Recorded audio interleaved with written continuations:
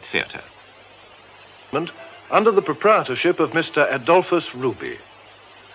Now, derelict and forlorn, the wounded dolphin lurks in a narrow, ambiguous street running down towards the river.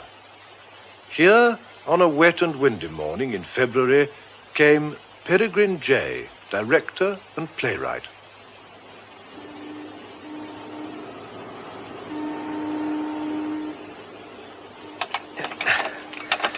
Oh, damn. Damn. Oh, won't budge. Why the hell didn't I ask that blasted agent for an oil can? Got it all on your own, mate, ain't you? Eh?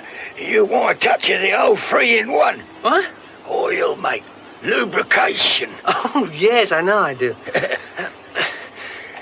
No, it's no good. I better try the stage door. Yeah, let's take a butcher's. Huh? A touch of oil. That's all you need. Shift over then. Let the dogs see the rabbit. What's the story, anyway? Case in the joint? Well, I just want to have a look. Rather you than me. Well, here we are. Sweet as a nut.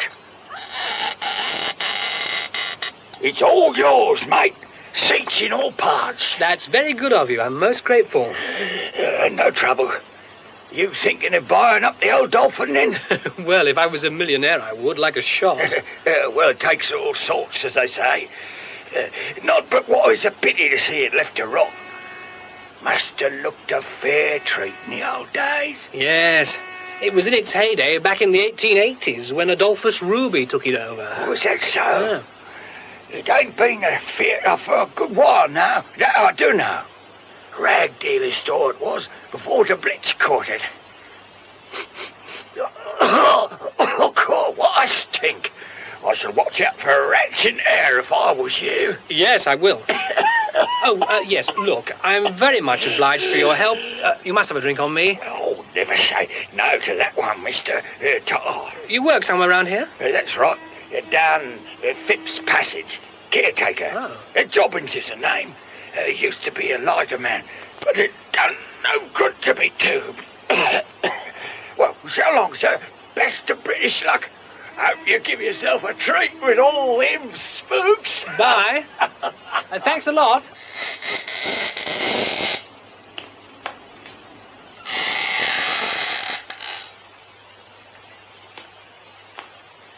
Huh. Lord, what a mess. Now, where are we? Foyer? Box office? It's bigger than I thought. Dress circle that way. To the Paris bar. Now, upstairs first or the stalls? No, the stage first. It's like the dust of ages. Not a mouse stirring. Oh, yes, there is. It's rats, though, I should think.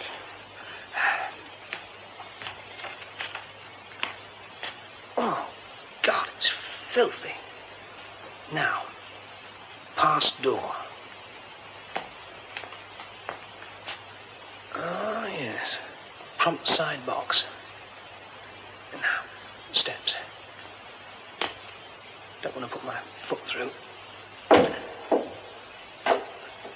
No, they seem all right. Surprisingly undamaged, really.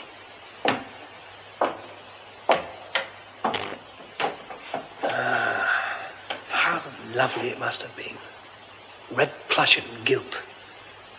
That shaft of light plays queer tricks. Must be coming in from the roof somewhere. You can almost see the audience. Ringlets and side whiskers and chandeliers. Rustle of programs. Huh. Wonderful. God!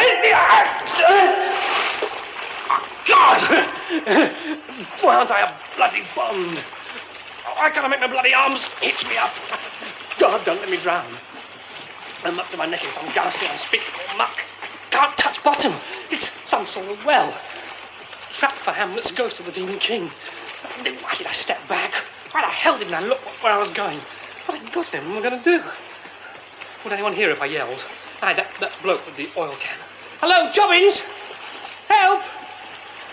If I could manage an upward thing like a frog... No, it's no good. I can't hang on like this much longer. Fingers are going numb. God, I'm going to drown. I can't hang on. There is some. I say, here, quick, help! Come up here, will you? On stage. For God's sake, come quickly. I've fallen through the stage. I'll drown. Who are you? Well, why don't you answer? Look out for the hole. Now, look out for my hands. I've got gloves on. Don't tread on my hands. Get me out of this and say something. Doesn't need much. Just give me a heave and I can do it. Very well. Now.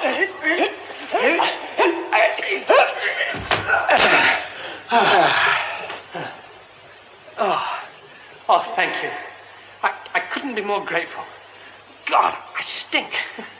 You are Mr. Peregrine J. Yes, but... The people at the estate agents told me you were here. Oh. You should have a bath and change. My car is outside. Well, I can't get into anyone's car in this state. You're awfully kind, but... Wait a moment. No. Come to the front of the theatre. Look, sir, it's very good of you, but I live quite close, just across the river at Blackfriars. Now, if I could just have a taxi or... Marcy. Yes, sir? This gentleman has had an unfortunate accident. There is a Macintosh in the car. Ah, yes, sir, of course. I'll fetch it at once. Well, if you could drop me at my flat or the Unicorn Theatre, I shall be able to manage perfectly well. I really do beg that you will allow me to come to your rescue. I mean to take you to my house and set you right. I shall be most upset, otherwise, most upset. But I'm giving you far too much trouble. Honestly, I never... I beg you to come back with me. There has been gross negligence. I am responsible. Huh? Unless you allow me to make some amends, I shall feel very guilty. Responsible? But I don't see what you... It will not take very long, I hope. I live in Curzon Street. The car will take us straight there. Here we are, sir. Thanks. Now, if you will allow me, sir. I'm afraid I'm being a most infernal nuisance. I really wish you'd just drop me off.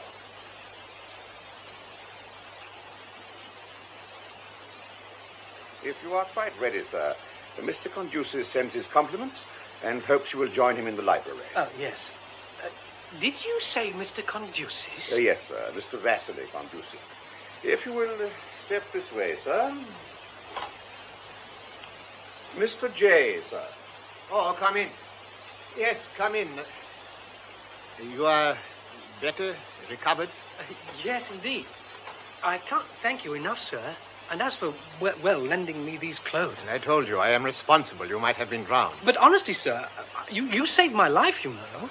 If you hadn't come along, I'd just have hung on by my fingers till they gave out and then, well, finally and disgustingly drowned, as you say. I should have blamed myself. But why on earth? For a hole in the dolphin stage? It is my property. Oh. How splendid. Why do you say that? I mean, how splendid to own it. It's such a beautiful little playhouse. Indeed? You make a study of theatres, perhaps? Well, not really. I mean, I'm not an expert, but I earn my living in theatres, and I'm enormously attracted by old ones. I see. Will you join me in a drink? I'm sure you will. Your man has already given me a very strong and restoring hot rum and lemon. I'm sure you will have another. Oh, a very small one, please. Thank you, sir. Yes, shall we sit down? Oh, thank you. You wonder why I was at the theatre, perhaps. There's some question of demolishing and building on the site. I wanted to refresh my memory. You're going to pull it down? You dislike the proposal? Have you any reason for it from a general interest in such buildings? Well, it'd be such a loss. Such a really damnable shame to see it destroyed. Now, it's the last one of its kind, you know.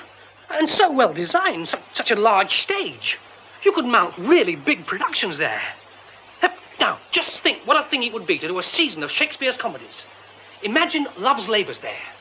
Perhaps one could have a barge, and people could take water to go to the play. It's a marvellous plan. There's never been anything like it since Burbage moved the first theatre from Shoreditch to Southwark. Nothing fancy, mind you, nothing twee, and not pastiche either. Just a good theatre doing the job it was meant to do. Stuff that doesn't belong to any bloody method or movement or trend or period or what have you. You are referring to Shakespeare again, if I follow you. Well, of course I am. Oh, dear. Is something the matter? Well, I'm afraid I'm a bit tight, sir. I'm not really tight, but I'm a bit lightheaded. I'm awfully sorry.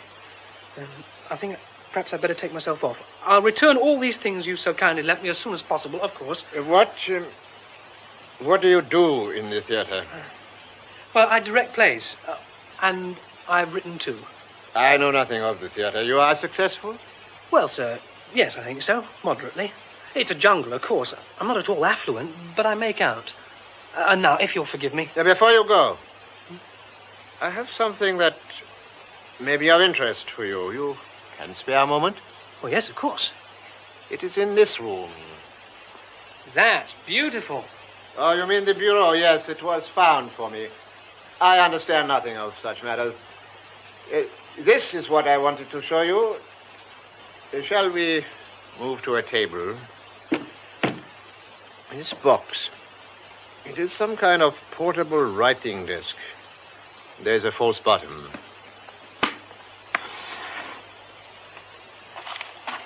Steam yacht Calliope off Villefranche. Now, that is nothing, of no consequence. It is the package which may be of interest. Will you open it? Yes. It's a glove. Child's glove, surely. There are 2 papers. Will you read them? This little glove and accompanying note were given to my great-great-grandmother by her best friend, Miss or Mrs. J. Hart. My dear grandmother always insisted that it had belonged to the poet. See the mark inside gauntlet. M.E., 23rd of April, 1830. And the note... Dear God, it can't be. Made by my father for my son on his 11th birthday and never worn but once. Where did it come from? Whose is it? It is mine, naturally. But where'd you find it? At sea. At sea? During a voyage 6 years ago, I bought it. But... The box was a family possession. The former owner did not discover the false bottom until shortly before he died. Has it been shown to anyone? An expert? No, I should no doubt get an opinion from some museum. I have not looked it all up. But I understand the age of the boy at the time of his death is consistent with the evidence, and that the grandfather was, in fact, a glover. Oh, yes. And the initials inside the gauntlet do, in fact, correspond with the child's initials? Yes. Hamnet Shakespeare. Quite so. Hamnet Shakespeare. I know that. You don't need to keep on about it, Jerry. I know all the odds are against this glove being anything but a fake. I'm just telling you that with the thing lying there in front of me, I was knocked over the heap. Well, not only by that, I understand there. You were half drowned, half drunk, dressed up in a millionaire's clobber. Yeah, well, the whole thing was really most extraordinary. I almost wonder now if any of it really happened. Now, Jerry, what do you think? About the glove, I mean. You're supposed to know about costume and design. My dear Perry, it's one thing to know about theatrical tat, even quite high-class theatrical tat, but this is something else altogether. Well, let's have another look at that sketch of yours. There you are. It's rough, but I think it's accurate as far as it goes. Well, it looks okay. It's elaborate in the right way. It's tabbed, embroidered, tapering to the wrist. What about the leather? Oh, fine as fine. Yellow and soft and wrinkled and old. I can't tell you how old it looked. Well, it may be an Elizabethan or Jacobean glove, but the letter could easily be a forgery. Why? Nobody's tried to cash in on it. Well, you don't know. You don't really know anything about its history. Except that it was given to M.E.'s great-great-grandma by a Mrs. J. Hart. And Joan Hart... Nay, Shakespeare was left wearing apparel by her brother. Yeah, well, that's just the sort of detail any good faker would have mugged up. Only an expert could tell for certain. I told you, I said so. I said, wouldn't he take it to the V&A? And he gave me one of his weird looks, furtive and scared, blank. Oh, I don't know how you describe it. And shut up like a clam. Suspicious in itself. What do we know about Conducis, anyway? Well, not much. He's an all-time high for money, isn't he? There was a piece in one of the Sunday supplements some time back about how he loathes publicity and does a garbo and leaves Mr. Gulbenkian wondering what it was that passed him. Where'd you get his pelf? I don't remember. Isn't it always oil? Oh, Mystery Midas, this thing was headed. Saw it at the dentist. And he owns the Dolphin, and he's going to pull it down and put up another waffle iron on the South Bank. Oh, you must go and look at it, Jerry. It'll slay you. Wrought iron, cherubs, caryatids, a marvellous sort of mix-up of early and mid-Victorian, designed by an angel. God, when I think what could be done with And it... this ghastly old Croesus. Doesn't bear thinking of. Shall we wait upon him and crash down on our knees before him, crying, "Oh, please, kind sir, pray spare the Dolphin"? I can tell you exactly what the reaction would be. He'd back away as if we smelt and say in that deadpan voice of his that he knew nothing of such matters. I wonder what it'd cost. What, to restore? Hundreds of thousands, you think? But you know what? What? The glove. It's given me an idea. Idea for what? A play. I don't want to discuss it. Oh, one should never discuss too soon that way abortion lies. Well, as a flatmate, Jeremy Jones, you have your points. All the same, though, now, just suppose, just for a moment, that it's a true bill. That one summer's day in Stratford in 1596, old John Shakespeare over in Henley Street made a pair of gloves for his grandson, who wore them for a day, and then... Grief filled the room up of an absent child. Yes. If they are genuine, the glove and the note, have you thought what a really tremendous thing it'd be? Yes, I know, it's frightening. The sensation, the lust for possession, the sheer naked greed. There's been murder done for less. Post. Can't be, it's the wrong time. Perhaps it's a special delivery from Mr. Conducis offering to make you a present of the Dolphin. Very funny. Well, go and see. Anyway, you're making me nervous wandering about like that. Okay. But it's only been an advert or something.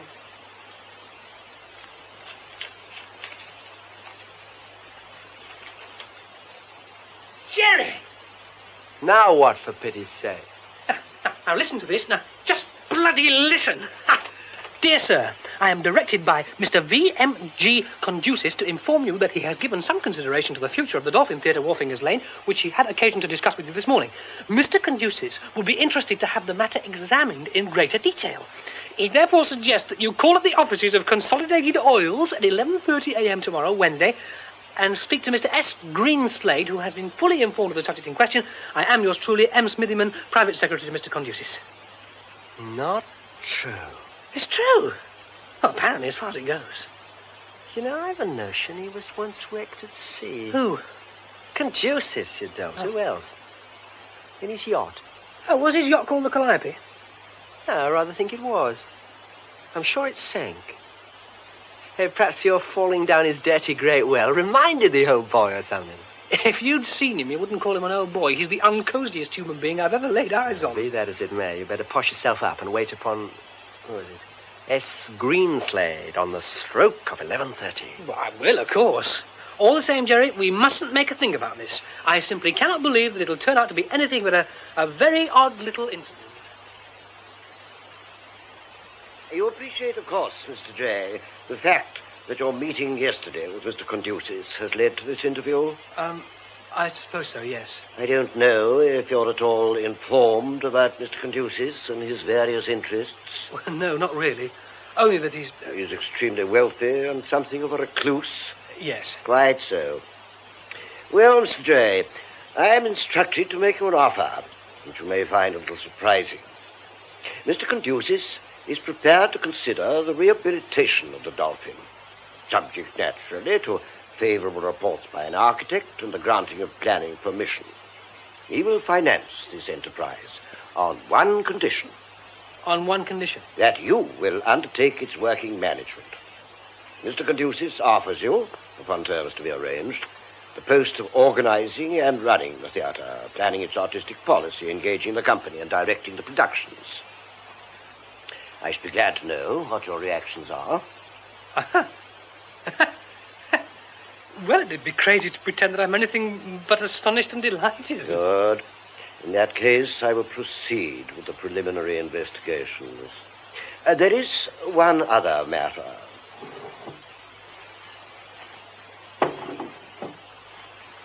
You are, I believe, already familiar with the contents of this package. I said I wished they could be shown to an expert. Quite so. Mr. Conducis has taken your point. Wonders if you would be so kind as to act for him in this respect.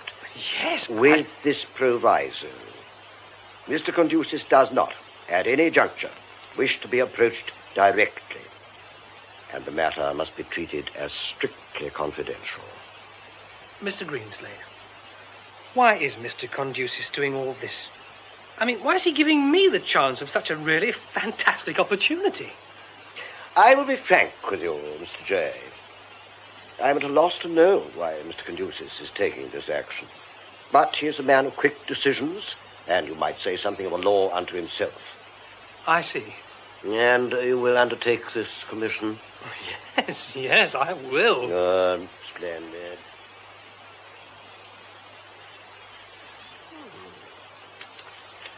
Well, I haven't laughed it out, of course. No, it really does begin to look as though... Well, anyway, it all depends now on the handwriting expert. You'll send this report to the man Greenslade? Well, yes, of course. Hey, what about opening at the Dolphin this time next year with The Glove, a new play by Peregrine Jay? Oh, gotcha. Oh, why not? Come on. Let's do a shadow casting just for the hell of it. Well, I already have. Well, give us a look. Who have you got down for Shakespeare? Well, it sticks out a mile, doesn't it? Elizabethan angry, really, isn't he? Yeah. Lonely, chancy, tricky, bright as the sun, enormously oversexed, looking like the Grafton portrait. All right. Who looks and plays like that? Marcus Knight, my God! Of course, he is the Grafton portrait. And as for fire, well, think of his Hotspur and his Harry Fife and his Hamlet. Remember the Peer Gynt? Has he ever been known to get through a production without creating a procession of dirty great rows? Never. He's said to be more than usually explosive just now on account of no knighthood last batch. All the same, he's a brilliant actor, and this is a part he could play. Now, I've settled for rolling the lovely boy and the seduced fair friend and Mr. W.H. all up in one character. Yeah, there have been madder notions before now. Adds up to a damn good part. How'd you see him? Very blonde, very male, and very flip. W. Hartley Grove. Could be. Typecasting. You know, isn't he a bit of a shady character? There are Oh, stories. I don't know about that. He can be a nuisance, though, and a mischief maker. What about your dark lady? Destiny Mead, I see you got here. Well, I rather thought Destiny. She's cement from the eyes up, but she gives a great impression of smouldering depths and really inexhaustible sex. Oh, and she lives, by the way, with Marco Knight. That might or might not be handy. Anne Hathaway? Oh, any sound, unsympathetic actress with good attack. Like Gertie Bracey? Yeah. I'd tell you who'd be good as Joan Hart. Who? Emily Dunn. She did some very nice Celias and Narissas, you know, Stratford. Put it down on your list. I will, thanks. Charlie Random for Dr. Hall. Have you thought of an infant wonder? Not yet. I suppose we'll get some stunted teenager acting its pants off. It'll be called Gary, of course. Oh, Trevor. Oh, God. Trevor Vere, I suppose. Would you give me the designing? Now, don't be an ass. It would be fun. Let's face it. It would be fun. Don't worry. It won't happen. None of it. The glove, the theatre, the play. It's all a sort of dream. It won't happen. There you are. Fate. You take it, Jerry. I can't. Just in case. Okay. Hello. Yes? Yes, he's here. Yes, would you hang on a second? Mr. Greenslade wishes to speak to you. This is it.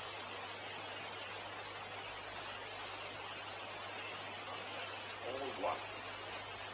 Put it away somewhere. I shall not look at it again. Put it away.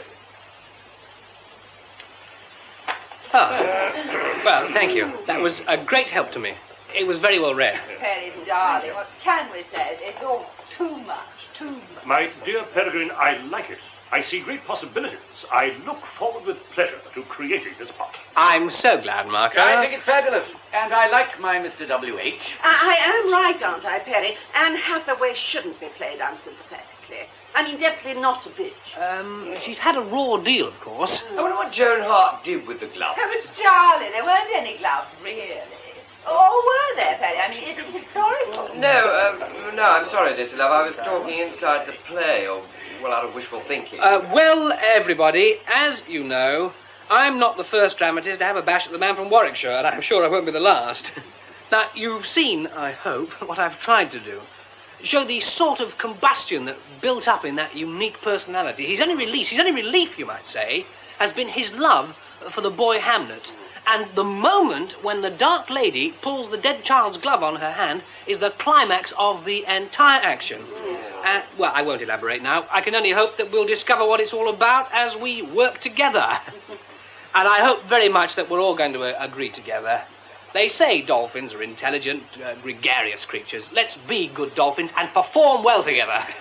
Bless you all. Oh, bless you. Now, let's look at Jeremy Jones's sets, and then it'll be almost time for the party, which the management's kindly laid on to drink a health to our venture. This is a great day.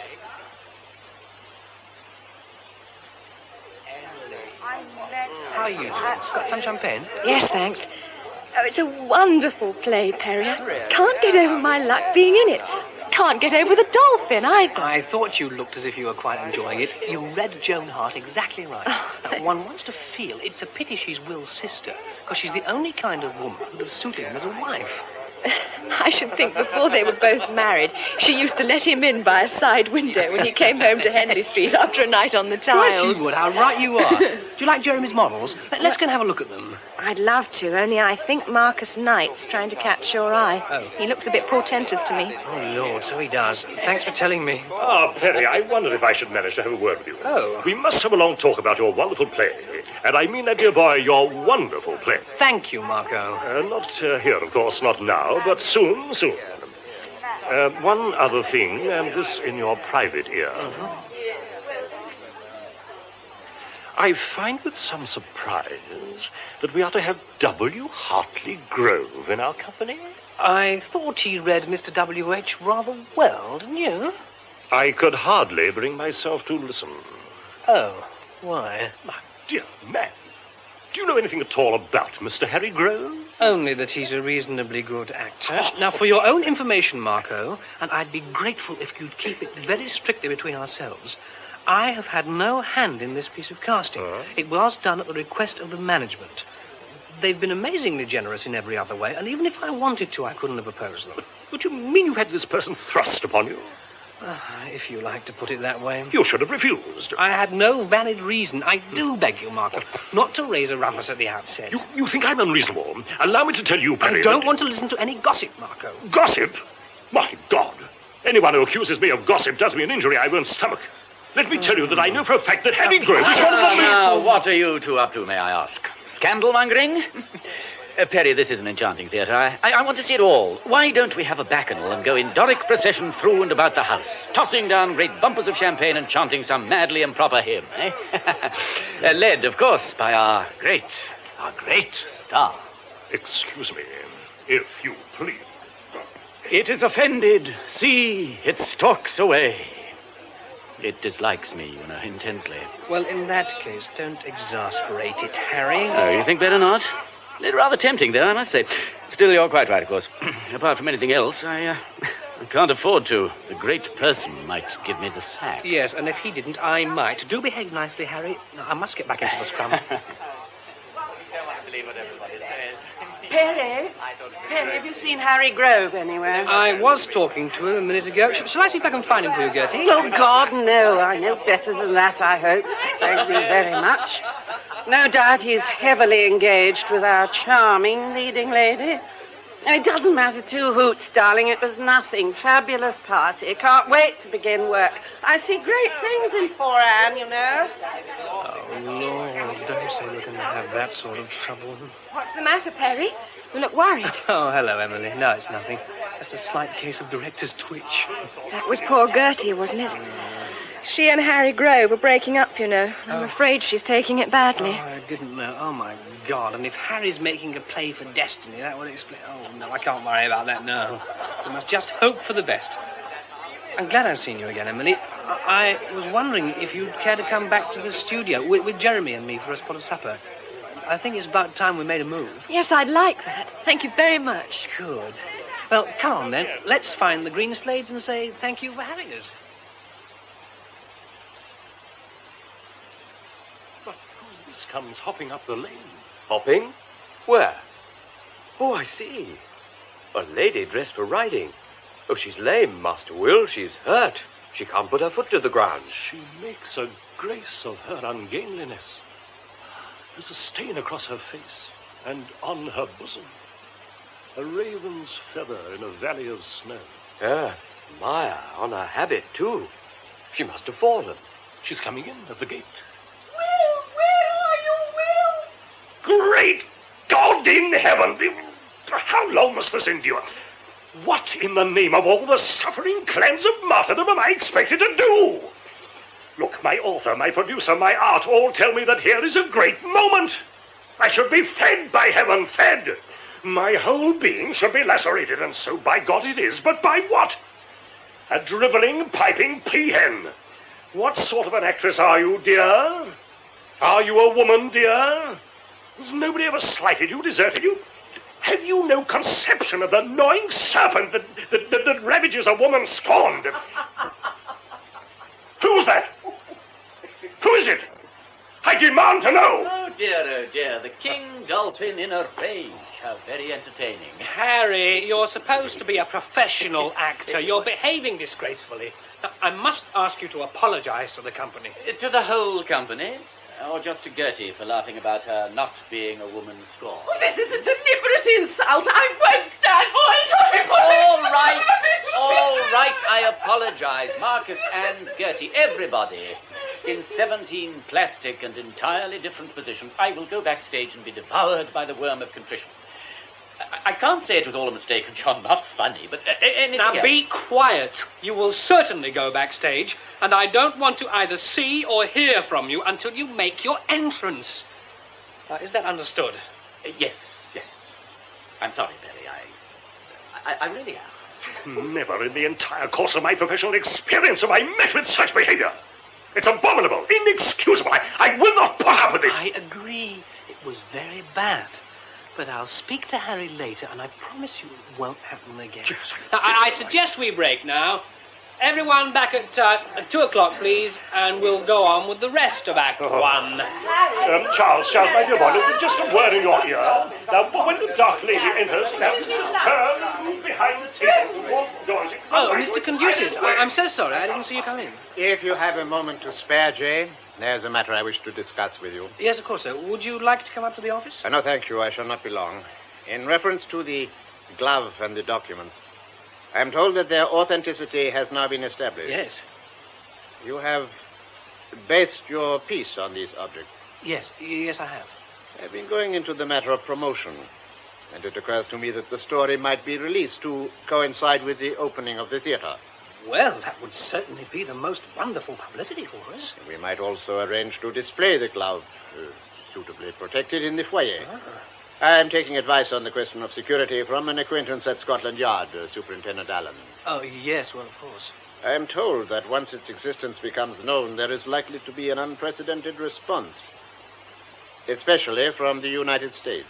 Yes. Mr. Conduces, I know it's no business of mine, but I can't help asking, would you feel at all concerned about keeping the glove and the documents here, in this country, I mean? That is a sentimental approach to a matter of financial consideration. I cannot speak of the historical or nationalistic aspect. I know nothing of such matters. I dislike pale gloves intensely. Oh, hello, dear boy. Harry, I thought you'd gone to lunch. I just started back to use the phone. What's the matter? Am I interrupting something? Oh, there now. A genius for getting myself in the wrong. It's my only talent. Good morning to you, Grove. And to you, fairy godfather, patron, and all those things. Have you come to see your very own performing dolphin? Yes. Look at Perry. He's struck dumb by my misplaced misplaced familiarity. Not for the first time. Well, I mustn't double blot my copybook, must I? Oh, I do hope you'll be pleased with us, sir. It must be wonderful to have the power to rescue a drowning theatre instead of slapping it under. And you've no personal interest in our disreputable trade, have you? I have little or no knowledge of it. No. Like water, it doesn't really mix with oil.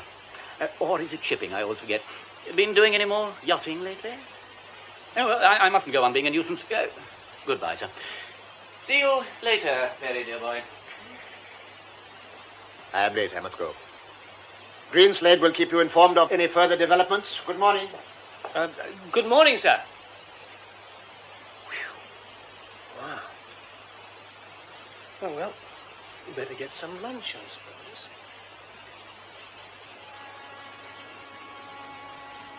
Hello, Governor. Oh, hello, Jobbins. Well, it looks a treat, doesn't it? Lovely. Different from what it was when you took the plunge. It does indeed. Hey, you wouldn't be looking for a watchman, I suppose. Now she's near ready, like, day or night, any time. Well, I expect we shall want someone, especially now we, Why? Do you know of a good man? Well, self-praise is no recommendation is what I say, innit? What, do you mean you take it on? Yes, that was the idea, Governor.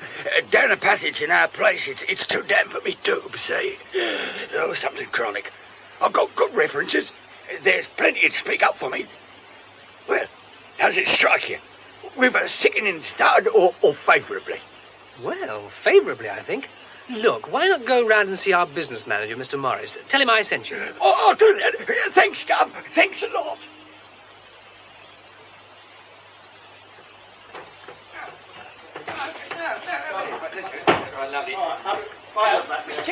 Mr. J. Yes? Oh, can I help? I'm sorry, I don't think I know. Superintendent Allen, I was asked to come and check up on your security arrangements. Oh, yes, of course. I'm so sorry if you've been left hanging about. With the opening tonight, we're rather at 6s and 7s, as you can see. Well, that's perfectly all right. Don't worry about me. I'll just wander along and have a look, if I may. Oh, I'll show you. It's up here. The safe's been let into the wall on the half landing just below the circle foyer. What a beautiful little theatre this is. What a marvellous job of restoration you've done. Yes, it's all something in the nature of a dream come true for me. I should rather think it must be. Oh, now, here we are. There's a plate glass window, as you can see, with sliding steel panels behind it. The actual door of the safe's on the other side of the wall in the back of the circle. I see, yes. Well, it's a good safe. All the same, when the steel panels are open, you could have a smash and grab. What about guards and so on? Oh, we're employing a full-time watchman, a man called Jobbins. He'll be on duty here on the landing from 4 till midnight when his relief comes in. Oh, and Jobbins will sleep on the premises. There's a burglar alarm, too, of course, which works from the box office. You should be all right, then. How does the lighting work?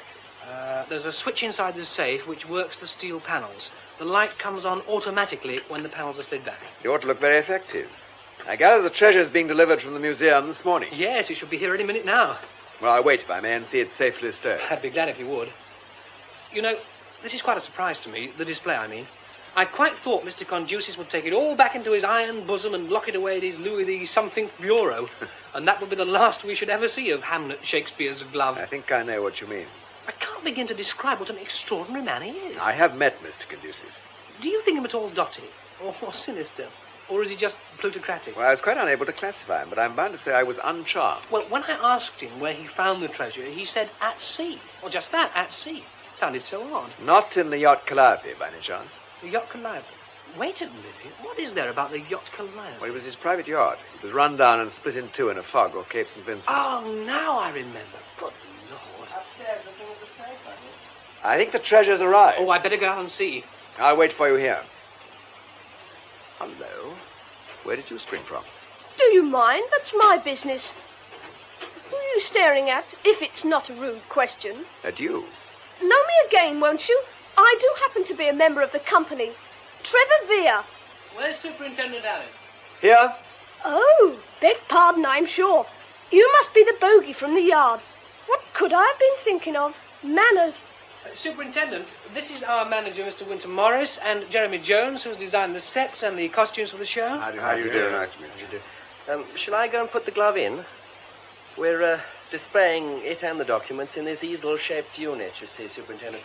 so it can be seen from below as well as from the circle foyer. Oh, that's splendid. Oh, fine. Couldn't be better. Shall I shut the door then? Yes. Twiddle the lock and all? Yes. Right. Now, let's have a look. Oh, yeah. Yes, isn't that quite something? It's perfect, I Jerry. congratulate you, Mr. Jones. You made a beautiful job with the background. Yellow and black. The heraldic colours of a gentleman from Warwickshire. Yeah. I reckon any old duff could crack that Peter with his eyes shut. Now, what are you doing here, Trevor? You're not called. Just looked in for my mail, Mr. J. You're not needed now. Much better go home and rest before tonight. Yes, Mr. J. I wanted to wish you and the play and everybody the most fabulous luck. Thank you. The time for that is later. Off you go. Yes, Mr. J. Dear little mannequin. There, the presser here for shots of the glove with Desi and Marco. Suppose it won't be too easy with the things so high up. Well, should we have them down again? I hope somebody knows how to work the safe. I've locked it, you may remember. Don't worry, I know. Actually, the great man himself suggested the type of code. It's all done on a word, you see. You think a word of 5 letters, and each letter stands for a figure. Mr. Conducis thought the most appropriate word would be... Mr. Morris? Tell me, how long has this safe been in position? Well, 3 or 4 days. Why? Have you discussed the lock mechanism with your colleagues? Well, vaguely, you know, only vaguely. Don't you think it would be a good idea if you kept your 5-letter word to yourself? Yes, but I mean, we're all... It's a normal practice, you know, just to persuade you. Is the combination one of these? Good Lord. If I were you, I'd get a less obvious code word and a new combination and keep them strictly under your Elizabethan bonnet. I very seriously advise you to do so. Well, that's that. Greenslade, as usual, breaks the news. What? The decision. Conducis is going to sell the glove to an American collector. Oh, no. What? For heaven's sake, he's lousy with money. He's got so much it can't have any meaning anymore. Why can't he give it away? Let him give William Shakespeare's handwriting and Hamlet Shakespeare's glove to Stratford or the V&A. Let him give them to the nation. Let him do this, let him do that. He'll do exactly what he wants to do. You have to see him, Perry. I mean, after all, he's got a good thing out of you and the Dolphin. Capacity business for 6 months, booked out weeks ahead, massive prestige, a lot. And a company of Kilkenny cats as far as good relations are concerned. Destiny waltzing over to Harry Grove and Gertie and Marco reacting like fury. You're all right. You got a strong thing going with Emily. I don't see what you got to worry about. You got to wade into Conducis. I can't? Why not, for heaven's sake? Oh, Jerry, I've told you. He gives me the willies. I just can't go hat in hand asking him for anything. I know how you feel about the treasure and keeping it here and everything, and I agree with you. Then do something about it. Oh, it wouldn't be any good. I did try when he came to the Dolphin and got slapped right down for my trouble. I won't do it again. Well, if you won't, I will. Oh, you wouldn't get to first I'll base. stage a sit-down on his doorstep. Oh, will you carry a banner? If necessary, I'll carry a sledgehammer. Oh, for heaven's sakes. That's a damn silly way to talk, and you know it. Well, look, I may have been a trifle hasty. I do sympathize, I'm not really contemplating a sit-in. In fact, on the whole, I believe it would be superfluous. Now, look... No, it's all right. Let's think no more about it. All right, if you say so. I may as well mention that the things are to be removed on Monday and replaced by a blown-up photograph. Where are they going? To Greenslade's office for the time being. Apparently the customer's hell-bent on getting them. Well, really, I just do not understand you. Good night, Marco. Gertie. I should go out to the front. There's a lot of puddles by the stage door. Well, I'll go on then and fetch it if you really want me to, Desi. Oh, yes, do, darling. Don't be too long, though. I won't. See you later then, Angel. Good night, Perry. Good night, Harry. Hello. Didn't know you were still here. I was waiting for you. Emmy, would you come and have supper at that new bistro in Morfingers Lane? Oh, that'd be lovely. Marvellous. Stopped raining, I think. Anyway, it's no distance. I always think an empty theatre feels so strange. As if it had a life of its own. You can almost imagine it breathes. What was that? It sounded like a seat flapping up. Yes, it did rather. Hasn't everybody gone? I'd have thought so. Wait here a moment. Where are you going? Not far, just to have a look. All right. Hello? Anybody there? Jobbins? Oh, there you come. Anything up? I heard a seat flap in front. Oh, did you now? Good Lord, are you going to the Dogs or Brighton races or what? Where's your brown bowler? Pardon the dishy bill. Present this here coat was, and very welcome. Gets chilly between now and the witching hour when my relief comes in. Now, what's this about a seat? Well, I heard something. It sounded like a seat. Now then, come on out of it. Well, come on, you heard. What goes on? It's all right, love. Won't be long. What does go on? You sound as if you're used to this. Which I am. It's that perishing child wonder. That's what it is. He'd done it before and he'd do it again. And once too often. Done what? I hangs about. His mum plays a steel guitar in a cave, see, just across the river. She knocks off at 11 and her heart's delight sallies forth to greet her. He feels in the time hanging around the theatre, trying to make out he's a robber or a spectrum. Isn't it marvellous? I'll get that little so-and-so. Oh, you never catch him, Gub. He'd be halfway up the lane by now and going strong. His mum meets him at the top. When she's sober, that is. I'll have the hide off him on Monday. All right, Jobbins. I'll see you not pestered again. And anyway, as far as the treasure's concerned, this is your last watch. That's right, sir. Positively the last appearance in this epoch-making club.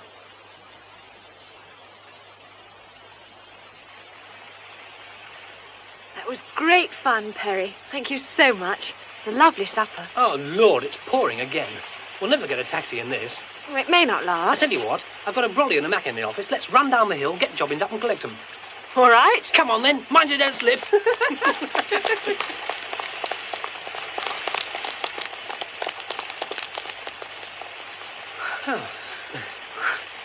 Listen. Someone else is running in the rain. In the stage door alley. So it is. What? Who is it, Perry? Can you see? It's Hawkins, the relief watchman. Oh, say, oh, my God, Mr. J, for God's sake. What's the matter? Well, what is it? What's happened? Oh, my God, it's murder, Mr. J. Murder, that's what's happened. Murder? Where? What do you mean? For God's sake, man, put yourself together. Who's been murdered? Henry Jobbins, that's who. His head's all bashed in. Oh, God, Mr. J, his head's all bashed in.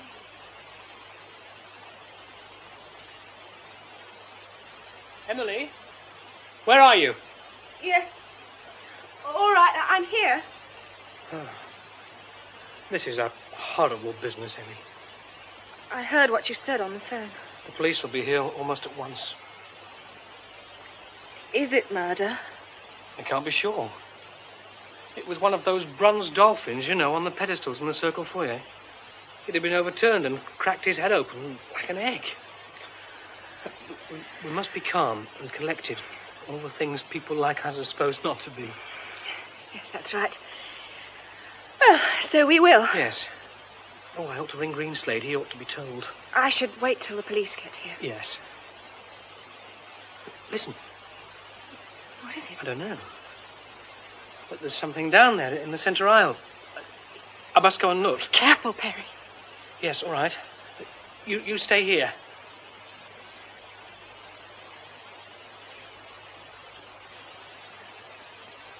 Oh, Trevor.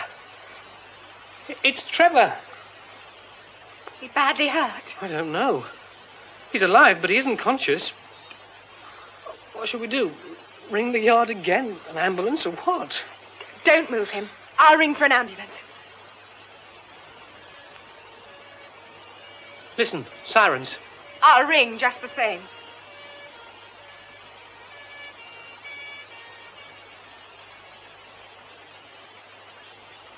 Now then, Mr. J, I'll just take a look at this body. Sergeant, may I go back to the boy?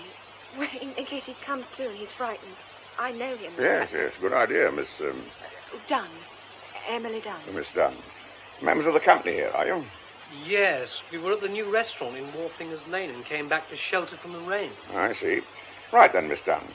You wait in there with the boy. Oh, and to tell the ambulance men all you can, will you? Yes. Now, Mr. J. Yes, I'll show you. If you don't mind, I won't look. It's terrible. I'm sorry to balk. This way. Right, up the stairs.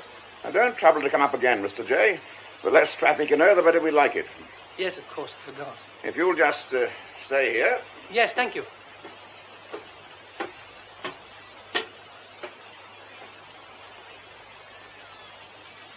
Oh, my my God, the treasure! Oh, just a minute, sir, if you don't mind. the glove, the letter and the glove. I must see. All right, sir, all right. You can't go up there yet, you know. If you're referring to the contents of that glassed-in cabinet, I can tell you right away. It's been opened from the back, and they've gone. Superintendent Allen, thank God you've come. This is no good at all, is it? What are you two doing here? We got here just after. You look as if you'd better go and sit down somewhere. I won't keep you any longer than I must. Inspector Fox and I'll have a look around and talk to this man Hawkins who discovered the body. And then I hope we'll know more where we stand. I ought to be in hospital. I ought to be home in bed getting looked after. All right, Hawkins. I know you've had a nasty shock and you're feeling rotten, but you see, you're the chap who can help us. Don't give me that. I know what you lot mean when you talk about help. Next thing it'll be the usual bloody warning. No, it won't. Now listen, we'll just go over it once more to make sure I got it right, and then you can go home. You arrived at the theatre just after midnight. About 5 past. And let yourself in by the stage door using your own key. Then what? Well, I locked the door behind me and shut the bolts. Then I shouted out to Mr. Jobbins to let him know I'd arrived, see? Yes? Well, I went through to the front of the house. There was a bit of light in the circle. He was standing up there wearing his flash new coat. He gave me quite a turn. Jobbins was? You didn't tell us that before. You never asked me. All right. Go on. Well, I said, is that you, Anne? And he says, who do you think it is? And I said I was sorry I was a bit late and should have made the tea. And he says, yes. So I went back to the props room and made it. How long would that take? Well, it's an old electric jug. It's a bit slow. Well, I took it round to the foyer and up the stairs and then... Oh, God. Oh, God. All right, never mind. That'll do for now. Just give your address to Inspector Fox and we'll send you home in a car. Yes, Sergeant, what is it? What have you got there? We've been searching, as instructed, sir, and found these. 7th row of the stalls, about 6 feet from where the boy was lying. A kind of black velvet easel affair, an old glove, and 2 little bits of writing. Would they be what was wanted? Oh, yes, indeed they would. Thank you very much, Sergeant. That was good work. Thank you, sir. Oh, and there's a Mr. Greenslade outside, sir, asking for you. Right, I'll come straight away. Surely that is the explanation, my dear Alan. The boy banged the door to suggest he'd gone, but actually stayed hidden in the theatre. Then, having somehow learnt the number of the combination, robbed the safe.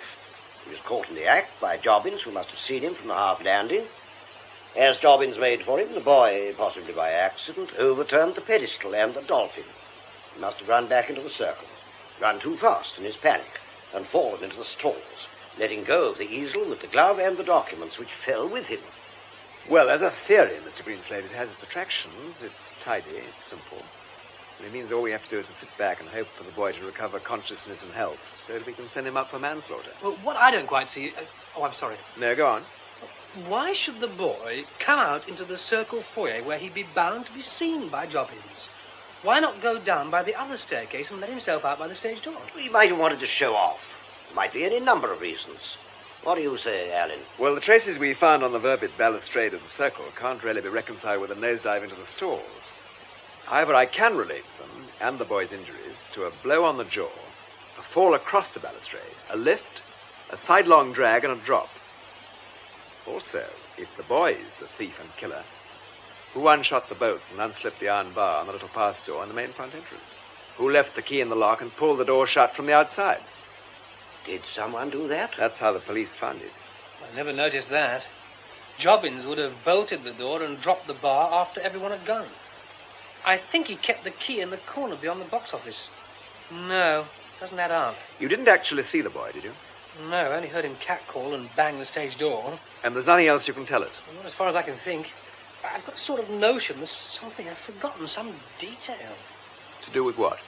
Any idea? Oh, the boy, I think. Something about a production of the cherry orchard. Yeah, it's gone. Don't suppose it matters. What action do you propose to take now, Alan? Oh, the usual routine, and very tedious it's likely to be. I should like to see all the members of the cast and the theatre staff during the day. If no one objects, I shall ask them to come here to the Dolphin. It'll save time. Yes, of course. Well, if there's nothing more one can do, you know where I am if you need me. Yes, thank you, Mr. Greenslade. Good night. Good night, dear Alan. Good night, Jane. Good night, Fox. Nice, sir. No doubt we'll be in touch. Night. Well, at least there's one saving grace in all this horror. Yes? Oh, yes. If the glove had been lost, I really think I should have gone completely bonkers. You will take care of it. Great care. Good night, Superintendent. Good night, Inspector. Good night. Good night. What's up, Mr. Allen? Anything wrong? Oh, my dear Brer Fox, I'm afraid so. I'm afraid there's no saving grace in this catastrophe after all. But Peregrine J.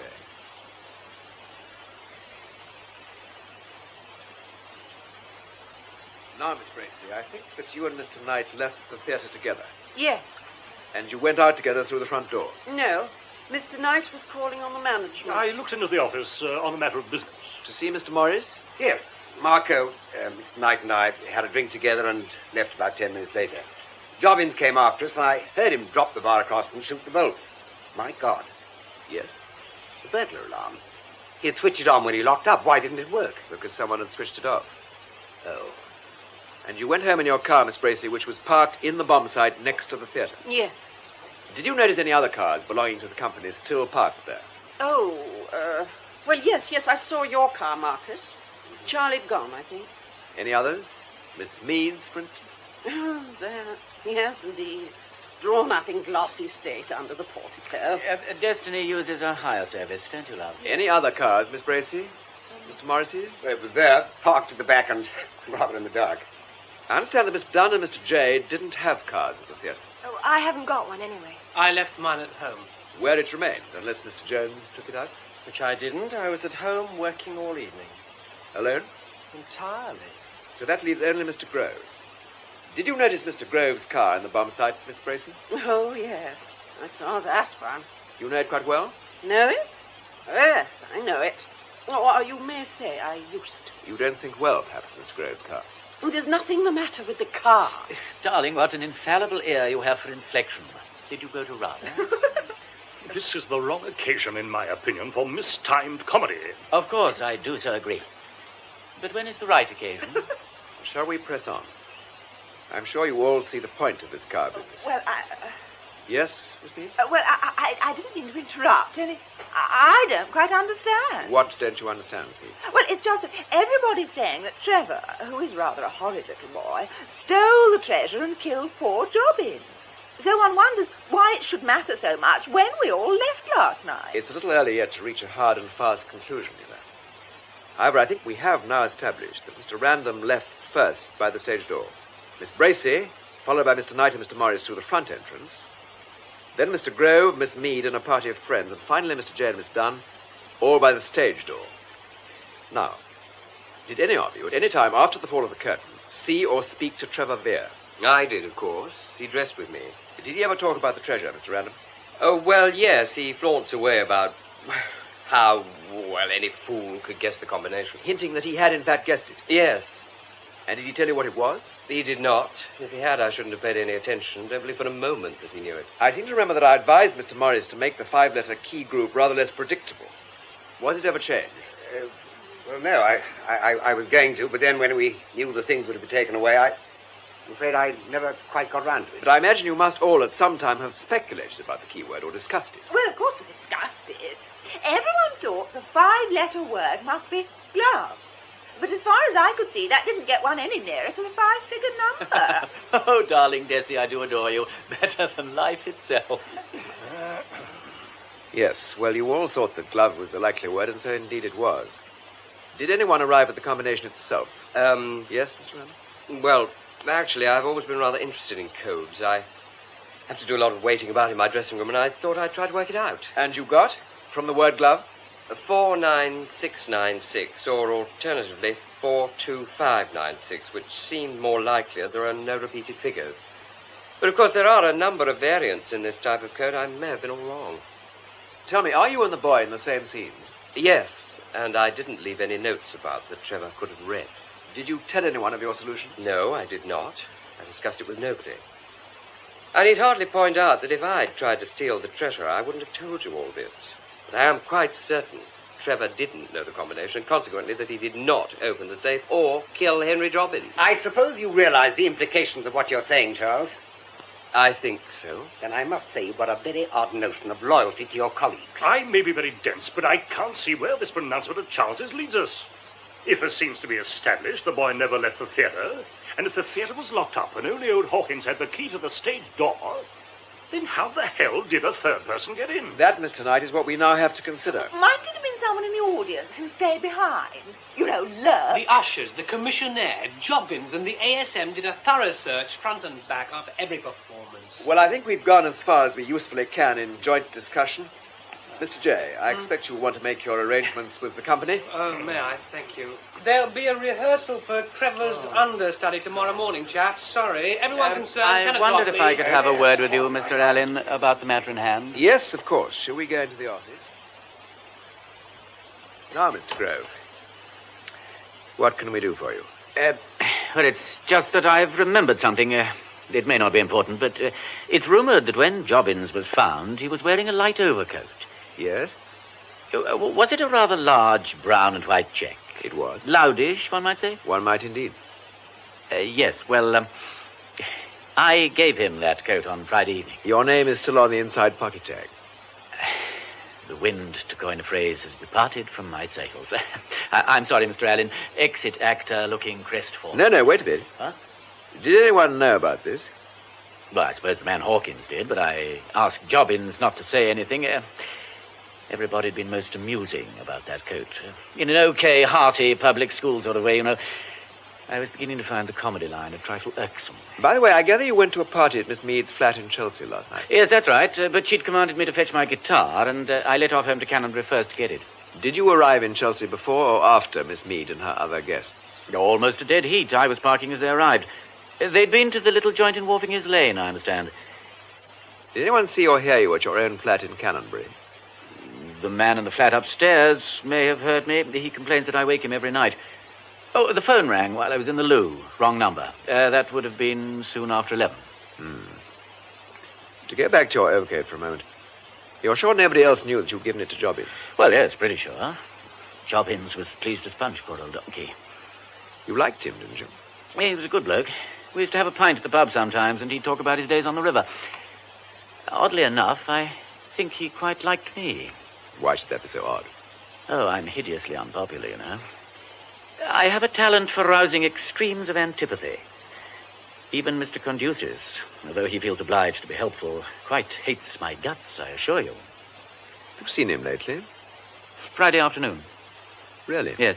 Yeah, I call on him from time to time as a matter of duty. After all, he got me this job. Did I mention that we're distantly related? No, you didn't. No. I don't mention it very much. Even I draw the line somewhere. I asked you to come in, Mr. Jones, because I think that you may have something to tell us about the glove which was taken from the safe last night. Yes.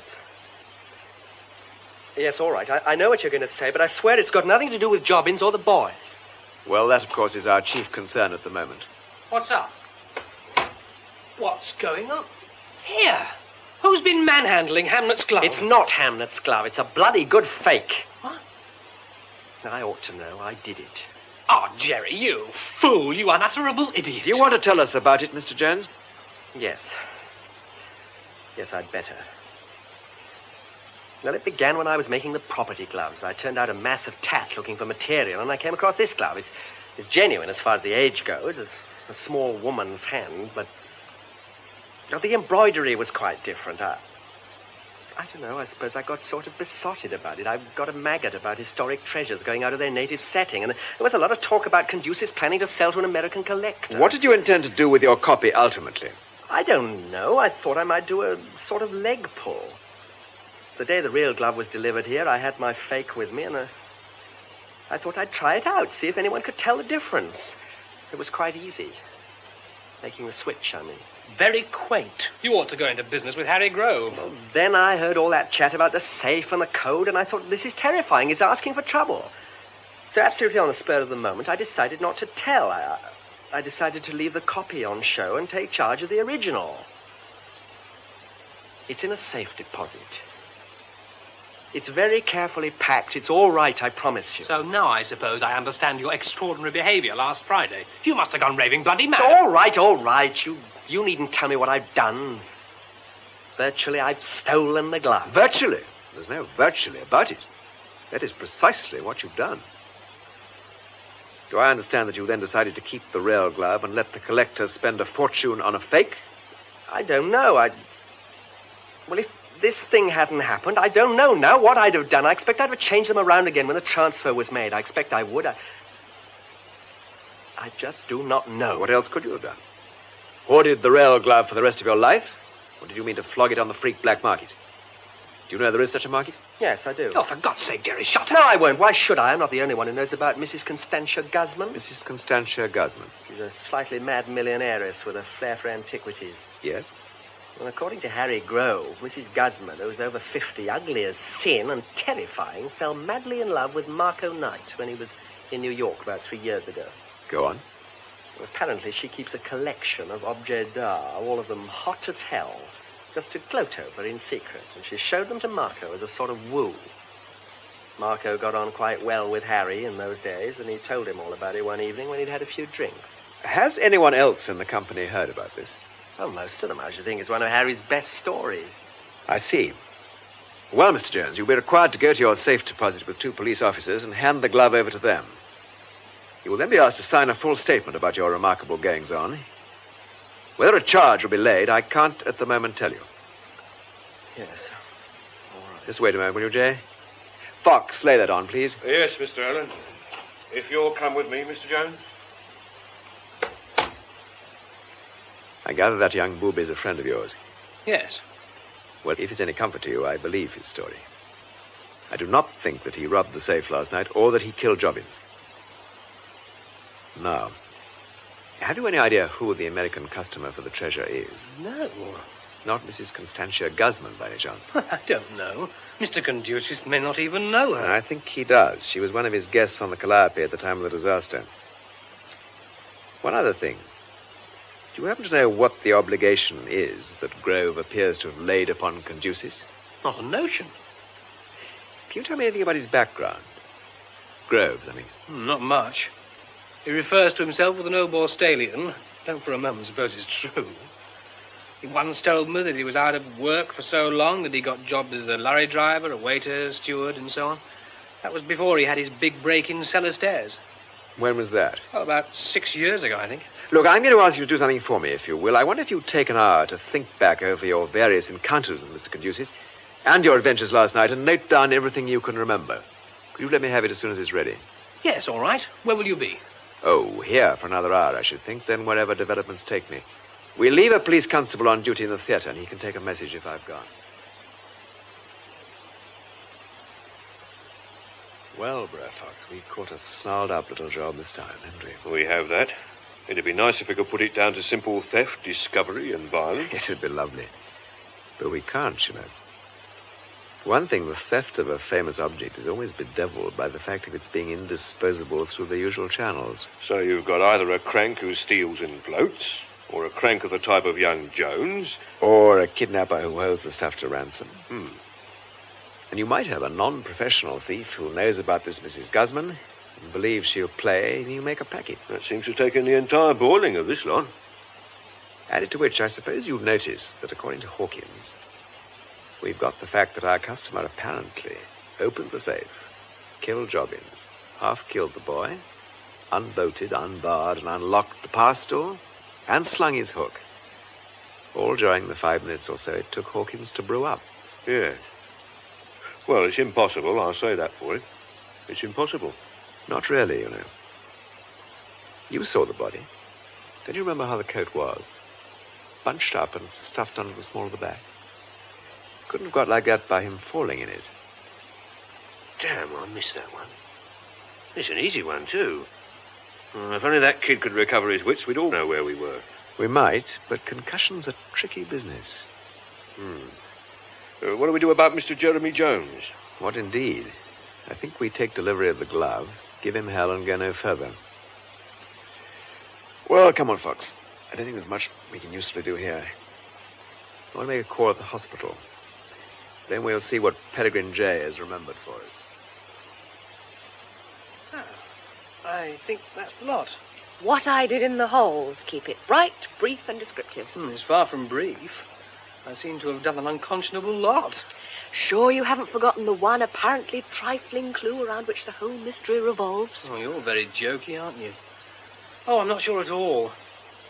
The near-drowning incident's complete, I think, but I don't know about the visit to Curzon Street. Of course, I was plastered by the time it was over. How extraordinary it was. Really was odd. Do you know, darling, it seems to me now as if he acted under some kind of compulsion. What did he do that was so odd? Well, there was an old menu card from the yacht Calliope. It was in the box under the treasure, and he snatched it away and he tore it up. I suppose if your yacht's been wrecked under your feet, you don't much enjoy being reminded of it. No, but I got the impression it went deeper than that. Now, there's another thing to do with last night, during that rumpus over Trevor. There were the cat calls, the door slamming, and something else. Oh, damn, I wish I could think. Well, don't try and remember, then perhaps you will. I can remember thinking about the cherry orchard. One of those momentary back-of-the-mind things. And there was a quotation running through my head afterwards. Vanished with a something perfume and... Wait a minute, I've got it. What? Vanished with a something perfume and a faint melodious twang. Just before the cat calls, there was a twanging noise. Oh, well, it's a relief to have remembered. Anyway, I'll put it in. Then we'd better ring up the theatre and find out where Alan's got to.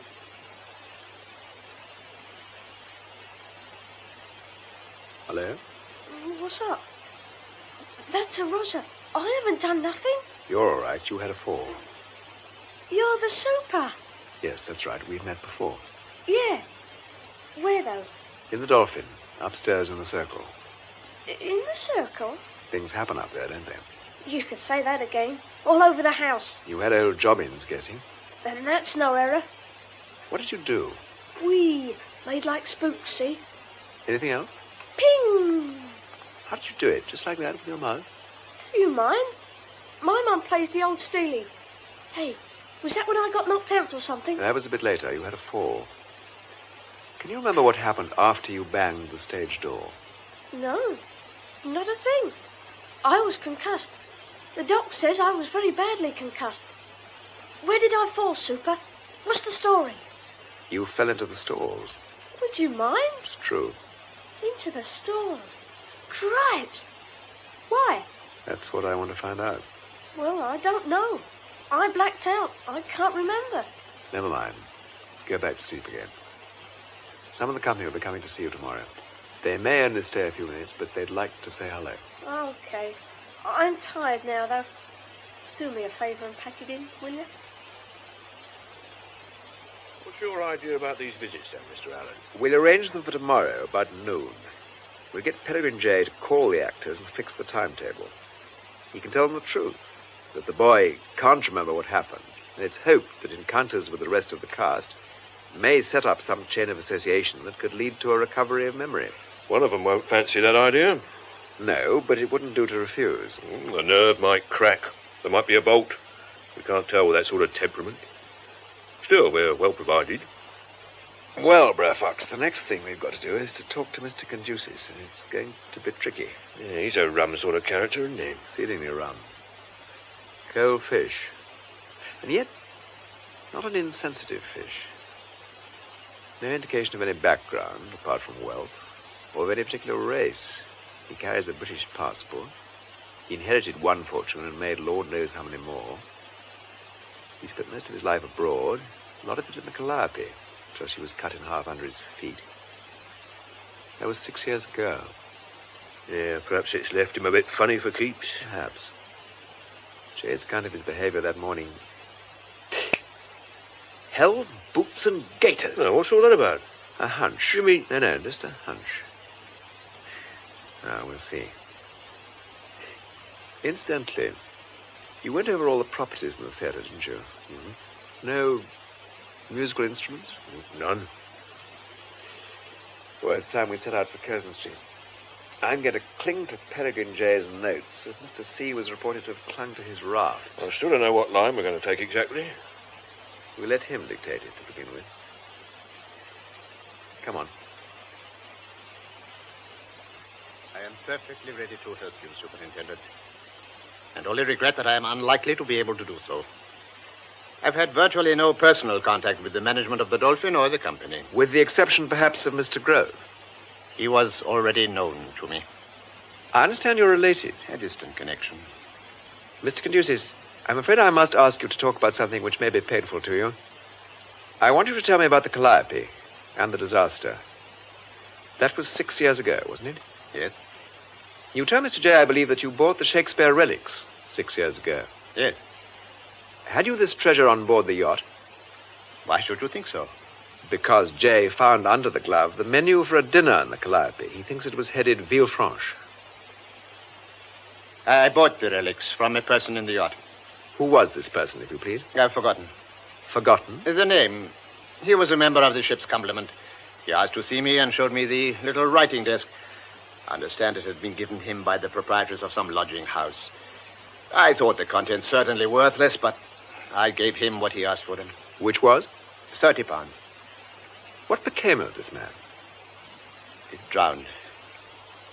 How did it come about that the desk and its contents were saved? I had it on deck. I'd shown it as a matter of curiosity to some of my guests. Did Mrs. Constantia Guzman see it, perhaps? Perhaps. Was she interested? She is a collector. Did she make an offer? She did. I was not inclined to sell. Why do you dislike pale gloves, Mr. Conduces? I've no idea what you mean. You told Peregrine J that you dislike them. If a personal prejudice, I cannot account for it. Mr. Conduces, are you ill? No, you insist on questioning me about an episode which distressed me, which was painful, tragic. I would avoid it if I could. I'm afraid I must go further. Will you tell me exactly what happened at the moment of the disaster? There was a fog. The yacht collided with the tanker. There was a fire, oil on the water. I was on deck. I slid down onto the raft, which was in the swimming pool. Still with the little desk? Yes, it was under my arm. I lay on the raft with the desk beneath me. I was badly bruised. That is all. We were picked up by the tanker. Were there other people on the raft? I believe so. I was told so. Pretty hazardous, I should have thought. It wouldn't accommodate more than... how many? I don't know. Mr. Conduces, when you saw Peregrine J's gloved hand clinging to the edge of that hole in the stage of the Dolphin and heard him cry out that he would drown if you didn't save him, were you reminded... No, be quiet, be quiet. You've told them. You betrayed me. I wish to God I'd killed you.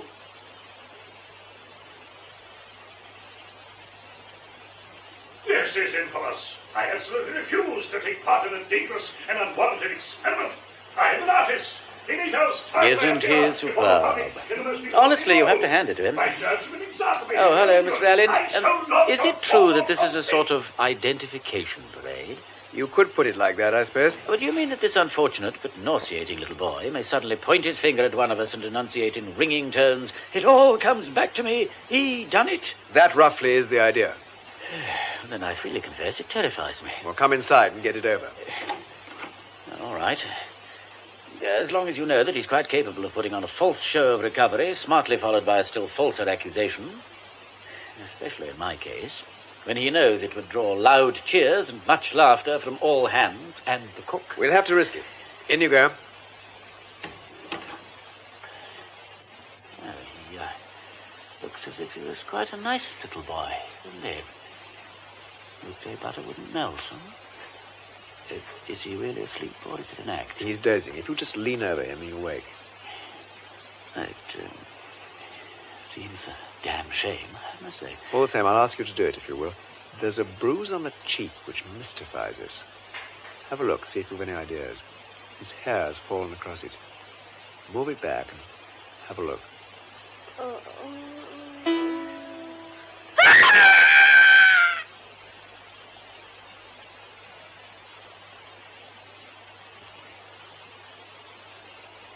I think it's only fair to give you all some explanation.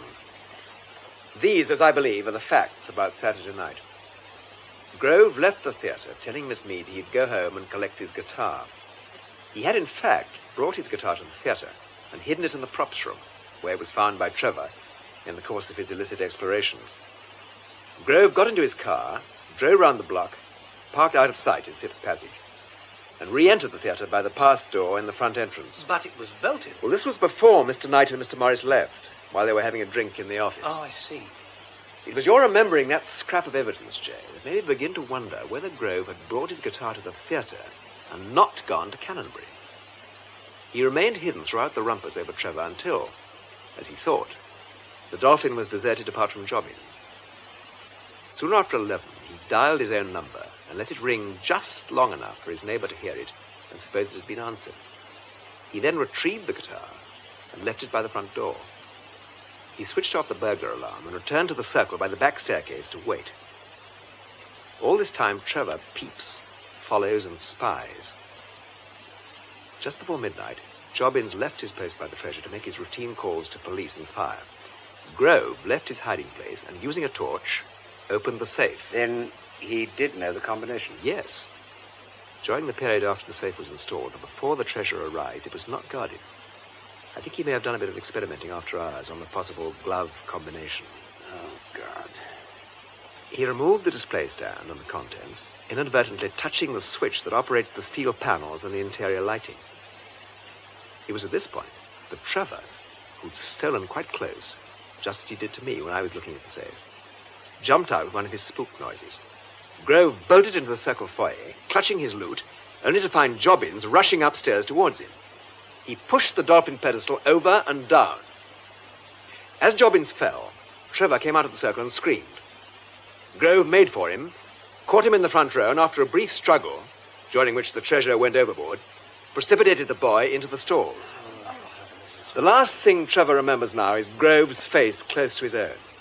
It was the sight of it this morning, together with a single twang affected by Inspector Fox, modestly concealed behind the screen, that bridged the gap in his memory. Of course, it's a single plangent note that brings down the curtain in the cherry orchard. What the hell are you talking about? I'll just finish the story. Grove heard Hawkins at the stage door and knew he'd come straight into the front. So he returned to the body, dressed in his own outlandish coat. He strips off the coat and re-enters the darkened circle, to all intents and purposes, Jobbins. Hawkins goes backstage to make the tea. Grove then had time to bundle the body back into the coat, collect his guitar, and let himself out by the front entrance. He arrived at Miss Mead's party fully equipped to be the life and soul of it. And what? Never mind, my darling, never mind. We must rise above it. We must try to forget. The motive, of course, was theft. Harry Grove knew a great deal about Mrs. Constantia Guzman. He knew if the treasure was stolen, she'd give a fortune under the counter for it. But he knew more about her than that. She was a guest of Mr. Conduce's in the Calliope when the yacht was wrecked. You see, at that time, 6 years ago, Grove was going through a bad patch, taking any jobs he could get. Lorry driving, waiter, steward. I was about to ask you yesterday, sir, when Grove himself interrupted us. Was he a steward on board the Calliope? Yes. How did that come about? He brought himself to my notice. His father was a distant and unsatisfactory connection of mine. And he sold you the glove and the documents? Yes. For £30. I have already said so. Well, I won't keep you any longer. I'm taking an unorthodox line when I tell you that Grove has said he will not contest the accusations of assault. He will, he says, admit taking the treasure and plead that his subsequent actions were instinctive and self-protective. If he sticks to this defense, it will mean a short trial, with little evidence being called. Why is he doing that? Why isn't he going all out for an acquittal? I asked him that, Mr. J. He said he was suddenly sick of the whole thing, and that he thought it would work out better that way for William Shakespeare and the Dolphin.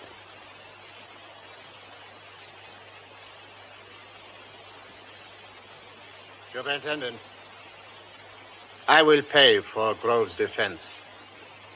Let him know that. Very well. Has he said anything about me? Very little. But he asked me to give you a message. He said you owed each other nothing.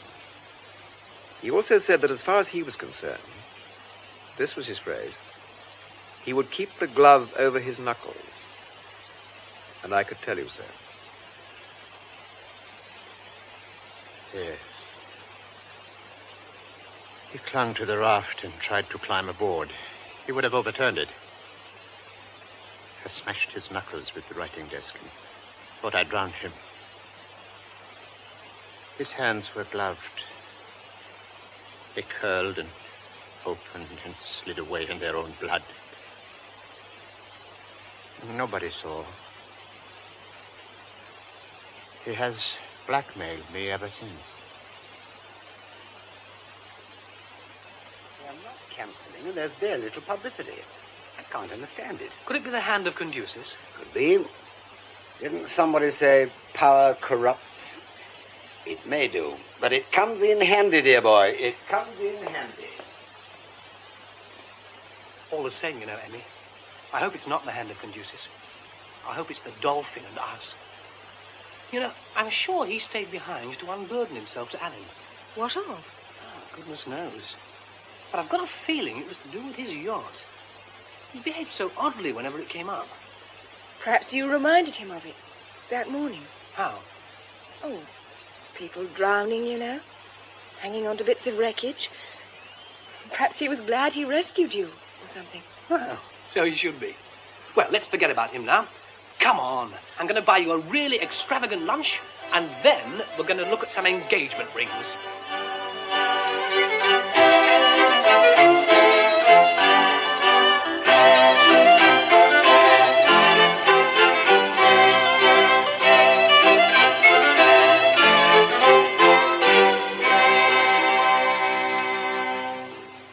In Death at the Dolphin, the novel by Niall Marsh, adapted by Alison Plowden, Detective Superintendent Allen was played by Peter Howell.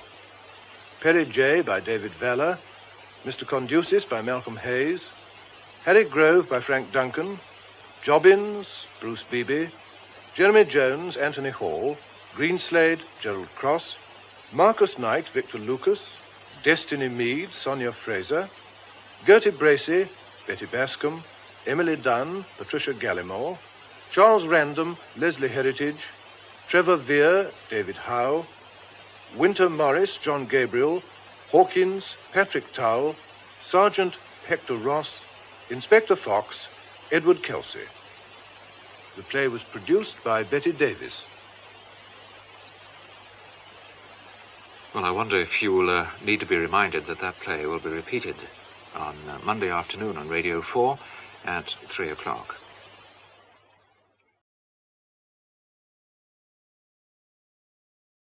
Adventures in time and space, told in future tense.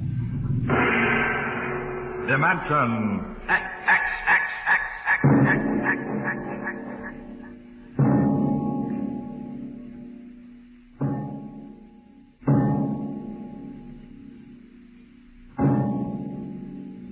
The mind of man is still an unprobed field. Within it lie many mysteries still unsolved.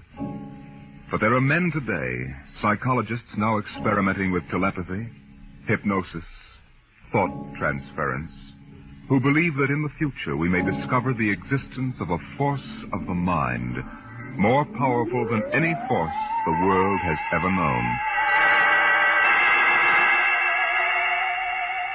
We go ahead now in time some 10 years, and in space to the campus of a small eastern college. The hour is late, and in one of the dark college buildings, two men stand in front of a door that bears the name Professor Arthur Barnhouse, Psychology.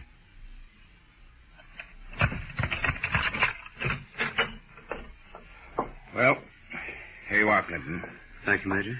Here are the keys to the professor's desk and files. I guess you inherit everything now. You might as well dictate a full report while everything's still fresh in your mind. I'll wait and see you home. Oh, no, that isn't necessary. I'll be all right. You sure? After what's happened tonight, we wouldn't want you to have an accident, too. Major, after what happened tonight, I have a hunch the whole world is ripe for an accident. I'm afraid you're right, Clinton. Well, good night. Good night. Oh, pull yourself together, Buster. Easy does it. August 21st, 1960. Restricted report from George Clinton to the Secretary of Defense, Secretary of State, the FBI, National Security Board, etc., etc., etc. Subject, the so-called Barnhouse effect, and Professor Arthur Barnhouse, who discovered it. I first met the professor 2 years ago in the fall of 1958. He was a professor of psychology here at Wilton College, and I was here on an instructor's fellowship in the psych department. They assigned me to be Barnhouse's assistant, and he needed one. He hardly ever remembered to go to a class, and he didn't seem to do anything else either. For 3 months, I watched him sitting at the desk here in his study. He'd either stare at nothing for hours or fall asleep, nodding over his mess of papers. I couldn't understand it, and it was none of my business. But one day, I thought I'd better give him a shake. What? What? I said it's 2:15, Professor. Don't you want to go to your 2 o'clock class? Don't you want to mind your own business? I beg your pardon. Sorry, Clinton. Forgive me. I don't know what gets into me. Forget the class. The kids would rather be outdoors anyway. Okay, Professor. In that case, I'm sorry I woke you up. It's all right. I just can't seem to get my sleeping done at night. Clinton, what do you know about the international situation? Well, I'm no political scientist, if that's what you mean. I read the papers when I have time. Well, that's the way I've always been. Lately, I've had to look into it. I stay up nights looking into it. Professor, I don't want you to take this personally or anything, but... Well, sir, I wonder if you'd mind if I asked to be transferred. You mean you'd rather work with somebody else in the department? Oh, no, sir. No, sir, it's not that. I think maybe there's a chance for a psychologist to work on that government project. Government project? Oh, yes, that army thing. Yes, sir. They're trying to develop robot pilots for the new fighter rockets so they'll be expendable. Oh, yes. Something else designed to replace men. Yes, sir. And you know, it's a funny thing. The robots work just like human brains. They get overworked or overloaded or something, and they have nervous breakdowns. Now, if I could only find out what drives those electronic brains crazy, why, I'd feel that I would... If you want to study a brain that's going crazy, never mind the robots. You can go to work on me. What are you talking about, sir? I don't know. I'm either crazy as a bedbug or a... Clinton, I wish you'd help me find out. Are you serious, Professor? I never was more serious in my life. I'm afraid I'm going out of my mind. But why? What makes you think so? This is what makes me think I'm crazy. Those dice? Clinton, do you know what the odds are against my rolling a 7? Oh, about 5 or 6 to 1. Watch. 7. Now, what are the odds against my rolling it again? Twice in a row? Plenty. About 100 to 1, I'd say. Watch. Professor, you're hotter than a $2 pistol. It's funny. That's what they said 8 years ago when I first discovered this. Discovered what? This force of the mind. I call it dynamo-psychism. You mean you shove those dice around just by thinking about it? People have always thought there could be a force of the mind. You know that. Fortunately or unfortunately, I've learned to control it. Yeah? How did you happen to find out about this, Professor? Well, it was about 10 years ago, back in 1948. I made the mistake of going to a psychologist's convention, and in order not to appear unsocial, I happened to find myself, for the first and only time in my life, in a dice game. What happened? I didn't have the faintest idea what was expected of me, and someone told me to roll 7s. So I did. 10 of them. I'll bet you weren't asked back into that game. That night, in my room, I realized that it simply couldn't have been an accident, Clinton. I tried to reconstruct the exact scene, the position of my body, and finally, the thoughts in my mind. And that was what did it. I remembered what had been my train of thought, and I proceeded to roll 7s, not 10 consecutive times, but 50. Oh, brother, there it is again. Professor, can you do anything else? I mean, besides shove dice around? You see that inkwell on my desk? Sure. Watch it. Don't take your eyes off it. If nothing happens, say so, and I shall go quietly, even happily, to the nearest sanitarium. Okay, Professor, shoot. Hey. Why, it just blew up. Yes. I'm sorry. I didn't mean to splash ink on your suit. That's okay, Professor. What was that funny noise? Oh, that?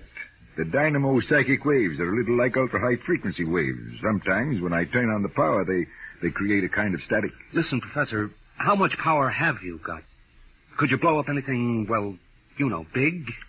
I could flatten the Great Wall of China. Oh, you'll make the helio-oxygen bomb look sick. That's what scares me, Clinton.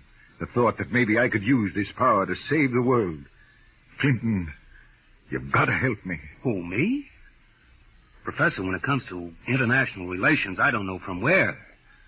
You'd better get in touch with the State Department. State Department? Yes, they'd be the ones, wouldn't they? Well, you probably want to be getting home now. I'll see you to the door. I could use a breath of fresh air. Okay, Professor. You better stop brooding about this. You get somebody else to do your worrying for you. Yes, you're right. I have been brooding, wondering what to do. Just sitting and staring endlessly at that awful monstrosity across the way. You mean the old bell tower? Yes, I've gotten so I can't stand the sight of it anymore.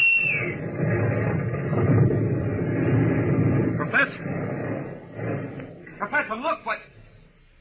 Oh, there's nothing left but a pile of rubble. Oh, my, I didn't really mean to do that.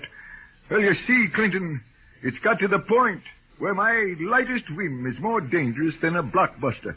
Professor, you get in and write that letter to the State Department right now. You packed too much of a wallet.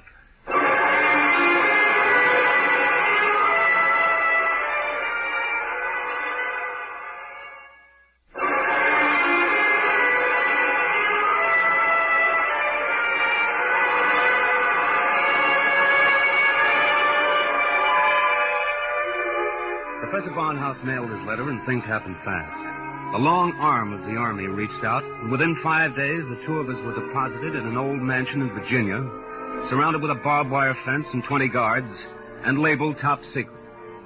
As soon as they'd seen a couple of small demonstrations, they set up a big test of dynamo psychism, and the professor was a very important guy.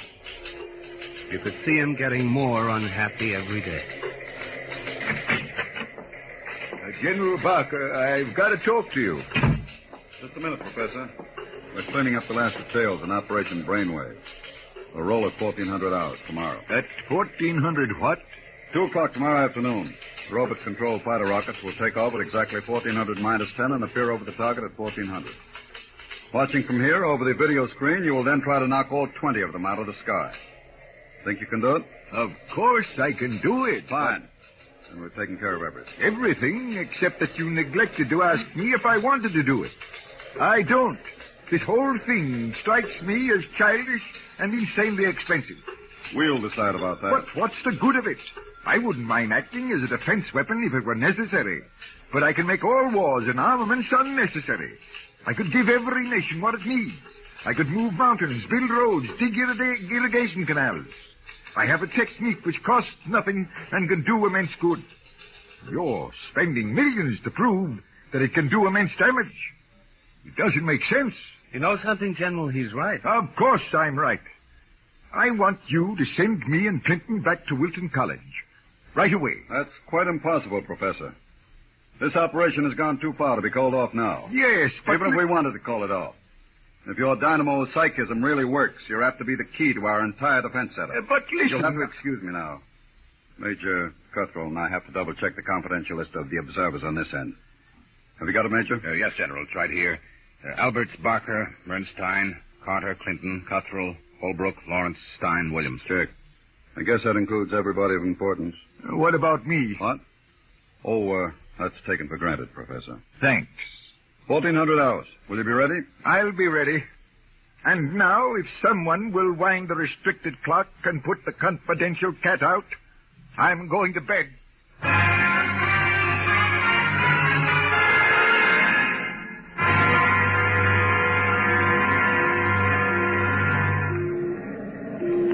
One minute, 45 seconds to go, Professor Barnhouse. Are you in good shape? I'm all right, General. Good. You can all take our places in front of the video screen now. You sit here, Professor, in the center. Major Cuthrell, will you turn on the video screen? Right, General. Nothing yet, just empty sky. Hold it. I hear him coming in. There are 20 of them, Professor. You think you can knock them down at this altitude? Distance has nothing to do with it. I don't want anything to go wrong. You're sure you feel all right? General, I know I can do it. If that's all that's worrying you, let's call the whole thing off and save $20 million. There they are. They're coming in. Get ready, Professor. 10 seconds. 9, 8, 7, 6, 5, 4, 3, 2, 1. Now, wide open, Professor. Well, go ahead, Barnhouse. Knock them down. I did. Nonsense. All you've done is blank out the video screen. What went wrong? Did you give it everything you had? I was wide open, General. Then it didn't work. They're still flying. What's that? It just took a few seconds to work. That's Holy smoke, they're dropping like flies. McKinley, the brainwave control. What's happened to these rockets? They're going down like flames. Right, heaven, it works. It really works. Cutwell, get Washington on the line. Barnhouse, I want you to... Hey, where's Barnhouse? Clinton, where's the professor? Got me, General. We were all staring at the video. He must have walked out. Get moving, everybody. Alert the guards. Search the house. If anything happens to that man... What is it, Corporal? Corporal Gray guard at the main gate. Sir Professor Barnhouse is gone. Gone? Where? He came carrying out of the gate at 40 miles an hour. Here's a note, sir. Threw it out of the car as he went by. I picked it up. Let me see it, quick. What got into that man? What does he say, General? Gentlemen, as the first superweapon with a conscience, I'm removing myself from your national defense stockpile. Setting a new precedent in the behavior of ordnance, I have humane reasons for going off. Signed, Arthur Barnhouse.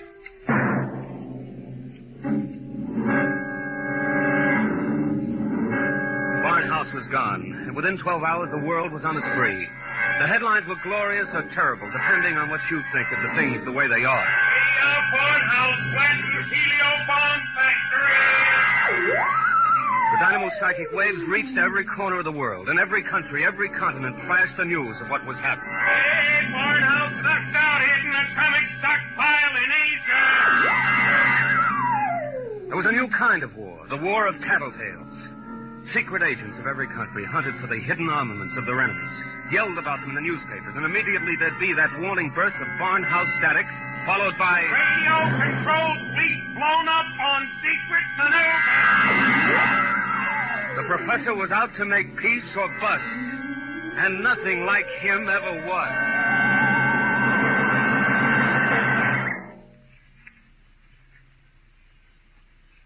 Look, Major Cutwell, I told the FBI and the Army everything I know weeks ago. I've answered questions till I'm blue in the face. I didn't come here to ask questions, Clinton. I came to ask for your help. My help? That's right. Find Barnhouse. What if I don't want to? If you're his friend, I think you'd better. Why pick on me? You've got the FBI, the police, and Army intelligence. Why can't you find him yourself? We're trying. But you know the man well. You could spot him where we wouldn't. And you're the only one who can. Maybe. But why should I? Wherever he is, I think he's doing fine. He's making war impossible, and I like it. So do I. Yes? He's putting you out of a job. That's all right with me. I'll retire to a truck farm with pleasure. Well, then? Look, Clinton, we aren't the only ones in this race. Every country in the world has its best agents out hunting for Barnhouse. Nobody can beat that kind of a manhunt. He seems to be doing all right so far. Sure, but how long do you think he can keep it up? A week? A month? Sooner or later, he'll be spotted. And if the wrong people find him, Clinton, we're done for. You know what kind of weapon this is. Whoever controls the Barnhouse effect can control the world. Well, all right. Suppose they do find him. He'd never give the secret away. Never give it away? Are you out of your mind? You think these fellows are playing for marbles? Well, no, but... Read the papers, Clinton. Don't you know what's going on in the rest of the world? Yes, They'll get the secret out of Barnhouse, all right. What happens to him in the process won't be very pretty. Well, he must realize that, then. He'll never let himself be taken alive. He may not have the choice. And if he doesn't, God help us all. All right.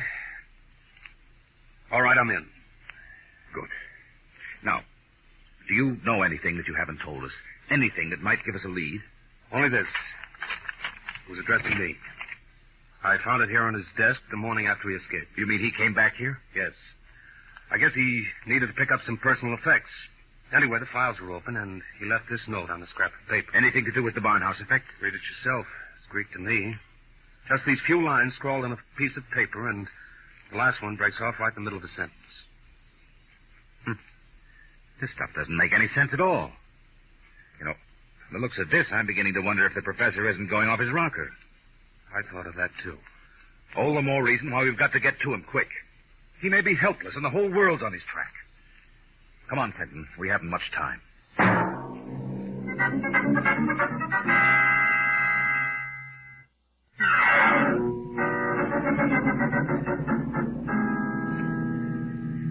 Brother, it's hot. What a way to spend an August afternoon, huh, Major? Give my eye teeth to be at Jones Beach. So would I, Corporal. We've got work to do here. Look, so we've been cruising around these radio detection cars for a week, not a sign of Barnhouse static. The professor must have run out of things to work on. Well, we'll give him a little more time. Switch to shortwave. See if there's anything special coming through. Yes. Try the 9 meter wave. Radio Miranda. Let's hear that. Our American enemies who have hidden behind the unjust and diabolical persecution by Professor Arthur Barnhouse will tyrannize us no more. I wonder if the professor's out Today, there. our glorious leader takes up his residence in a shelter, shielded with lead against all dynamo-psychic threats. With his protection designed by our brilliant scientists to be absolutely impregnable against the Barnhouse effect, he will once again lead us on the path of our glorious death. Quick, triangulate it and get me a fix. I've got it. Let me check this chart. Quick, man. 3.9, 1.7. Oh, my aching back. What is it? We haven't got a prayer of finding a major. He'd have to be picked out of 2 million people. Where is Barnhouse? Right where I was wishing I was. Right smack in the middle of Jones Beach.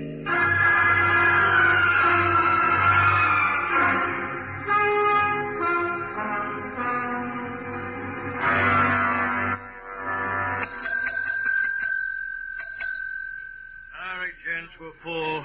No more rooms tonight. We don't want a room. Do you recognize this picture? Who wants to know? Uncle wants to know. Oh, excuse me. I'm sorry. Let me see it. Yeah, it looks a lot like room 417. About 5 feet 8, thin, sandy hair, glasses, little scar right across the bridge of his nose. Yeah, that's 417, all right. You mean he's here now? No, not anymore. He checked out 2 days ago. But he couldn't have gone far. What makes you say that? Oh, he looked sick as a dog. Couldn't hardly carry his own bag out. Uh-oh. Like I said to the other fellas, I said he looked like he was on his way to the morgue. What other fellas? Oh, the ones this morning. You're the second pair that's been asking for him.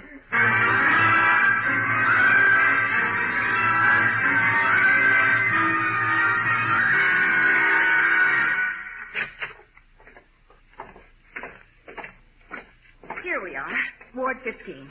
This way, gentlemen. You're sure he's here, nurse? Oh, yes. Thank heaven we're in time. Well, I wasn't on duty when he came in, but one of the other girls told me he collapsed in the street. The ambulance brought him in. Okay, he must have really had it rough. Oh, here you are. Bed number 78. This is your man. Wait a minute. This isn't Barnhouse? But I was perfectly sure. Oh, wait, let me check his chart.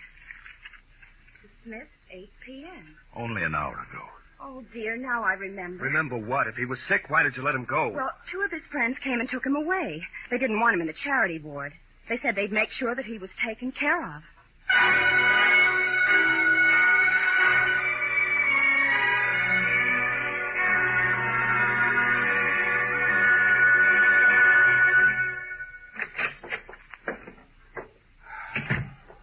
Every time I walk into this study, I keep hoping somehow I'll wake up out of a bad dream and find the professor just sitting here.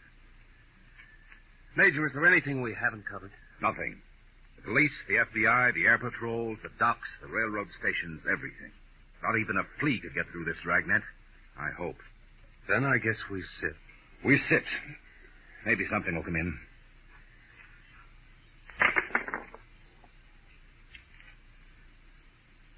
You have to roll those dice. I'm sorry. I wasn't thinking. An hour. That's what's driving me crazy. 1 hour sooner and he'd have been in our hands, not theirs. I know. Well, maybe he's still all right. How can he be all right? He's in the hands of a foreign power. We don't know that for sure. The professor was a likable little guy. He couldn't have lasted this long if he hadn't found some friends. Maybe they came and took him away. Well, grab that. Hello? Yes? Clinton, is that you? Professor Barnhouse. Clinton, they've got me. Who's got you? Where are you, Professor? I don't know. They said something about taking me to an airport. An airport? Which one? Listen, Clinton, I've got to tell you. The inkwell. What are you talking about? Remember the inkwell? Professor. Professor Barnhouse. Operator. Operator. Your call, please. Operator, that call that just came in here. Can you trace it? I'm sorry, sir, but I'm afraid it's too late. Your party has been disconnected.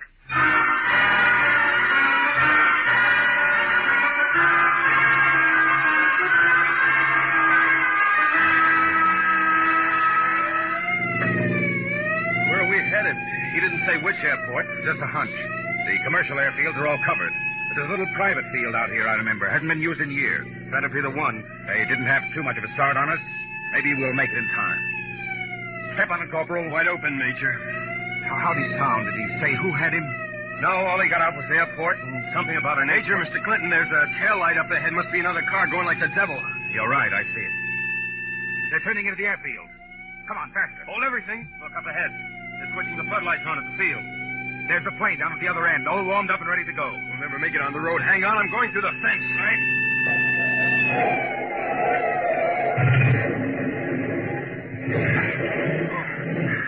Well, what's the matter? Get going. Sorry, sir. Must have cracked the axle.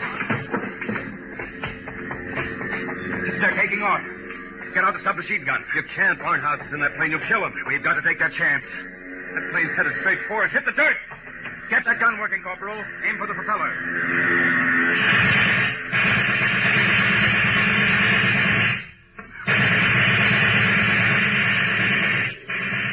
Couldn't get him, Major.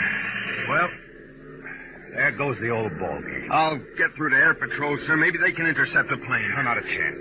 By the time the fighters got off the ground, the plane would be out of range. No, we've lost, Barnhouse. And nothing can save us now. Hey, what?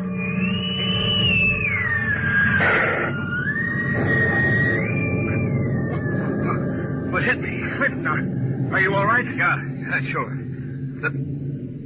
The plane. It's gone. I know. Barnhouse blew it right out of the sky. He wouldn't let himself be taken alive. Boy, he really did it the hard way. Poor guy. He shouldn't have had to be a hero. All he ever wanted was peace. Peace? What's that? Now the arms race will start all over again. And with Barnhouse gone, what's left to stop it?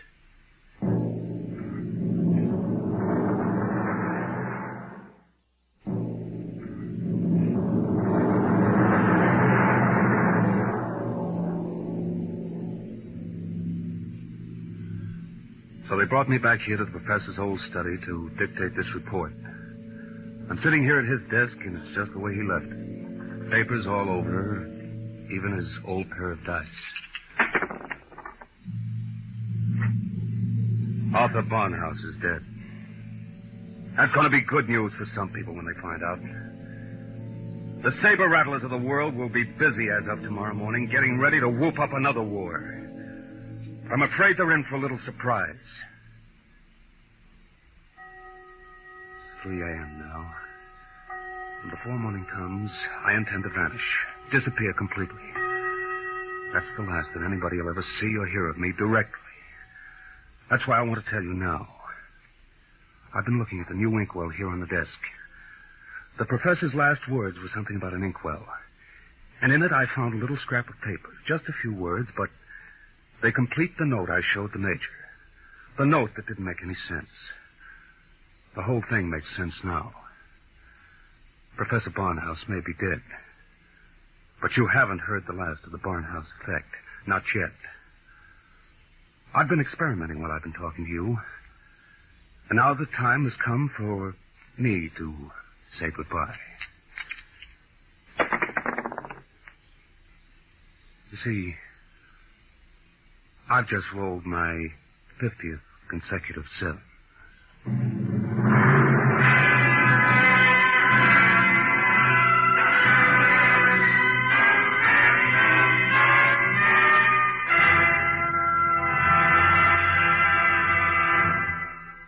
You have just heard Report on the Barnhouse Effect by Kurt Vonnegut, Jr. An adventure in time, space, and the unknown.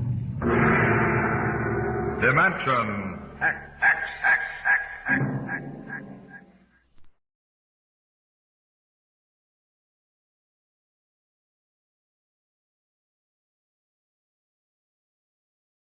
Video 4.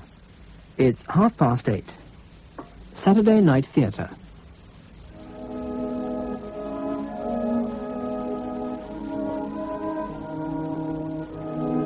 We present Ursula Smith with Stephen MacDonald and Roy Boucher in Mary Stuart's Wildfire at Midnight, adapted for radio by Stuart Hunter. Wildfire at Midnight.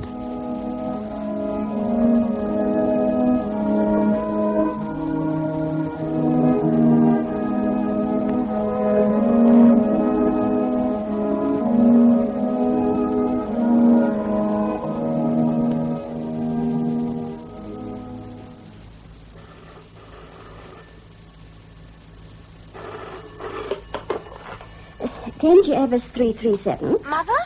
Oh, Janetta. Oh, what a lovely surprise. How are you both? Oh, bearing up, thank you. But what about you? That's really what I'm phoning about. Well, you're not unwell, are you? Oh, no, there's nothing wrong that a short holiday won't cure. Hugo thinks I should take myself off to some quiet spot. I dare say I was looking a bit run down. Well, in that case, the sooner you get away, the better. When had you thought? The beginning of June, probably. Oh, good. It's a pity, though. You'll miss all the fun of being in town for the coronation. I don't think I'll be altogether sorry to escape from the crowds. You will be coming down here, of course. Would you mind, dearest, if I went somewhere else for a bit? I thought of the Lake District. No, that's not far enough. How about Skye? Skye? That could be just what I need. Do you remember where the Dunhills stayed when they were there? Yes, it was the Camasoonery Hotel. The what hotel, Mother? The Camas bits as it sounds. Look, have you got a pen? The other part is F-H-I-O-N-N-A-R-I-D-H.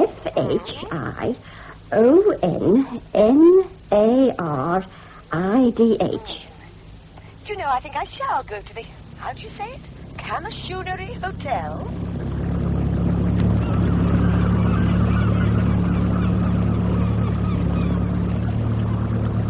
I know the island like the back of my hand, but they still take my breath away every time.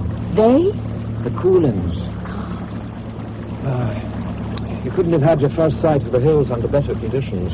You're a climber, I take it. Well, yes, sorts. What about you? Have you come for long? A week, possibly 10 days, depending on the weather.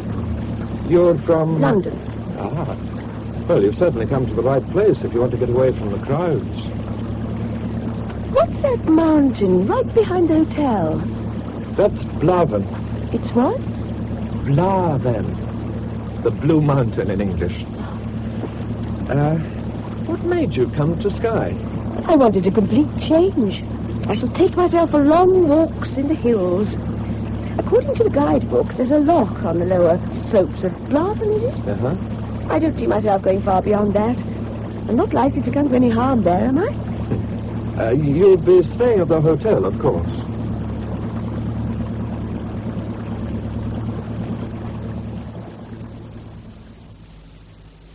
Forgive me, but haven't we met?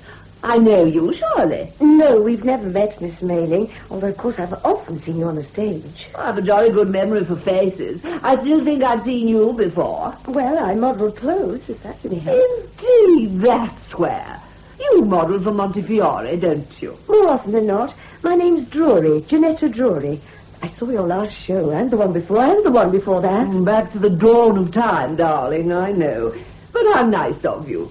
You must have been in pigtails when we did Wild Bells.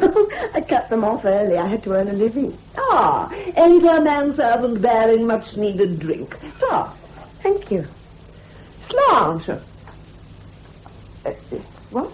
Slant, my dear. That seems to be what they say for cheers in these parts. Oh, I see. Cheers. What? Well, I was about to ask rather rudely, what on earth are you doing here? Resting, my dear. Really resting, not just out of a job. The show came off a week ago. I just read a perfectly divine book about Skye, so here I am. And doesn't Skye live up to the book? In a way.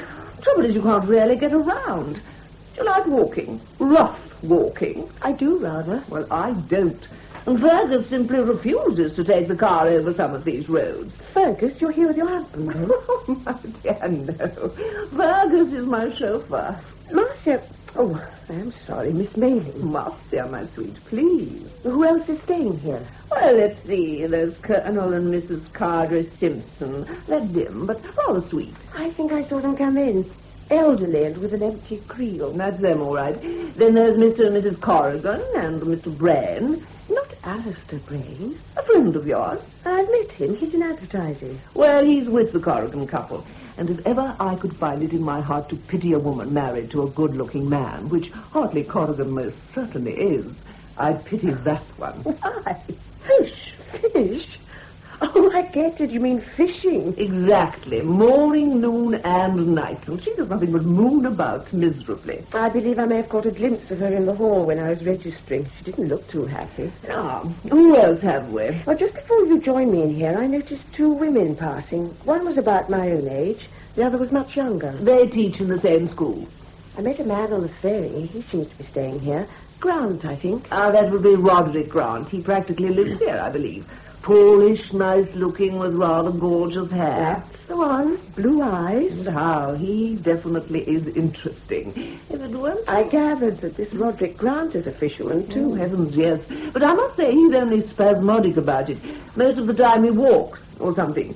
Anyhow, he's never in the hotel. He's a climber. Probably. Oh, there's another climber chap called Beagle. Ronald Beagle? He's a famous mountaineer. Oh. Well, he goes around with another man, a strange little creature called Hubert Hay. Oh, I almost forgot there's another man who got here last night. I have a feeling he writes. Good heavens. We're a positive galaxy of talent, aren't we? This other chap's all dark and damn your eyes. But believe it or not, he fishes too. There's only one thing for it, you know. We'll have to take up fishing ourselves. I'm told it's soothing to the nerves. Does your husband fish? Possibly the ring misled you. I'm not married. Oh, sorry. Divorced. Oh. So am I. 3 times, darling. Aren't men stinkers? Mine could be, at times. What is his name? Nicholas. Oh. It's fast. But dinner could be said to be in the offing. Thank heaven, I'm hungry. I must say the view from here really is spectacular. The garden certainly looms. Not any more of that, please. Do you mind? I'm sorry if I'm being a bore. I can't help it, Gianetta. That bloody mountain gets me down. Let's just not talk about it. Oh, my God. What's wrong? Is it... Oh, no, it's not you at all. It's the man who's just arrived at the front door of the hotel. Man? Yes, I dare say he's your nameless, dark, damn-your-eyes writer. Except that he doesn't happen to be nameless to me. His name is Nicholas Drury. Nicholas Drury? No. You can't mean... Just that. My husband as was. This holiday is going to be fun. Janet Drury. Alistair, how nice to see you again. Where have you been all these years? Oh, well, America, mostly. Well, Nick didn't tell me you were joining him here. Oh, Lord, Alistair. Don't tell me you don't know. Know what? We got a divorce. When? Ages ago. You really haven't heard? No, not a word. Oh, well, these things happen. It just didn't work out. I'm sorry, Janet. But, what are you doing in this part of the world? I'm on holiday. Oh. Oh, by the way, have you met the Corrigans? No, not yet. Then I must introduce you. Oh, my name's Brooke, Alistair. Not Drury. Do remember. Not to worry. Hartley, Alma, this is a friend of mine, Janet Brooke. Janet, Mr. and Mrs. Corrigan. How do you do? I gather you and Miss Melling have already introduced yourselves. I'm going to desert you two at dinner. Miss Brooke and I have known each other a longish time, and we've a lot to talk about. Is this your first visit to Skye, Miss Brooke? Yes, it is. I'm sure it won't be your last. There's Nick at the foot of the stairs. Oh, yes, Nick. Hi, Nick. Hello. Look who's here. You do remember Janet Brooke?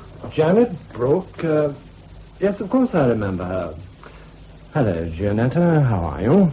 Well, thank you. And you? Very fit, thanks. Another old friend, darling. Yes, Marcia. It seems my London life's catching up with me even here. Do beg your pardon, I was daydreaming. I'm sorry if I startled you. Would you like some coffee? Yes, please. Black or brown? Black, please. Why should you wait on me? Oh, nobody serves the coffee. They bring it all in on a huge tray and we each get our own. Oh, thanks for telling me. I shall... No, let me this time. Black, you said. Please. I've put a little sugar in. I hope You are kind. You've just come, haven't you? Yes, this afternoon. Won't you sit down? I'm Roberta Symes, by the way. And I'm Gianetta Brooke. We're walking, Marion and I. That's Marion Bradford over there with the whodunit. Actually, we're sort of climbing. Are the Sky Hills the kind you sort of climb? Well, Marion's a climber, and I'm not. So we're scrambling, which is a halfway solution. But I'm dying to learn. I'd like to climb every peak in the Cullen, including the inaccessible pinnacle. A thoroughly unworthy ambition. Unworthy, Mr. Grant? Yes. That from you, of all people. Why unworthy? I'm sorry, I forgot you two haven't met. We have, in fact, on the ferry. Why unworthy, Roberta? I'll tell you. Just look at the hills. They've been there countless ages. But you have lived out a puny 20 years, talking about scaling them as if they were... Molehill. More of a challenge, surely. Mere men, or worse still, mere women, pitting themselves against the giants of time. Everest, for example. Exactly. How do you rate their chances, Mr. Grant? I think they're going to make it. Did I hear someone mention Everest? Any news yet? No, nothing further. Have you met Beagle? No. Oh, in that case. Ronald, come and join us. Well, he really can speak with some authority on climbing.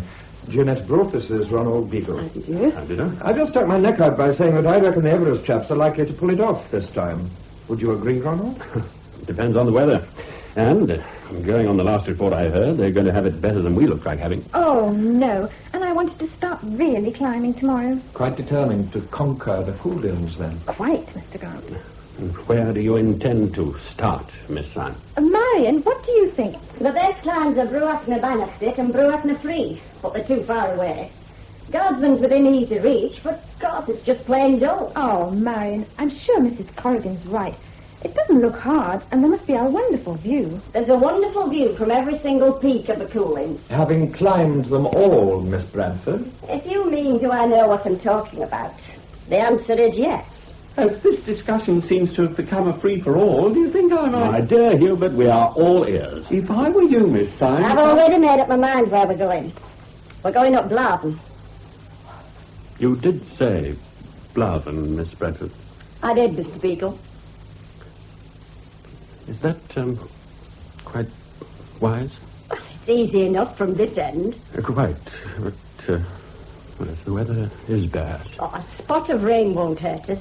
And if the mist threatens, we won't go.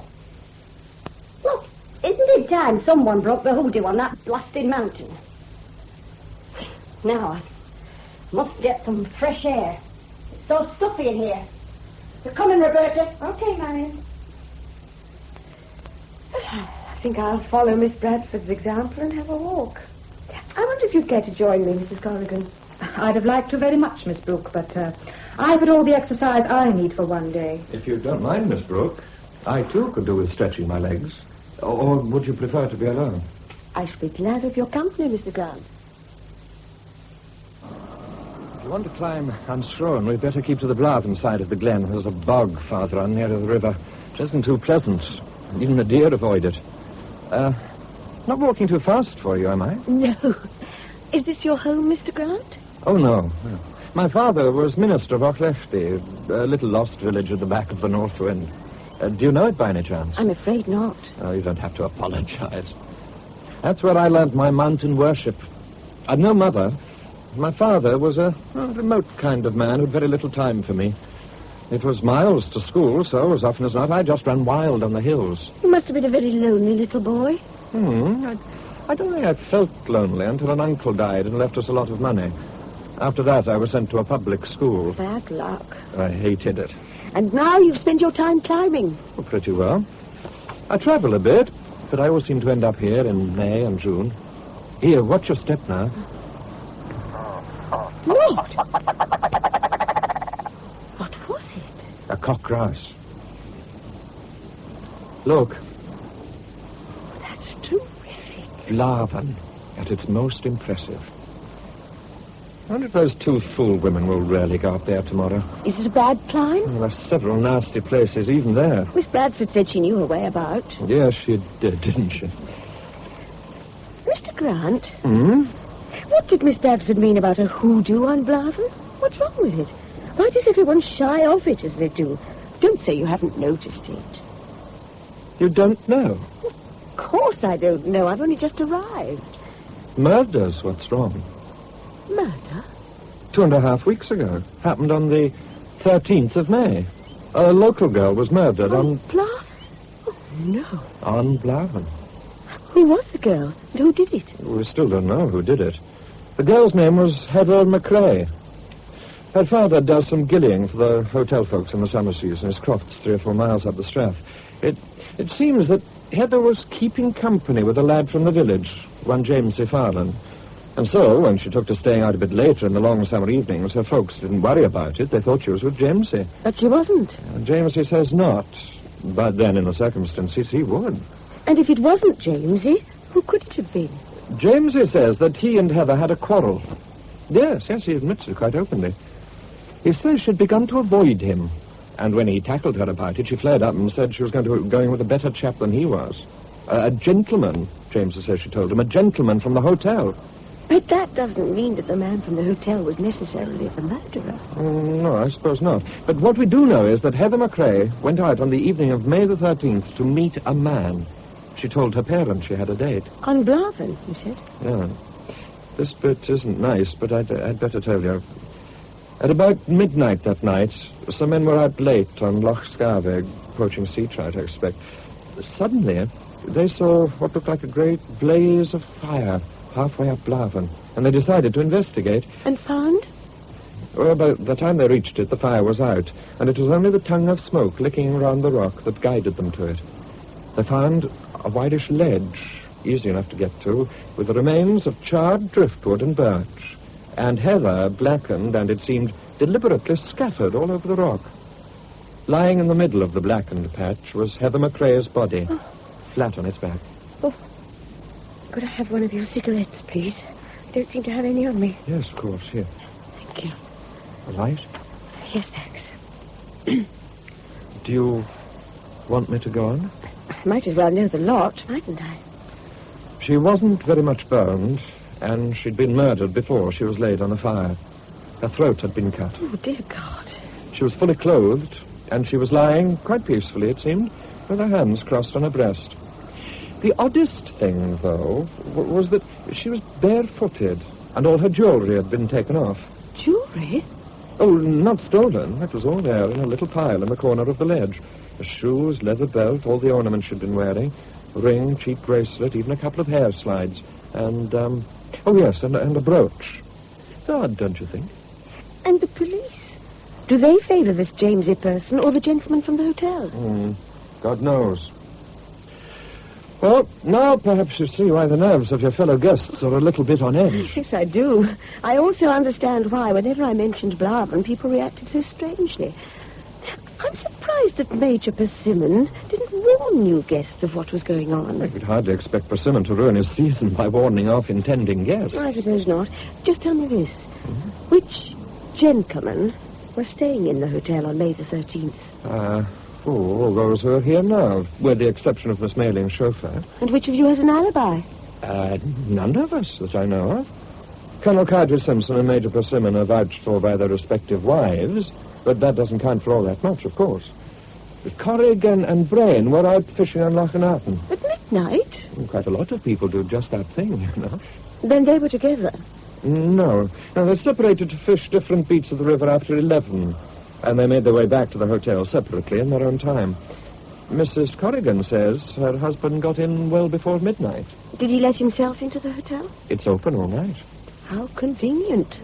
And Mr. Hay, what about him? In bed. A very difficult alibi to break. Or to prove. It is, if one happened to be alone in it. My alibi happens to be the same.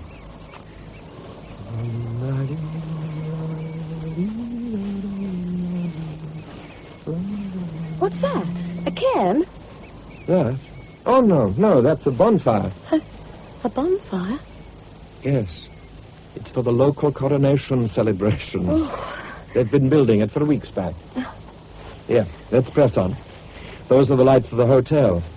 It isn't as far away as you think. Good. I suddenly realize that I'm tired, so I'm going to have a bath and turn in. Janet. Oh, Alistair. Please stop shining that torch in my face. I'm sorry, but what on earth are you doing down here at this time of the night? You're just about startling me out of my wits. You can imagine how I felt. Well, I was trying to cause as little disturbance as possible. I wish this hotel didn't have a blackout from midnight on. Well, you're in the Highlands, remember. Our host doubtless feels he's doing us proud by having a generator installed. At least it lets us have light at the touch of a switch up to the time when all decent folk should be abed. Don't forget your book when you go upstairs. You've been fishing, I suppose. Yes. Any luck? Pretty fair. But Hart caught a beauty. Hart? Oh, Hartley Corrigan. Oh, where's he got to? To his bed, I should think. He came back a good 2 hours ahead of me. I just had some good risers, so I decided to stay on. Strictly illegal, you know, so don't give me away. But that can't be right. What can't? I'm sure I heard him minutes before you came in. Someone was out there in the porch. They messed around for a bit, then went away. Oh, that would be Jamesy you heard. Jamesy? Yes, Jamesy Farlane. He was with us, but I told him not to wait for me. He had the longest way to go, you see. And then it would be him I caught a glimpse of. I went to the window and I saw someone striding along the road. Yes, that'd be Jamesy. But did you think it was a burglar? We don't have to worry about such urban horrors here, Janet. No, only murderers. Who told you? Roderick Grant. I see. Worried? Naturally. Well, the police are still working on it, and they don't let up, you know. Alistair, do you think Jamesy Farland did it? Or do you think it's someone staying here? I just don't know. When I came in, I asked you a question which you still haven't answered. What brought you down here at this late hour? I'd remembered I'd left my handbag where I'd been sitting before I went for a walk. By the time we got back, I'd other things on my mind, so I forgot to pick it up. Well, it would have been perfectly safe till morning. But I needed it, Alistair. In the middle of the night? Yes, my tablets were in it. Tablets? I turned in quite early, but I thought I was never going to get to sleep. However, I must have dozed, then bang, I was wide awake again with a thumping headache. Oh, poor you. I wasn't really sorry to be awake. I'd had horrible nightmares. Fire seemed to be the theme. Fire at midnight. On Blaven. Then I lay thinking about a gentleman from the hotel. So you crept down here and were scared stiff by me. Too bad, Janet. I'd been frightened before that. There was the prowler in the porch. But I was upset anyway. Understandably. As Grant had No, seen not just a murder, Alistair. As I was tiptoeing along the corridor, I heard voices coming from one of the bedrooms. Marcia Mailing's. A woman's voice and a man's. Now, Janet, you're a big girl. You know that sort of thing goes on, especially when there's someone like the Mailing around. Earlier on, I'd seen her and Nicholas in the corridor, and they weren't just discussing the weather. Now, that doesn't prove that it was Nick who was in her bedroom. And in any case, Janet... He's no longer my husband, so what he does is no concern of mine. Is that what you were about to tell me? I think you should go back to bed, my dear, and try to get some sleep. Take a couple of your tablets. Know something? I've just realized my headache's vanished. Oh, Miss Brooke. I believe you said you would like to try your hand at fishing. Yes, I did. But I think I might wait a day or two. Well, just as you like, of course. But you'd maybe care to fix up a time with Dougal McRae here. What about Wednesday, then? Wednesday's a free day, so it'll be suiting fine. Where shall I put you down for, Dougal? The upper beat, Major, and now if you'll excuse me, I'll be on my way or I'll be late for the trip. Good day to you, miss. Good day, Major. Good day, Dougal. I wonder if I've time for a breath of air before I go through to the dining room. There's no hurry, Miss Brooke. Mr. Brooke? My name's Hay, Hubert Hay. How do you do, Mr. Hay? I hope you don't mind my speaking to you, but the fact is, I want to ask a favour. Yes? Yes, you see, I'm a writer. I'm a writer of travel books, Miss Brooke. That's why I'm here. I see, collecting material. Yes, I go for walks and then write about them. How very original. Oh, I don't know. I shall look out for your books, Mr. Hay. I'll send you one. That would be most kind of you. I've been looking at these, Miss Brooke. I pinched them from the lounge, a couple of glossies. I've a photographic memory, Miss Brooke. Have you? How extremely... As soon as I clapped eyes on you last night, I knew I'd seen the face before in something I'd leafed through recently. So I did a little bit of research. It is your photo that's in these, isn't it? Full marks, Mr. Hay. I take photographs for my books. I thought if I took a picture of the Coolins, I'd like to put a lady in the foreground. Well, of course you may photograph me, Mr. Hay. That's very kind of you. If it clears up, how about this afternoon on Skirness Tree with the Coolins behind? It's a date, then.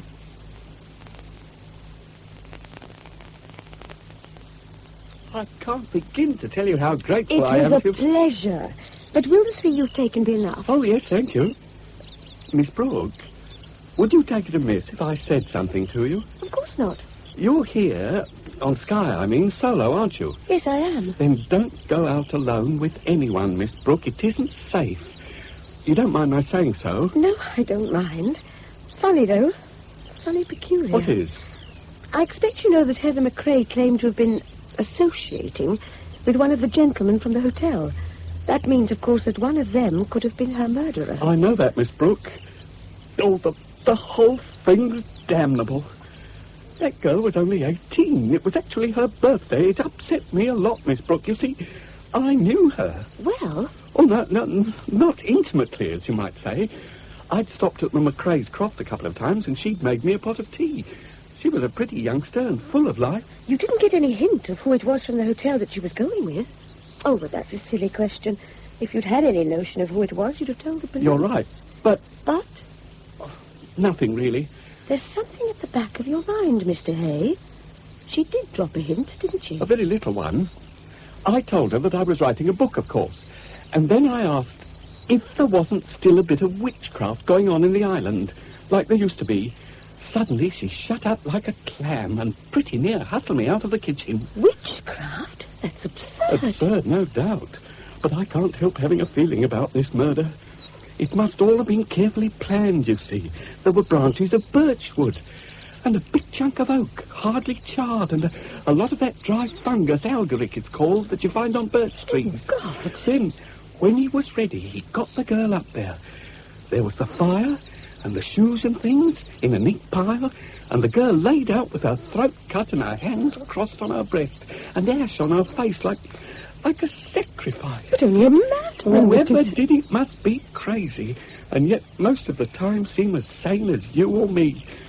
So I wouldn't go for a walk with anyone if I were you. I won't, I promise. In fact, I'm beginning to think I might go back to London. It wouldn't be a bad idea at that. And now I'm sure you'll be wanting to get back to the hotel. I say, we're a bit thin on the ground, aren't we? Climbers not back yet? They weren't in the dining room. I hope there's nothing amiss, Poor Mrs. woman. She shouldn't have gone climbing on a day like Coffee this. up. Do you mind clearing the table, Janet? This trade's heavier than you If might only think. that awful woman hasn't gone and done a silliness just to impress Do you that think poor she'd do child anything of rash, hers. Mr. Grant? Miss Bradford doesn't take kindly to advice, but she's actually a very accomplished climber. I'm sure she wouldn't take any chances with a mere beginner like Miss Symes. After all, Ronald Beagle set out to climb Scourdon and Geelan, and he certainly wouldn't have gone in unfavourable conditions. He's not back either, Mr. Grant. Where's your husband, Mrs. Corrigan? He? Oh, he went out walking. Yes, we set out to walk up to the ridge for the view over Loch Slappin. I brought Mrs. Corrigan back, but Hart decided to go a bit further. Did you see any sign of the two women then, on Blaven? No, we didn't, but we saw someone. I believe it was you, Nicholas, in the distance. No, I wasn't on Blaven, so I saw nothing of them either. I think I'll have a word with Persimmon. They may have told him that they intended being late. Where did you go today, Marcia? To Portree, darling. I got some marvellous tweed, sort of purple and... our dear Roderick is returning to our midst. I'll show you later. Roderick, darling, what did the Major say? That there's no earthly reason for undue anxiety, but... What? No, I don't much like the look of that sky. Given that damn music. The Colonel's determined not to miss the latest about Everest. He's really rather a dear. I'd hate him to be disappointed. But, you know, I've the honest sort of feeling about Everest. I believe I'd be almost sorry to hear that the summit has been reached. Really? I've always thought of it as a sort of remote, white, unattainable vastness. Immaculate, as it were. Exactly. I think it'll be rather a pity to see human footprints in the snow. I didn't know you had this vein of poetry in you, Gianetta. You appear to have developed quite a flair for overhearing what wasn't intended for your ears. Watch it, Nicholas. I don't think you know Miss Brooke well enough to make such a personal remark. You know, Grant, I'm not sure that I'm all that much interested in what you think. Unless I'm mistaken, our friend Beagle is returning to base. Alone? Yes, alone. That's strange. What is, Nicholas? Well, he's coming down the glen from the loch. I was under the impression that he was going up Skirnangelian. That being so, wouldn't it have been easier for him to come down the west side of the glen? Well, it's certainly a short cut, but the going's terrible. Anyhow, he'll be here in a matter of minutes, so we'll know then if you saw any sign of the two women.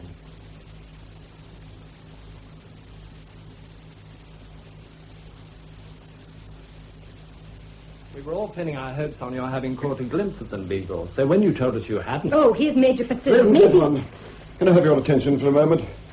Now, I don't want to be an alarmist, but, well, I think we'd better go out and look for them. Your husband, Mrs. Corrigan, has just returned, and Dougal McCrae is with him. They saw nothing of the two ladies when they were coming through the glen. Can we be certain they went up, Bluff? Certain. Can we be as certain as all that, Major? I mean, we know that that's what Miss Bradford planned to do, but they might have changed their minds. They went up Blaven, all right. They were seen on it. Seen? When? Whereabouts? At the Spoot and Dew. My God, man. The Black Spout's no place for a beginner.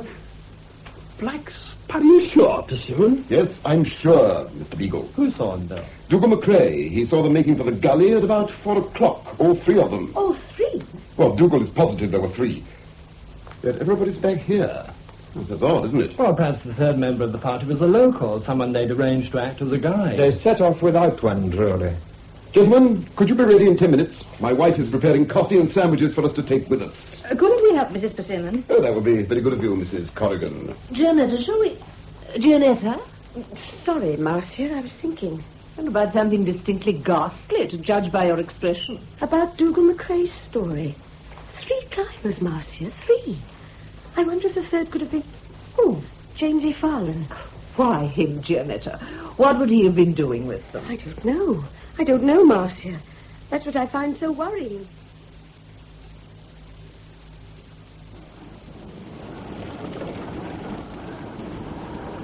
Mind if I join you, Marcia? Where are the others? Gone upstairs. I thought you'd be in here, so I bought a drink for us both. Oh, you perfect angel. Oh, isn't it an utterly foul night? It certainly is. Oh, thanks.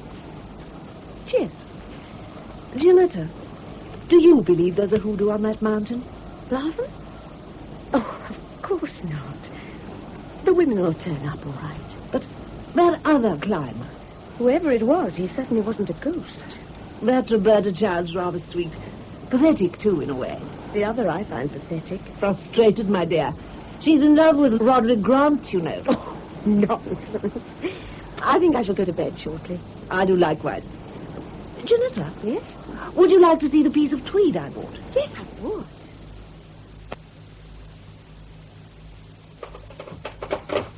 Just a sec till I find the switch.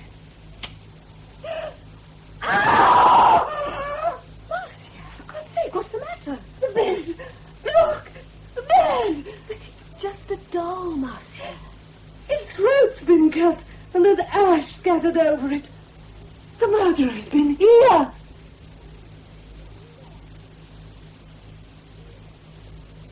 Morning, Miss Brooke. What news, Major? Oh, none, I'm afraid.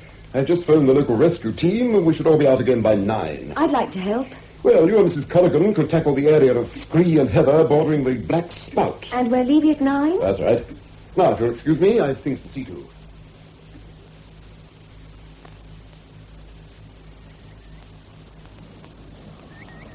Doesn't the hotel look far away from here?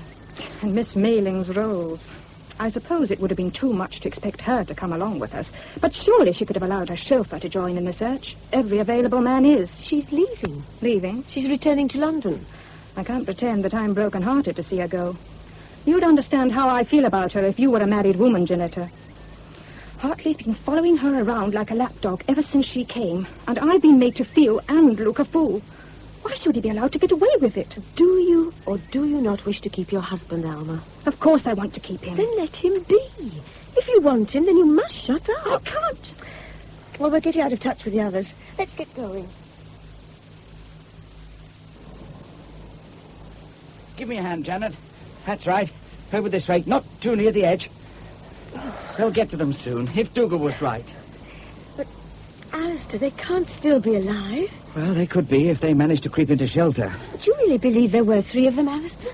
Dougal McRae isn't given to flights of fancy. Are any of the local men missing? I'm told not. Then the third climber must be someone from the hotel. Yet no one's missing from there either. Exactly so. And if no one from the hotel reported the accident, then it means... Just that. Oh, you made it, Miss Brooke. Good for you. Just. What happens now, Mr. Grant? If Dougal McRae was right, they're starting to work their way across the spout, and the first move is to do likewise.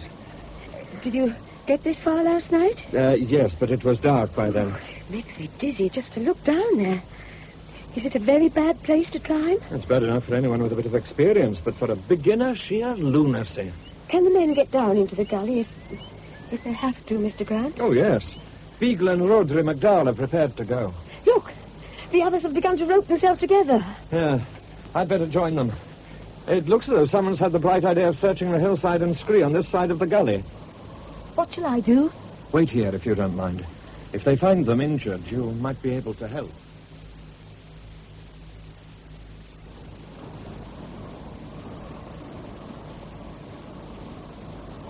It looks as though Mr. Beagle's worked round to the far side of that overhang and Roderick's up onto the ledge he was on. He ain't been moving up any minute now. Maybe they've seen something down below. Maybe, but I hope they have sense enough not to let the lassie try that place. They, Dougal. Wasn't it you who said that there were 3 climbers? Aye, there were 3, sure enough. And the third one, was it a man or a woman? Well, at that distance I couldn't be sure, but I could see that one of them had a red jacket on. Miss Symes had a red anorak. Roderick McDowell's pointing. He's seen something. Oh, God, no, please. Please let them... Steady, Miss Snow, steady. It won't be long now till we know. I can't bear not knowing. I'm going to join the main party.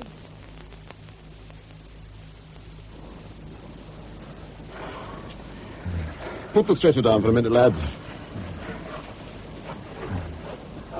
My God! Would you look at that? I'm looking, Bill. And I wish I didn't see what I see. What is it, Major? We know she's dead, poor soul. So there can't be anything worse. She fell from that slab. The rope's still around her body, or at any rate, part of it. It broke, you mean? The rope was cut. Cut clean through. I don't understand, Major. It's easily enough understood, Mrs. Corrigan. Someone cut the rope deliberately, and Miss Bradford fell to her death. Murder? What about Roberta Symes? She hasn't been found yet, Gianetta.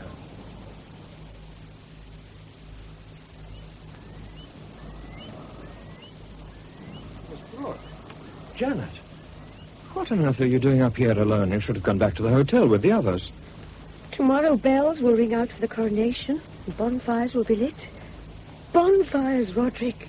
The children have been building for weeks back, prepared for a celebration, not for... A sacrificial rite. I know how you feel. Oh, you look exhausted. Please take my advice.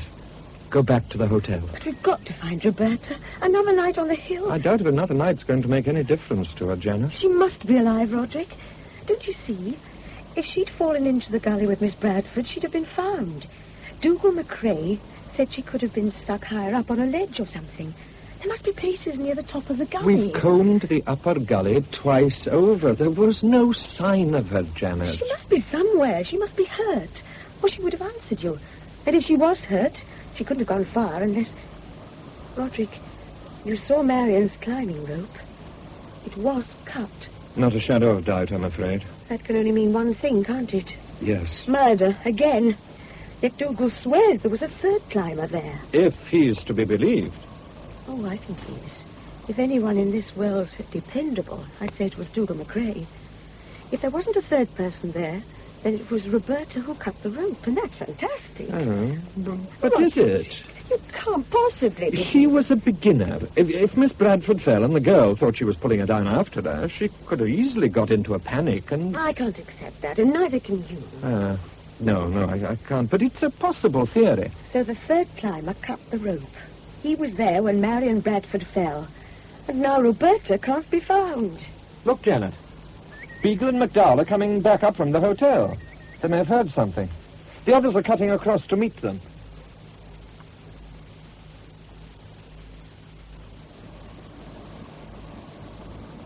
Can you assure me that each of those caves and fissures was searched by at least 2 of you? What exactly are you suggesting, Brain? My question was put to Beagle, not you, Grant. I, however, have just put one to you. What are you suggesting? I overheard your Brain, and I think it was a pretty rotten thing to imply. But he's right, you know. It could quite easily be one of us. But why should it be in the murderer's interest to continue to conceal the second body after the first had been discovered? It would certainly be in the murderer's interest to be the first to find her if she were alive, so that he could silence her. But he didn't. Every crevice in that gully was searched, solo and otherwise, by all of us.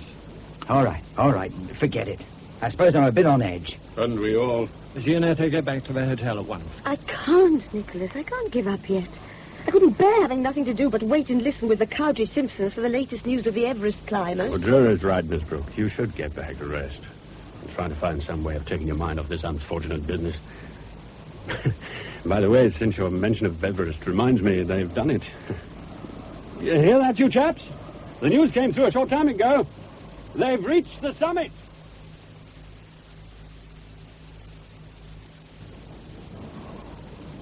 Now, see here, Gianetta. Leave her alone. What the hell do you mean? What I said, Drury. I'm no use here, so I'm going back to the hotel now. I'll pack the flasks and mugs and take them down. Are you quite sure? Yes, I'll be all right. This picnic basket's not at all heavy. You go and help the others. And, Roderick... Yes, Janet? Please find her, won't you?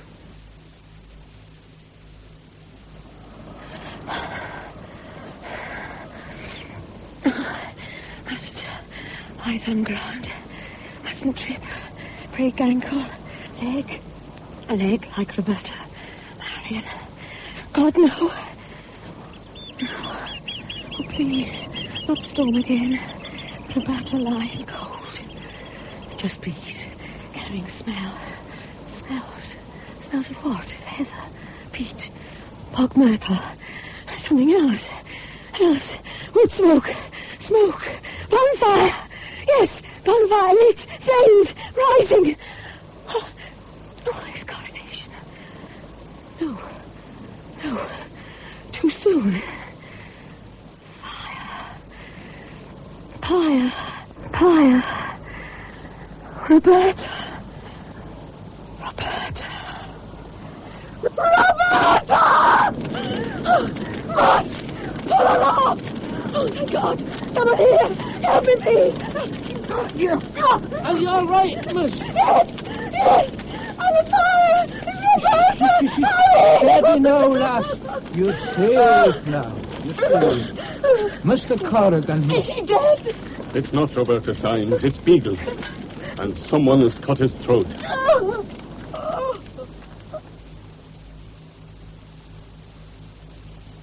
Miss Brooke, is it not? Yes.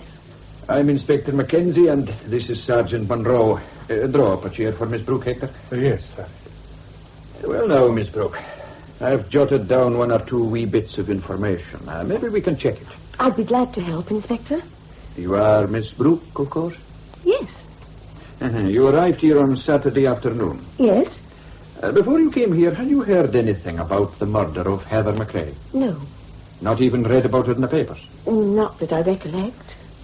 Now, I understand it was you who found Mr. Beagle's body on the bonfire last night. I was first on the scene, but I don't know who pulled him off the fire. When was it you first noticed that the fire was burning? Not until I was quite near. I'd been aware, subconsciously, of the smell of wood smoke in the air. Then when I looked up, I saw the flames. And realized someone had lit the bonfire? That's right, Inspector. Then? I saw a shadow like a man's near it. I take it you didn't recognize him? No. Was he carrying or holding a body then? Oh, no, he was just moving about on the fringe of the smoke. It was billowing here and there, as the breeze caught it. I screamed and ran towards the bonfire. I saw there was something, a body on top of it. I was trying to reach it before the flames did when the murderer attacked me. In actual fact, it was James E. Farlin who grabbed you. Well, I know that, surely. Now, let's get it right. You realize, no doubt, that Mr. Beagle cannot have been killed long before you found him. You met or passed no one at all on your way down. Not a soul. So the last time you saw Mr. Beagle alive was when the group split up for the final search last night. Are you allowed to ask a leading question, Inspector? Now, did you? Yes. Did you see which way he went? downhill. Alone? Yes. Sure? Quite sure. I see. Now, let's get back to the bonfire, shall we? You ran towards it screaming. There was an answering shout from close behind, I think you said. Yes. Did you recognize the voice? No, not at the time. But later I assumed it was Alistair, Mr. Brain, who'd shouted, because it was he who pulled Jamesy Farlin off me. He must have got there pretty quickly. Mr. Alistair Brain, then, was the first on the scene. And there was Dougal McRae, too. Who else, Miss Brooke? And Mr. Corrigan. He dragged the body off. He and Alistair may have come down the hillside together. That they didn't. They arrived independently. Who else was there? So far as I know, Inspector, no one else. That's so. You booked your room, Miss Brooke, in the name of Drury, Mrs. Nicholas Drury. That is my name. Then why did you change it in the visitor's book almost as soon as you got here? And why have you and your husband been at such pains to behave as though you were comparative strangers to one another? Because he's not my husband. We were divorced some time ago. I didn't know he was here, and when I saw him that evening, I was horribly embarrassed. I understand. But to avoid awkwardness all round, I changed to my maiden name. I'm sorry if I've distressed you, Miss Brooke, but you have been very helpful. But why all this questioning, Inspector? You've got the murderer. Got the murderer? Jamesy Farlin, of course. He was at the bonfire and he attacked me there. What more do you want? A bit more, Miss Brooke. Farlin's story is that he was near the foot of Aunt's throne when he saw the bonfire go up. He came back up the slope as fast as he could, and it was just about at the top when he heard you scream. Then you came running, and so he says, flung yourself at the fire. He thought you were going to get burned, so he grabbed you and hauled you back. You struggled like mad, and you both fell to the ground. Wasn't that his way of it, Hector? Aye, that's right, Inspector. Any comment, miss? Only that it might be the truth. Aye, so it might. Especially as Dougal McRae was with them at the time. Well, that's all for now, Miss Brooke. You'll be about all day, I take it? I'll be on the hill myself, Inspector. There's still someone missing, you know. I hadn't forgotten, miss.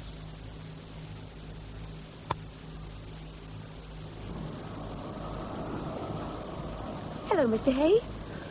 Hello there. Doesn't this sunshine make a difference?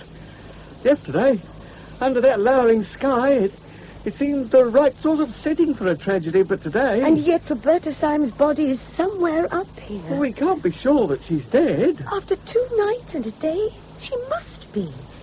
But we've still got to find her, if only to help the police hunt down this madman. You're convinced that he's insane? Well, only a maniac would go in for 2 elaborate ritual killings. He must be caught, Mr. Hay. He will be, I'm sure. Looks as though those chaps seem to have abandoned the Black Spout for the time being. Do you suppose they found her? Doesn't look like it. I'd better get across. Coming, Miss Brooke? No, I'll carry on my own. In which direction? Up by the Black Spout. But that area's had a pretty thorough going over. Have you ever had the feeling that although others have looked and looked for something and failed to find it, you simply must satisfy yourself that it isn't there? Yes, I have. Well, don't you get lost?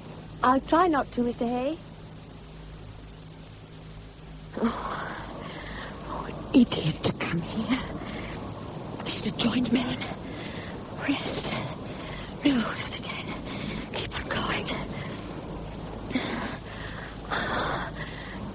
What's gleaming on roots? Shining like silver. Brooch. I'm sure I've seen one like that before. I saw someone wearing one exactly the same. Of course. Roberta. Now try and think. Think. Be rational. Oh, others have given up, so useless for me to search. But must carry on till I drop.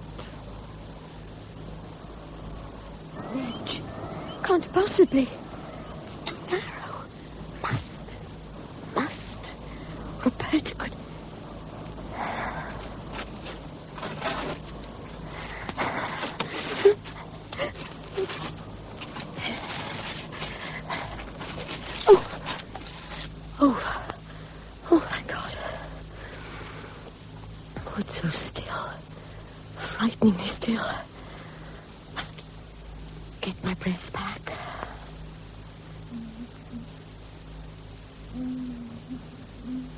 Roberta? Roberta?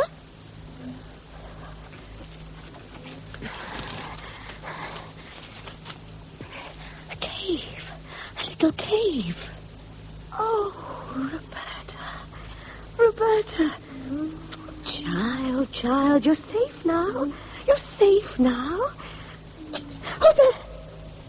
My God, you found her. Oh, Roderick. Thank heavens. Oh, what a fright I got when I heard your footsteps.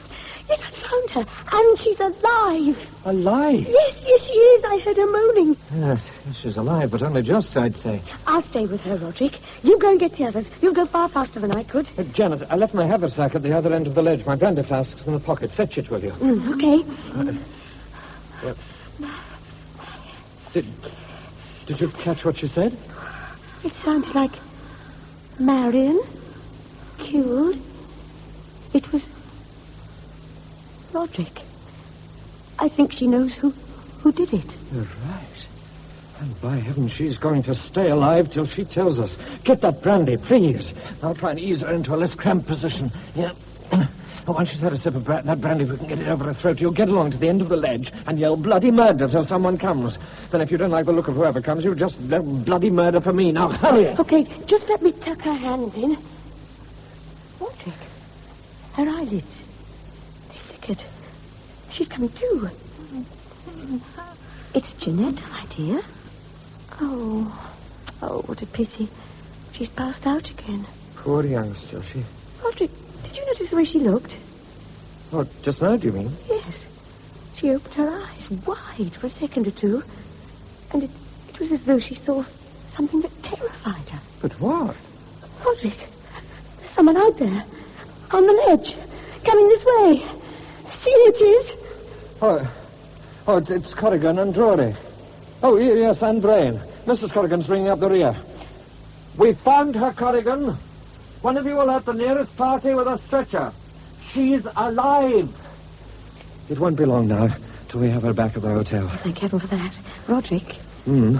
I've only just realized that Roberta has only to recover enough to speak, and a man staying at the hotel is going to be charged with a double murder. I'm putting Constable Neal on to guard you, lassie. The district nurse is away to a tricky maternity case on the other side of the island, so we'll not be seeing her before the morning. And that raises a question. Who's going to look after Miss Symes in the meantime? Do you know anything about nursing? Not much, I'm afraid. But enough maybe to keep an eye on Miss Symes. Well, Would you stay with her tonight and watch her for me? I'm willing enough to try, but surely there's someone more competent. Hasn't it struck you, miss, that you are the only woman in the hotel who wasn't here at the time of the first murder? But, Inspector, you can't suspect a woman, sure. Maybe not, but Mrs. Corrigan and Mrs. Persimmon have husbands. And I want no one in that room that goes in who's in any way involved. No one on any pretext whatsoever, you follow me? When I came down from having a look at Miss Symes, Mrs. Persimmon and Mrs. Cowdery Simpson were attending to it. I understood you said you didn't want anyone near Roberta who was in any way involved. There's no danger with the two women there. Anyhow, Neil's around. Neil? Oh, the constable who's to be my watchdog. One of them, anyway. Sergeant Monroe and I will never be far away. How's Roberta now, Mrs. Cowdery Simpson? There's not much change. We've made her as comfortable as can be. All we can do now is wait for the doctor. Does Inspector Mackenzie really expect the murderer to try and get in here? I wouldn't be knowing what the inspector thinks, ma'am. Well, what do you think, Constable Neal? The murderer knows that if she talks, we've got him. Oh, I've been looking for you, Janet. I went out for a breath of fresh air.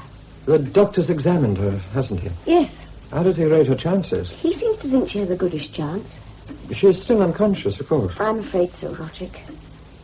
Well, there was nothing really I could usefully do, so I felt I was better out of the way. She's in your room, isn't she? Yes. Oh, where have they put you, Janet? Oh, I'm not moving rooms. The inspector wants me to stay there tonight. As a sort of night nurse? Sort of.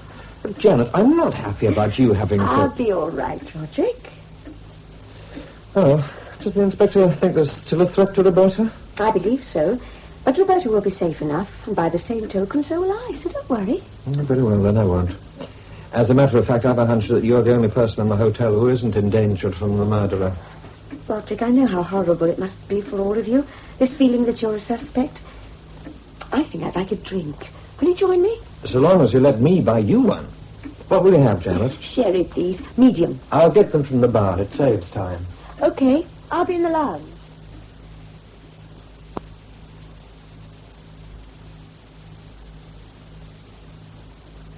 Well, as I was about to say, I hope the police can protect that poor girl from the beast that's loose among us. Look, there is a murderer in this room. You can't get away from that fact. Not necessarily, Mrs. Calder Simpson. Grant, Drury, Major Persimmon, not to mention Jamesy Farlane, aren't here. They lengthen the odds more than a little. I hope this is to your taste, Janet.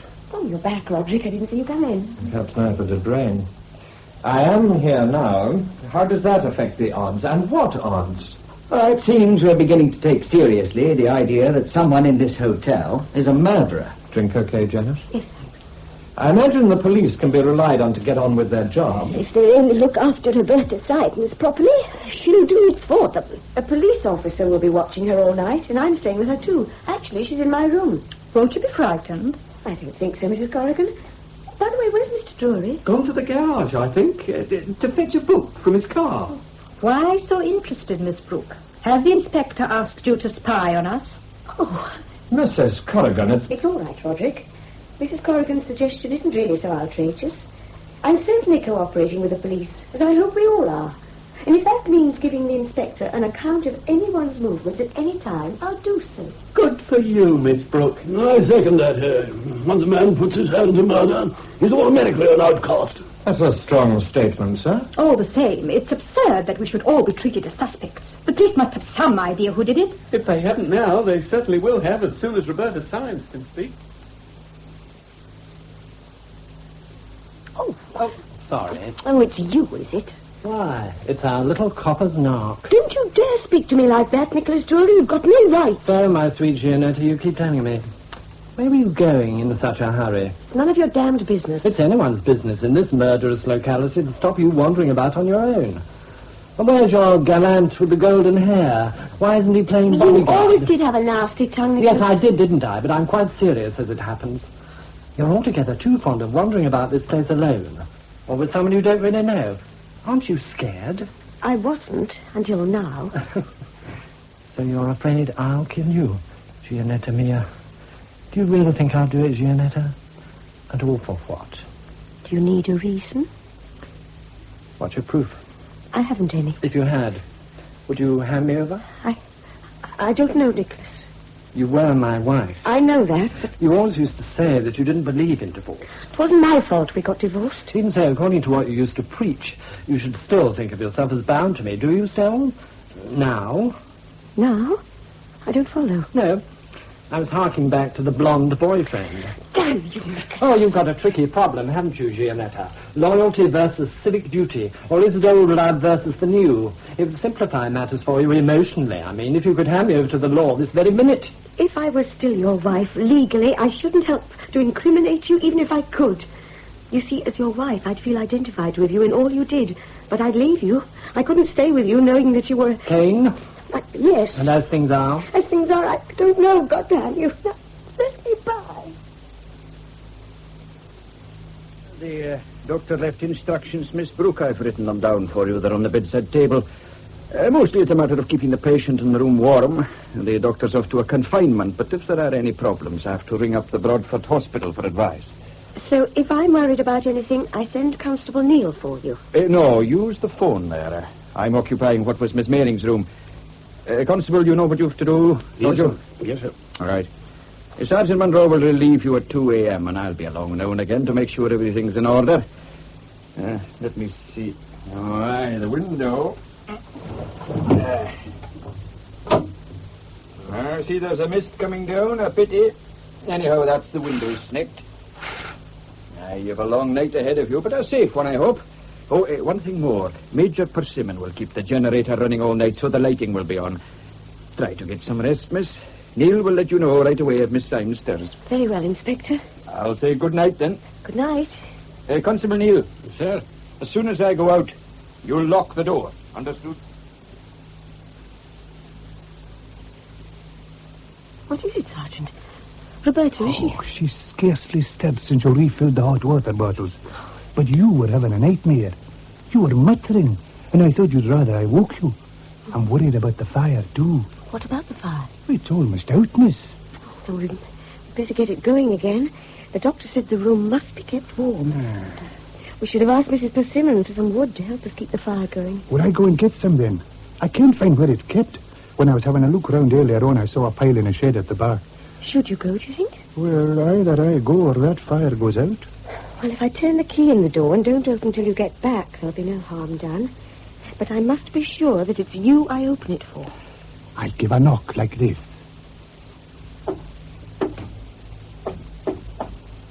Okay, Sergeant.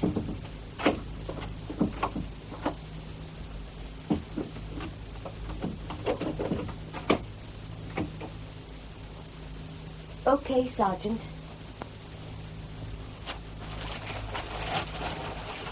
Oh, Daddy, go on, burn, confound you. You're all right, Macbeth. All right. But you must keep covered. That's it, child. Rest's the thing. Oh. Is that you, Sergeant Monroe? No, it's Inspector Mackenzie. Unlock the door, lad. Just a minute, Inspector. I must finish remaking Roberta's bed.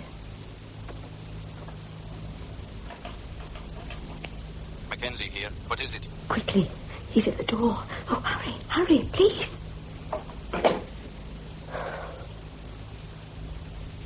Oh.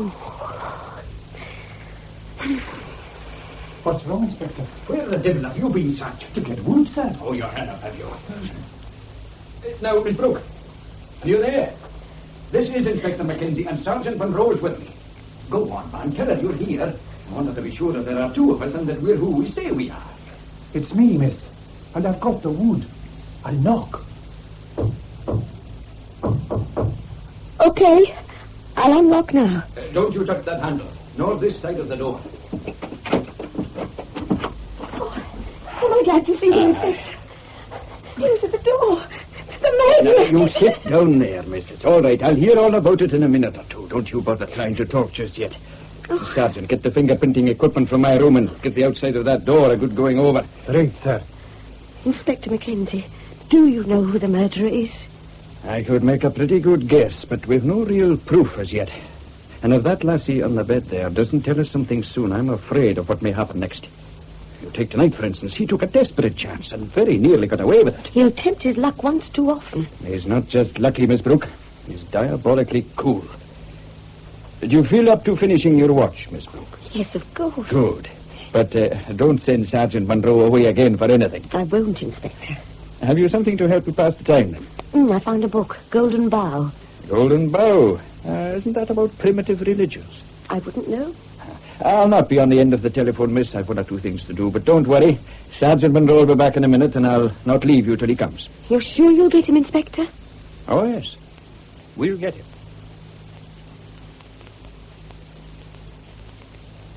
What is it, Miss Brooke?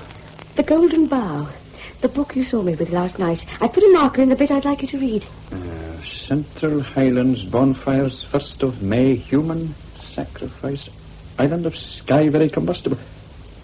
Where did you find this? In the lounge. And when did you read this passage? Last night after you'd gone. I was just browsing through. Do you know whose book this was? No. You had other things to tell me, I believe. Now, Miss Brooke, what was it you thought I ought to know? The cut climbing rope. Yes? On my first night here, I lay awake for hours. I came downstairs to the lounge in search of my handbag. While I was there, I spoke to Alistair Brain. But before that, I'd heard someone in the porch, almost certainly Jamesy Farland. Well, Alistair told me then that Mr. Corrigan had been fishing with them and had already come back to the hotel. Later, his wife said he didn't get in until 3 o'clock, but it was 2:30 when I spoke to Alistair Brain. What you're really trying to tell me is that each of these three men, Farland, Brain, and Corrigan, had the opportunity to tamper with the women's climbing ropes on the night before the climb. Yes, I suppose so. Then where does Dougal McRae's third climber come in? He might be innocent and just be frightened. Had you anything more to tell me? Well, there was Miss Mayling's doll. Oh, but maybe you know about it. Yes, I do, as it happens. Mrs. Corrigan told me about it. She did it to frighten Miss Mayling away from the hotel for reasons of her own. Well, it appears to have worked. Quite so. Is there anything else? No, Inspector. You're lying to me, aren't you? No. Lassie, I think you told me a lie last night, didn't you? A lie? You said you hadn't guessed who the murderer was. Do you really believe that a woman of Marion Bradford's experience wouldn't have noticed that the rope was damaged when she put it on? Do you really think that the rope was damaged in the hotel porch that night? No. I'll tell you how we think this murder was done. You realize, of course, that Roberta Symes never climbed the Spoutandu at all. No? Well, you found her. Was there a rope in her body? No, there wasn't. Of course, I see it now. If she'd been middleman on the rope, the murderer couldn't have cut it between her and Marion. We think he contrived to meet Marion Bradford and the girl on Blavan. He suggested doing the climb with Miss Bradford, Roberta being left to spectate. When he got Miss Bradford out of sight... He could cut the rope then without being seen. Just so. From where she was watching, Roberta Symes would see what appeared to be an accident, her friend falling. Then she would hear him shout that he was coming back. She, meanwhile, would wait for him in who knows what agony of mind. And in turn, as he planned it, he'd throw her down. Oh, no. If a man's a murderer, Lassie, he doesn't deserve to be defended. But loyalty. Your loyalty is to the rest of us. Even if I had guessed who the murderer was, it would only be a guess. What more can I do to help you catch him? I've told you everything. No, you haven't, Miss Brooke. And if you're holding back the evidence I need, then I must warn you. I haven't any evidence. I swear I haven't, and if I had... Oh, my God, I must get out of here. I've got to have time to think. Good morning, ma'am. I was hoping to have a word with you, but if you're in a hurry, then... Good morning, Dougal. Hurry? No, well, that is... Well, it was today I was taking you fishing, Miss Brooke. Had you forgotten? Fishing? I'm sorry, but it seems odd to be thinking about fishing after all this. To be sure it does. But you'll be better out in the clean air fishing and taking your mind off things. And take my word for it, ma'am. What's the weather going to be like? No, it's fine now, but there could be a bit of mist coming in off the sea later on.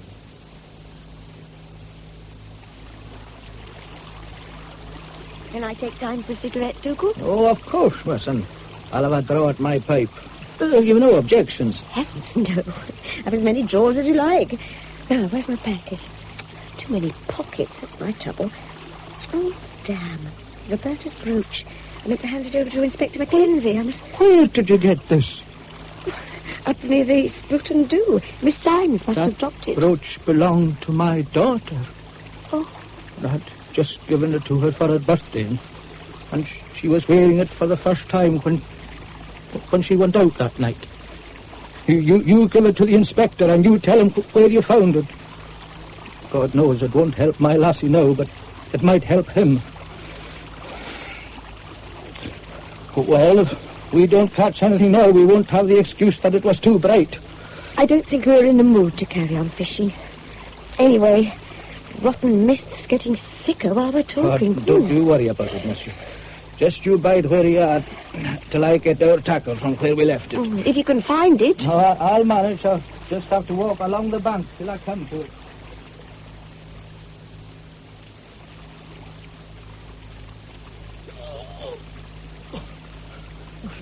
You bloody murdering bastard! What is it, Dougal? Run, lassie! Run! Run!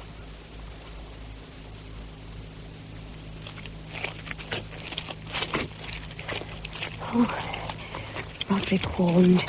Sink if you stand still. Must keep moving. Gianetta!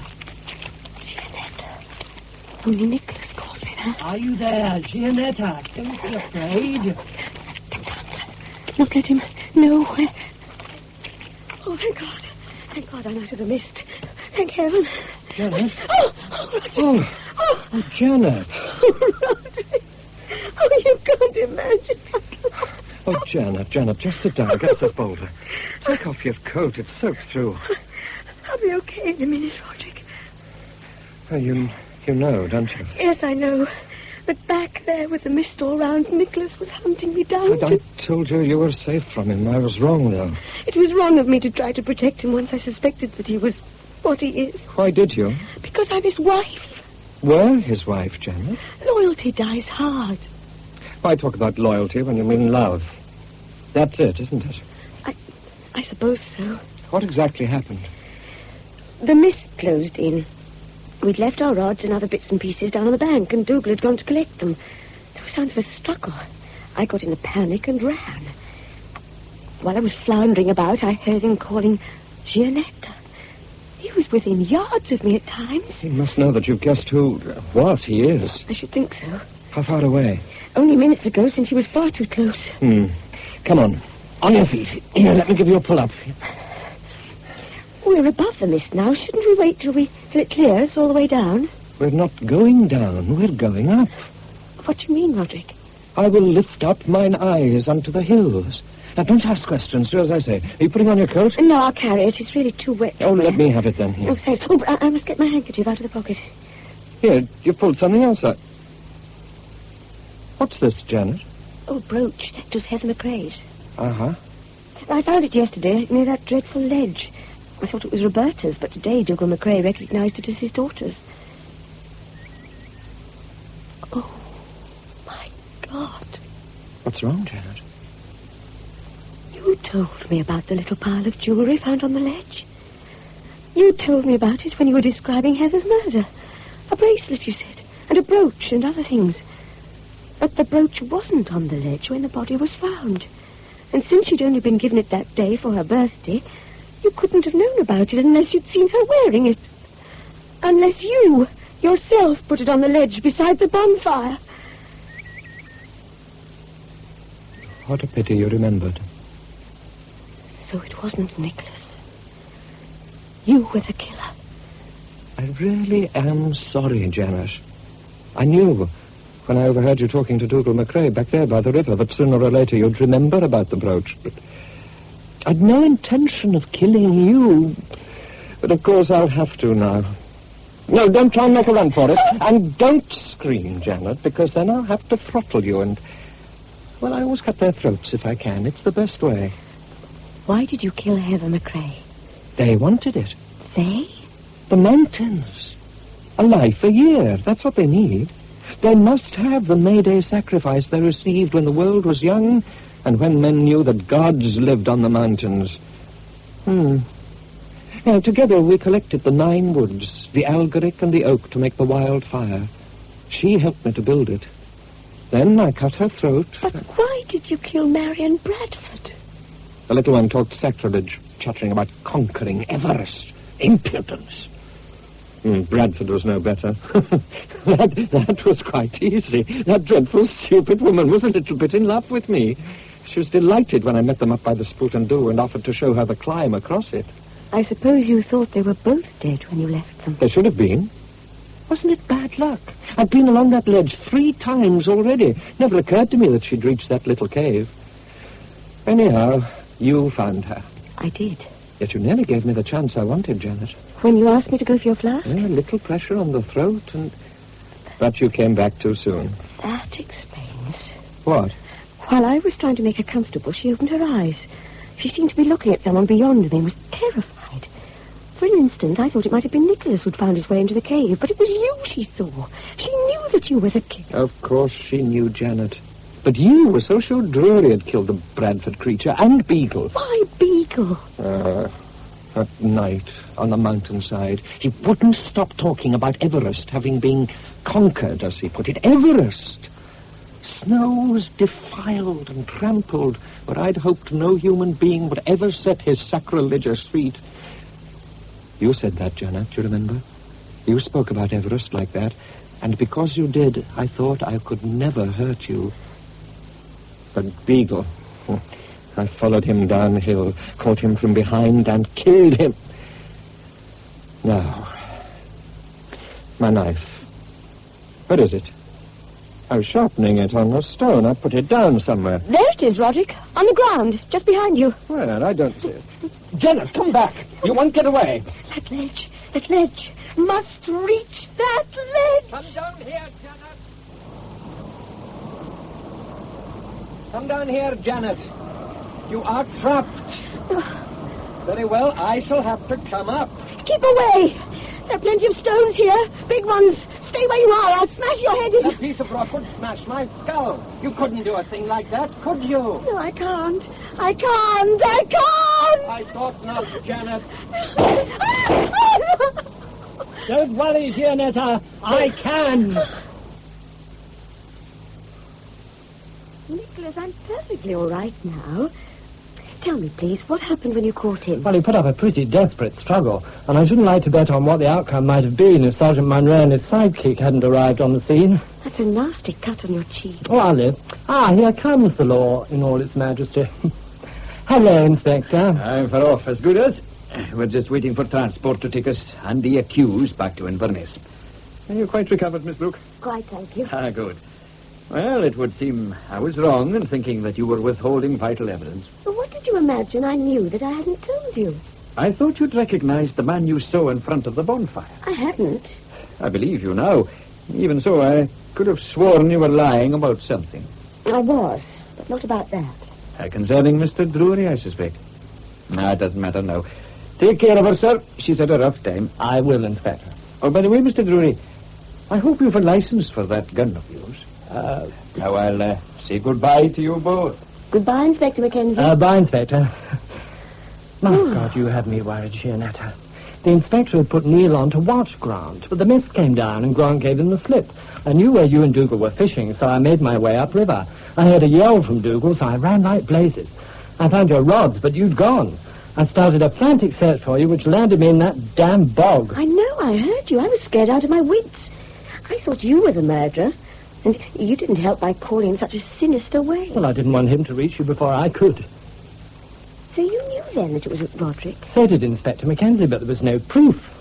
What was the information the inspector was waiting for from London? It concerns Roderick Grant's family. His mother died when he was born, and his grandmother, his father's mother, brought him up. Then she died in an asylum. Oh, Nicholas, how dreadful. So his father's family... Exactly. His father had always been a stern, God-fearing Presbyterian. His son only mattered to him as someone to whom he could pour out his cranky theories about customs and legends of the Highlands and Islands. Grant must have spent a large part of his childhood listening to his father's garbled versions of the old folklore, of which the so-called ritual murderess Heather McRae was the eventual spin-off. I know, I found some of the bits in the Golden Bough. My Golden Bough, which you handed to the inspector. What, I wonder, would you have done had you known it was mine? But I did know it was yours, Nicholas. There was an envelope inside it addressed to you in Daddy's handwriting. By the way, how come that Daddy knew you were here? Well, I remember that he had the book, so I phoned to ask if he'd sent it on to me. You see, Grant had made one or two remarks that struck me as being half-remembered quotes from the Golden Bough. When I saw how the author's details checked with poor Heather McRae's May Day sacrifice... May Day? May 13th is May Day, according to the old calendar. Well, everything fitted, in a bizarre sort of way. So I showed the book to Inspector Mackenzie. When? Last week. And he knew the book was yours? Of course. Did he never suspect you? Well, he may have done to begin with, along with Hubert Hay and Grant. You see, Hay and I had both displayed some knowledge of local folklore. Hay, however, had an alibi provided by you in the case of Marion Bradford's murder, and I had indicated my innocence by putting the police on the right track via the Golden Bough. So that left Grant. Then why did the inspector seem so sorry for me when he was lecturing me about loyalties? You assume, don't you, that he was lecturing you because he thought you were being loyal to me? Do you mean he thought it was Roderick I'd seen by the bonfire? Exactly. He was pretty sure by then that Grant was the murderer, and he suspected you of shielding him because you'd fallen for him. I'm afraid I told him so on the scant evidence of Roderick Grant's marked interest in you. You told the inspector I was in love with Grant? I did. Sorry, Jeanette. Sheer dog-in-the-manger stuff. Jealousy exaggerates, you know. So when you seemed to be holding back evidence about Grant, Mackenzie took it that you yourself suspected him, but was loath to give him away. That's absurd. I thought he had backs of charm. I wasn't in love with him. Oh, why not? We'll skip that, if you don't mind. When did the inspector finally decide that Roderick Grant was his man? Brain, Corrigan, Persimmon or Beagle could have had an unacknowledged interest in folklore, but Marion's murder narrowed the field down appreciably, since it pointed clearly to the fact that the murderer was a first-rate climber. Now, Beagle was the only one of that lot who was, and it wasn't long until he was murdered. So that... Left Roderick? Yeah. Trouble was to pin anything on him.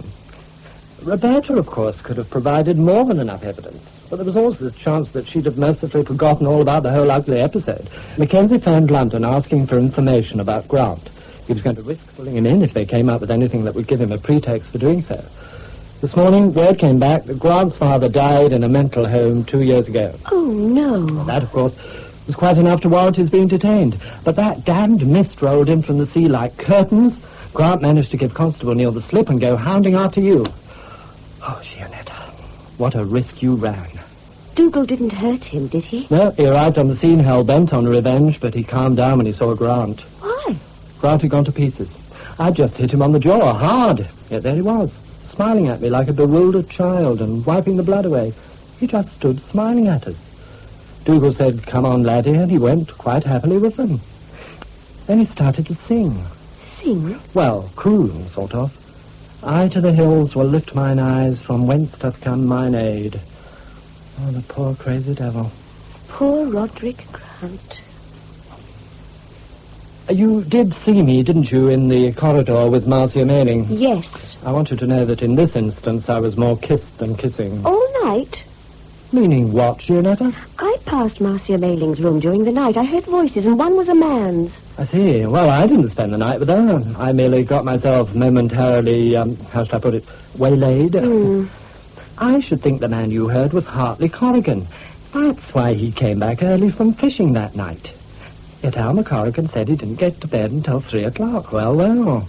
Evidently he'd found his way to another bed before that. Poor Alma. Oh, I think the worst's over for them, too. And now, shall we talk about us? No, don't speak. I want you back, Gianetta. I do, most damnably want you back. I do love you, my darling. I don't think I ever stopped loving you. Have me back. Please. I never did have any pride so far as you were concerned, Nicholas. You know, it wasn't just coincidence that I met you here. When your father told me you were due a holiday... Don't ever leave me again, Nicholas. I don't think I could bear it. Never again. What do you bet? That when we arrive at Tenjabas, Mother will meet us as though nothing had ever happened and show us to the spare room. Then we better get married again before we get there.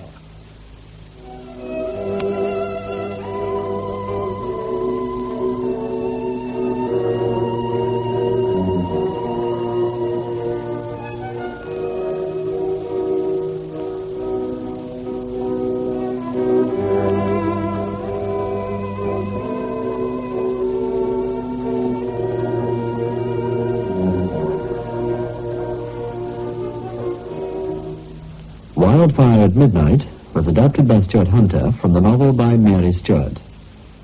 The part of Gianetta... There's nothing wrong that a short holiday won't cure. Hugo thinks I should take myself off to some quiet spot. was played by Ursula Smith.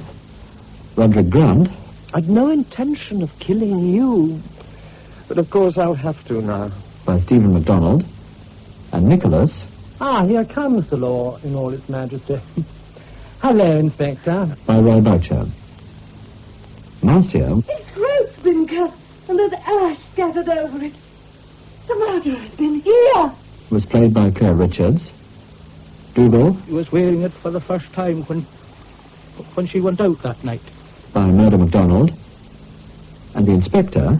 The doctor left instructions, Miss Brooke. I've written them down for you. They're on the bedside table. by John Shedden. Alistair was played by Derek Gilbert. Hubert and Corrigan by Brian Carey. Mrs. Corrigan, Gertrude Bryce. Mrs. Brooke and Marion, Thelma Barlow. Roberta, Sally Farrell. Beagle, Arthur Boland. Persimmon, Clement Ashby. And Police Sergeant, Charles Batiste. Wildfire at Midnight was produced in our Glasgow studios by Stuart Conn. Whenever you drive the car, there is always an unseen, unwelcome passenger with you. That passenger is danger. The danger of a traffic accident. Unfortunately, every person seems to have the absurd notion that he bears a charmed life, that no traffic accident can happen to him. But it can, and too often it does. So when you're behind that wheel, don't take chances. Obey all traffic rules. Drive safely for life, your life, and the lives of us. Saturday Night Theatre. we present Joe Raymond as Tansy with David March, Belle Crystal, Alan Tilvan, and Diana Olson in The Girl Richards, a new play for radio by Alan Pryor. The Girl Richards.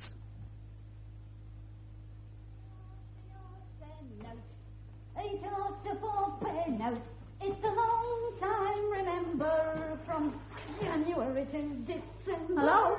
Anybody home? Well, I'm here. I wouldn't call this place home. Looks just like home to me. Hey, you patient? Oh, no, you can't be. You're too old. Oh, thanks. You've come in at the staff door as well. Yes. Who is he wanting, love? Dr. Bernard. He's expecting me. Oh, well, no sense in you going back to reception now. Just sit you down. Thank you. He's in there with one of them. Huh? You're an American, aren't you? Yes, I am. You from the aerodrome? No. You come over to be with him? Who? Your hubby? Oh, I'm not married. It's not much of a place to follow a man to, Orton. Terrible place for winds. Gosh, some will follow a pair of trousers anywhere. How far is the field? On the coast. I suppose that's to be nearer them. Yeah, guess so. Well, if you've not come to your hubby, I wonder if you're coming at all, miss. Oh, I'm sort of American aid. We've got plenty of that already. You ask some of the lasses down there. I guess the boys at the field get lonely. Hungry's the word, miss. Well, if you'll just wait, I don't suppose the doctor will be long. Do you like a cuppa? I'm sorry? Tea. Cup of tea. Oh, well, yes, thank you. I don't dare disturb him when he's digging into their dirty little minds, bless him. They call me a cleaner. I never get a chance to clean out here. Come on in, whoever you are. Oh, it's you. Any objections? Plenty. But come in and sit you down. What's that funny smell? Soap and water. Carbolic. They had it at Ramon's home. I don't like it. I can believe it. Doctor won't be long. And don't you run away this time. I've no choice, have I? You waiting to see him? Yes, I am. You mind if I smoke? There's a notice over there says don't. Oh, there's always a notice, wherever you need one. Tansy! Lee! Well, what are you doing here? Where were you, Tansy? I waited an hour. I had to come up here. I forgot. You forgot you were meeting me? Oh, not so loud. There's somebody else here. Oh, sorry, miss. I didn't see you sitting there. Oh, that's all right. Excuse me, I'll just have another look at that wonderful view. Tansy, I hired a car. I thought we were going out on the moors today. Well, I can't do. You have to come here? Aye. Child Guidance Clinic? What's it all about, anyway? Luke, I'll tell you all about it later on. You go now. Go on. Tansy, you weren't in any trouble or anything? Will you please go? If you were, you'd tell me, wouldn't you, Tansy? Aye. Now, will you go before anybody comes? Okay, if you're sure. I'm sure. Go on. Right. Oh, Tansy. What you on about now? I hired the car for the day. Should I take it back or what? Well, do what you want. Okay, I'll take the car back then. Another time, eh? Sure, another time. You'll call for me at our place. Better make it 6 o'clock. 6 o'clock. You sure you're okay here? There's nothing I can do? I've just told you, haven't I? Oh, stop looking after me, will you? Do me a favor and leave me alone for a bit. Sorry. Trying to help, that's all. Well, help by putting yourself on the other side of that door. Okay. Oh, he thinks he owns me. Just because it really is a marvelous view. Those tiny stone houses. Like rows of grey matchboxes. I'm going to have that fag. They can't shoot me for it. Oh, that one went down to my boots. Do you smoke much? Any given number. You waiting to see the doctor as well? As a matter of fact, I am. Want a fag? No, thank you. I should put yours out before the doctor comes if I were you. Oh, he won't sing out. It's her. Yeah, you sound kind of American. Them shoes that Italian, aren't they? The latest, aren't they? Yeah. Is that a real diamond? Yes, it is. You married? No. I'll bet you're rich. If you want to know, you ask, don't you? You see the receptionist? She said come through. By the staff door? You'd better go and tell her here. If you say so. If you were mine, I'd say a lot more. Here's your tea, miss. It's strong enough for you. Fine, thanks. Nay, you know I ought to do this floor again. They're expecting visitors. Oh, I see. From town hall. Education officer and committee. It always makes a good impression, a floor you can patch your hair in. Oh, I hear all the gossip, love. They talk in front of me. I'm just a piece of furniture here. But I know they're coming, and why. Oh, well, I'll just give it one more rub over, and then that'll have to do.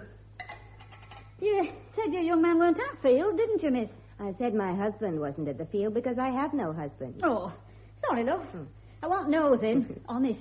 I just wondered. Well, I do have a friend, Colonel Cavall, stationed at Hortonfield. The colonel? He'll be getting on then. Getting on? Oldish. Old? Oh, no. He's only 3 years older than I am. Oh, fancy. A colonel as well. Why, you're lucky, aren't you? Staying long in the valley? I'm going to work here. Are you? Where? Here.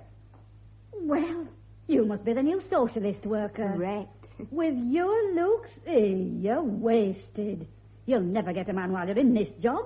Men fight shy women who know what's going on their heads, you know. I'm not a psychiatrist, you know. Miss Burgess, that's the lady you swapped with. She'll never get a man, always anatomizing them, and it's no good. Men don't like it.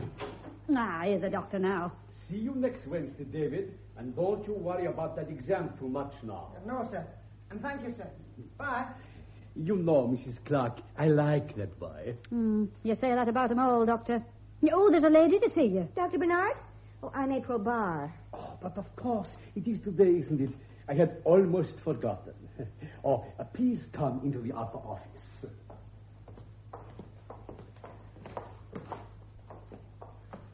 Now, sit down, Miss Barr. You found your flat? Yes. I like your view. From the window down over the valley. Well, it's a little too industrial for my own taste. Yet it changes subtly every hour. Oh, it's very English. When I first came here, I used to stand at that window for just a few minutes every morning. I could hardly believe I was in England. I feel just like that now. I doubt it, my dear. You see, I was running away from something terrible. How do you know I'm not? Well, I think that floor looks a bit better now, Doctor. Isn't morning the usual time to polish the floor, Mrs. Clark? I've done it this morning. This is extra. May I ask why? If they come, it'll make a good impression. If who come? Mr. Strawn and his councillors. They like places smelling fresh. Oh, I see. Oh, well, thank you, Mrs. Clark. Very thoughtful of you. Oh, that's all right, sir. If they close this place up, I'll lose my job as well, you know. Afternoon, miss. Doctor. Goodbye, Mrs. Clark. This exchange is a good idea, Miss Barr. I am sure our Miss Burgess will learn a great deal at your famous clinic. As soon as Mark Tilden gets in, you must meet him. He's the third of our little, Trinity. I take it he's English, huh? Oh, fortunately. We need somebody here who knows the habits of the native. Myself, I am an Englishman 13 years. Oh? Oh, you smile. I see you don't believe that I am an Englishman. I could believe you were an American. Well, I must admit I thought of that once. But I'm a European, Miss Barr. Europe has been good to me. It gave me a career, priceless teaching, and knowledge. I'm sorry. Perhaps I shouldn't have said that. It was an imperial kind of remark anyway. Oh, my dear, there's no place like home for any of us. Oh, excuse me. Sure. Dr. Bernard speaking. Oh, please put him on. Oh, good afternoon, Director. Oh, you aren't. In a week or so. I see. I will look forward to it. Goodbye. Now, Miss Barr, perhaps I should outline your duties. This is the only center for 30 miles. We serve the entire valley. Children are sent to us from several sources. Schools, private doctors, and sometimes, usually too late, from the juvenile courts. As medical director, I perform the usual clinical diagnosis.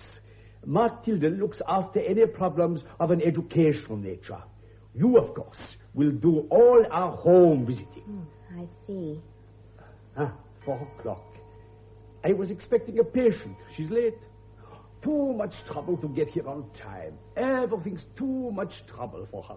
What's the problem? Well, now, let us see what her file says. Teresa Richards, age 16. Referred to us by the juvenile court. Probation for 6 months. The charge, stealing from a store. We have had her a month. I've had 2 consultations with her here, but as yet, owing to Miss Burgess's absence, there have been no home visits. That will be your job. What did she steal? Oh, a powder ball you carry about. Huh? A compact. Is that the right word? Why did she do it? Well, perhaps she just wanted a compact. Oh, now, Doctor, you know it couldn't be that simple. No, perhaps not. I wonder if there is a message on the pad from her. Oh, no, nothing. Too much trouble. Oh, there has been a message for you, Miss Barr. Colonel Caval telephoned. Already? He will call for you at 6:30 here. The Richards girl is very late. Does she have red hair? Yeah, a most unusual color. A sort of tan. Her friends call her Tansy. Oh, I'm so stupid. She was here. Perhaps she's gone. Well, not far. You see, it is the clinic or the police. And she's less afraid of the clinic. What about her parents? Oh, her mother died young. Her father was a war hero, killed in Korea. Oh. He won the military medal. The British think rather a lot of it. You see, if this girl had been anybody else, if her father had not been a hero, she would certainly have been sent away to a school. In my opinion, the best course. Instead, we have her.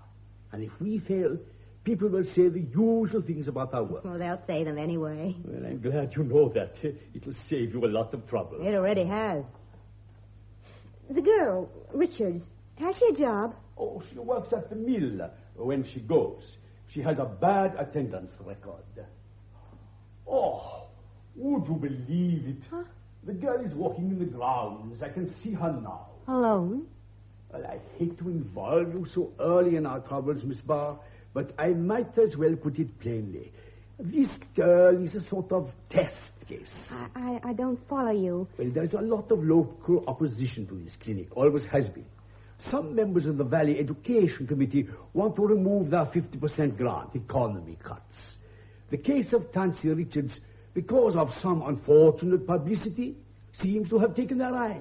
It could affect things. But how unfair. One case. Oh, most people live by theatrical symbols. This girl is in a dramatic situation. The committee are ready to be influenced. One has to accept that. I feel awful coming here at such a time. Oh, not at all. You can help. But I have no background. When she goes into my consulting room, I leave my door open. You should hear a little. Is that all right? Oh, no. It's most unprofessional. But without some knowledge, how can you take the case over? And we haven't a lot of time. All righty. It's good to be working again. One gets to miss it. Well, I'll go into my room and look fartherly. Send her in when you've had a look at her. Right.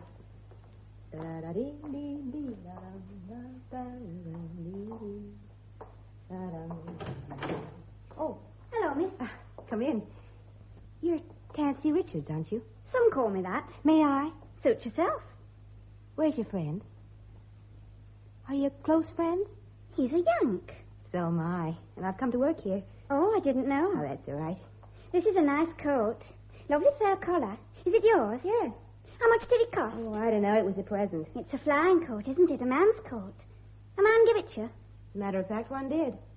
I wish I knew him. Dr. Bernard's waiting for you, Tansy. Okay. Just going.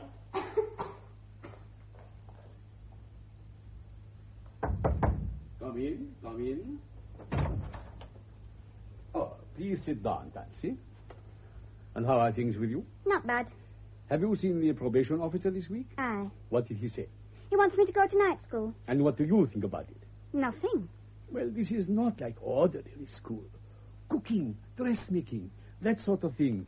You could make a nice dress. Wouldn't you like a dress? Liking's not getting, is it? You have no nice dresses? Only this sweater. Oh, but of course you can afford to buy a dress. Well, Frenchy takes all my money Friday. And where is Frenchy working herself? Frenchy doesn't work. Oh, you like your sister, don't you? She's all right. You know, Tansy, I have to send in a report about you sooner or later. I want it to be a good one. Now, will you take my advice and try evening classes? By the way, what do you do in the evenings? Do you read? I don't like books. You go to the cinema? I go in the afternoons. Aren't you working in the afternoons? Well, I like the afternoons best. Do you like living in Slade Street, or would you prefer another place? I don't want to leave my home. The court said I needn't do. They said I could stay so long as I was... As long as you behaved yourself, didn't they? Are you behaving yourself, Tansy? Aye. You don't want to leave Slade Street, you say. Now, why is that? Well, I've always lived there. Your father lived there, didn't he? Aye. And then he went off in the army. Do you remember him? Aye. Did you like him? He was all right. You don't remember your mother, do you? She died of pneumonia when I was a kid. There's nobody else at your house? There's only me and Frenchie. Do you go out dancing? I've got no dress. Or skating? I've got no skates. Do you watch the television or listen to the radio? We've got no TV set. Well, we had one, but they took it back again. So all you do to amuse yourself is to go to the pictures sometimes, in the afternoons. I like the pictures. Well, we can't always have what we like, can we? I don't know. Some do, don't they? If I found you a job in another place, perhaps a nicer job than the mill, would you go? You'd be able to live in the hostel. I don't want to go to no hostel. Have you learned to like the mill, Tansy? I'm not working at mill. Why is that? I left. Frenchie said I could. I see. And you haven't found another job yet? No. But I haven't pinched anything else. I've never been in trouble since. I can stay at home, can't I? You'll see me again next week, Tansy, same time. And I would be happier if you were able to tell me you had arranged some evening classes for yourself. Is that all, sir? No, a lady will be calling to see you at home. She is a social worker. Her name is Miss Barr. Can I go now, sir? Yes, my dear. You can go. Whoops. Oh, sorry, miss. I didn't see you there. My fault. I was in your way. You all through with the doctor? Excuse me, miss. Oh, Tansy. Aye. I'm not sure it suits me, this coat. Do you think it does? It's smashing. Well, this color isn't everybody's. How'd it go with that red hair of yours, I wonder? I don't know. I never had anything like that. You know, I've been looking for a good excuse to get rid of it since the day I was given it. Would you like it? Me? Of course. Take it. Oh, I couldn't. Go on, take it. Haven't you ever been given something before? No. I don't want it. But it would look great on you. I don't want it. Well. Has she gone? Oh, she can't get away from us quickly enough, eh? You know, Miss Barr, I like that child. I wish this place ran to a car, you know, Julius. I banged my shin on that ruddy old bone. Oh, I'm sorry. Oh, this is Miss April Barr and your colleague, Mark Tilden. Oh, it's today. Well, I'm glad you've arrived. I've had visiting. I'll never grumble at a social worker again, I assure you. I've been telling Dr. Bernard I don't know how I'll manage. By the way, Tansy has just gone. Did you see the Richards woman? Well, I knocked for hours, but nobody came. I'm sure she was in. I saw the curtain move upstairs. Perhaps she had a customer. Is the girl's sister... Yes. Then why don't you get the girl away from her? Well, it's not so easy. She says she's reformed. Or was it retired? If this is true, the girl's exposed to the worst possible influences. How on earth do you expect... We can't do anything about the sister until we have some proof. The sister's the only relation she has? Yes. But there are other things she loves more, I think. By the way, Mark, the big visit is off. Yeah. Strong telephone. Well, they'll probably make it a surprise call. I tell you, Julius, those committee morons will close this place if it's the last thing they ever do. Then we must see they don't, my good friend. When Richards was here this afternoon, there was a man with her. An American airman. Well, there's no law against Tansy having a boyfriend. Miss Barr, you didn't mention this before. Didn't seem important. Mark, I suggest we leave this business until after Miss Barr has made one visit.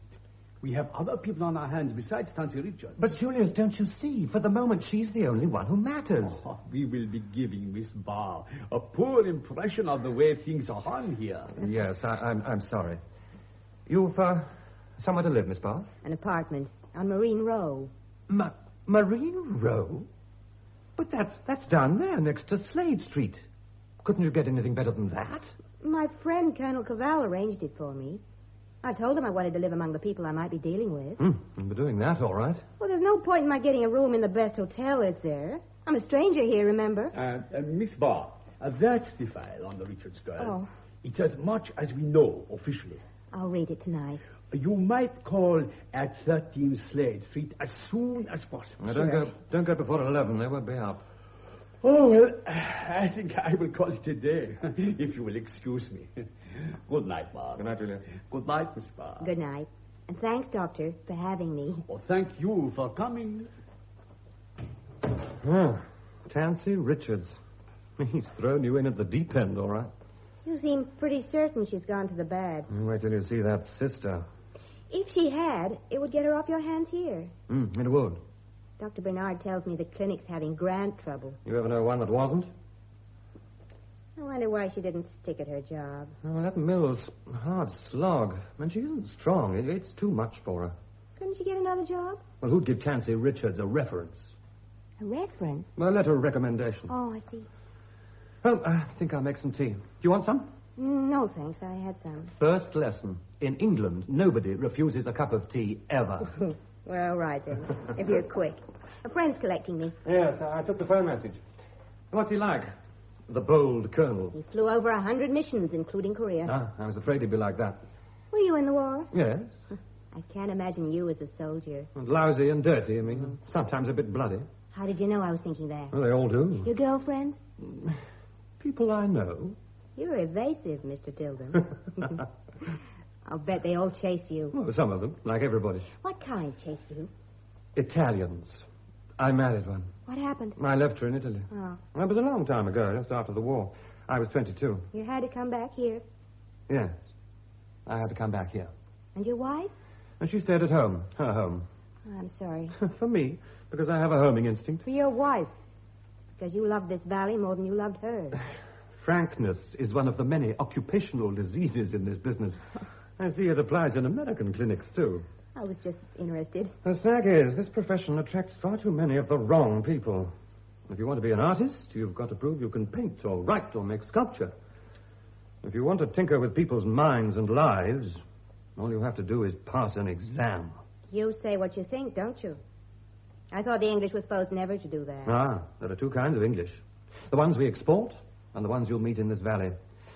The exportables never say what they think. Here, they say what they feel. So I'm learning already. Do you say what you think or what you feel? Oh, to my colleagues, I say what I think. To my masters, I say what I think is the best politics for the clinic. Am I a colleague? From this very moment, I promise. Thank you. You know, I only ever met one man who talked the way you do. Hmm? You remind me of him quite a lot. What happened to him? He died a long time ago. What made you come here to England? Because I was restless, I guess. It was a long way to come for a rest. Well, I'll just clean these cups, if you'll excuse me. April Barr. Steady girl. Hi, April. Harry! Oh, just a moment. Let me see you. Take your cap off. You look great. Oh. Geez, I've missed you. You're lovely when you smile. I'd forgotten just how lovely you are. Sit down. Here. Well? Well? You think I look older, huh? 38. That isn't old. 39 last week. Harry, I forgot. I know. 39. Still crazy about those old airplanes. I know. It ought to be kids. It could be kids, April. The French monkeys on the squadron call me Pop. They're a good bunch, though. I worry about them. Harry. They wouldn't let you fly if anything happened, would they? Let them try and stop me. Say, what's all this talk for? Give me another kiss, woman.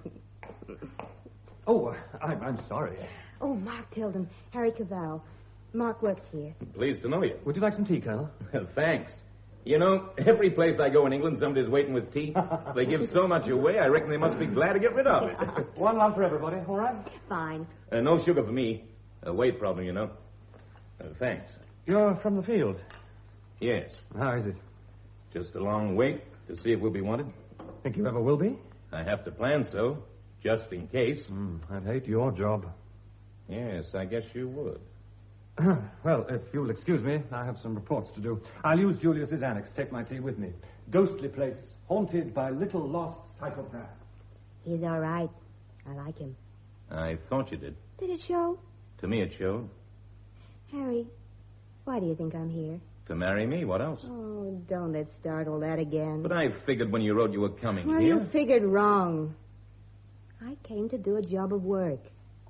My personal feelings for you didn't enter into it at all. They didn't? No. You could have gone some other place. You had a choice. Yes. But you came here. If you put it that way, yes. I do put it that way. I've kept you waiting for years. I've written you when I felt like it every 6 months.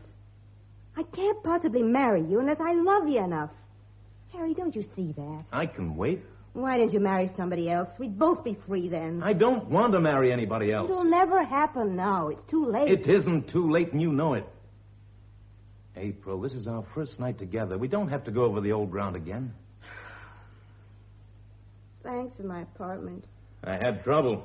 Nobody would believe I didn't want running hot and cold water, central heating, fridge, the works. They thought I was nuts. Poor Harry. What's the boy next door for, anyway? Sitting here like this, I could believe we were back on Dawlish. Just 2 kids again. You remember the last time, Harry? April, Johnny Carter's been dead 15 years. 16 next month. In that cell. Because of me. Can't you ever forget? When I meet another man who makes me feel alive like Johnny Carter did, then I'll forget. So you're still looking? Yes, Harry. I'm sorry. That night I found you two. I'll never forget that night.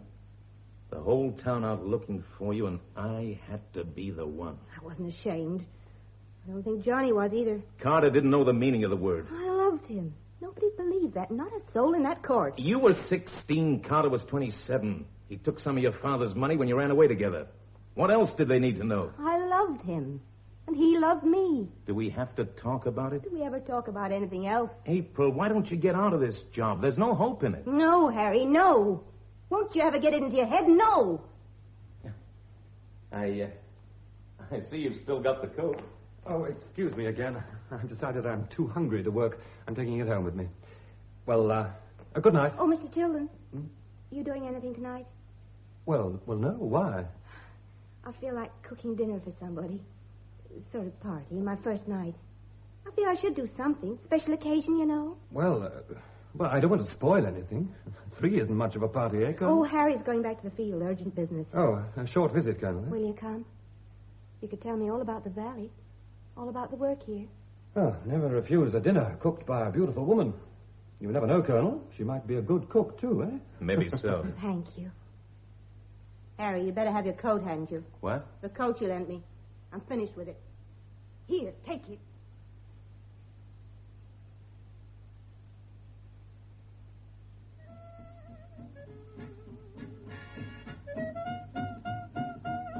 Tansy, put these stockings on, and watch you don't ladder them.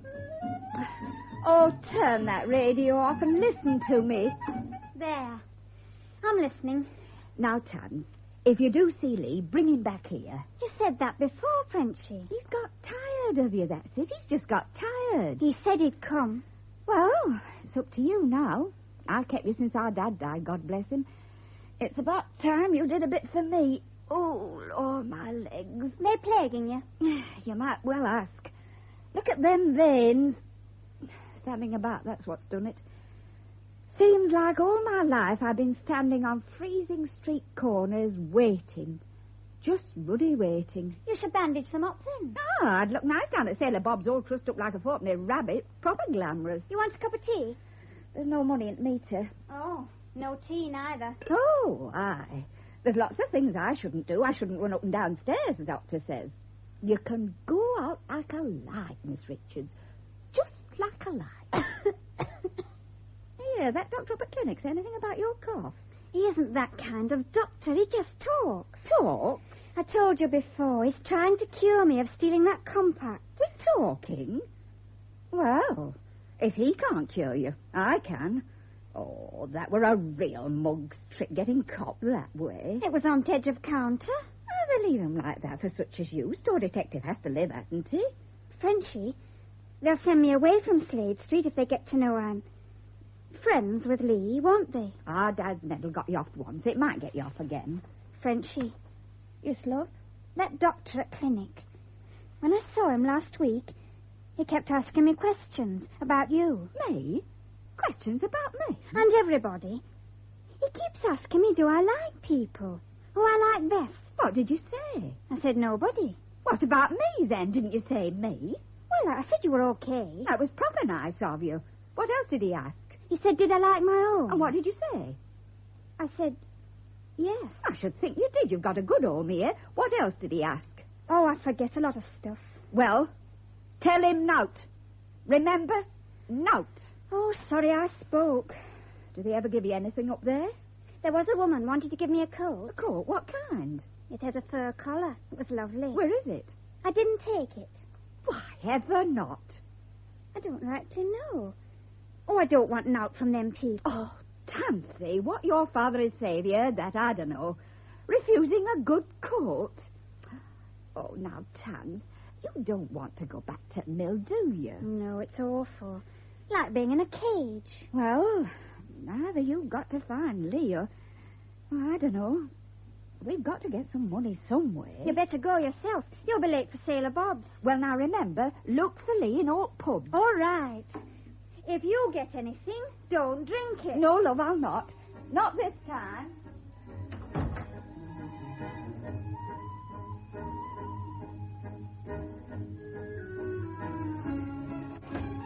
Hello, Tansy. Hello, Willie. Oh, what a dump. There's plenty of room outside. That's my girl. I like to see a bit of loyalty. All my girls are loyal to their Uncle Willie. Are they? Why not? I look after them. They look after me. Frenchie's out. I know. I just saw her go. So the boyfriend got tired, eh? The big romance is over.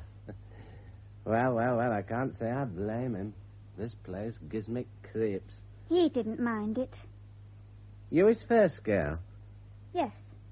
He your first? Yes, he was. You like him, Tansy? I'm going out. All dressed up, eh, love?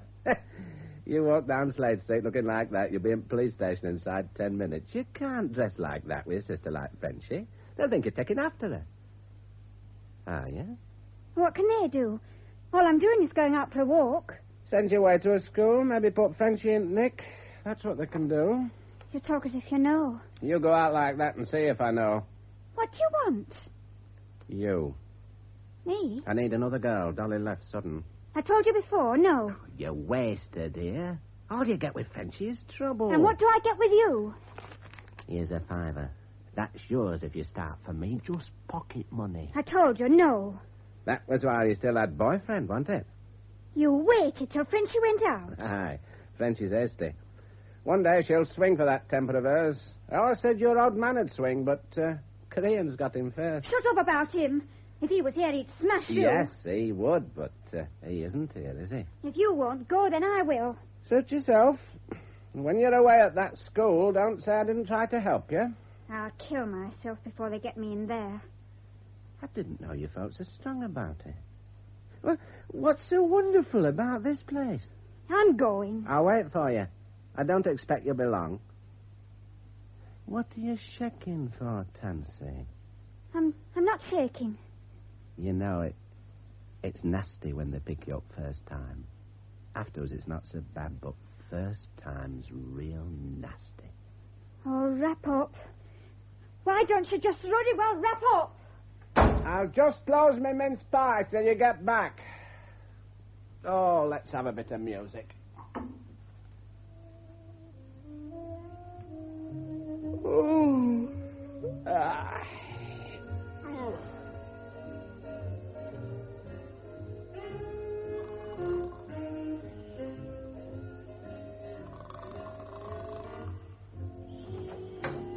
Oh, that radio. Oh, hello, Willie. What are you doing here? Frenchie, you woke me up. What do you want here? House business. You seen our Tansy? She went out. Oh, I wanted to catch her. Tell her to stay in. Oh, that would have been sense. I got as far as Sailor Bob's and I turned back. Got your flask on you? Expensive tastes. That's your trouble, Frenchie. Here, have a swig. One swig. Oh, I don't know what I could, for I got a young Lee. I saw him down at Sailor Bob's all on his own. proper matchmaker, I was. Frenchy, I want Tansy to come to me. What? You... How much? Tansy isn't leaving this house because she won't leave. They sent her to that remand home before she got off. When she come out, I couldn't get her out of this room for 3 weeks. In here? For 3 weeks? And you think you're just coming along taking her. I'm finished, I know that. I keep getting these dizzy spells, and doctor says they'll come more often. I need someone to look after me now. Well, Tansy's going to do it. We'll see what she says. You keep clear of her. If I catch you near her, I'll kill you. Frenchy, it's 10 to 10. Here's $1. Go and buy yourself a drink. I don't want your dirty money. There. Pick it up off the floor if you want it. Well, just the lens. That's all. Of course, what else? When Tansy comes back, you tell her I've gone down to Sailor Bob's. Tell her to stay in, not to go out anymore. Aye, I'll tell her. Willie, you don't think I'm finished, do you? No. You've got years yet, years. Oh, I don't know where the years have gone. I was a good looker once. Now look at me. I'm only 28, you know, Willie, and I shouldn't drink. Drink isn't good for me. Drink's good for anything. No, not with my heart. Then give it 5 bob. No, you're right. One little drink won't kill me. It never has yet. Some need booze, some need girls, some need sleep. Well. Might as well close my minces again while I got chance. Oh.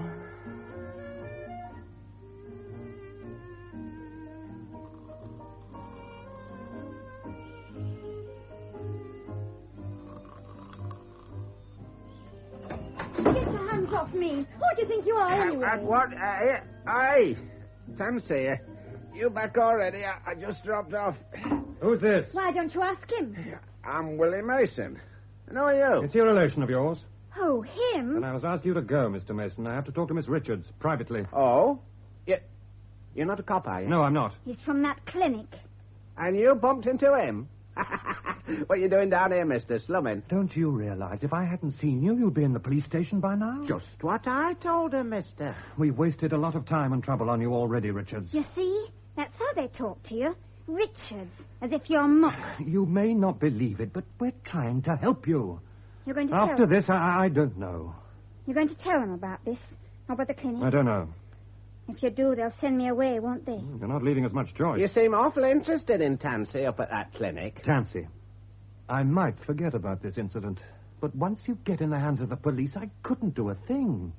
Remember that. Why are you doing this? Letting her off? Because I don't like to admit I'm licked. You probably wouldn't understand that. Good night. What a mug. Hey, you're shaking again. I couldn't see Lee anywhere. I looked in all the pubs. It was horrible. They all look at you. Just look. Well, then I bumped into him outside. He must have recognized me. Well, you ready to be sensible? I'd have to leave here, would I? Well, of course you would. Then it's still no. You know where to find me if you change your mind. Willie, could you keep me away from them clinic people? Sure I could, Tansy. They scare me. I don't know what they want. Look, I got a little place down Church Street. It's out of the way. Now, what have you got to take? Oh, nothing. What about Frenchie? Oh, I'll look after Frenchie one way or another. This her back already? She wouldn't know. Hello, Tansy. Hello, Lee. Well, come on if you're coming, Tansy. Not now. Do you want me to tell him about tonight? Lee, I want you to do something for me, love. What's that? This thing here. He's annoying me. You heard the lady out, Buster. Just going. Now. All right. I said I was just going, didn't I? Hello again. I got an extra duty. Sorry I'm late. Didn't bother you, did it? Oh, not so as you'd notice. Tance, I heard my discharge date today. I go back stateside in 3 months. Oh. Do you want to go? Sure thing. Oh, I miss it. I miss it, Tansy. You wouldn't understand how much I miss it. Yes, I would. Here, you eaten yet? No. I've got ham and pickles, bread, coffee, and fruit. How's that? Smashing. We'll eat and drink and be merry, eh, Tansy? Why'd you do this? Bring all this food? Why'd you think about me so much? You know why, Tansy. Other men don't. About other girls. At the start, I was like that. I was here on my own. You were a girl. Now, it's more, that's all. You do all this for me now. But you'll forget me when you go. No. No, I won't, Tansy. You know I won't. Don't you? Oh, Lee.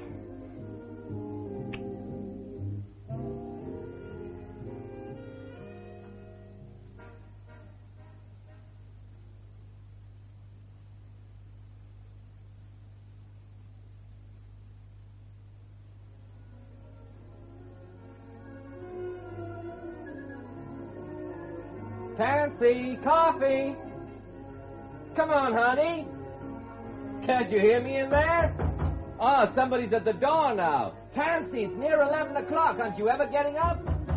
Okay, coming.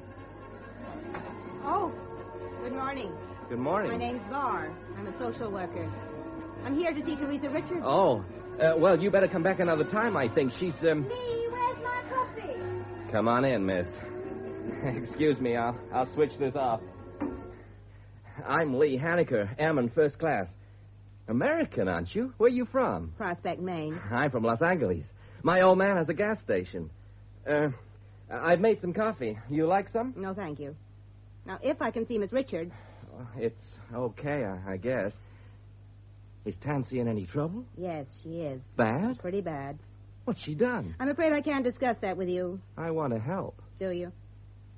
How long have you known her, Mr. Haneker? 3, 4 months, I guess. Do you know how old she is? 19. Teresa Richards is 16 years and 7 months old. What? I said Teresa Richards... All right. I heard it first time. What kind of trouble's she in? Is it because of me? Officially, I don't know anything about your relationship with Miss Richards, but I can guess. Unofficially, I can give you some advice, and I'll make it short. Stop seeing her. I suppose I could do that, but I've got to have a reason, especially if she's in trouble. If I were you, I'd take your good-hearted friendliness elsewhere. Back home with you, in fact. Tansy's not in trouble with the police, is she? She has been. She stole a compact from a store. The court thought it might be psychological trouble. Psychological hell. She just didn't have a compact. She doesn't have anything. My duty is to call at her home and make a report on the conditions here. I might add that Tansy's in a critical position. She has to behave herself. And if she doesn't? She'll go to a school. Oh. If I told you I was just calling in, if I said I often do that first thing after breakfast, you wouldn't believe me, would you? How did this start? How does it always start? If you really cared for her, you wouldn't need her to give so much. She's the only one I've known. Like this. That, as far as we're concerned, is one too many. Oh, the schools are very good. Teresa will be well looked after. Regular food, regular hours, the right kind of company. I guess I asked for that one. But Tansy locked up in some school, geez. She wouldn't be locked up. She'd simply be regulated. Like a watch? A watch won't run with dirt in the works. She'd go crazy. She's highly strung. So are a lot of people who don't go crazy. If I was never to see her again, I wish she was out of this place. If she was sent to a school, she'd be out. Before I let that happen, I'd marry her. You don't mean that. Every word. You're just talking, Mr. Haneker. You're doing what you think is the right thing, now aren't you? Maybe, a little. But that's pretty important, isn't it? The right thing? Not important enough to wreck your life doing it. I can guess how it looks to you, miss. Cheap. Well, so it was, maybe, at the start, but not anymore. One day I have to marry a girl. What am I looking for? Loyalty? Tansy's given me that. Never a look at anybody else while I've known her. Love? She's given me that, too. And why? She thinks just for a good time, too, but she's wrong as you are. She freezes up when you people come around. But I've seen it different. All right. What if all that is true? Will it be the best thing for her? We have to be sure of that. Miss, you're pretty interested in Tansy, aren't you? I mean, apart from it being a job and all. Yes. Why? I knew a girl once. She was young like Tansy, and she loved a man. They ran away together. What happened? The man died. That's a tragedy. A woman left on her own. Everything's very simple to you, isn't it? Not everything. Some things. This thing. Marrying Tansy hadn't occurred to you till I mentioned it? No. Your folks, what about them? My brother Joe married a German girl after the war. I don't know what kick they could have. I take it you could get permission from the Air Force. I guess so. Colonel Cavell's a decent old guy. Colonel Harry Cavell? Yeah. He's tough, but he's fair. But there's one thing we're forgetting. She may not want to come with me. She'll be a fool if she doesn't. Look, you can reach me by telephone at the clinic. When you have Colonel Cavell's okay. Thanks. You're all right. Shall I talk to her? Let me first. Phone me later at the clinic. Okay, and thanks. Now you'd better waken her. Waken who? Oh, look who's here. Coffee, honey? No, thanks. Oh, go on. Here. Miss Barr's come to see you. Good morning, Tansy. Hello. Drink your coffee. I guess I'm a little in the way. Lee, you're not going? Miss Barr and me, we've been talking. She wants to help you, Tansy. You're one of them, aren't you? Who? One of who? Just one of them. When it comes down to it, you're one of them. Tansy, I don't get it. All I said was Miss Barr and I me... don't want you to go. Oh, I have to get back to the field, honey. Tansy, Mr. Haneker's being very sensible. Sensible. When you coming again? Not for a little while, honey. Why? What's she been telling you about me? Nothing, honey, nothing. You are coming again. Soon, honey. Good morning, Mr. Haneker. Morning, miss. Bye, Tansy. I'll get my coat. Why do that? You're taking me away, aren't you? Away? That's what you came for, isn't it? You've seen that Mr. Tilden. He's told you. Mark Tilden? After he said he wouldn't. I haven't any idea what you're talking about. I won't stay in any school. I'll tell you that for now. Why should I take you away? I thought you knew. About Lee? Yes, I know. He seems a nice boy. I wouldn't be surprised if he was quite serious about you. A lot of American boys marry English girls. From what Lee tells me, they have quite a thriving family business back home. So he's always saying. Of course, there'd be work. A place like that doesn't run itself. A boy like Lee, he'll make some girl a fine husband. He's okay. He likes you, Tansy. He told me so. Get away. You must love him a great deal. Love? I like him sometimes. Not just because he brings things. Because he's kind. It's very pleasant in California. You'd like it there. His father has a big garage, and everybody has their own car. You mean you think Lee and me that we should get wed? Wouldn't it be better than the school? You mean they'll send me there? Well, they'll have to do something, Tansy. He told you it's what he wants. To take me to America. He wants to take me there to live. That's what he says. You do want to help me, don't you, miss? Yes, my dear. Why? Why are you doing all this for me? Because it's my job. You mean you do this for anybody? Well, yes, I suppose I would. Then I'm just another case. If you like to put it that way, yes, you have to be. Is this where you sleep?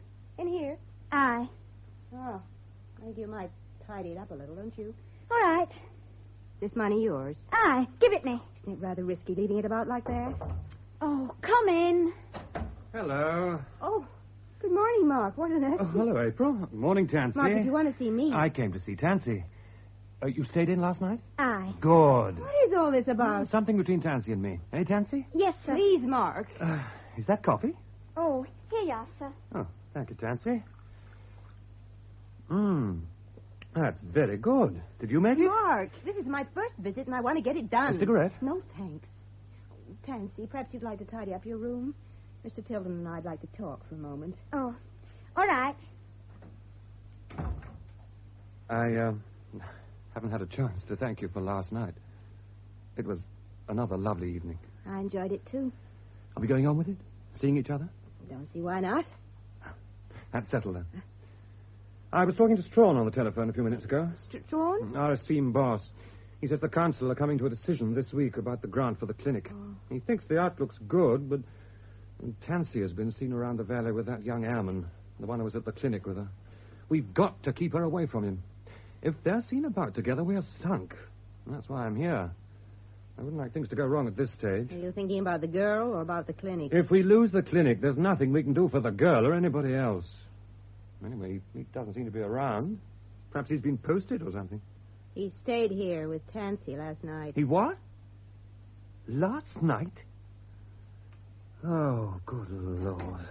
I've tidied the room, miss. Huh? Oh, good.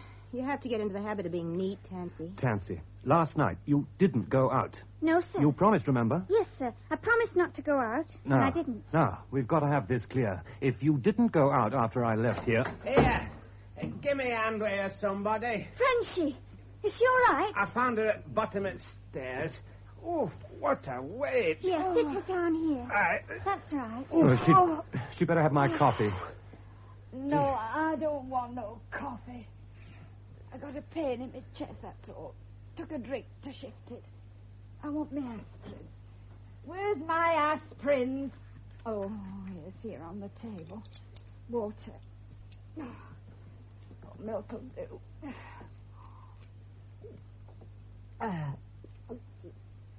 Do me good. They do. Hey, that's too many. Aspirin's funny stuff, you know. One of my best girls did herself in with these. Simplest thing you ever saw. And I'd just bought her a new outfit. It wouldn't fit anybody else. I think we'll be going, Mark. Who are you?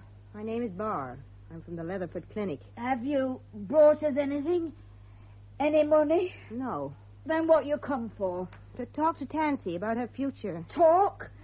Well, miss, let me tell you, her future's here in Slade Street. Drink your coffee. Here. You didn't go out last night.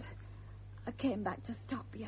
There are a few things we'd better get clear, Miss Richards. Who's this? What's he doing here? You're wasting your breath, mister. He's right, Mark. Come along. Well, we can't just walk out of here. Yes, we can. Goodbye, Tansy. You'll be hearing from me. Okay. Come along, Mark. Just one thing. You, Mason, I know what you are. If you influence that girl in any way, I'll see you end in a cell. I'll also personally break your arm. Them two. What they want? She said she'd do it for anybody. She said she'd help anybody because it was her job. What about it?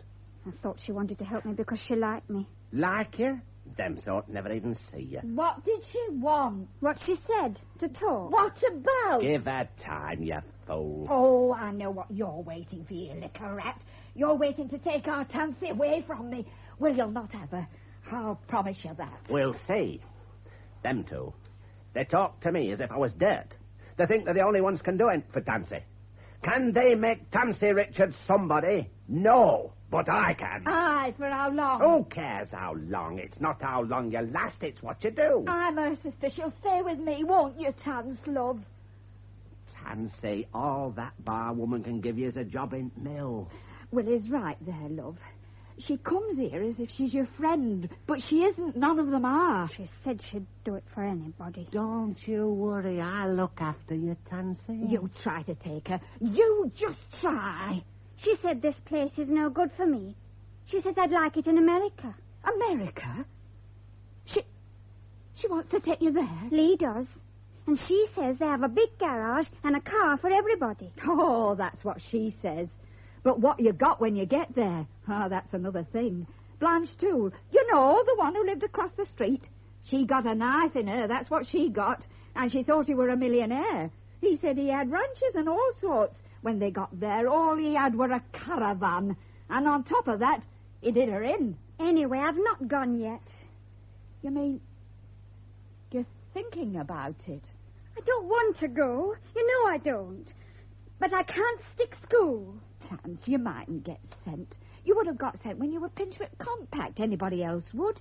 You know what saved you? Our Des medal over there on mantelpiece, that's what. You can talk. It's not you they're sending. Who got you away from mill? Who's to buy you at court when they pinch you over at Compact? You did. Well, there you are, then. Oh, we'll get you some nice things, Tans. We'll get some money some way. You don't need Willie. She's finished. Don't listen to her. Finished? Who's finished? Take a good look at her, Tansy.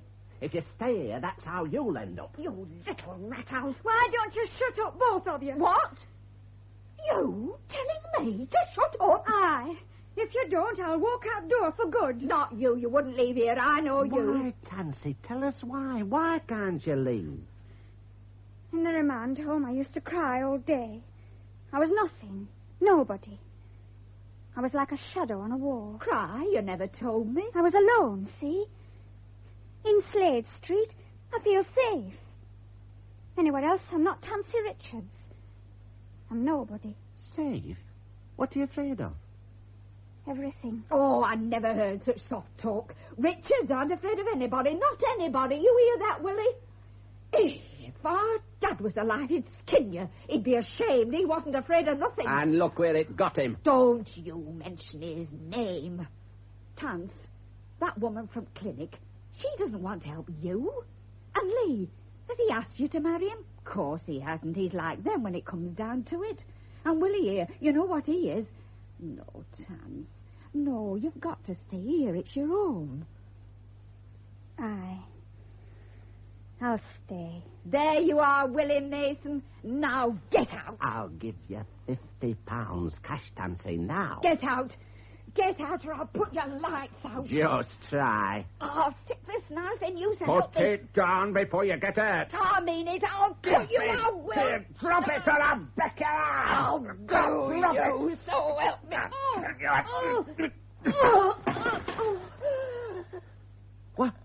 What's the matter with her? I didn't hit her. You saw it, didn't I? I was just trying to get her to drop knife. Look at her face. Oh, Frenchie. I'm all right. I'm all right. Yes. Sit down, love. Here, drink this coffee. I don't want that muck.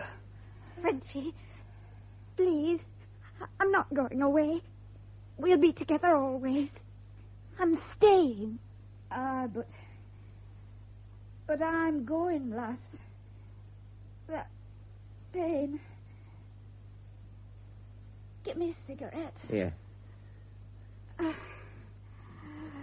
I'll light it for you.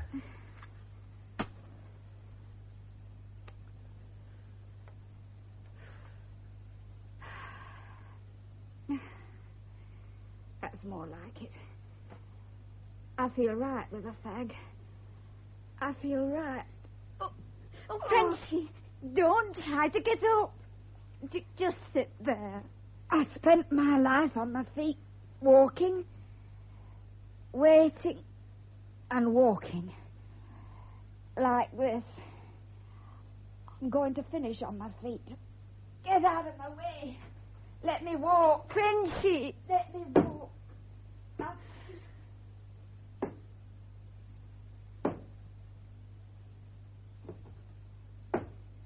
There. I can still do it. See? I'm not finished. She's fallen. She's hurt herself. Frenchie. I'll get her up. Oh, what a weight. No. No. Leave her. What? Here. You stand back, Tansy. Is she? I hope I go as quick. No. No. No. I'll get a doctor. We'll need a certificate. Don't touch her. You've no choice now, have you, Tansy?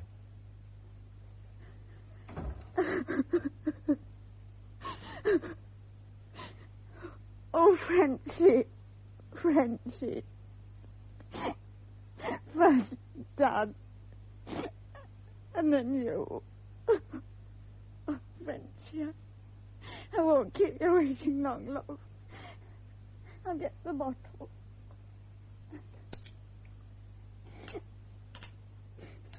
All those little tablets. 10, 15, 20. Milk.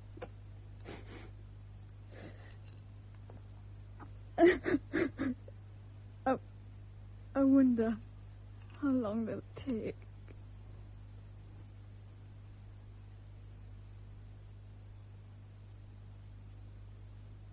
Hello, darling. Oh.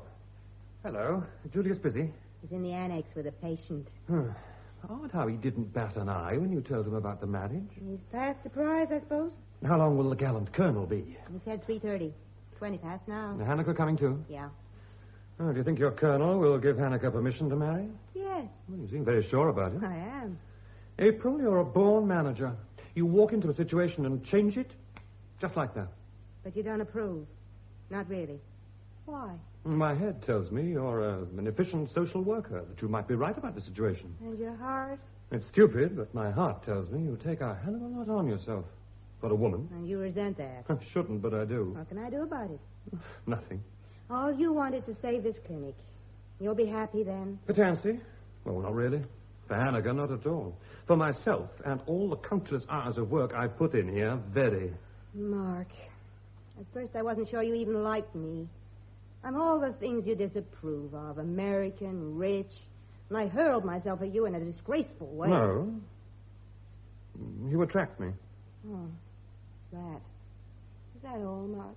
Will I see you tonight? If you want to. April? Who's, Johnny Carter? A man I once knew? Why do you call his name in your sleep? Do I? In an odd way, as if he's lost or dead, is he? I loved him when I was very young, like Tansy.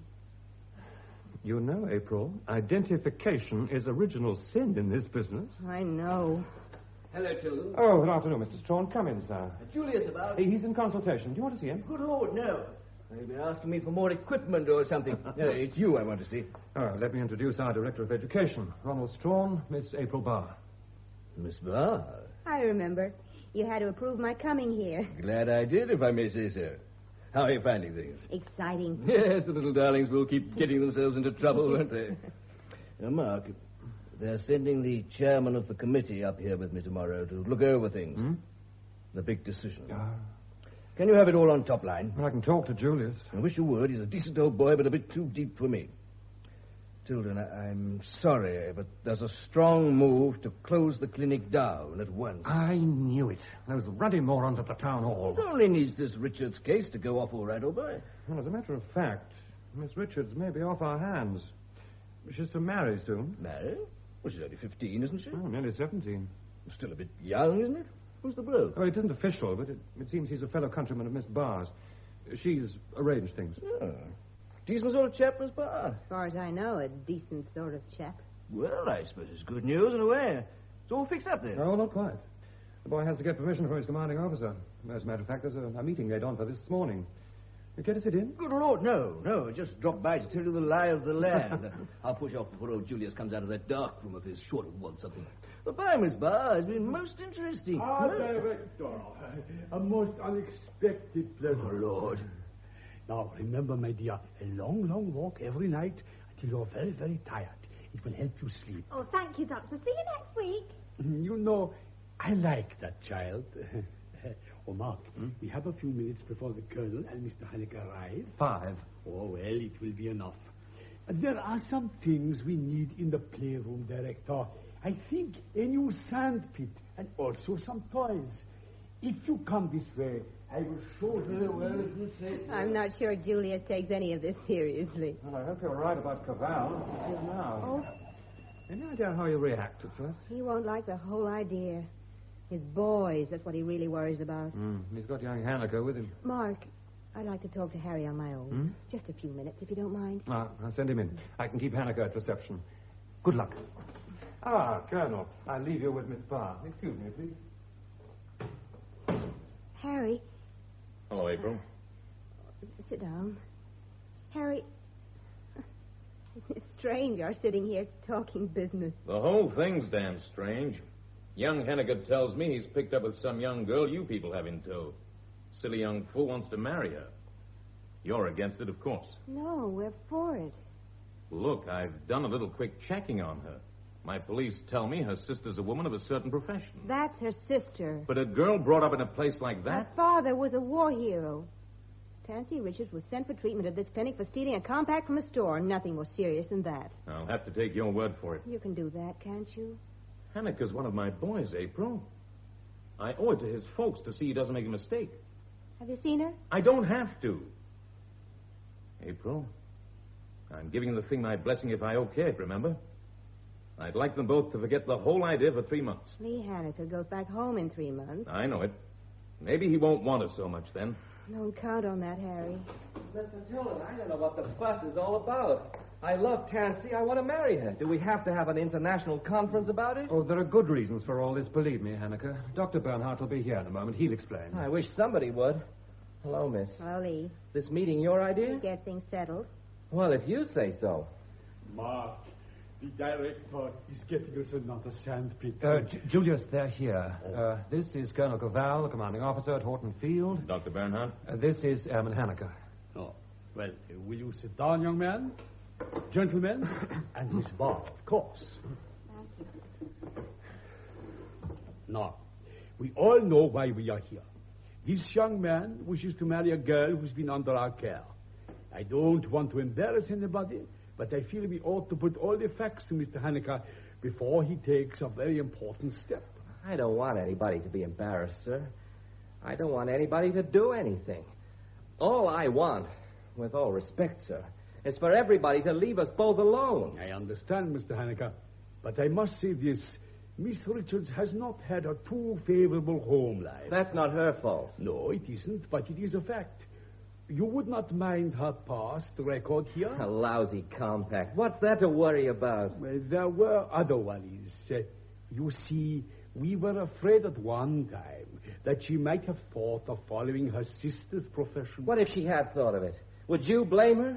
But she hadn't. I know she hadn't. She didn't need to. There was me, wasn't there? All right, Haneke, you don't need to yell. We can all hear you. This would be a whole lot easier if I was a colonel, wouldn't it, sir? I didn't hear that remark, Haneke. I'll hear the next one. Now, sit down. No, that's all right, Colonel. We wanted to know how Mr. Haneke felt. Now we do. You feel you have considered everything, Mr. Haneke? What's there to consider? I love her. That's the difference between us all. You just care about her, but I love her. And Tansy, does she love you? You know her, Doc. You know better than I do, in a way. But you all see her as some kind of freak, some problem. You've got theories, and you may be right most of the time, sure, but I know Tansy in a way you can't with all your theories. She may not love me yet, but she will. Because she isn't scared of me the way she's scared of you, all of you. Of us? Oh, don't be stupid, man. We're trying to help her. She don't trust you. How could she? Tansy only trusts people who are ready to help her from their hearts, not their heads. Like you? Like me. Well, Doc? Colonel Cavall, both my colleagues feel that our best plan would be to give our blessing to this union. And you, Doctor, what about you? Well, I think this could be a way out. I'll say now it would get a very difficult case off our hands. But, of course, we are not interested in a solution that suits only us. We want to know how you feel. You are asking for my approval of this airman's marriage to a girl who is underage and has a police record. I can't see how I can give that approval. You're not married yourself, are you, sir? I warned you once before, Haneke. Perhaps it would be better, Mr. Haneke, if you waited in the anteroom while I talk to your commanding officer. I guess so, Doc. Thank you. Sorry, Doctor, I lost my temper with that young man. What is his service record? He's an efficient airman. He has a clean civilian sheet. His parents are hard-working folk. Done pretty well, from what he tells me. He is a man who might marry young in any event. It is possible he could do worse. I don't see how. Well, Richards is young. She might take root over there. Who knows? I entirely agree, Doctor. And you, Ma? Well, you know how I feel, Julius. She could do a lot worse. But could he? The girl has a record, sure, but you can't penalize her forever for that one incident. I'm not blaming her for what she did. I'm looking at what she's likely to become. Young Haneke's in my care. I don't like the risk. All marriages are risks. There's a right time for it, that's all. Let that time go past, it's too late. All right, April. I'll give my okay. As young Haneke said, I was never married. Maybe I'd be able to do better at this if I had been. Maybe you would. You all seem to have made up your minds. And the last word's with you, Julius. Show Mr. Hanniker in, will you, Mark? Come in, will you?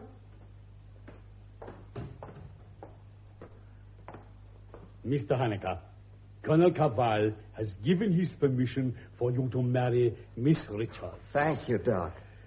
She'll have to apply for special permission to marry underage. She must write to this address.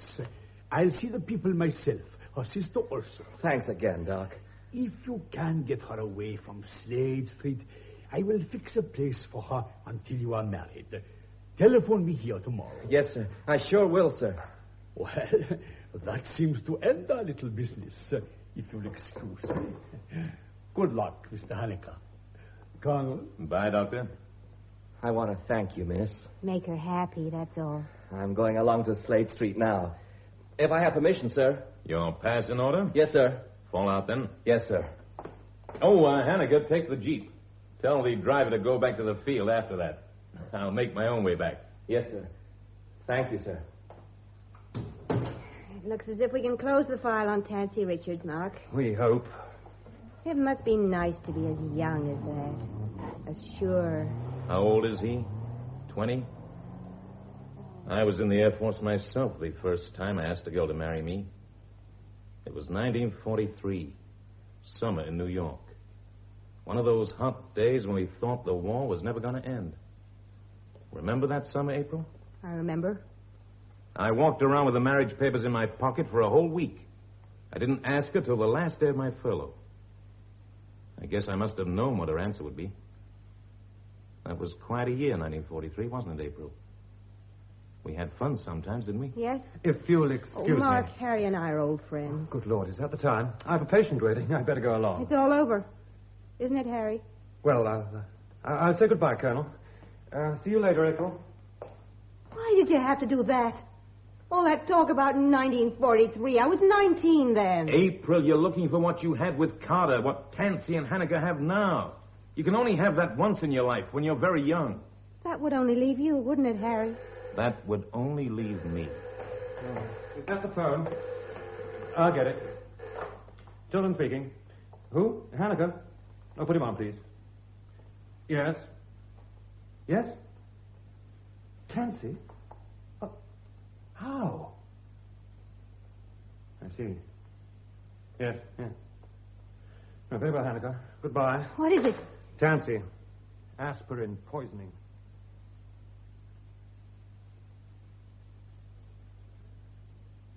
Right, now let me read it back, Mark.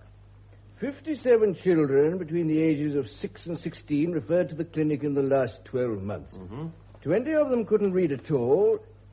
It doesn't say much for me, that one, but let it pass.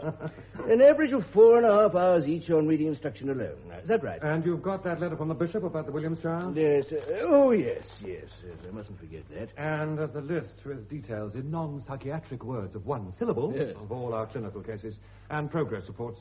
I think you'll find enough information there to make a real case out, Strawn, even to that blasted committee of yours. Well, I'll try. What are our chances? They could depend on the Richards girl now. Any news there, by the way? April's just gone down to the hospital. She should be back any time now. Oh, this paper. It's important, but Richards, she's vital. The committee know about her sister's death, too. Every sympathy, of course. Seems a lot of people knew her sister. April. Is she all right? I think she will be. The doctor got to her in time. She's pretty weak, but otherwise okay. Is Hanniker still with her? He's been there all the time. He wanted to send her to the hospital, but she was conscious by then. She wouldn't go. She was so upset, apparently, the doctor said to leave her at home. You think Hanniker will get her here today? I don't know. She sat there and hardly spoke. Shock, I suppose. It doesn't seem to have been a very successful visit. It wasn't. Well, we've done all we can. It wasn't enough. She expected love and kindness. He can't give her that. Love and kindness isn't in your contract, Miss Barr. It ought to be. Oh, April. Colonel Cavall telephoned whilst you were out. Harry? He said he probably wouldn't be here this afternoon. His squadron's been alerted. Oh, no. Well, he says it's routine. After all, they do have to see how long it takes them and all that. If it isn't routine, they won't have any worries, big or little. I think I'll find time to give the chairman some liquid refreshment before I bring him in. Might soften him up a bit. Good luck. I didn't want to say it while Strawn was here, but I think she decided on Willie. After all this, I wish we'd never seen Tansy Richards. You talked enough about getting her out of the valley. Yes, I did. I wanted her out for the clinic's sake. You wanted her out for your own sake. There's a difference. That was unkind. Yes. Yes, it was. I'm sorry. But I tell you, this could sink us. You seem so sure they'll withdraw the grant. Of course they'll withdraw it if we let them. Oh, Mark. I'm sorry, darling. April, what if Julius or somebody comes in? Sorry. Mark, don't you love me at all? Be serious, will you? All right, I'll be serious. Mark, I love you. But when you're like this, so hard, so unsentimental, so conniving, I wonder if there's any future for us together. Did you expect a future? If there isn't, it makes it all just a little cheap, doesn't it? Not unless you think so. I seen him made a mess of everything. First young Haneker... The trouble with you, April, is that you thought you were influencing Haneker all the time, and you weren't. Nobody was. Maybe not. What is it you're really after for those two? Romance with a big R? I don't know. I do. You want romance with a big R, too. You had it with Carter, whoever he was. And you wanted it again with me. But with Carter, you were a girl. Now you're a woman. April, you're too old for this. You're ready for something better. Mark, are we finished? I'd say we never really started. Or if we did, it was a false start. You have no real affection for me. On the contrary, a very great deal. But we aren't the same kind, April. An affair, perhaps. Together, we aren't worth more. No.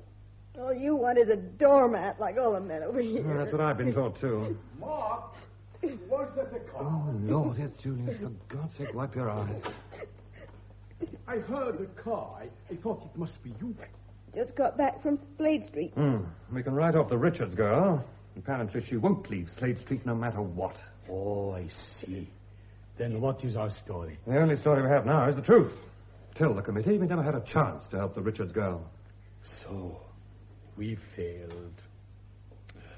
The trouble is, the girl has love for and need of a place, not for people. When she feels secure in the place, perhaps love for people will come.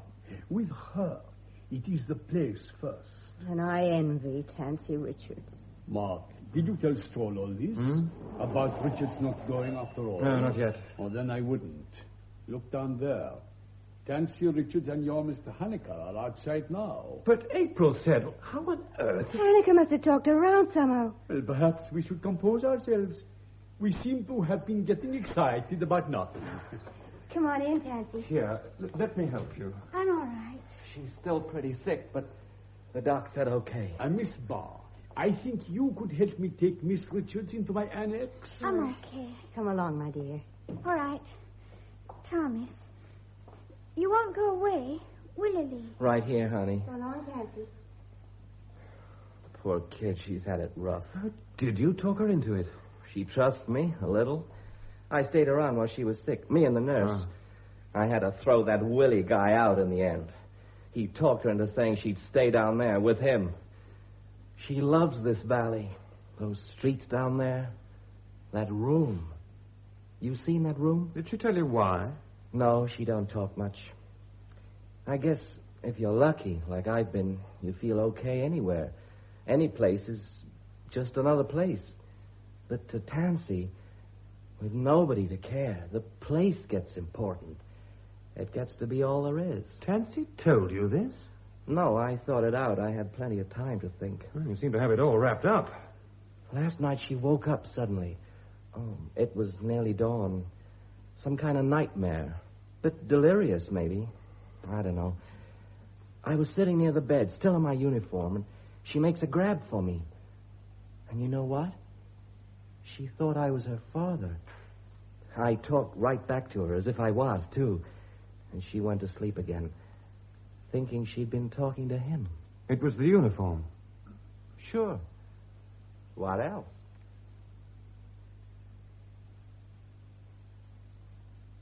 This way, Counselor. Now, let me see. Tilden, you know. Yes. Hello, Tilden. Councillor Talbot. And this is April Barr, our social worker. Are you enjoying your short stay in our valley, Miss Barr? This is a fine clinic, most impressive. Oh, better than those in America, eh? Much better. You really have something to be proud of here. You think so? Well, I'm certainly glad to hear it. I've had my doubts about this place, you know. This is Airman Haneker of the U.S. Air Force. Sir. Yes, here's Dr. Bernhardt, whom you've met. And this, of course, is Miss Richards. Oh, yes. How are you, my dear? I take it that you are the advance party. Well, in a way. My colleagues will be along later, I expect. The chairman would like us to put him in the picture first. He's rather on our side, as I... Oh, I wouldn't say that. I have to be impartial, you know. Oh, please sit down, Counselor. Oh, I like to stand. Helps me to think, you know. Julius, the chairman would like to ask Haneker a few questions. If Mr. Haneker doesn't object. Not at all, sir. Anything I can do. Well, not interfering, young man. Don't want you to think that. My committee are very interested in the case, that's all.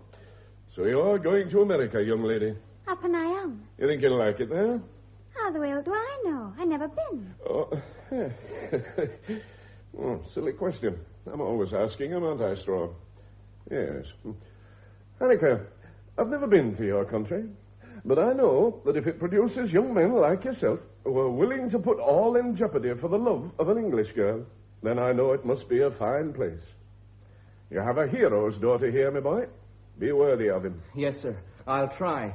You know, I wonder how much this happy outcome is due to your own efforts and how much to the efforts of this clinic.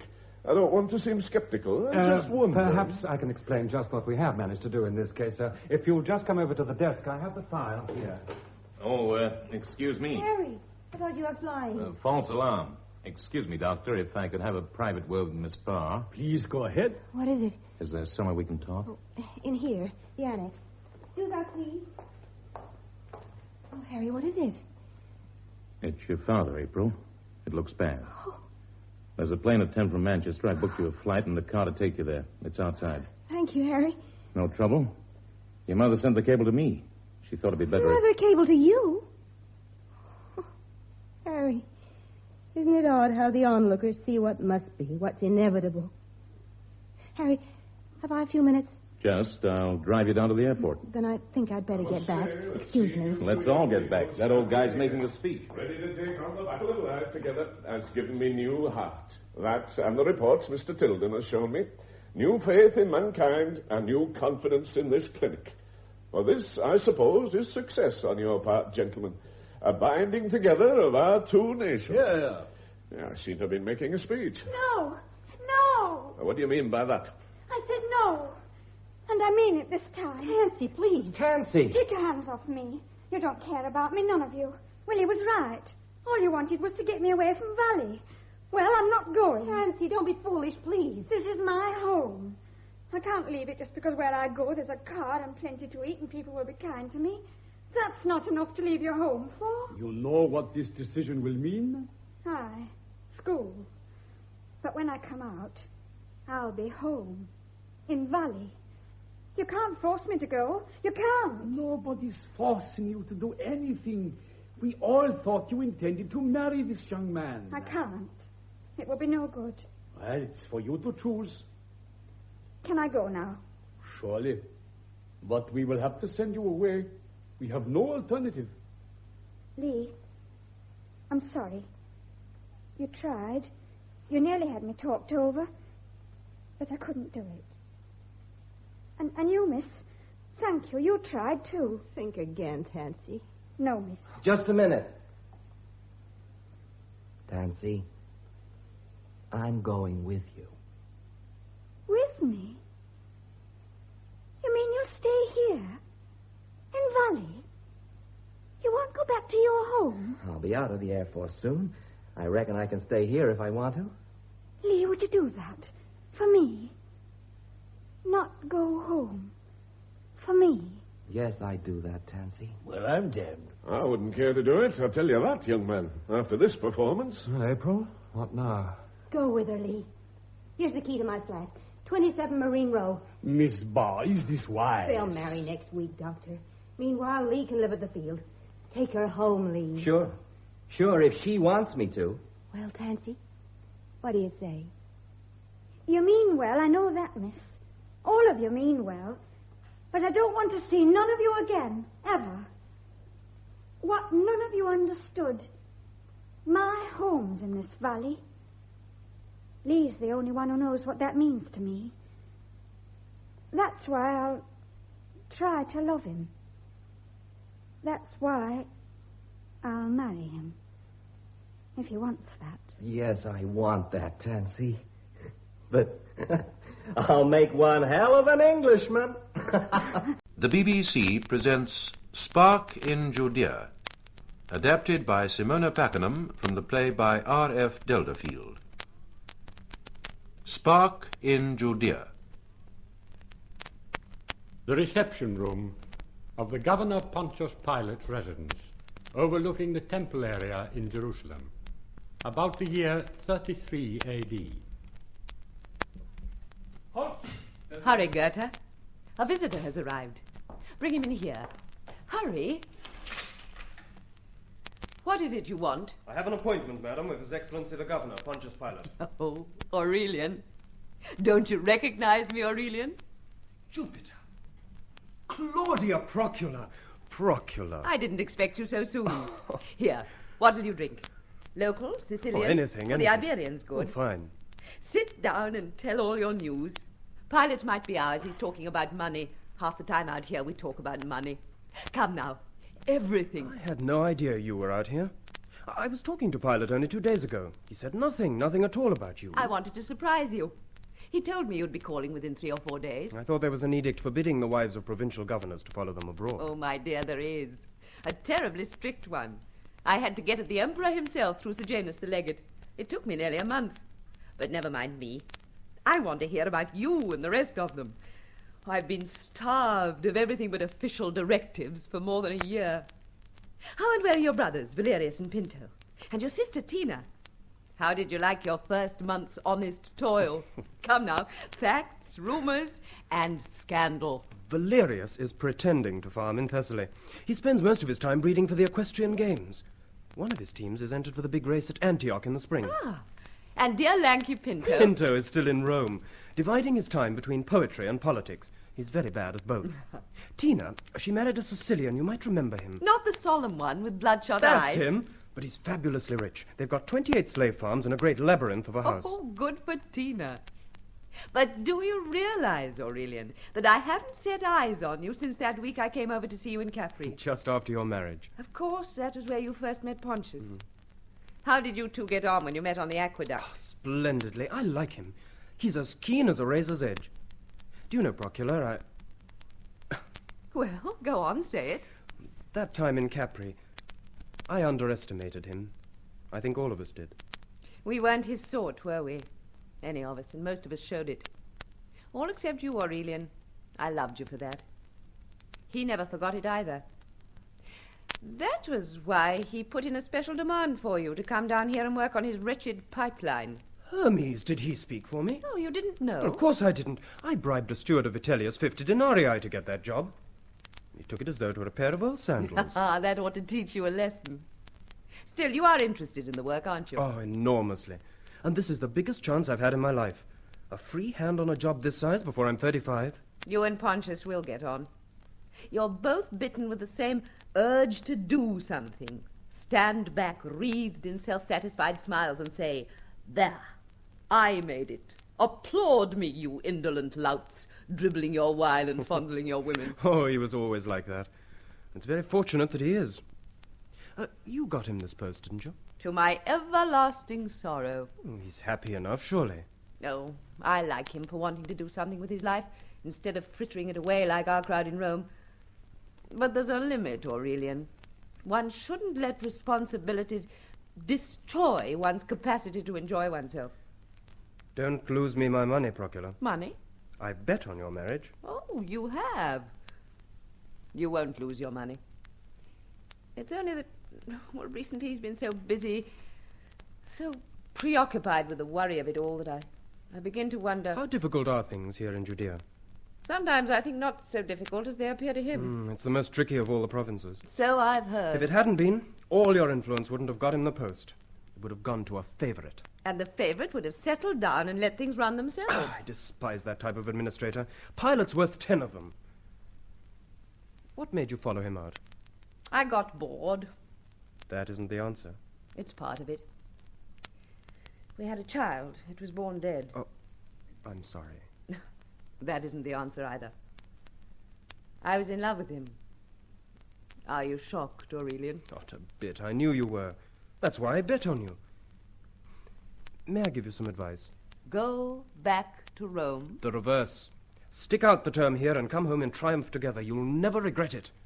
Someone's coming. Oh, it's Pontius. Oh, don't let him see we've been discussing him. Talk about home. How long has Tina been married to her Sicilian? 2 years or more. Any children? Not Tina. Oh, it's stupid of her. With all those slaves of his, he may get a middle-aged passion for some of his own merchandise. I've warned her a dozen times. Valeria says that... Greetings, Aurelian. They tell me you're here. Get her my cloak and sandals. No drink, Procula. Gerda will fetch some orange crush. Did you bring the sketches, Aurelian? Yes, Your Excellency. Here they are. Not yet coloured in, I'm afraid. Oh, no matter. We've had time to gossip. I've not heard so much news in months. Pontius will be interested to hear about everyone. I unloaded myself when we met in the pipeline early in the week. These are excellent. I'll go into them thoroughly tonight. You may go now, Gerda. You needn't keep up appearances here, Aurelian. I can't have you calling me Your Excellency and my wife, Claudia. He never does. Service with Vitellius seems to have made him half a diplomat already. That servant of yours, Goethe, that odd-looking, misshapen fellow, does he ever speak? No, he can't. He was my guide in the Tungri campaign under Germanicus. His tribe caught him and tortured him so that he limps, and he's lost the power of speech. Procula tried to teach him to talk again. He wept with the effort, but it was useless. We rather love him, don't we, Pontius? He's a good object lesson. Most of us talk too much. You better stay here tonight, Aurelian, and go over the master plans with me. No, you can't tonight. Theocritus and his wife are coming. Damn them, I can't be polite to that woman. Well, you invited them yourself. Put them off. But this is the second time. I'm sorry, but I can't have guests here tonight. Well, if we had them this once, we'd be rid of them. Nonsense. It would encourage them to call every day. As you wish. I'll send a messenger. Excuse me, Aurelian. I suppose you ought to know we shall be lucky if we ever complete the pipeline into the city. Not complete it? Jupiter, you must have sunk a fortune into it already. That's what I mean. We're in serious financial difficulty. But you must have got an imperial grant. A few thousand from the Provincial Works Fund. That was used up long ago. Do you think Rome really cares whether Jerusalem drinks fresh water or foul? But what of the civil levy here in Judea? It was gathered in months ago. But where has the money come from? From the Korban. From the temple treasury? Don't look so horrified, Aurelian. I got it with the consent of the Sanhedrin, and they're due for the usual rates of interest. If Rome would only pay the interest regularly, I could go on borrowing. Meantime, I have to humor the priests. A man can't bully his creditors. It's time the temple was made to pay for something practical. I'd forgotten how sure of life one can be at 30. 33, sir. A year or two, what matter? It's the decade that counts. At 44, one has ceased to be sure of anything, except death. But it's ridiculous. You've taken risks to give the civil population something that's long overdue. Surely that entitles you to demand cooperation from the priests? The priests aren't interested in pure water, Aurelian. They prefer power. With myself in their debt, they've got power, and they won't let go. Do you know why I picked you for this post? I had hoped it was on account of my qualifications. Not those enclosed in your application to Vitellius, I'm afraid. I picked you because your outlook is disloyal to your class. I don't understand. Both you and Procula come from what is known as the ruling class. They don't rule anymore. What is the empire to the peacocks and sham philosophers in the Capitoline Hill? A turbulent yielder of wealth which enables them to eat, drink, and whore themselves into early graves. That can't last much longer. Over in Africa, they're already saying Rome is an apple ripe for plucking. A defeated barbarian said that a century ago. So did Spartacus the gladiator. Almost proved it. Yet Rome survives from year to year. It could survive until the end of time if the men in power cared enough to work. A year ago, up in Samaria, I had a vision. Sorry to break in, but I've had news. Can't wait. I'm sure it can't. A drink, Marius, before you curse Judea. You better pack your saddlebags for the north again, Aurelian. The masons have stopped work. Huh? Stopped work? But this is monstrous. They had their pay? No. I tell you, 10 days' pay for the 400 masons sent early yesterday morning. It didn't arrive. paymaster was ambushed by Barabbas and his band within 2 hours' march of the pools. They got the pay chest and 4 of my men, damn them. That's serious enough, but it shouldn't cause a general stoppage. The Masons seem well satisfied with their rate of pay. They are when they get it. All the more reason for giving a pay chest an adequate escort. Damn you! You trying to teach me my job? Stop behaving like children. Tell me, Marius, have you had any particular trouble down there lately? Trouble? Priests have been making mischief on that pipeline for more than a month. The work's being used as a cover for every separatist and religious fanatic in the province. That isn't the fault of the civilian staff. I'm not arguing whose fault it is, but I want the means to cope with the trouble. I should like you to sign this paper. What do you want? For the moment, I'm asking Vitellius for a reinforcement of 3 cohorts. Well, this is ridiculous, Marius. I tell you, we've got to have them. They've troops to spare in Syria. This pipeline isn't popular. The officers of the garrison are responsible for that. What's that you say? They've let it be known that the pipeline is a military undertaking, aimed at strengthening the garrison's position in event of a siege. I've heard it myself. Did you also hear that civilians are expected to mind their own damn business? If I'm in charge of the work, it's essential that I have... Hold your tongue, Aurelian. Marius, how many men have you between here and the Springs? 1 legion of auxiliaries, and that's depleted. I asked you, how many men? Just over 5,000, and no cavalry. They have chariots? 60, and half of them in the workshops. Over 5,000 men and 60 chariots. 3 cohorts in Samaria and another in Galilee. And yet you expect me to send a whining letter to Vitellius to come down from Syria with reinforcements. Is it a Parthian war you expect? Or a little unrest among unarmed workmen? There's Barabbas and his following. A few ragged outlaws weighed down with loot. Now listen, Marius. This matter of the aqueduct. Can't any of you realize that it's an honest attempt to reconcile Judea to Roman administration? It's perfectly obvious the work is a military undertaking. If it is, then don't expect the civil staff to take responsibility for trouble. Am I to be hectored by a civil official who hasn't been in the province a week? Aurelian, go into the plan room. Wait until I send for you. But Your Excellency... That's an order. As you wish, sir. Now, Marius, if there is serious trouble, the civil staff will need a scapegoat. And the first man they'll pick on is you. Oh, yes. Yes, I expect to be blamed for it. It's always the brutal soldiery that gets the whipping. You want a transfer to Egypt, don't you? Who doesn't? Gaul, Egypt, anywhere out of here. Then, in the name of all that's sane, be guided by me. It's essential we get this job finished and show the mass of the population here we're not the greedy pirates the priests would have them believe. That makes sense, doesn't it? The only thing these people understand is the sharp end of a pylon. That kind of talk will ruin the empire. What's needed here is patience. Poets talk. I've seen a campaign bungled through patience. It didn't help Justus the consul, did it? The barbarians cut off his eyelids and kept him awake in the sun with javelin points for more than a week. I was a junior officer under Justus before you saw your first campaign. Now then, until actual violence occurs, I'm in command here. Will you obey my orders, or hand me your resignation here and now? What are your orders? Go to the house of the high priest now, and conduct him here personally. Suppose he won't come. And ask him to send his deputy. Annas, the former high priest, will do. Do not discuss the matter on the way, and on no account use force. I suppose you know what you're doing? You can be sure I do. And Marius, it's offensive to carry arms into the house of a Jew. Leave your sword belt here. But... Oh, well. Goethe, fetch your mistress. All right, Goethe. I was coming. Why don't you get some rest, Pontius? Rest? How can I? Clear the glasses, Goethe. And then come back. I want this room set for visitors. You won't be able to stand this strain much longer. Do you imagine I enjoy it? To a degree, I suppose. Oh, what's happening to us, Procula? You used to understand so well. You used to take the trouble to explain. I would again.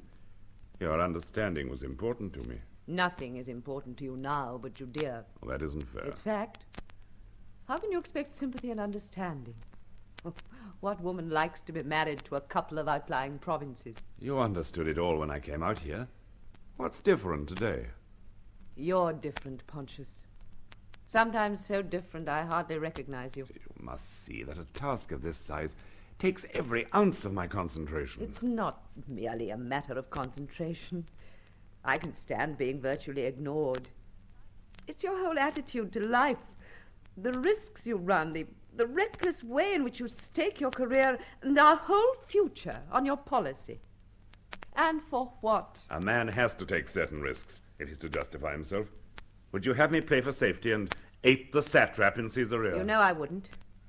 But, well, this aqueduct, which began as a mild municipal project, has now become an obsession. I'm up against forces I can't even see. A cold-blooded priesthood, mass ignorance on the part of the population, greed on the part of the craftsmen exploiting their skill, utter indifference from Rome and the people that sent me out here, and yet I go on believing in what I'm doing in spite of finding my own wife playing the cynic. If you had... Yes, Who is it? Special patrol, Your Excellency. Oh, it's Longinus. Find Aurelian for me. He went into the chart room. Very well. Come in, Longinus. The Masons are coming into the city, Your Excellency. I got an hour's start on them at Bethlehem. Are they armed? I think not. It looks like a peaceful demonstration, but it's well organized. Were any of the priests in Bethlehem? The priest Annas had been there recently, Your Excellency. I knew it. But why? It can't be a matter of money. There's another possibility, Your Excellency. Well? There's another Messiah, a new one from the north. Well, the advent of a new Messiah isn't likely to tempt Annas as far south as the springs in this weather. Messiahs are as common as pomegranates round here. Here, drink this. You've no time for food or a bath. Oh, thank you, sir. When the Masons reach the area of the fort, allow them to congregate here. In the outer court, sir? In the inner, underneath the balcony. Is that wise, Your Excellency? Very. Nothing confounds a mob like an open gate. Take the main gate sentries off duty and post two immediately below. And the bodyguard? Dress them as civilians and arm them with clubs. Let them mingle with the Masons when they come and join them yourself. If any legionary strikes first, he'll die for it. You can tell them that. I'll do my best, Your Excellency. Oh, one more thing. This Messiah, did you see him? A glimpse, just outside the Hebron, sir. I rode in at a large crowd. He was preaching. Sedition? Oh, no, sir. He was talking about the kingdom of God. You may go, Longinus. Very good, sir.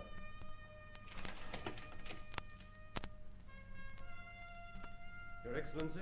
Ah, Aurelian, come in. I can't stand that fire-eating Marius. But he's right about one thing. The sword's still the ultimate answer to everything. You think so? Don't you? At heart? No. Then what's the alternative? We're only civilized where we can hold the barbarian at a spear's length. I met a man once who had an alternative. Who? A Jew. A Jew I met in Samaria. Have you ever been so full of a sense of failure that you felt ashamed to go on living?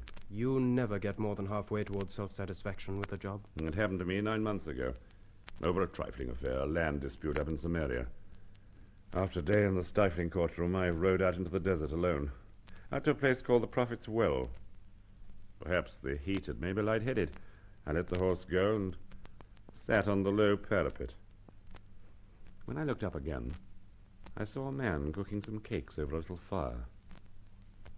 I always thought it odd. I didn't see him the moment I arrived. Yes? He was a big fellow, only a beggar. But his clothes were clean, and so was his beard. He had the most beautiful face I've ever seen. Beautiful but strong. You could picture him equally well as a Gallic chief shouting defiance at the legions, or as one of those half-crazy ascetics one sometimes finds in the caves of Thessaly.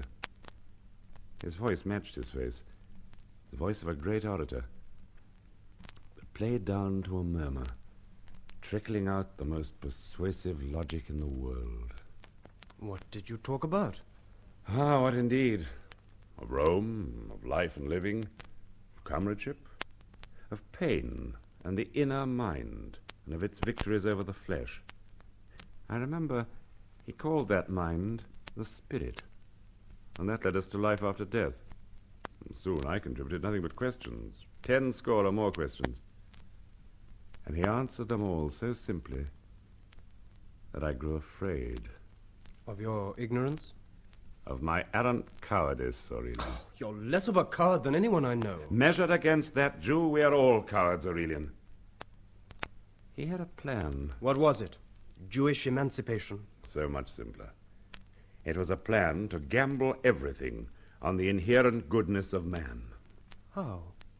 By humility, by gentleness and by trust, man for man and tribe for tribe, by tolerance, by humor, by stoicism, but above all, by forgiveness. The Greeks up to date. Plato... Beside that man, Plato was a mere pedant. Well, that was my vision. I rode back and ran into the search party sent out for me, and I laughed in their faces. I suppose they thought me mad. And mad I was until the next dawn. For I knew that if the Jews' plan could be grafted onto our empire, it would justify the centuries of strife that went to Rome's building. My faith endured until sunrise. And the fire burned out. I still have the ashes. Your Excellency, Annas, the former high priest. Get her. Fetch drinks and fresh fruit. I appreciate your coming at such short notice, Annas. Please seat yourself. The high priest declined our cordial invitation. Caiaphas bade me express his profound regrets. But you are in a position to speak on his behalf, I trust. On all but matters of high policy, Your Excellency.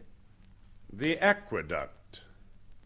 Is that high policy? If I can assist in furthering the welfare of my people, I shall be happy to cooperate, Your Excellency. Those are my instructions. Good. You are, of course, aware of the reason I sent for you. I have been informed there is some unrest on the pipeline, Your Excellency. Yes. Why did the High Priest give orders for the work to stop, Annas? Your Excellency has been misinformed. You disclaim responsibility? Emphatically, Your Excellency. You have been down to the springs yourself. My duties take me all over Judea, Your Excellency. Can you make any suggestions as to the cause of the stoppage? A matter of a stolen pay chest, I believe. How do you know that so soon? It is common knowledge in the city, Your Excellency. That's true enough. Everyone knows it by now. You were at the springs last night before the ambush occurred. For what reason? The Masons are all of our faith. I was summoned to give advice. Advice? Upon what issue? A spiritual issue, Your Excellency. Are you suggesting that the Masons know that their pay comes from the temple treasury? I cannot answer that question with accuracy, Your Excellency. Can you guess at it? Yes, Commandant. I can guess at it. And what is your guess, Annas? My people are a God-fearing people. If they did know that Rome is paying them from the Corban, they would be humiliated. Would their humiliation be soothed by knowledge of the temple's rate of interest? You will recall you enjoined us to strict secrecy as regards that matter, Your Excellency. What in Jupiter's name has all this to do with a stolen pay chest? A good deal, I imagine. The priests went down to the springs and gave away the source of the money and tried to stir up trouble on that score. But it takes more than a spiritual grievance to make a well-paid man lay down his tools. Yes, Aurelian? The hint was dropped to certain parties to help themselves to coin and give the men a practical cause for complaint. This is preposterous, Your Excellency. Is it preposterous, Annas? You imply that the temple is a party to highway robbery? Men have done worse things for power, Annas. What is it you want over in that nest of intrigue at the High Priest's house? In the name of reason, what is it you want? We would be grateful if Rome backed the authority she vested in us, Your Excellency. You have your own laws, complete religious freedom, and your own court. Courts, Your Excellency. But courts without the power adequately to punish. Ah, your flock is beginning to congregate, Annas. I have given permission for them to be admitted to the inner court. Jupiter! Are you mad? Oh, we are safe enough while Annas is still loyal to us. He shall address them. I address them, Your Excellency? Why not? You may be a poor orator, but they'll be dazzled by the glitter of your silver, Annas. I cannot pay them, Your Excellency. You can, Annas. Aurelian, make a rough estimate of the amount due. Marius, escort our friend to the temple treasury and draw the sum required from the vaults. I dare not, Your Excellency. Not without the sanction of the High Priest. The High Priest was invited, and you are his accredited deputy. The role of paymaster will increase your prestige enormously, Annas. He wouldn't be admitted to the treasury. He'll unlock the treasury if he has to do it with a spear at his back. I thought you were in favor of a peaceful settlement. This will be peaceful. Come, Annas. Lead the way. I can't help feeling Your that... Excellency, forgive me. Longinus, what are you doing here? Can't any of you obey orders? I have important news, sir. It can wait. We're in conference. No, sir. It is for your ear alone. Very well. The priest is in your custody, Marius. Come with me, Longinus. Sir. More bad news, I'll wager. You. I've forgotten your damn name. My damned name is Aurelian, Commandant. Well, you may have some influence with the Master Masons. Why not go down and talk with them? I'll do what I can. Why don't you and I call it truce, Annas? We both want the same thing, don't we? I understand your party. He doesn't. We are always happy to negotiate, Commandant. You could get that much money if you wanted. There are certain difficulties. Ah, yes, difficulties. But you and Caiaphas could get a personal draft for that small amount. The money difficulty is not insuperable. If the procurator would extend us small privileges in return. What do you want? A mandate to maintain our authority. Well, you talk as though your authority were questioned. It is questioned every day. And in every village between the Springs and Galilee. Barabbas? Oh! Who then? By a Nazarene. A talking carpenter. He calls himself the Messiah. Oh, there have been a dozen messiahs since I joined the garrison. They were mere nationalists. This one is different. He has set his face against the temple. He claims the forgiveness of sins. The Sanhedrin. Worried by the babblings of an artisan. Oh, I don't believe it. You would if you heard him, Commandant. This man performs illusions on a formidable scale. He's getting a powerful following. The rabble will always watch a circus. Not only the rabble. This man has won over at least one member of the Sanhedrin. All right, stamp on him. You've got the powers of arrest and detention. Forgiveness of sin doesn't figure in our statute book as a crime. Unless, of course, the sin involves Caesar. Supposing Caesar was already involved. Well, if that's the case, why haven't you brought him to us before? Because the procurator is not dependable. We can't afford to fail in this matter. You leave the procurator to me. If it's as simple as that, why bandy words any further? Here he is. Don't go yet. Marius! All this prattle round a table. Give me 5 minutes alone with him and Annas will get us the money now. We no longer need the money. Not need it. Listen. That isn't a riot. It's a cheer. Longinus is superintending the play issue in the outer court. The headquarters of Barabbas was stormed at noon, and the whole of the treasure's been recovered. Zeus! And Barabbas himself? Wounded and in chains in the guardroom. He'll live for the cross. I congratulate Your Excellency. With your permission, I will report back to the High Priest. By all means. The audience is over. Goethe, show Annas out. You won't need an escort, Annas. My respects to the High Priest. Your Excellency. I'll interrogate Barabbas and order a double guard for the cells. We've been lucky this time. We won't always be. Why don't you leave the priests to me? I know how to bargain with them. I'm sure you do, Marius. I'm sure you do.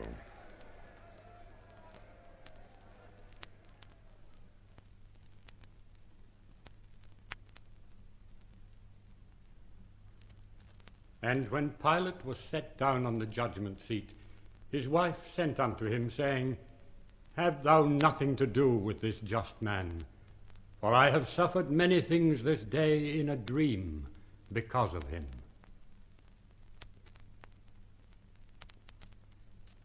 Goethe. Oh, give me my cloak. Oh, it's cold. Is your master still down below in the judgment hall?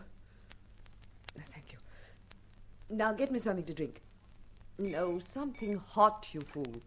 Dracula. Oh, for both of us. I couldn't sleep. There's a slave. Getting drinks. You look as if you could do with one. It's cold. It's miserably cold down there. Why did you stay so long? It's a difficult case. Well, you can go to bed now. It isn't over yet. I asked one of the centurions. He said you were writing a conviction. The centurion was guessing. I found the man innocent. How much longer do we remain in Jerusalem? Till after the Passover. Oh, leave the drinks there, Goethe. And now get some sleep yourself.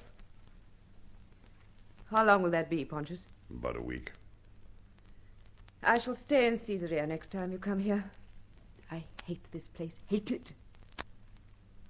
Who is it that must be tried at this hour? A carpenter called Jesus. High treason, I suppose. Blasphemy. Blasphemy? Is that what kept you up all night? That's for the priests to play at, isn't it? The Sanhedrin sent him to me. Oh, it's ridiculous. Why do you pamper them so? Why didn't you send down and tell them to wait your convenience? They're within their legal rights. There might be a death penalty. Their Passover begins at sunset. You ask for half the worry you get. If only you took a firm stand against these people. Oh, how many times have I told you we can't govern by force of arms in a place like this? Do you think I've enough men to suppress a real rising? Who said anything about a rising? I merely implied the case was trivial. It isn't trivial. If this man goes free, the aqueduct will never be finished. Then how can he be so innocent? He's a bargaining counter, that's all. Very well. But I can't see Cassius at Antioch being hauled out of bed for a bargaining counter. If you'll take advice from me, you'll get some sleep before you hear another witness. There aren't any witnesses.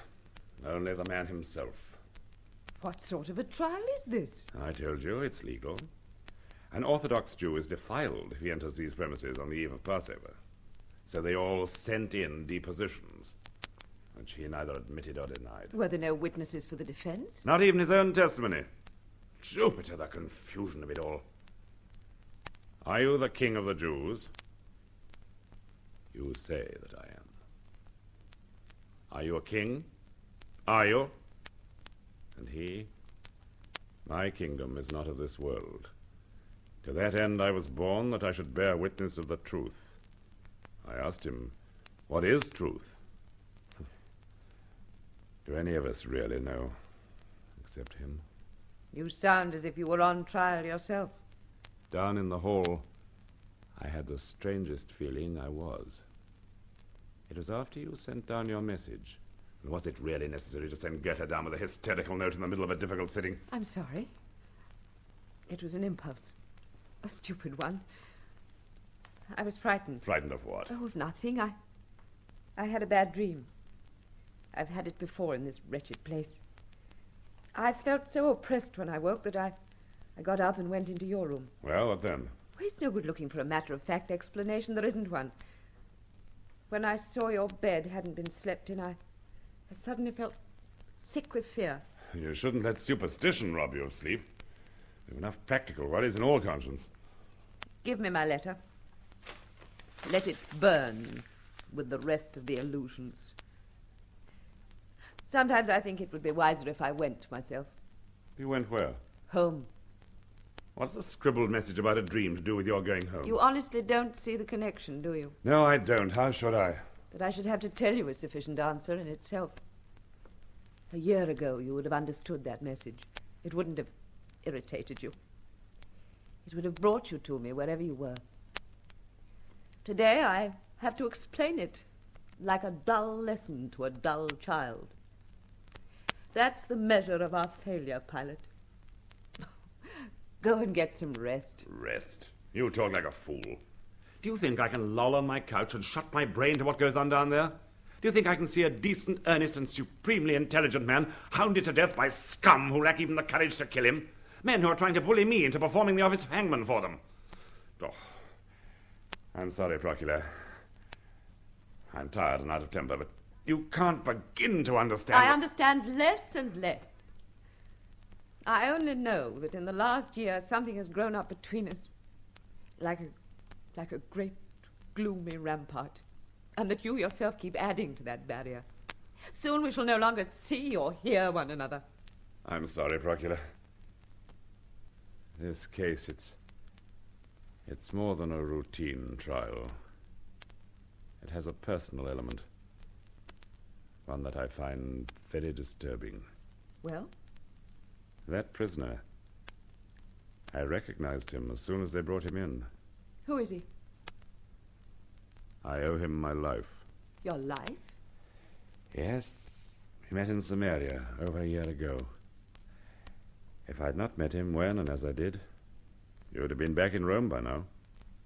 But without me. You never told me an attempt was made on your life in Samaria. No, Procula. You see, the attempt would have been made by myself. I've never thought of you as a man who would contemplate destroying yourself. Oh, yes, you might talk about it, but with no real intention of ever... I had every intention, I promise you. I went out into the desert alone and at night. I met him there. And from that very moment, I forgot my intention. We talked the whole night. Did he realize? I don't know. He might have. He had an odd, intuitive mind that brought the discussion round to such matters. I saw then that to kill myself is no solution. For somewhere, there is an answer. He taught me to believe that. Now do you understand? What will you do? I've had him flogged as a mischief maker. Perhaps that will satisfy his enemies. No. Then let him escape, as you did the Greek mercenary last year. I can't play the same trick twice, and besides, this poor wretch should be stabbed in a festival mob, and that might even mean civil war. Then discharge him after the festival and escort him out of the province. I don't think he'd go, Procula. Then how can you risk ruin for a man who won't even defend himself? That is my problem, Procula. Will you listen to me a moment, without interruption? I'll always listen to you. Very well, then. Resign. Resign? Resign now, before it's too late. On what grounds? Ill health. That's no falsehood. You've aged 20 years in the 3 you've been out here. No matter what happens to this man, the temple will bring you down. What was once a probability is now a certainty. Oh, you could do work anywhere in the empire. You just happen to be the wrong man for Judea. They want a man like Marius who knows how to look opulent and when to crack the whip. Oh, this man in the hall has been trying to do in the streets what you are trying to do from the seat of power. They've brought him down. How much easier a mark is a man like you standing in a ring of torches? Will you wait here to be crushed? I'm sorry. I didn't know. I had to see you. It's urgent. Leave us, Procula. What is it, Marius? That can't wait upon courtesy. I'm sorry. I thought you'd have gone to bed. They told me you were in session all night. I was in session. I was told you were out on patrol. I got back a few minutes ago and found this waiting for me at the guardroom. Another appeal for troops. It's not mine. It's from that old fox Annas. You haven't really dismissed this fellow with a scourging, have you? What has this matter to do with you? It's a civil trial. I keep my ears open. I've known of this mystic for some time. The Sanhedrin are terrified of him. And you? Have you got him listed as a public menace? Jupiter, no. There was a time when I thought he carried some weight with the rabble, but he doesn't count for 2 straws politically. I've checked on that. Read what Annas says. I've heard him and I'm weary of it. Weary to death. Yes, it is nothing but a summary of the deposition he sent in. It shows they're in earnest. Listen, Marius, I'm here to dispense law, not fables. I interrogated this man with great care. I heard you did. And what did you discover? Nothing, except that the man was quite innocent. Under our law, maybe, but not theirs. He's supposed to have scoffed at every line of their book. He is innocent of that, even. Well, they might have put up a bad case, but does it matter all that much? It should, to an administrator of justice. I see. What do you see, Marius? Come now, you'd better speak as you feel. All right, then. I think it'd be madness to let this man free. You'll be sacrificing policy for sentiment again. You suggest I should go back on my verdict and crucify an innocent man to placate the temple. You haven't always been so merciful. Last year you hanged 3 of Primus's men for bedding a Jewish trollop. That case is closed, Marius, and I refuse to reopen it. I will discuss this one, if you can manage to keep a civil tongue in your head. Oh, I'm sorry, but it seems so pointless. Listen. Quite apart from the claims of justice, how do you think an ignominious capitulation to the Sanhedrin would affect our prestige in Jerusalem? We haven't much prestige to lose. If this pipeline peters out, we're finished, both of us. You ought to see that. Well, what then? Well, get out, get back home. Get a transfer to Corinth, to Gaul even. To anywhere out of this cursed hole in the corner. Is that all we're here for? To plot our way out? It's the best we can hope for. I keep telling you that. Then it's a pitifully poor excuse for being here at all. Well, we're not to blame. We've got to rule by craft if they won't give us enough men to do it my way. And your way is still the point of a pylon where it hurts most, Marius. You can sneer as much as you like. But it's the only sort of administration barbarians respect. Barbarians? These people had a civilization when Rome was a hideout for pirates. Then all I can say is they must have had a better government machinery than we have. Look at us. The whole fabric of administration poised on the guilt or innocence of a talkative Galilean. I tell you, this place... Galilean, did you say? Well, he's entered as a Galilean in the charge records. He comes from Nazareth. Why didn't I notice that? What has his being a Galilean got to do with it? Everything. Galilee comes under the nominal jurisdiction of Herod. Well, what of it? You urge me to try the temple's tactics. I will, Marius. The prisoner shall go to Herod to be judged. I wonder how many times the Tetrarch has violated scriptural law. I'll write a message. Goethe! Oh, why is it we always overlook the obvious? Caiaphas isn't a fool. He'll see it's another compromise. He is meant to. That's all part of the game. You leave this to me, Marius. I know what I'm doing. Suppose the Sanhedrin object? How can they? Less than a year ago, they petitioned to try all cases in their own courts, save treason, robbery, and violence. Herod's name headed the petition. This is a Passover courtesy on my part. Well, there it is. Shall I send Goethe, or would you prefer to deliver it yourself? I'll take it myself. What about the prisoner? Leave him. And inform Caiaphas he must conduct him to Herod under the temple guards. I'll have no legionaries concerned with this. The matter has passed from our hands. Goethe, prepare my bath, and inform your mistress I'll breakfast with her. Supposing this doesn't work, what then? Caiaphas will doubtless call on us with further suggestions. He'll call, all right. The temple have sworn to have this man's life. And I, Marius, have sworn to preserve it. I tell you, we'll have more trouble over this fellow than you bargained for. And I'm accepting full responsibility, Marius. Unless, of course, you will agree to share it. I share it? Oh, I'd as soon share a bed with a leper. No, Pilate, this is one thing you can't pass on to the military. It is something, Marius, that I can pass on to nobody.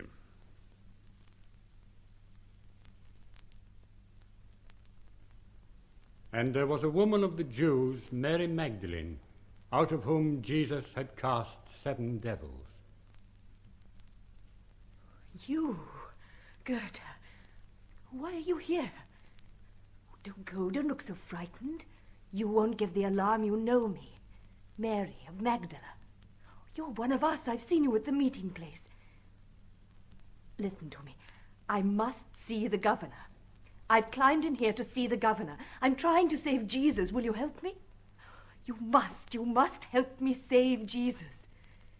Do you know where he is? Bartholomew said he was taken away by the temple guard. Tell me where.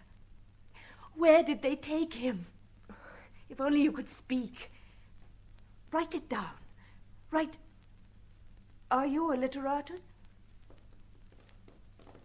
I don't understand. What are you trying to say, Goethe?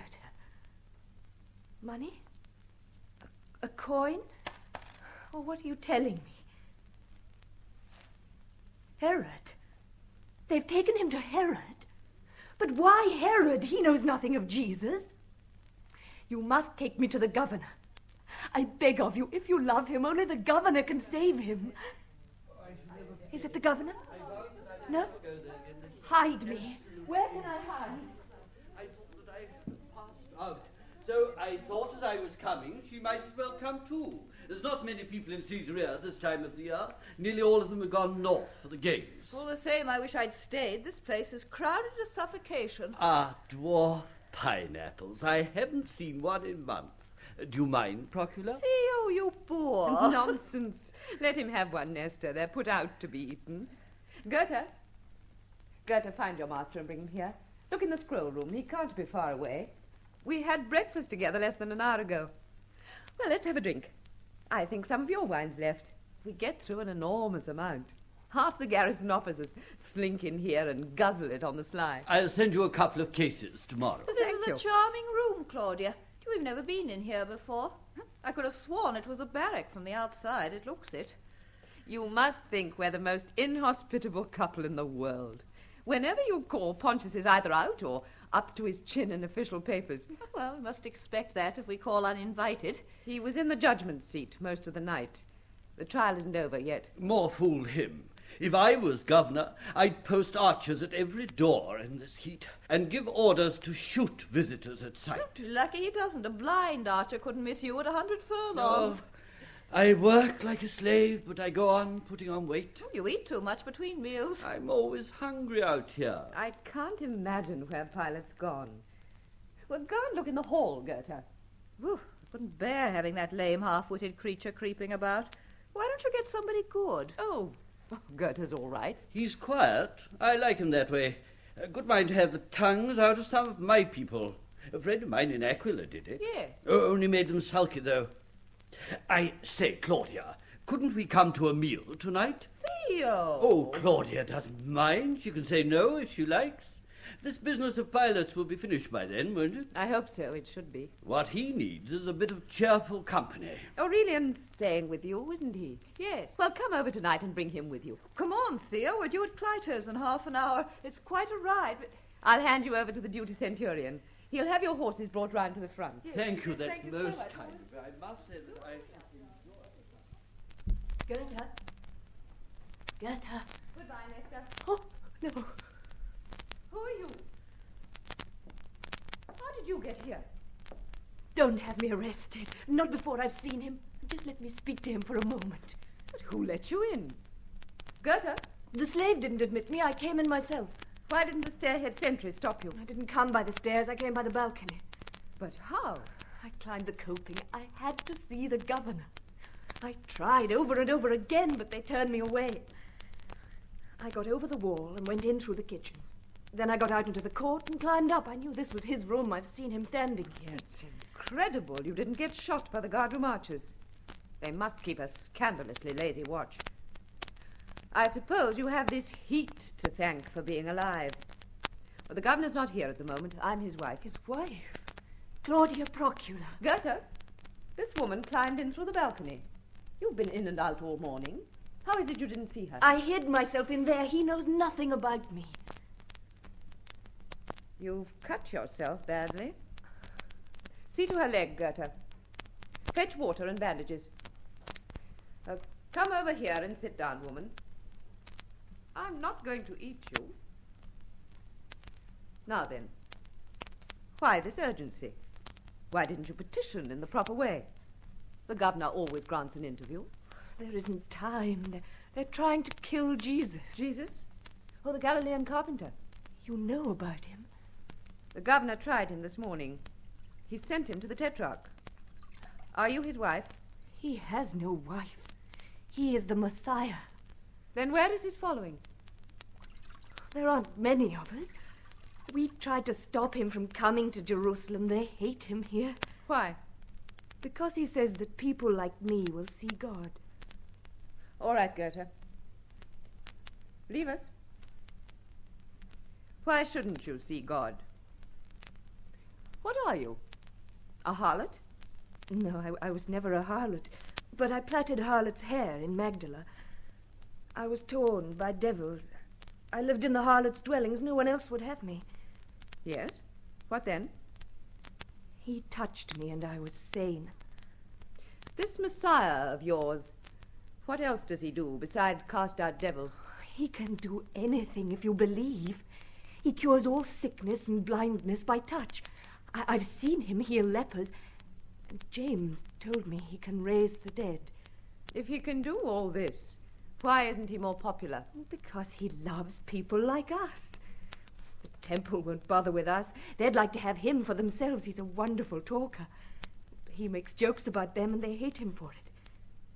They hate him because none of them can heal as he heals. How should they? He is the Son of God. The Son of Jehovah? The Jewish God? The true God. How do you know this? Because he tells us. Do you understand anything else he tells you? Not much, but the 12 do. The 12? His picked followers. It was one of them that betrayed him last night. I've heard all about this promised Messiah. He's expected as far away as Rome. But the Jews want a nationalist. A man who will restore Jewish independence and make your race more powerful than Rome. It's the same with the men here. They want a fighter. Jesus preaches love. You don't understand his teaching, yet you risked your life to come here and plead for him. Did you do that as a convert or as a woman? I don't understand. You love him, don't you? He gave me a place in life. He was good to me when I lived in filth and rags among harlots. That is more important than giving me sanity.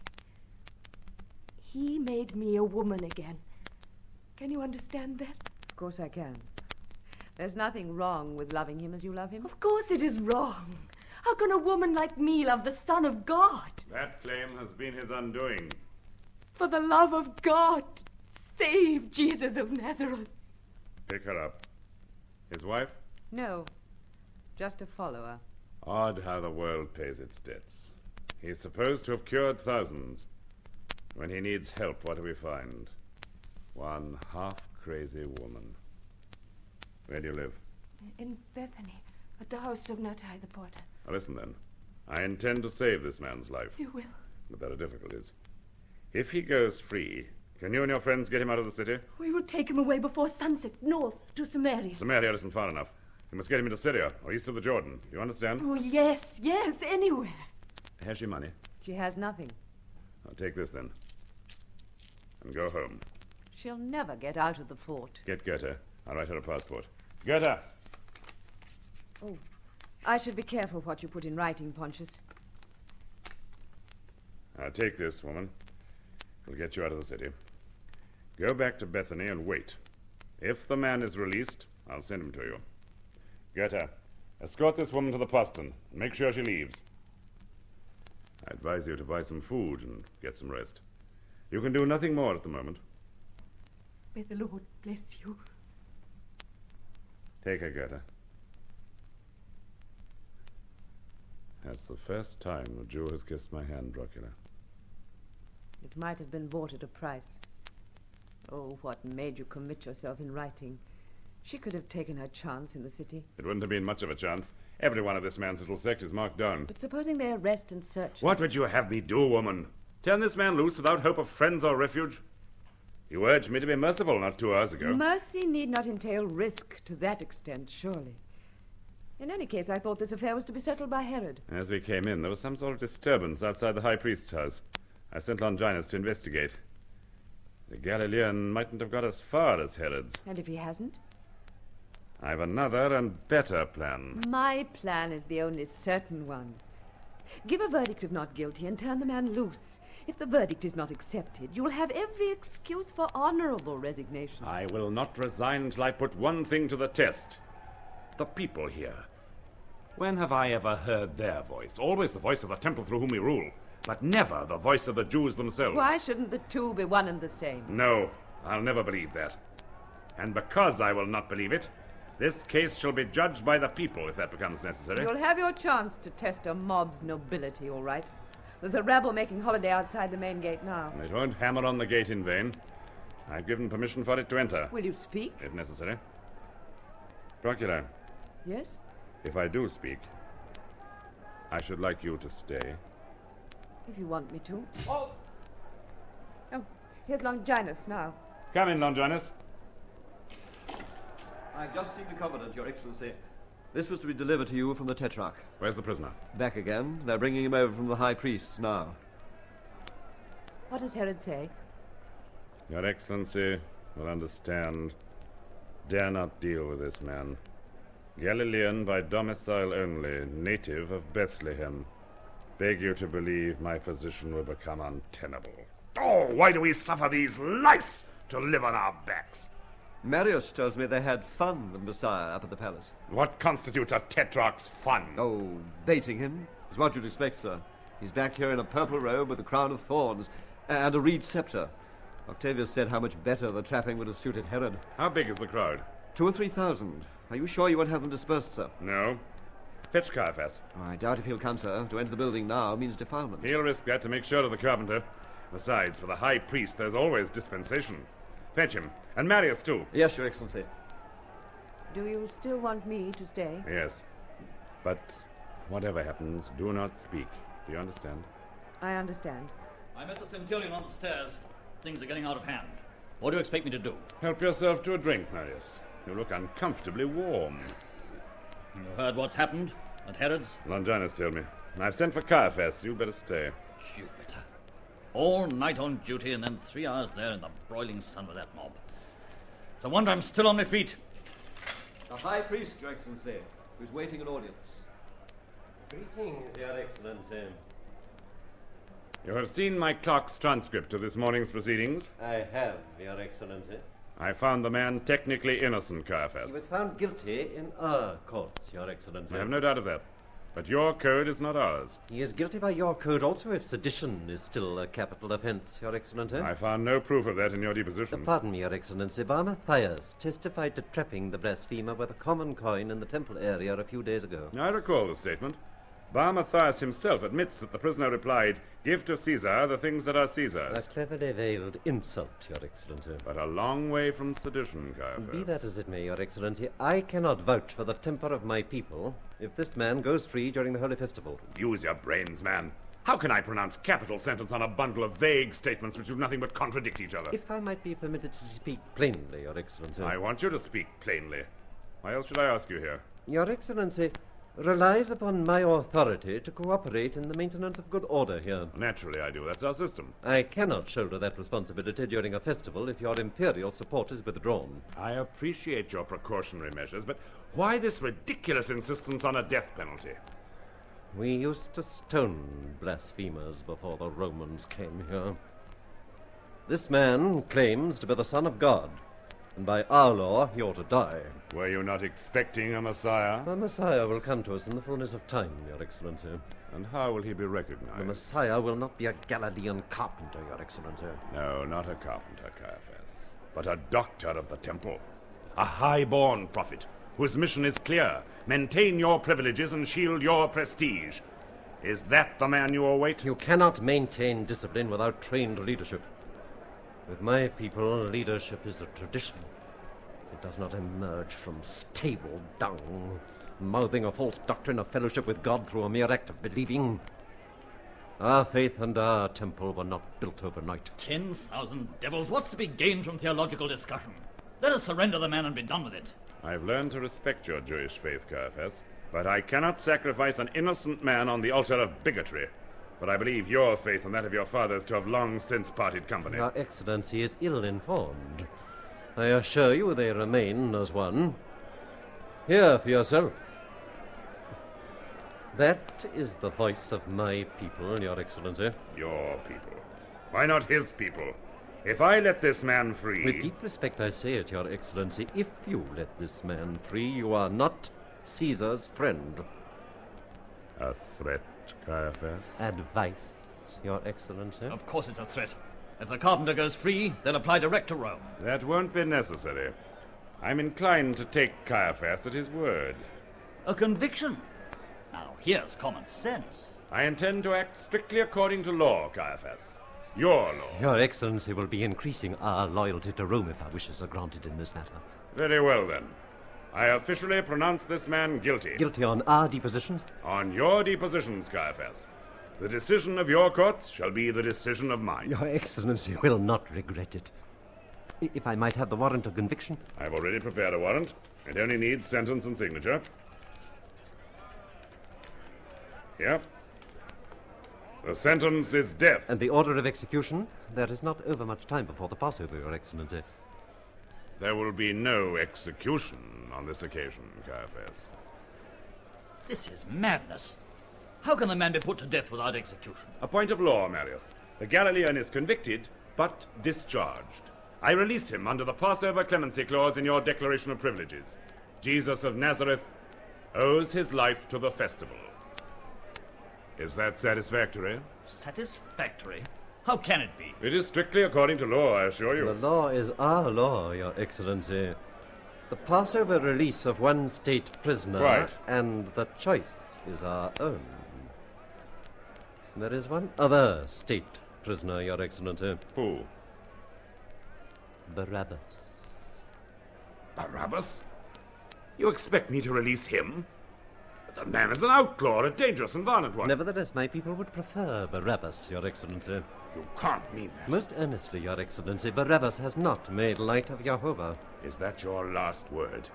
You prefer to loose upon society a man like Barabbas in preference to a harmless philosopher? I did not say that I preferred it, Your Excellency. I speak for my people. Very well. You shall be put to the test. We shall see if your choice is their choice. If it is, then you have my pledge that the carpenter shall be dead before sunset. What are you going to do now? Put the question to the people. A plague on the people! How can you make us look so cheap? The governor is the voice of the emperor. How dare you question his decision? How long has Judea been ruled by a woman? Marius, how dare you! The army will not forget that insult, Pilate. Leave us, Procula. And you, Marius.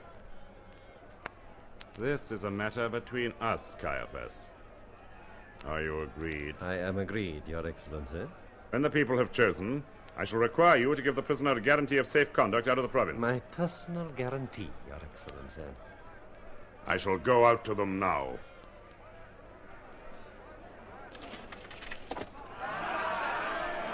Jews! They have brought me your king! We have no king but Caesar! I have been asked to crucify your king! Tomorrow is the feast of the Passover.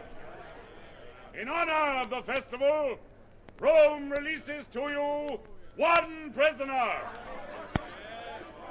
I give the people a choice. This man or Barabbas.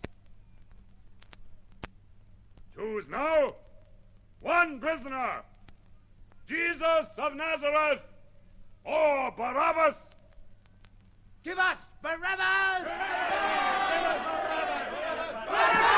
Give us Barabbas! Not this man! I find no fault with the Nazarene. Give us Barabbas! Goethe, fetch water. Take him and crucify him. I wash my hands of this innocent man.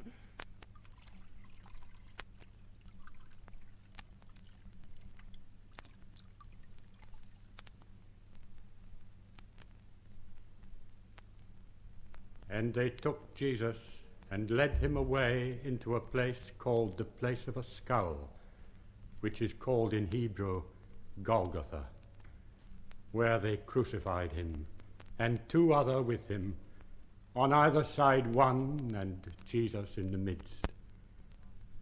And there was darkness over the whole land until the 9th hour.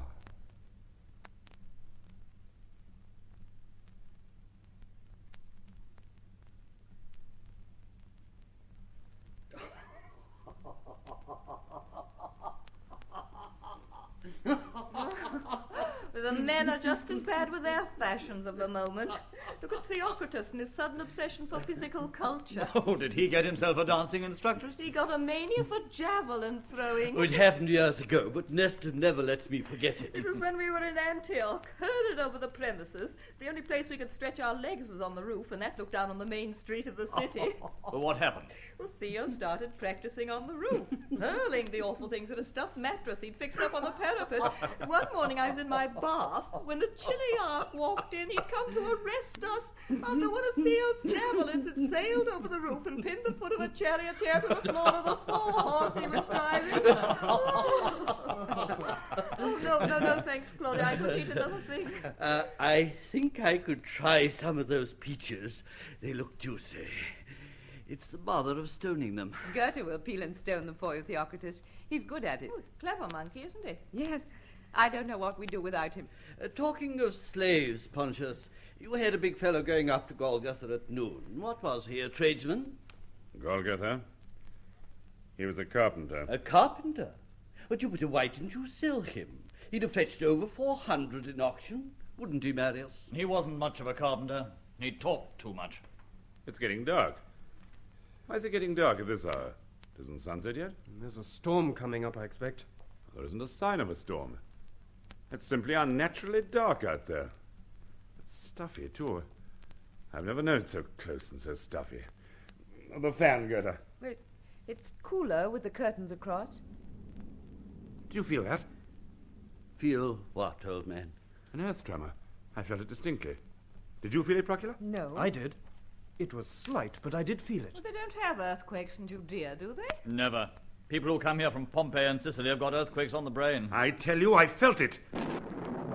Listen, who says there isn't a storm? What's troubling you, Pontius? Anything wrong?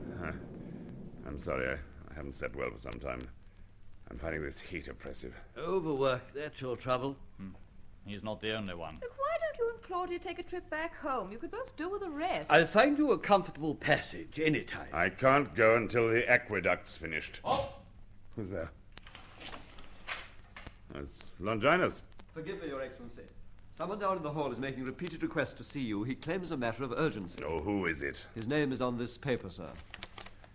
I'll not see anyone tonight. I've issued orders to that effect, sir, but the man is insistent. When I ordered him out, he produced this authority. A woman from Magdala. The case is closed. Tell him nothing more can be done. Shall I make an appointment, Your Excellency? Well, send him away. Yes, Your Excellency. Who was it? A merchant from Arimathea. Called himself Joseph and claims to represent Nicodemus of the Sanhedrin. I know Nicodemus. He used to do a good trade in mixed stuff from the north. Gave it up some time ago to follow some cult or other. A lot of these wealthy Jews get religion when they've made their pile. Oh, it's hot in here. Why don't we all go over to Balthazar's? I'm willing. Anywhere out of this oven. I shall only be pestered if I stay here where they can reach me. I'll order the horses. Thank you, that's most kind. Guard! Commandant? That Arimathean in the hall. If he's still there, tell the centurion to order him up here now. Then return to your post and keep your eyes open. Very good, Commandant. Come in, man, and shut the curtains after you. You are Joseph of Arimathea? The centurion said the procurator would receive me. The procurator will not receive you. I am the commandant. How did you come by the official seal and signature of the governor? It was given me by one of our faith, a woman. How did she get it? From the governor himself, sir. Liar. Give it to me. Well, this is a forgery, but a damn good one. We'll go into that matter shortly. What do you want with the governor? A corpse, Commandant. A corpse? Jesus of Nazareth. He was executed at noon. Is he dead? He was not dead when I left him. But I have to make arrangements for burial. Are you a relative? No, Commandant. No relative. Then you must be one of his following. Yes. I was one of his following. Do you realize the danger of an admission like that? This man was crucified for high treason. Where are the others? The others, Commandant? The other followers of this circus act. They are scattered. Have you no meeting place? None that I know of. Down in the cells under the guardroom, we have various means of loosening tongues. I'm placing you under arrest. You must do as you think best, Commandant. Meanwhile, I request the body of my master. You'll get no body, damn you! Guard! Maybe you'll be too concerned with what happens to your own carcass. In the meantime, try to remember which of your fellowship is the expert at forging the official seal. Here, you! Take this man to the guard. What are you charging him with, Marius? Your Excellency. With forgery. This is as good a counterfeit as I've ever seen. It isn't a counterfeit. What? Did the woman from Magdala give it you? Yes, Your Excellency. What could you hope to do now? The man has been on the cross for hours. He came for the body.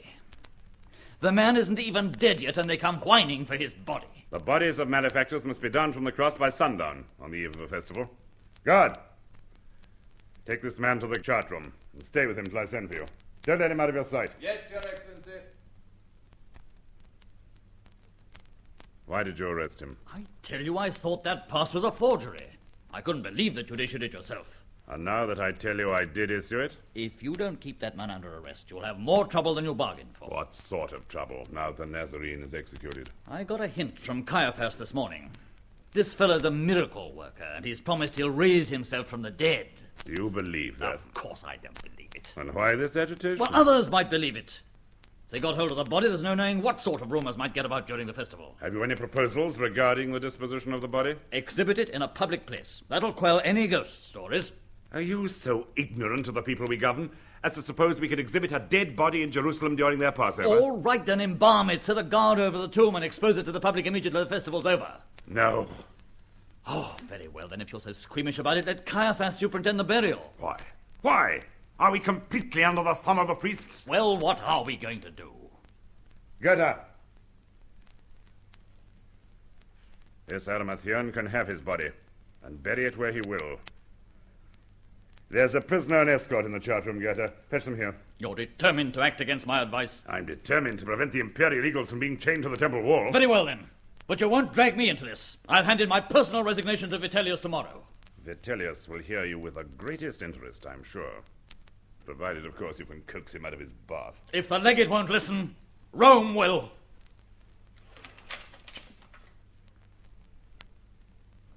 The prisoner, Your Excellency. Now leave him here.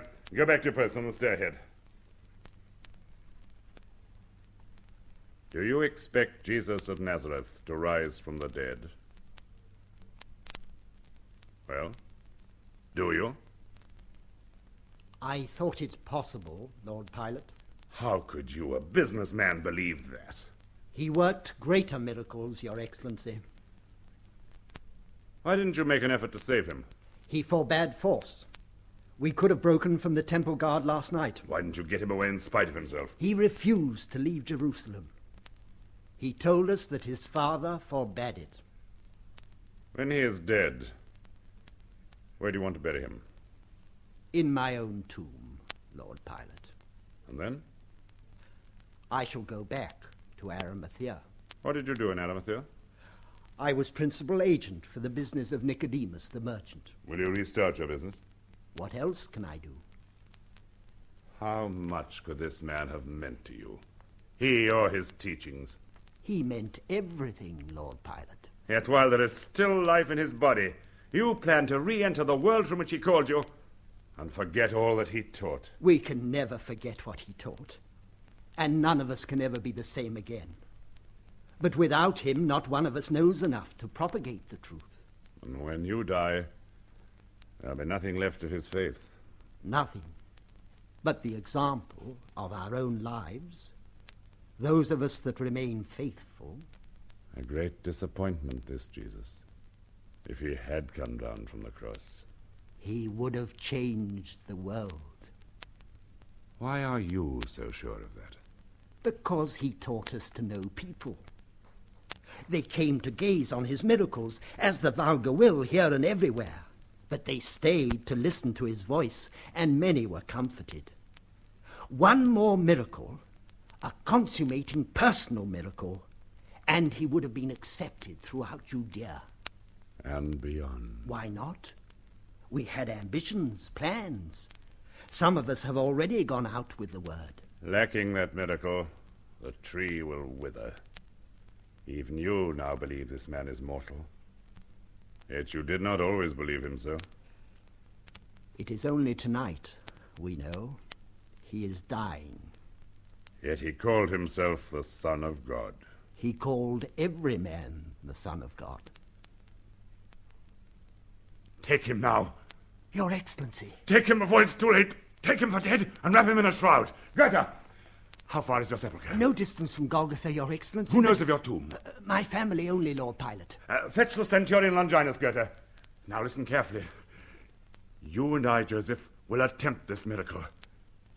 When you've recovered the body, you'll move off towards your tomb. But before you've gone far, you'll be overtaken by a messenger. He will direct you here. Here, Your Excellency? Obey my messenger's instructions to the letter.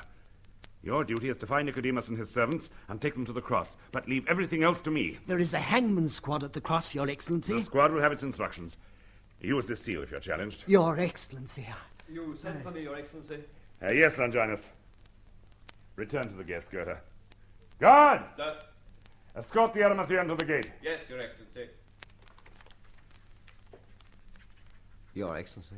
Longinus, I believe you superintended the execution today. Myself and Nona, sir. Is Nona still there? Yes, sir, with 4 men. None of the malefactors were dead when you left? No, sir. I gave orders for the dispatch of all 3 after 2 more hours. They must be dead before the festival commences. How much of that 2 hours is left? I returned about an hour ago, sir. Were there many spectators at Golgotha? Well, they nearly all left after the disturbances. What disturbances? The earth tremor and the sudden darkness. You are to return to the cross at once, Longinus. Get there as quickly as you can and dismiss Nonus. Shall I break the legs? Of 2 of them. Jesus of Nazareth, you will take down living or dead.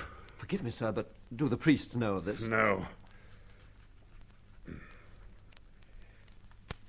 There's your authority. It carries my seal and signature. But what am I to do with the man, sir? At the cross, you will meet a party of Jews, 4 in number. One of them has a safe conduct under my seal.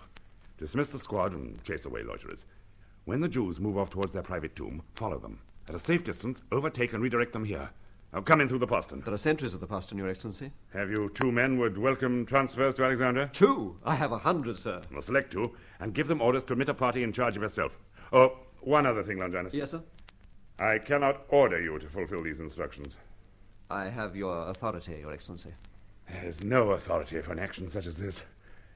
I can only say that if anything goes wrong, my seal will prove that you're acting on my instructions. Does that satisfy you? Yes, Your Excellency. You may need an extra pair of hands. Take my slave, the German. A slave, Your Excellency? Is it wise? Getter is dumb. You'll find him below. I need not remind you to keep the closest counsel. There is one question, sir. Well? Have we fresh evidence on the Nazarene, sir? Evidence of a sort.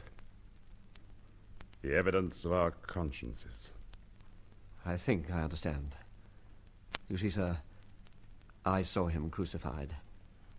And he was, well, different. You may go.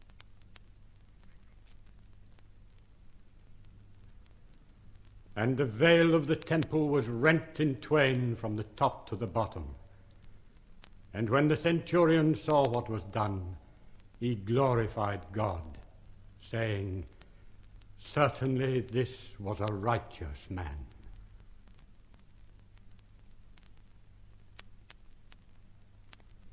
Sentry!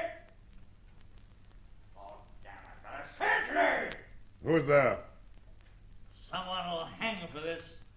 No sentry. Should be a sentry. I posted one myself. What do you want, Marius? Easy enough to get in here. Might have been a zealot, mightn't I? 6 inches of steel in your neck. If you have nothing to say, go back to your quarters and get sober. Oh, I'll sober up in the saddle at first light. I'm riding north, pilot. Handed over to Tertius hours ago. Came to tell you. Give me your resignation and get out, Marius. I don't want to be obliged to place you under arrest. You arrest me? That's good. That's good. You can't arrest me. I'm off duty. If you're going to lay your complaint to Vitellius, you'd better give me your resignation and start north immediately. Pontius, do you know that there isn't a sentry on the stairhead? There. What did I tell you? Easiest thing in the world to get in here of a night. Your resignation, Marius. All right. Here it is. Now get out. And see you don't fall down the stairs. Why has Marius resigned? We can't agree on policy. What did he mean about an inquiry? He's going to report to the legate in Syria. Are you going to let him? I can't prevent him. If he manages to win over Vitellius, you'll be ruined. You realize that, I suppose? I'm not afraid of Marius. I shall be leaving in the morning. I think you're wise. I told you to go back to Caesarea a week ago. Further than Caesarea, Pontius. I'm going home. I'll make arrangements for transport in the morning. Theo is booking my passage on one of his own boats. You saw fit to discuss it with Theo, then? I've discussed the passage, not the reason for my leaving.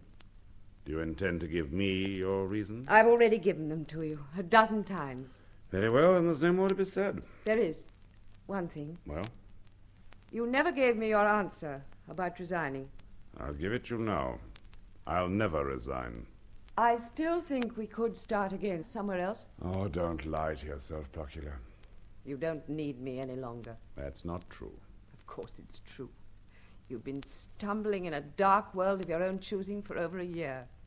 Sometimes I think you aren't quite sane any longer. You need me? Why, you barely notice me behind your mountain of documents and memoranda. Goethe, the slave that changes your sandals, is closer to you than I am.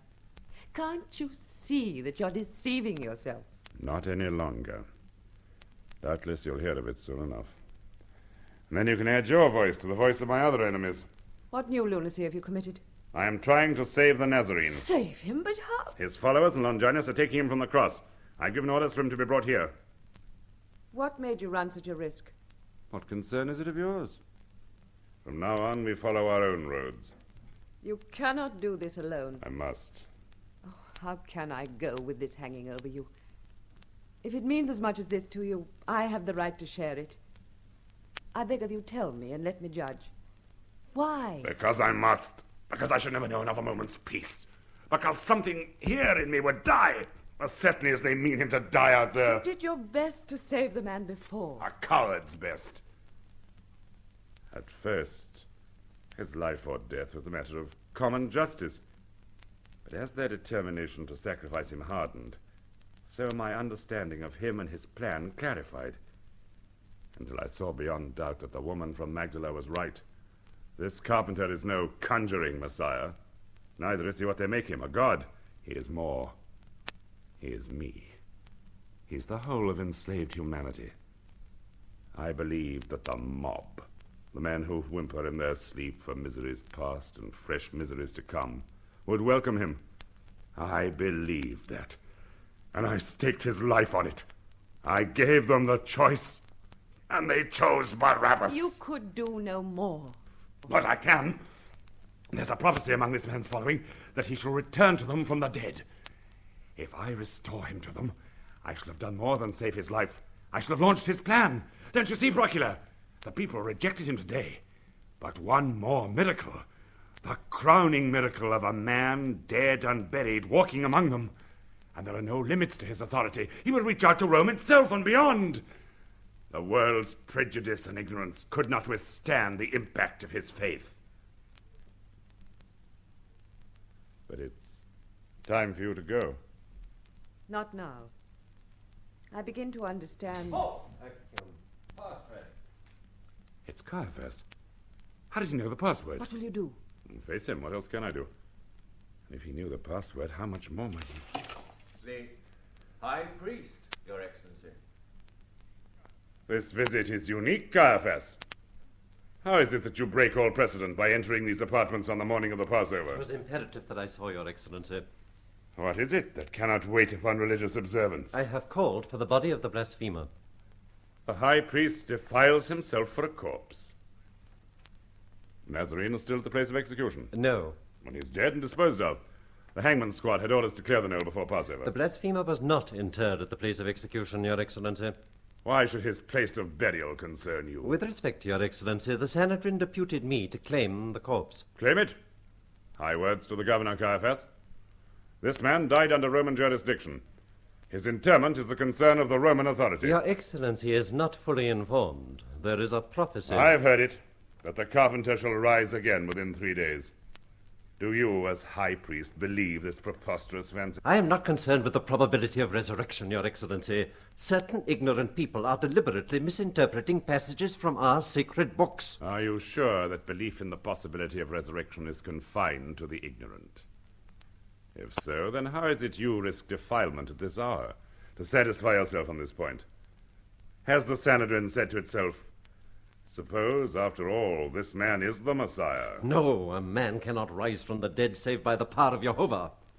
And if that power is not visited on the elect, how could it enter a man who took the holy name in vain? Ah, how indeed, Caiaphas. Everything shrieks out a denial of such a monstrous possibility. Yet even so, you come to me for sanction to watch a corpse for 3 days. To what extent did this anxiety possess you? Shall I tell you, Caiaphas? To the extent of making you imperil your own life and liberty. At this moment, Caiaphas, only my clemency stands between your person and a capital charge. In order to gain access to me, you discovered and used the fort password. A password changed twice each night. It was imperative I saw, Your Excellency. If the rumor of resurrection got abroad in the city, this man's prestige might threaten Rome. You dare not arrest me for doing Rome's work. I dare this instant if I chose. Do you presume that because I find it expedient to give you a man's life at noon, I'm to be your lackey for my term of office? The Nazarene's remains are Rome's affair, and Rome will select and guard the tomb. Guard! My sole object is to prevent disorders. Leave such work to me, Caiaphas. And never forget that the temporal power you wield flows from me and me alone. Guard! The visitor will leave by the main gate immediately. Escort him to the street. I will solicit an audience after 3 days, Your Excellency. The interview is over, Caiaphas. I am trembling with hatred, Procula. The Nazarene would have chastened him without hate. Pontius, there's someone here. Where do you come from? What do you want? He comes from the Nazarene. You have him. Speak, man, speak. His wounds were terrible. But not mortal. They speared his side. Is he dead? He died more than an hour ago. You bungling fool! I gave you direct orders! Is he here? We've taken him to the tomb I prepared. That dumb slave you sent, he was one of our brotherhood, a gentleman. He carried him in his arms the whole of the way. You sent Goethe? Leave us, Joseph, leave us. Have I your permission to set the seal on the tomb, Your Excellency? Yes, yes. Act as you please. There is one small matter, Your Excellency. The Sanhedrin will certainly seek to take him from us. If they use force... The governor has already informed the high priest that the tomb will be guarded by auxiliaries. Wait below. I will try and make the arrangements. Your Excellency. Pontius, you will have to issue orders for the tomb to be guarded. That man is right. The Sanhedrin will do all they can to get possession of the body. What does it matter now? Who has the body? You began this thing. You must complete it. It has been completed for me. This man deified himself, and the gods have given him their answer. If he had lived to complete his work, he might have changed the world. He has died, and his plan with him. Nevertheless, the tomb must be guarded. Why? What use to involve ourselves further? You do not believe this man had the power to raise himself from the dead? I do not know what I believe about him. Only that I have witnessed the miracle of faith he wrought upon yourself. That was no miracle. I was born with faith in the ability of men to shape for themselves a destiny in which there was hope and dignity. It was only that this man showed me, for a brief instant, the means of putting that dream into practice. And the moment has gone by. The moment may come again. Never, never for us. Who's that? It's Goethe. He no longer limps. And Pontius, his face... The courts are empty, but soon the city will be stirring, and the people will come from their dwellings to seek his presence. I will go to the house of Mary to prepare for the Master.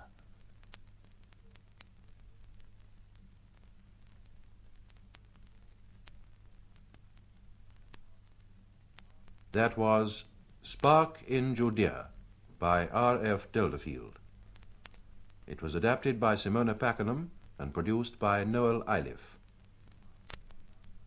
The part of Pontius Pilate was played by Valentine Dial, Claudia Procula by Pauline Letts, Marius by Roger Snowden, Caiaphas by Heron Carvick, Mary Magdalene by Sheila Grant, and other parts by members of the BBC Drama Repertory Company.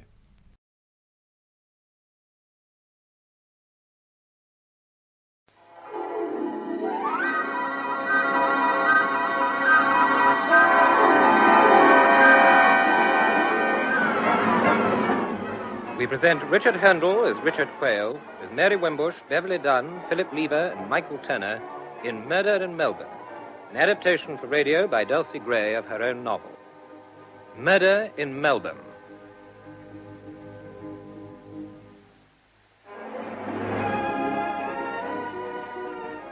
My name is Richard Quayle. I'm English, though I've lived in Australia most of my life. I'm telling you this story because I want to get it off my chest. Tomorrow I leave Australia to take a job in South Africa. And I want to put the past behind me, once and for all. I'm going to tell it to you in as much detail as I can remember. It all started, as far as I'm concerned, on that day 2 years ago when I tried to telephone my girlfriend, Anna Matheson, to say that I was coming to see her in Melbourne. Hello? Hello, is that the Buona Hotel? Yes. Richard Quayle here, speaking from Sydney. Would you put me through to Miss Anna Matheson, please? One moment.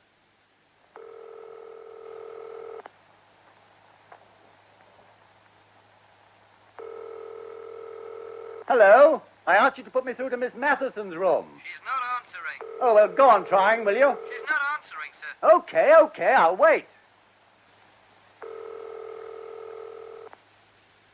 I never got through. An hour later, I was at Sydney Airport. Just before 5:30 p.m., I'd settled myself in the plane due to arrive in Melbourne at 7:35. I was really excited at the thought of seeing Anna again. I'd kept my side of the bargain. I hadn't written or tried to see her for 4 months. I wonder what she'll say when I ask her to marry me, I thought. Probably laugh at me. After all, we've been living together for years.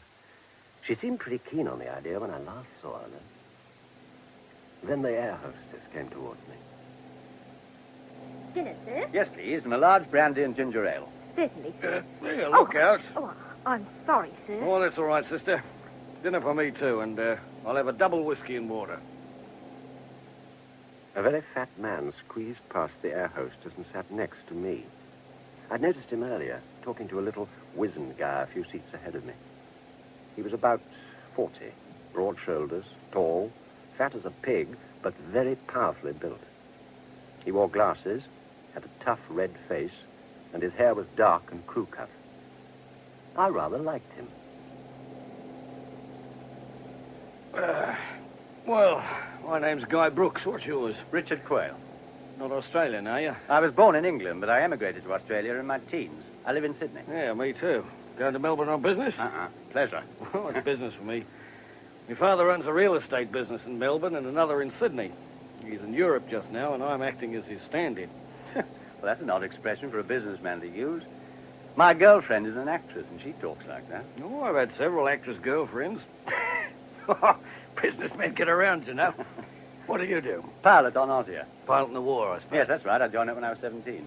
Did my stint and then found out that I wasn't exactly cut out for anything else when the war was over. I'm looking round now for something to do when my retirement comes up. We all of us plan for that. We have a pretty tough medical every 6 months, and there's always a day when we may fail it. Do you know many people in Melbourne? Not many. Haven't been there too often. That's the girlfriend, eh? Sorry, but you did say you were going over for pleasure. That's right, I did. Well, where are you staying? At the Meteor. Oh, it's a nice pub. Clean as a whistle and excellent service. Well, if you feel like it, give me a ring anytime. I'll be glad to see you. Here's me card. Yeah, thanks. G.M. Brooks, the Shutters, Turak Road. I may take you up on that. Oh, do that. Do that, please. I checked in at the Meteor and asked the porter if there were any messages. He said there were none, and a snotty little page took me to my room on the first floor. It was a decent room, clean and homely, as Brooks had said, with a bathroom off to the left. I went straight to the telephone. Get me the Buona Hotel and hurry.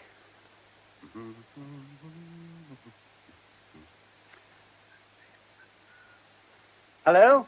Hello, is that the Buona Hotel? Yes, sir. Oh, put me through to Miss Anna Matheson, will you? Very good, sir.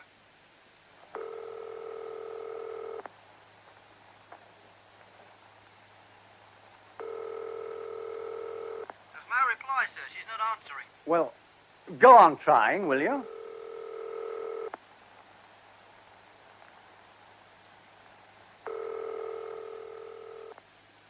But it was no use. She didn't answer. I took a taxi to the Buona and told the driver to step on it. I was definitely worried now. It was dark by this time with a hot, gusty wind. I couldn't see where we were going, but noticed that at one point we crossed the Yarra River. The hotel was in a small back street, and frankly, it was a dump. The foyer was badly lit and depressing in the extreme. What was Anna doing living in a place like this? She wasn't pressed for money. The seedy-looking porter was cleaning his nails as I went in, and he went right ahead cleaning them. The faded blonde at the reception desk smiled grimly. Do something for you? Oh, my name is Richard Quayle. I want to see Miss Matheson, please. She's expecting me. Well, you better go on up then. Room 32, third floor. Lift to the left. The number, 32, was fixed in white plastic on the black door, and a Do Not Disturb sign was hanging on the door handle. I knocked. No answer. The door was slightly ajar, so I pushed it. The room was in darkness, except for the glow from an electric fire.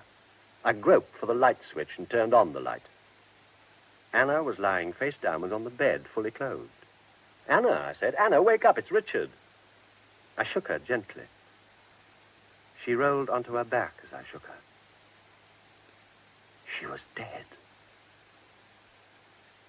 I looked at her unbelievingly and took her in my arms. There was a sudden violent crash behind me, and I leapt to my feet, scared out of my wits. The window curtains, which were not drawn, billowed away from the open window, and I realized that a gust of wind had slammed the bedroom door. I laid Anna gently back on the pillow and kissed her hair. Then I looked round the room. It was the hell of a room, sordid in the extreme, but nothing seemed out of place. Anna's makeup, brush and comb, and a bottle of scent I had given her stood tidily on the cheap dressing table. Her dressing gown was draped neatly over a chair. The wardrobe door was open, and the clothes were hanging undisturbed. I felt I wanted to howl like a child. I went to the window and looked out. I couldn't see much. On the other side of the street, a neon sign shone out. Sunshine Cafe, it said. And above the sign, in a room evidently on the first floor, the lights were suddenly switched off. It was then that I noticed the smell in the room. I suppose I'd been too strung up to notice it before. It was a faint but persistent smell of mold, but there was something odd about it. I picked up the telephone. When the girl answered, I said, "Get me a doctor. Miss Matheson is dead." The girl gasped and said she'd get the manager. "No, get a doctor," I shouted, but she cut me off. The manager arrived almost at once, a nervous little Italian with a drawn, swarthy face and large ears. I am the manager. Who are you? What you do here? I'm Miss Matheson's fiancé. I've just flown in from Sydney to see her and found her dead. Dead? Morta? What for she want to die here? We have the difficult times, my wife and I, and just when things are beginning to look good, this woman comes to die here. You albergo, no good for the hotel. You'd better ring for a doctor, hadn't you? Why she not die somewhere else? Ring for a doctor, damn you. What's the matter with this place, for God's sake? See a doctor, I get one. Pronto, pronto, pronto. Get me Dr. Manton, please. Tell him to come to room 32. Grazie tanto. Have you got telephones in all the rooms? No, only in two. This one and the one next door. They're all part of the one suite. This room connects with the bathroom next door. You see that room by the wardrobe? Yes. Through there is another bedroom. This room here used to be the sitting room. Anyone there now? Yes. Who? He live here, but he away now. What's his name? Leonard, Mr. Leonard. What sort of a chap is he? Oh, he's a traveler, a big man. My wife like him molto bene, very much. All the women like him. When did he go away? This morning, I think. Well, has he been here long? This time? 4 months. 4 months? Are you sure? Ma certamente. Of course I'm sure. It was exactly 4 months since Anna had left me in Sydney to come to Melbourne. Had she come to see this man Leonard? Was that why I was not to write or phone her? It certainly began to look like it, though I couldn't believe it, really. The doctor soon arrived and examined Anna. I stood looking out of the window. Now, what do you think, Dr. Manton? Oh, I don't like the look of it. She's a big, healthy-looking girl. But this young man says she's 27. If she has taken her own life, the police must be in on it. The sooner the better. But she couldn't have taken her own life. She wasn't the type. Well, not everyone who commits suicide has suicidal tendencies, you know. It's a very popular misconception. Yeah, she may have been in the situation which caused her to despair, a dilemma from which she saw no escape and therefore no hope. Yes, but she knew I was coming to see her today. So why today of all days? Have you ever known her to threaten to kill herself before? Never. Oh. Give me police headquarters, FJ999. Oh, no police here, Dr. Manton. I know wish my hotel reputation ruined. I don't want mine ruined either. Hello? Dr. Manton here. Give me D24. Now, put me through to homicide, please. It was a lie, of course. I mean about her never threatening to kill herself. Our affair hadn't been an easy one all the way through. Anna had wanted marriage, and I was against it. I'd had marriage in a big way with my first wife, and I wasn't looking for more. Within 10 minutes, the police arrived, 2 tall and powerful men. The senior detective was called Transom, and the other man, Brown, I think. They took a story from the manager first and wrote it down. Anna had come to live here 4 months ago, he said. She seemed to have plenty of money. She was well-liked, very kind, but she wasn't happy. She was good friends with Mr. Leonard from next door. The manager looked at me out of the corner of his eyes as he said this, and I could have kicked him. Then they took a statement from Dr. Manton. Pupils of the eyes dilated, time of death extremely uncertain. Oh, the fire was on and the window open when Quayle arrived. Strange. Time of death anything from 12 to 20 hours ago. No, he couldn't put it more exactly. The doctor went. And Transom told Brown to take possession of Anna's tooth glass or any container she could have drunk from and to search the place for sleeping pills, patent medicine, and so on. Then he turned to me. I told him all I knew and also gave him Anna's mother's address in Adelaide. Her father is dead. Father, dead. Oh, by the way, Mr. Quayle, you'd better stick around Melbourne for a bit. You'll be wanted at the inquest. When will that be? Oh, it all depends on a post-mortem. Maybe a matter of days, maybe a few weeks. A few weeks? I thought they were always held at once. Did you? Yeah, then you thought wrong. You'd better get on to Ozzy and explain. Yes, I will. Now, why don't you cut along? We've got to get your girlfriend out of here. Where will you be taking her? I'm afraid she'll have to go to the mortuary, son. I took a last look at Anna. She looked very beautiful, very peaceful, and very young. I got the hell out of it. I had a bad night, got up early and tried to shave with shaking hands. It was pouring with rain. I couldn't eat breakfast. I was thinking about Anna all the time. I couldn't help wondering if I were responsible for her death, and the thought that she might have committed suicide because of me was nearly driving me out of my mind. Brooks, the fat man on the aircraft, rang soon after breakfast and asked me to lunch. I accepted because, well, I didn't know what I was going to do with myself all day.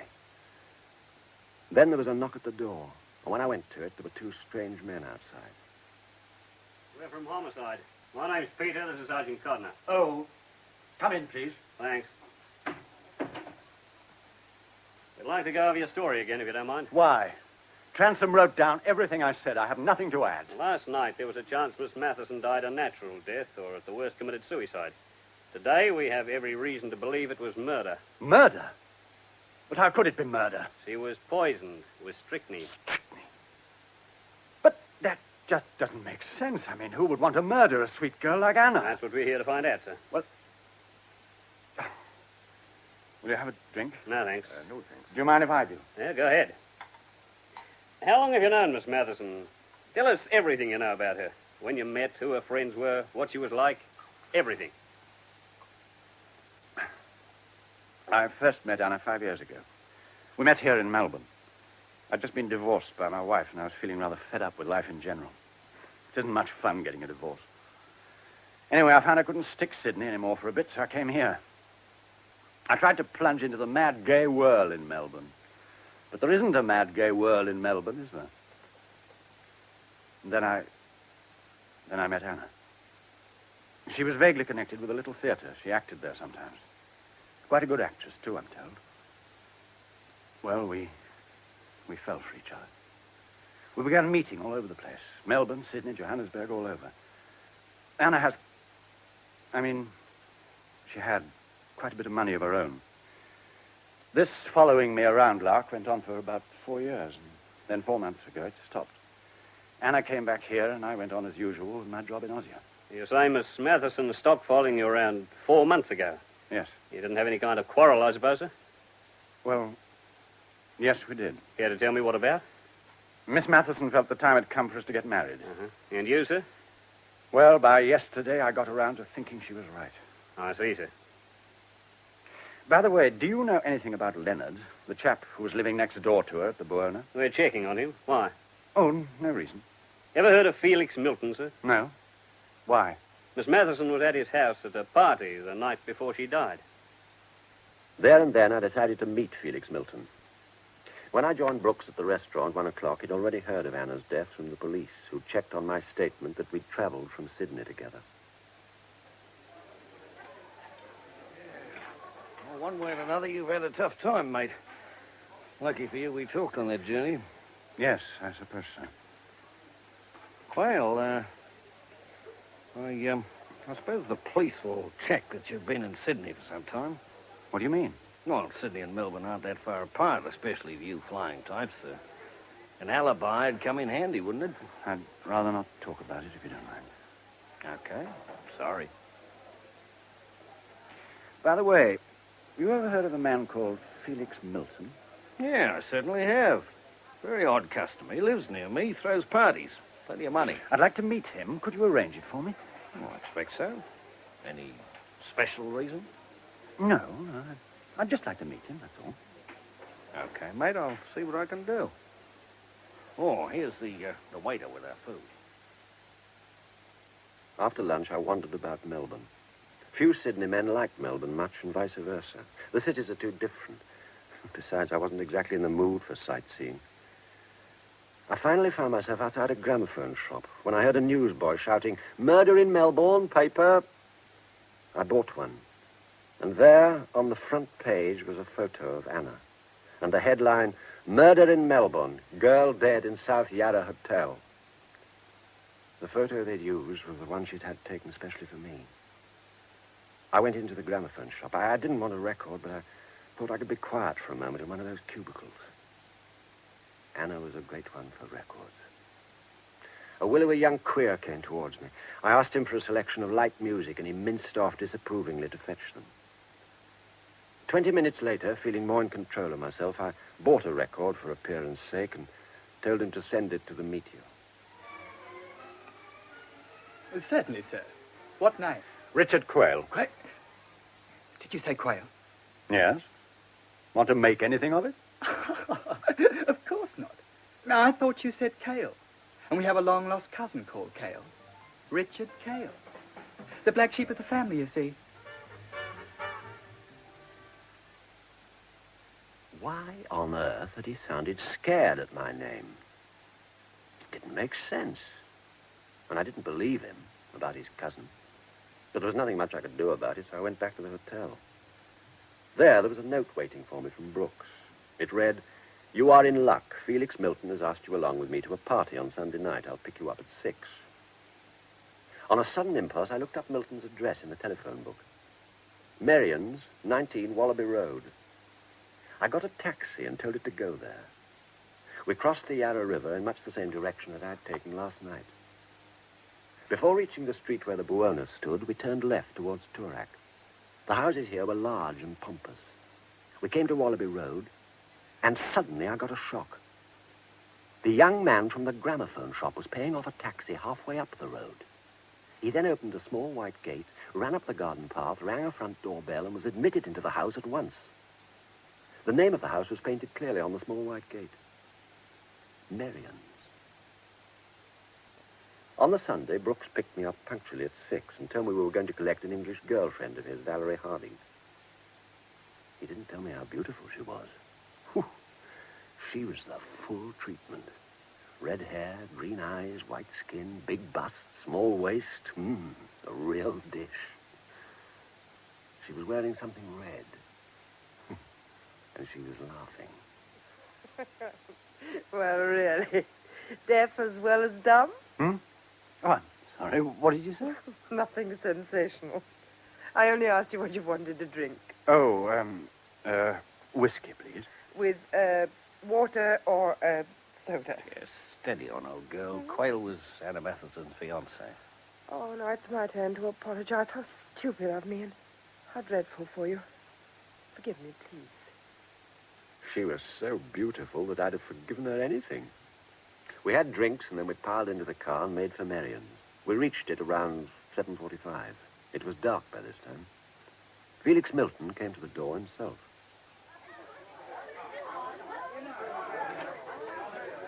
Valerie, you gorgeous creature. Merrian's welcomes you. And you, Guy Brooks, you lovely, lovely boy. And who is this? A friend? Oh, goody. Felix adores friend is. Good grief. Don't let it worry you. The food and drink makes up for everything. Valerie! Beautiful Valerie and the lovely, lovely Guy have brought a delicious friend. The name is... Richard Quayle. Oh, we'll call him Dickie, shall we? Dickie Ducky Richard Quayle. Isn't that amusing? How do you do, Felix? Here, Richard wants to meet everyone. Of course he does. Everyone, Dickie. Now, this is Betty Ward. Hello. And her very handsome husband, Frank. Hello there.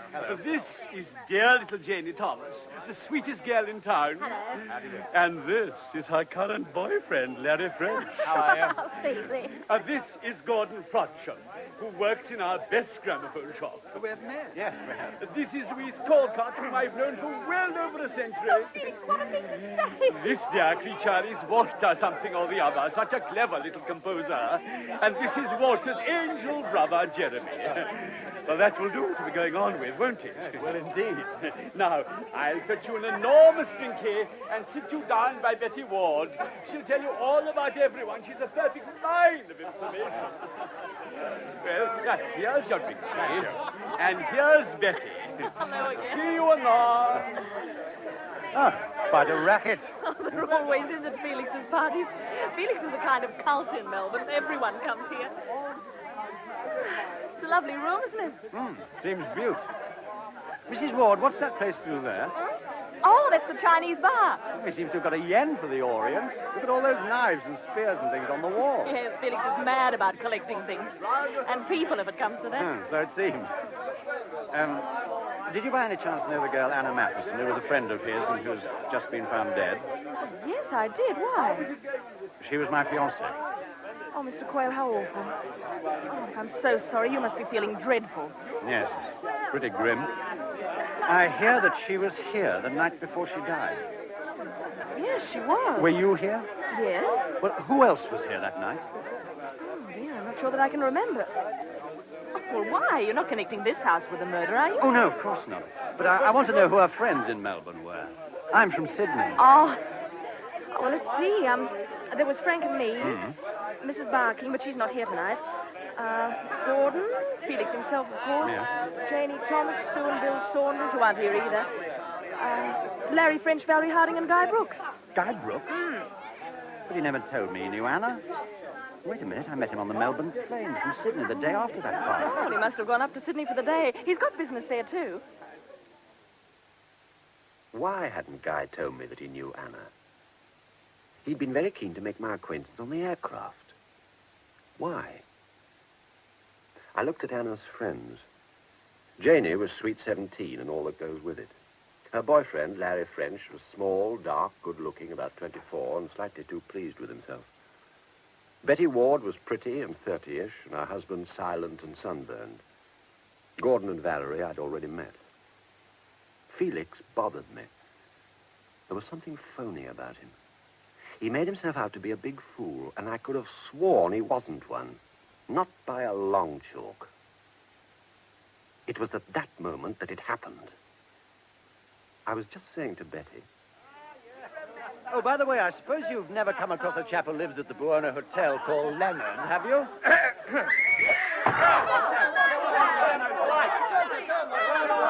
My dear, how too stupid. Whoever switched off the lights, please switch them on again immediately. Now, thank you. Now, who played that silly trick? I nearly spilled my drink over my suit. Well, I don't know who switched the lights off, but I switched them on. Oh, thank you, Guy. Oh, dear me. Betty's fainted. Hi, quick. Thank you, boy. Help me bring her over to the window. Richard Doll, there's some brandy on the table behind you. I was kneeling by Betty, and as Frank and Felix carried her to the window, I got to my feet, slipping a little dagger that I'd found on the floor into my pocket. As I did this, I saw that Gordon Frodsham of the gramophone shop had seen what I'd done. He said nothing, however, and the party broke up soon afterwards. Valerie offered to drive me home. As we approached her house, she asked me in for a drink. Nothing I should like more, I replied. As we went through her door, she suddenly kissed me, full on the lips. I shouldn't have done that, darling, but the business of the lights going out and That offending rather frightened me. Do you only kiss men when you're frightened? I thought it was my beautiful brown eyes. What? They're rather my type, I'm afraid. Did you mind me kissing you? Why should I? I thought you might when... When? Well, I mean, I thought you might so soon after... Well, I mean, Anna was engaged to you, wasn't she? And I... Yes. Yes, Anna was engaged to me. So perhaps I'd better be going. What about your drink? Oh, another time. When shall I see you again? When would you like to? I'll ring you tomorrow. Good night, darling. Good night, darling. When I got back to my room at the Meteor, I felt in my pocket for the little dagger. It was gone. Monday was a cloudy, blustery day. I was at Russell Street Police Headquarters by 10 o'clock, having decided to tell Inspector Peters about the dagger. In broad daylight, I could hardly believe it myself, and I didn't relish having to describe it to such a stolid individual as Peters. Police Headquarters is a 10-story brick building. Inside, it looks rather like a large newspaper office. I asked for Peters at the inquiry desk, and he came to me almost at once and took me to his small square office in the basement. The going was as rough as I'd feared. Very interesting, Mr. Quayle.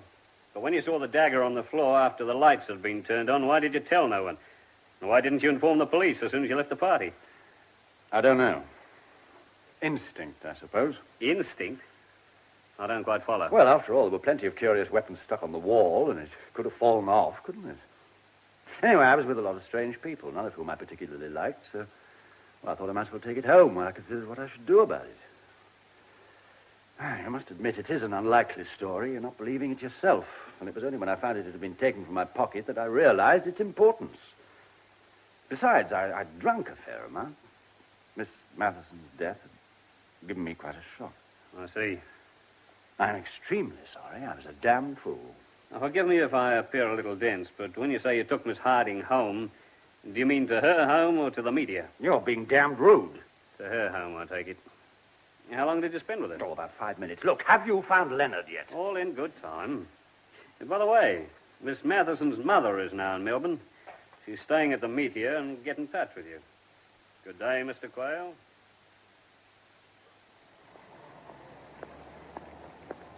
Oh, hello, Mrs. Ward. Hello? Visiting the police? How did you guess? How are you feeling today? Fine, thank you. Do you often faint? No. What particular thing sent you off last night? Well, I've no idea. Fright, I suppose. Fright? Well, the light went out, remember? And I hate the dark. I see. You didn't see the dagger by any chance? Dagger? What dagger? Oh, well, perhaps I imagined it. Would you care to come in here and have a cup of coffee with me? Well, come on, Mrs. Ward. Your husband need never know. Come and have a cup of coffee with me.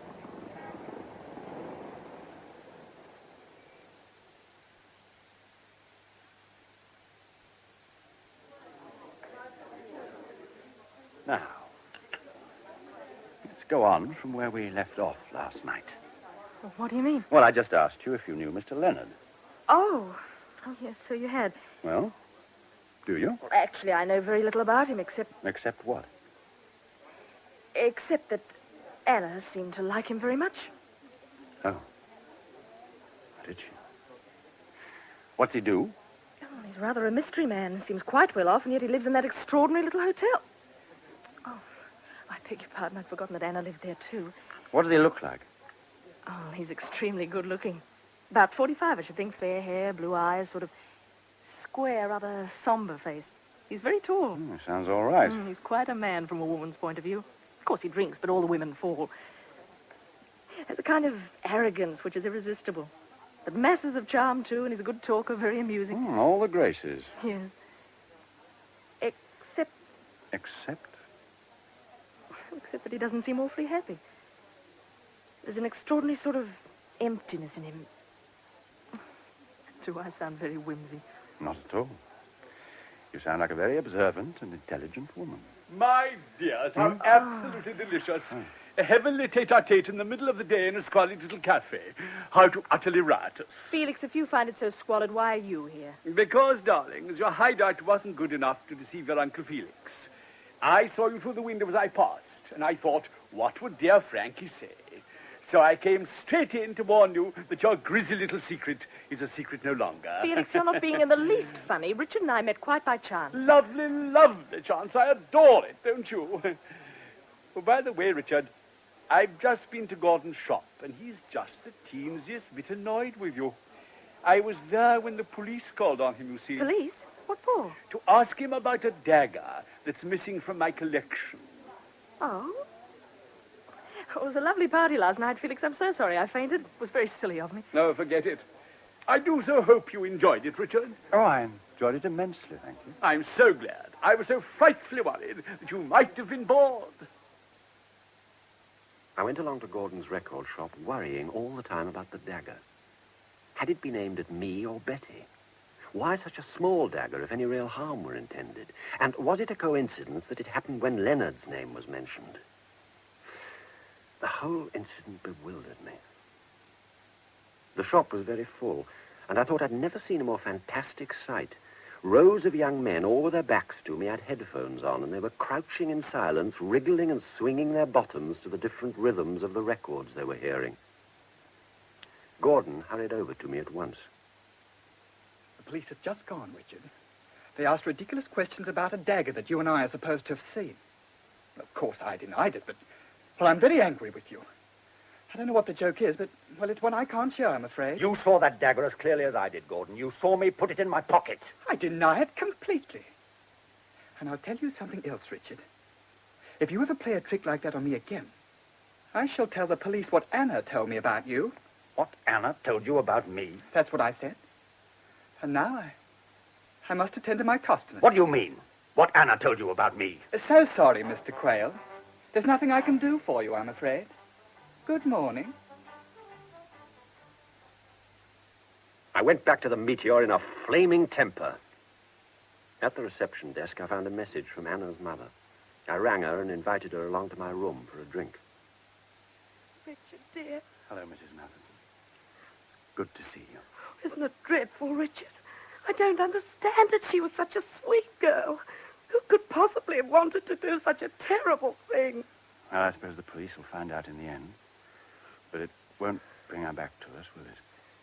Richard, dear, I want you to know that though I didn't approve of your affair with Anna, I know you did what you thought was right. Anna wrote to me often about you both. Perhaps you'd like to see her last letter. Thanks. Mummy, darling, Richard will be coming over from Sydney to see me soon, and one way and another our future will be settled then. It's all been such a muddle, but whatever happens, it'll have been worth it. I love Richard with all my heart. Wouldn't it be wonderful if he wanted to marry me? But of course he won't. I've told you a little about Jack Leonard, haven't I? I think I'm helping a bit, though I can't get him to meet a friend of mine who is an AA, Alcoholics Anonymous, if he didn't know before. I wish he would, because they do a wonderful job. Perhaps he will later, but at the moment something pretty serious is on his mind, I think, and I may be the cause of it. I found out something rather awful the other day, and Jack has been working on it ever since. He says he won't go to the police just yet, which I think he ought to, and he refuses to say much about it because he says I've tumbled onto something dangerous. He has been away for the last 2 weeks, and I'm frightened. He's so nice, Mummy, I really don't know what I'd have done without him these last few months. Unfortunately, he's beginning to fall for me, and that may complicate things. Richard and I will be over to see you soon. Until then, take care of yourself, and lots of love. Bless you. Anna. You showed this letter to the police, of course. Of course, dear. How long will you be staying in Melbourne, Mrs. Matheson? Till the police find out. What on earth was Anna doing at a place like the Buona? It's a dump. I mean, she wasn't hard up, was she? Well, I suppose, dear, it must have been because of Mr. Leonard. Because of Leonard? But why? Well, from what Anna told me, they met on the plane coming from Sydney 4 months ago. Well, they got talking, found out they were both unhappy, and sort of teamed up. I don't get it. I suppose you've no idea what Anna meant about finding out about something awful. No. Well, I'm wondering if, as Leonard warned her, it did turn out to be something dangerous. Yes, I see what you mean, I dear. must say, I wish to God the police could find Leonard. It's 4 days already. Richard, if Anna was so keen to introduce him to friends of hers in Alcoholics Anonymous, it must have meant that he drank, mustn't it? No idea. The whole setup worries me. I think I'll go to the Buona this afternoon and have another word with the manager about Leonard. So at 2 o'clock, I took a bus to South Yarra. The Buona Hotel looked even more depressing by day. It was painted dark brown and green, and on the fanlight over the door, the gold lettering had lost 3 letters and read, Boona Hot. A different porter was in the foyer. Good afternoon. Can I do something for you, sir? My name is Quayle. Is Mr. Leonard in? Oh, I'm afraid he's away. Oh, any idea when he'll be coming back? No, sir. Well, I'll leave a message for him if you'll give me some paper. Oh, yeah, here you Oh, are. and thank you. Tell the manager I'd like to speak to him, would you? Yes, sir.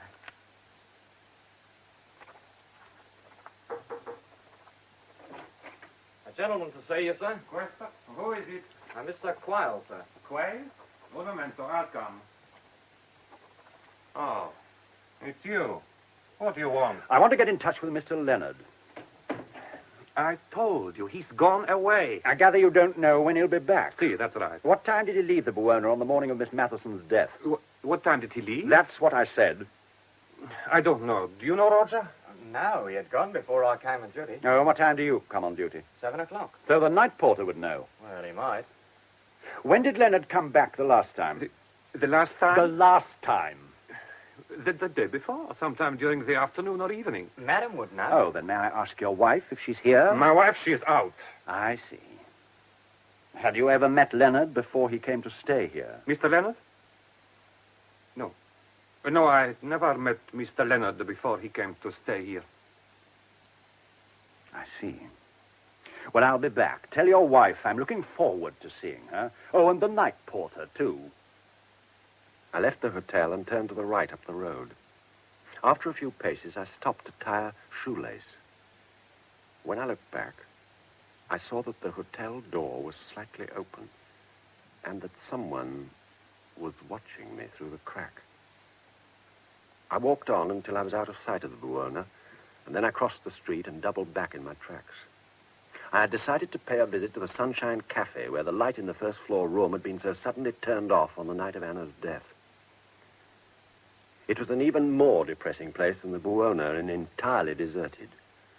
The walls of the cafe were painted with hideous murals, scarlet-faced sailors walking arm in arm with moronic women under monstrous suns. None of the tables had cloths. A mangy cat played with some newspaper on the floor. I went through the cafe into the kitchen. No one was there. I called out. No one answered. Between the cafe and the kitchen was an uncarpeted staircase, and I went up it. On the landing, there were 2 doors. The one on the right was locked. The one on the left opened into a small and very shabby flat. I went in. It was clean and neat and obviously lived in. On a table in the living room, I saw a pile of letters. The top envelope was clearly addressed, Jack Leonard, Esquire, Buona Hotel. I suddenly had the feeling that I was not alone. But before I had time to see who was near me, something hit me a tremendous crack on the back of my head, and I passed out cold. When I came to, I found myself lying on the grass verge by the side of a dirt road, looking up at the branches of a gum tree. I was evidently some way out of Melbourne. I sat up.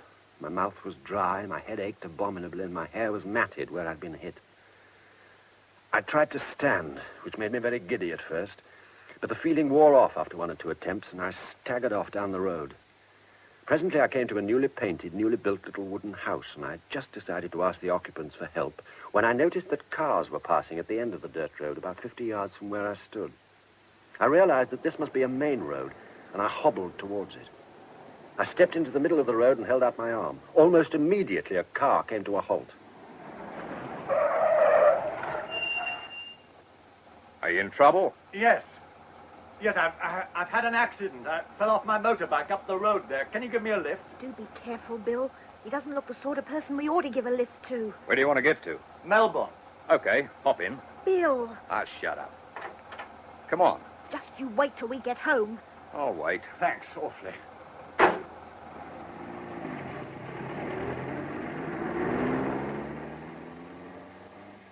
I sat back, thankfully, in the back seat and closed my eyes.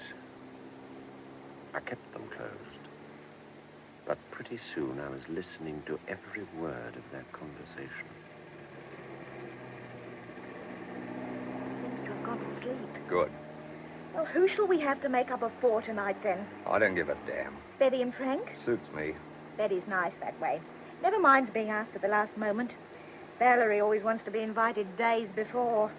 Valerie's a very beautiful woman. Oh, I think Betty's far prettier. Okay. What do you think's happened to him? He's in a terrible mess. He told us. Then where's his bike? I better ask him when he wakes up. He might be a murderer. Might be the King of Spain. Well, Anna got murdered. Poor little Anna. I believe you had a soft spot for Anna. You think I'm woman mad. No, I don't. I just think you get attracted rather often. Phil, I once heard a theory that people are murdered because of the kind of people they are. Do you think that Anna was that sort of a girl? No, I don't. I never could make out what she and Jack Leonard were up to. Do you think they were having an affair? Oh, he's woken up. Nearly in Melbourne now. Where can we take you? Well, I'm staying at the Meteor, but please drop me anywhere in town. Oh, we're taking to the Meteor. We're nearly there. Well, this has been awfully good of you. I'm most grateful. What are you going to do about your bike? What bike? The bike you crashed. Oh, that. Yes, of course. Well, I'll telephone the police and get them to fetch it for me. Sorry, my head's making me feel a bit stupid. Oh, my name is Richard Quayle, by the way. If ever I can return your Good Samaritan act, let me know. Here's your pub. Richard Quayle? Wasn't Anna Matheson engaged to a Richard Quayle? Anna was my fiancée. Well, that's a damn strange coincidence. Anna was a friend of ours. So I gathered. You mean you heard what we were saying? Oh, how simply awful. Ah, serves you right. Our apologies, Quayle. We're Sue and Bill Saunders, by the way. Good seeing you. Okay.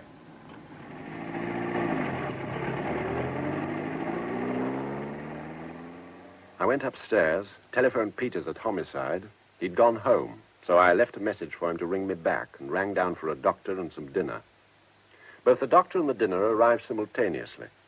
The doctor fixed my head with sticking plaster and prescribed bed and rest in case of delayed shock. He seemed to think I was none the worse for the accident.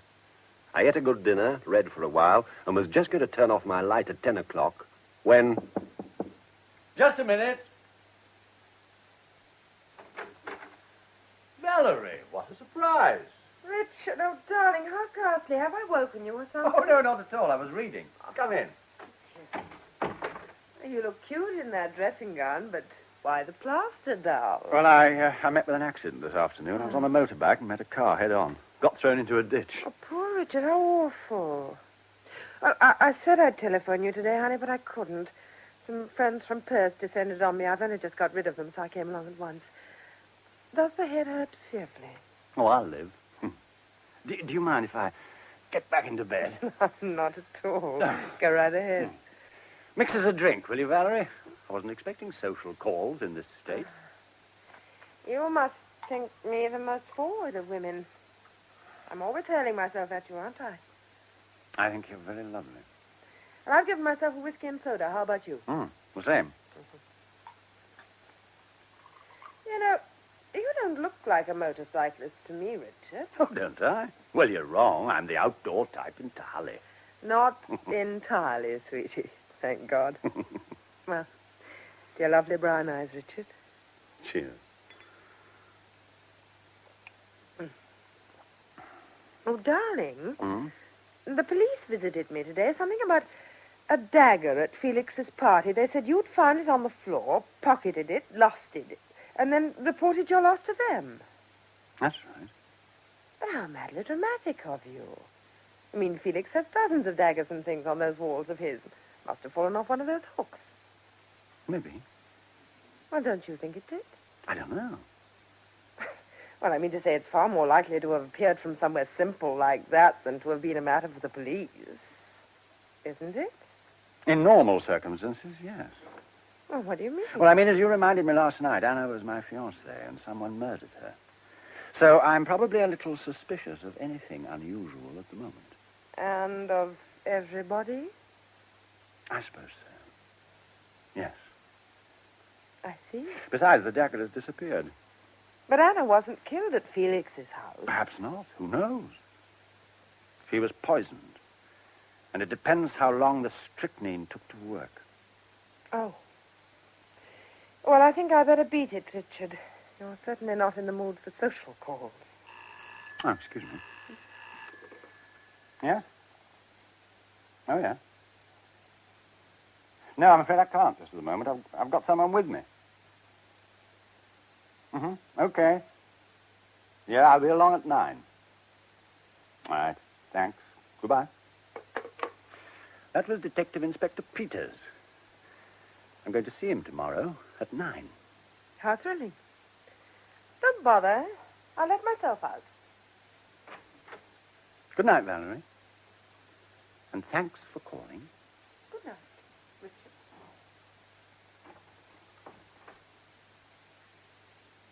9 o'clock next morning found me at the police headquarters again. Peter seemed mildly interested in my story about the Buona and the Sunshine Cafe, but his manner was very offhand, and he kept a silly half-smile on his face all the time I was speaking. After I left him, I went to the coffee shop where I'd taken Betty the day before to sort out a few things in my mind. The police seemed to be getting nowhere and not bothering over much. Just one more routine case to them. Peter's attitude drove me round the bend. I ordered a second cup of coffee and thought back over the past few days. I'd now met several of Anna's Melbourne friends, and I must say I didn't find most of them particularly congenial. Felix and Gordon were queers. Valerie, though beautiful and obviously extremely attractive, had taken that dagger from me. Well, she must have. Brooks I quite liked. Frank and Betty Ward seemed smart and social in the wrong way. And I couldn't quite make out what sort of a woman Betty Ward was. That faint seemed out of character somehow. The Saunders, who had given me a lift yesterday, were simply uninteresting. He was quite a decent chap, but she was a bore and obviously nagged him. Larry French was too young for me and too slick. And only little Janie Thomas seemed to me the kind of friend I should have expected Anna to have. I decided to ask her to lunch. She wasn't at the library where she told me she worked, but she was at home, and she said if she could bring Larry French along, she'd love to join me. Well, of course, I said bring him. I then rang Anna's mother, but she said she'd be spending the day in bed. I had more than an hour on my hands before lunch, and I suddenly decided to see Gordon at his gramophone shop once again, and to insist on him telling me what Anna was supposed to have said to him about me. Gordon wasn't in the shop, but Felix Milton was. Richard Dahl, how do you find? How are you? Where's Gordon? My dear, isn't it too extraordinary? He has the measles. So childish, don't you agree?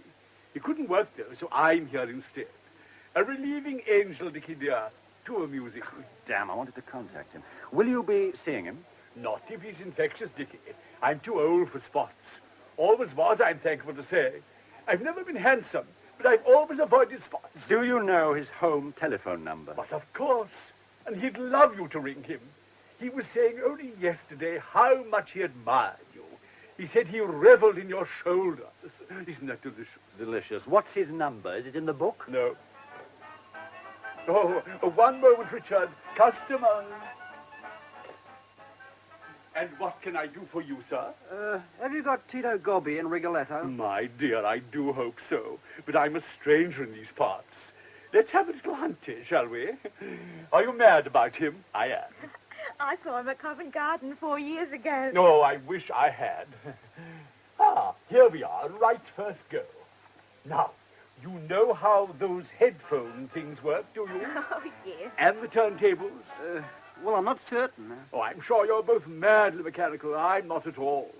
Darling Gordon, whose shop this is, has got the measles, poor sweet. He quite forgot to tell me what one does to start them. I suggest you press every knob in sight, and if nothing happens, we'll telephone the fire brigade or something. All right. You do the pressing, darling. Okay, we'll have a go. You know, Dickie, on second thoughts, I'm not sure that you ought to telephone Gordon. He isn't well, you know. Can't I help you instead? Are you a great friend of his? Of course. Or why else should I be in this disastrous little shop today? We tell each other everything. Then did he, by any chance, tell you what Anna had told him about me? Oh, yes. Well, what was it? She told him she was frightened of you.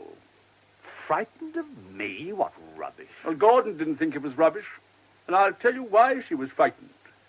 She told Gordon that she believed you wanted to kill her. I didn't believe him, of course, but I felt pretty bad even at hearing it. I hurried out of the shop and kept walking until it was time to meet Janie and Larry. Little Janie Thomas looked dazzling. She was obviously in love with Larry, and I began to feel like the odd man out.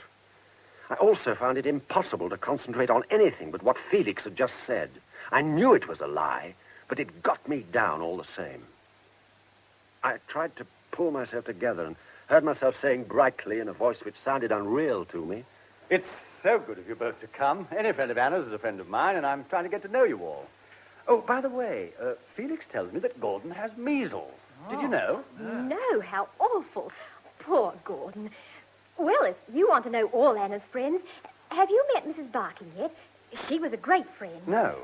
Is she nice? Oh, she's absolutely sweet. Kindest woman you could imagine. Anna told me in a letter that one of her friends was an AA. Do you know who that could be? Bill Saunders. It's probably why his wife nags at him so. Of course, she'd hate him to be a drunk, but it annoys her that he's a teetotal. She says it makes him conspicuous. Well, she's a very silly woman in many ways. Yes. Look at that row she made the other night. Oh, you mean when Anna got drunk? Anna drunk? When was Anna drunk? I'm sorry. I'm afraid I was talking out of turn. What did you mean? Well, it only happened that once, you know. When? Well, actually, it was the night she was... the night she died. What happened? Oh, don't listen to him, Mr. Quayle. He's exaggerating the whole thing. What happened? Well, you know that little Chinese bar at Felix's? Mm. Well, Anna was in there the night she died having a drink. I don't know now who was in there with her. Do you, Janie? No, I don't. Well, anyway, Mrs. Barking suddenly came running out to say that Anna was having some kind of a fit. Apparently, she was completely tight and sort of rolling about, you know. Anyway, Sue Saunders made such a fuss that Felix arranged for Anna to be taken home. With whom? I can't remember that. Can you, Janie? No. Are you sure you can't remember who besides Mrs. Barking was with her in the bar?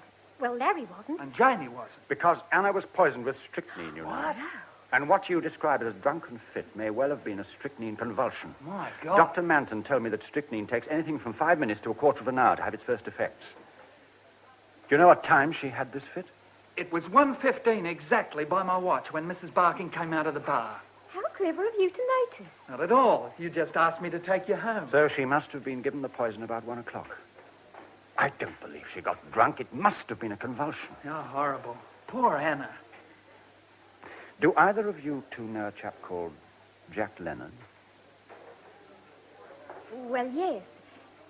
I do, slightly. He happened to be Janie's boyfriend until Anna came along, so it's rather more than slightly, I should say. How dare you, Larry? Thank you for a lovely lunch, Richard, but I'm afraid I've got an appointment. And looking deathly pale, she left us flat.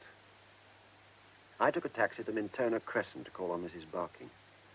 I was pretty thoughtful, I can tell you. Both Janie Thomas and Betty Ward had obviously been very upset when I mentioned Leonard's name. Why? And why couldn't the police find him? But perhaps they had by this time. He didn't seem to be in Milton's set, yet everyone seemed to know him except Bill Saunders, who was evidently the AA man Anna talked about in her letter. Suddenly, I knew what the puzzling smell in Anna's room had been. Paraldehyde. Why hadn't I thought of it before? Paraldehyde, the cure drunks took when they were real dyed-in-the-wool drunks. So that's why Leonard had been away. He'd been on a bat and had had a cure. So he must have been in Anna's room on the night of her death. I got so excited at this thought that I nearly turned back and went to Russell Street again. Then I remembered Peter's manner and decided not to bother. Besides, the taxi was already in Mintona Crescent.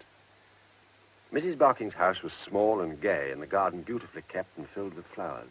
The house was red brick, and the front door was blue. As I went up the garden path, I saw the net curtain at the window to the left of the front door move, and a fat white face looked anxiously at me. I rang the bell, but no one answered. I went on ringing. Still no one came. I tried to look in at the window where I'd seen the face. I could see nothing. I tapped on the window pane. No reaction. I went round to the back of the house, knocked on the back door, and tried the handle. It was locked.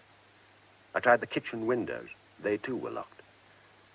I went out of the backyard gate and hid behind a little hedge. Presently, the back door was opened, and an old black and tan Pekingese waddled furiously towards me, barking wildly.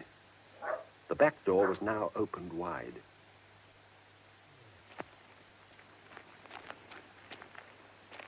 Shin-Yu! Come here, Shin-Yu! Naughty girl, come here at once! Good afternoon, Mrs. Barking. Who are you? What do you want? Go away! Go away at once! Come here, Shin-Yu! May I come in? Look, I haven't got the money here. You didn't warn me. Go away and leave me alone. I'll send the money wherever you want. Well, I don't know what you're talking about, I'm afraid. My name is Richard Quayle. Anna Matheson was my fiancée. Oh, goodness gracious, I'm so sorry. Whatever must you think of me? But I'm afraid you must go. They won't let you come in. Who won't let me come in? Who are you frightened of? Can I help you? Oh, no, please, no. Please, go away. No, but look, Mrs. Barking, I'm here now, so you might as well make use of me. Let me in quickly and no one will ever know. Well... Now, quick, we mustn't waste time. Very well. Come in, but quickly. Come into the drawing room. This way. Now, sit down, Mr. Quayle, while I look out of the window. What's the matter with Mrs. Barking? What's worrying you? They're watching the house. But there's no one outside. They said they were watching. But who? Begin at the beginning, Mrs. Barking. I'm being blackmailed. What? They sent me a letter asking for £200, and someone rang me up in the middle of the night and said that they were watching me and that my telephone line was being tapped. They said I was only to go out of the house when they told me to and to see no one. Well, have you any idea who it could be? None. Was the voice male or female? I couldn't tell. It was a whisper. Have you been to the police? No, I can't. What? But... You see, whoever it is knows something that happened a long time ago, and it's something that doesn't affect me but might hurt my daughter, you see. And that mustn't happen. But you must go to the police. It's him. It's the blackmailer. Oh, Mr. Quayle, what am I to do? I can't stand it. I really can't. Mrs. Barking, your callers are Betty Ward and Janie Thomas, but if you take my advice, you'll sit tight and don't let them in. Just let them go away. Now, do as I say, Mrs. Barking. I know what I'm doing. Now, just listen to me. Half an hour later, I let myself out of the back door and walked round into Mintona Crescent. I was struck by the fact that Mrs. Barking's blackmailing had coincided with Anna's death, and I felt there must be some connection. I tried to get some sense out of her about Anna's fit at Felix's party, but the blackmailing had driven every other thought out of her head.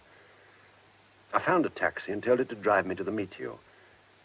And suddenly I saw that a car that had been moving slowly up the crescent behind me was being driven by Betty Ward with Janie Thomas as passenger.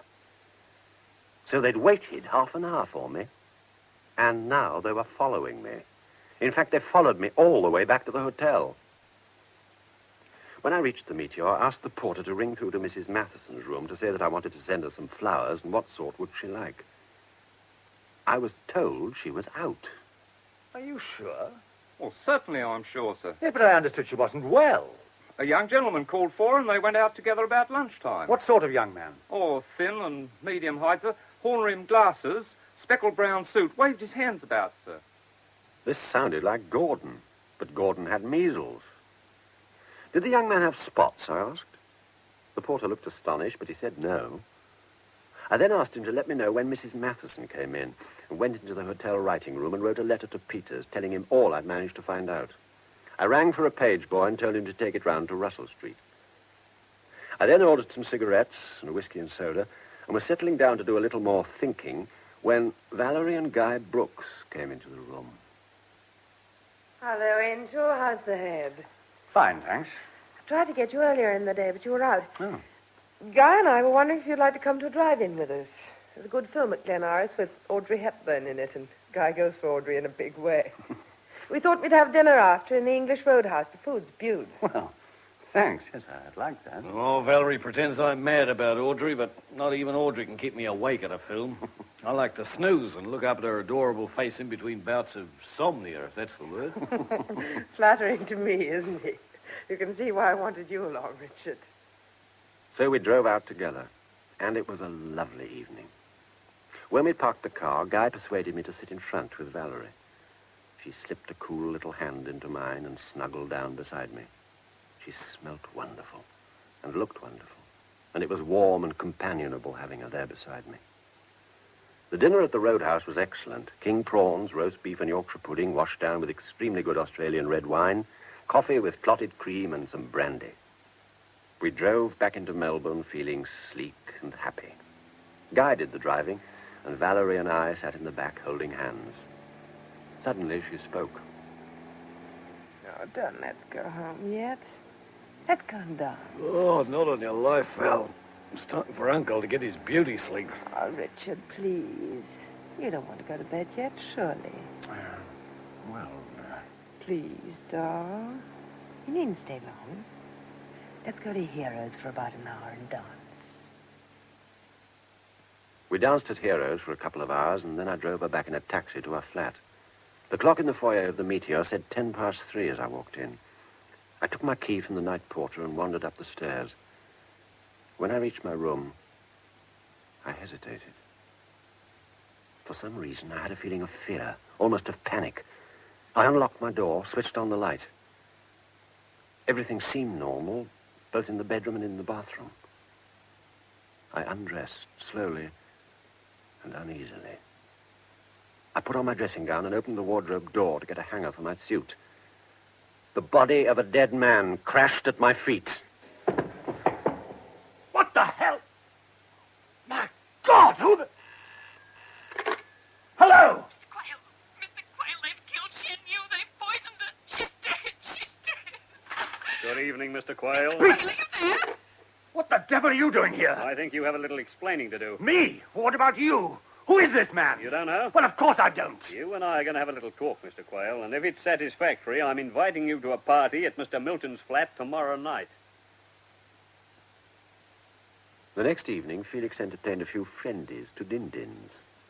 The friendies were Janie Thomas, Larry French, Valerie Harding, Guy Brooks, Gordon Frodsham, Sue and Bill Saunders, Frank and Betty Ward, myself, and Kenneth Hodges, a friend of mine who had unexpectedly turned up at the last moment.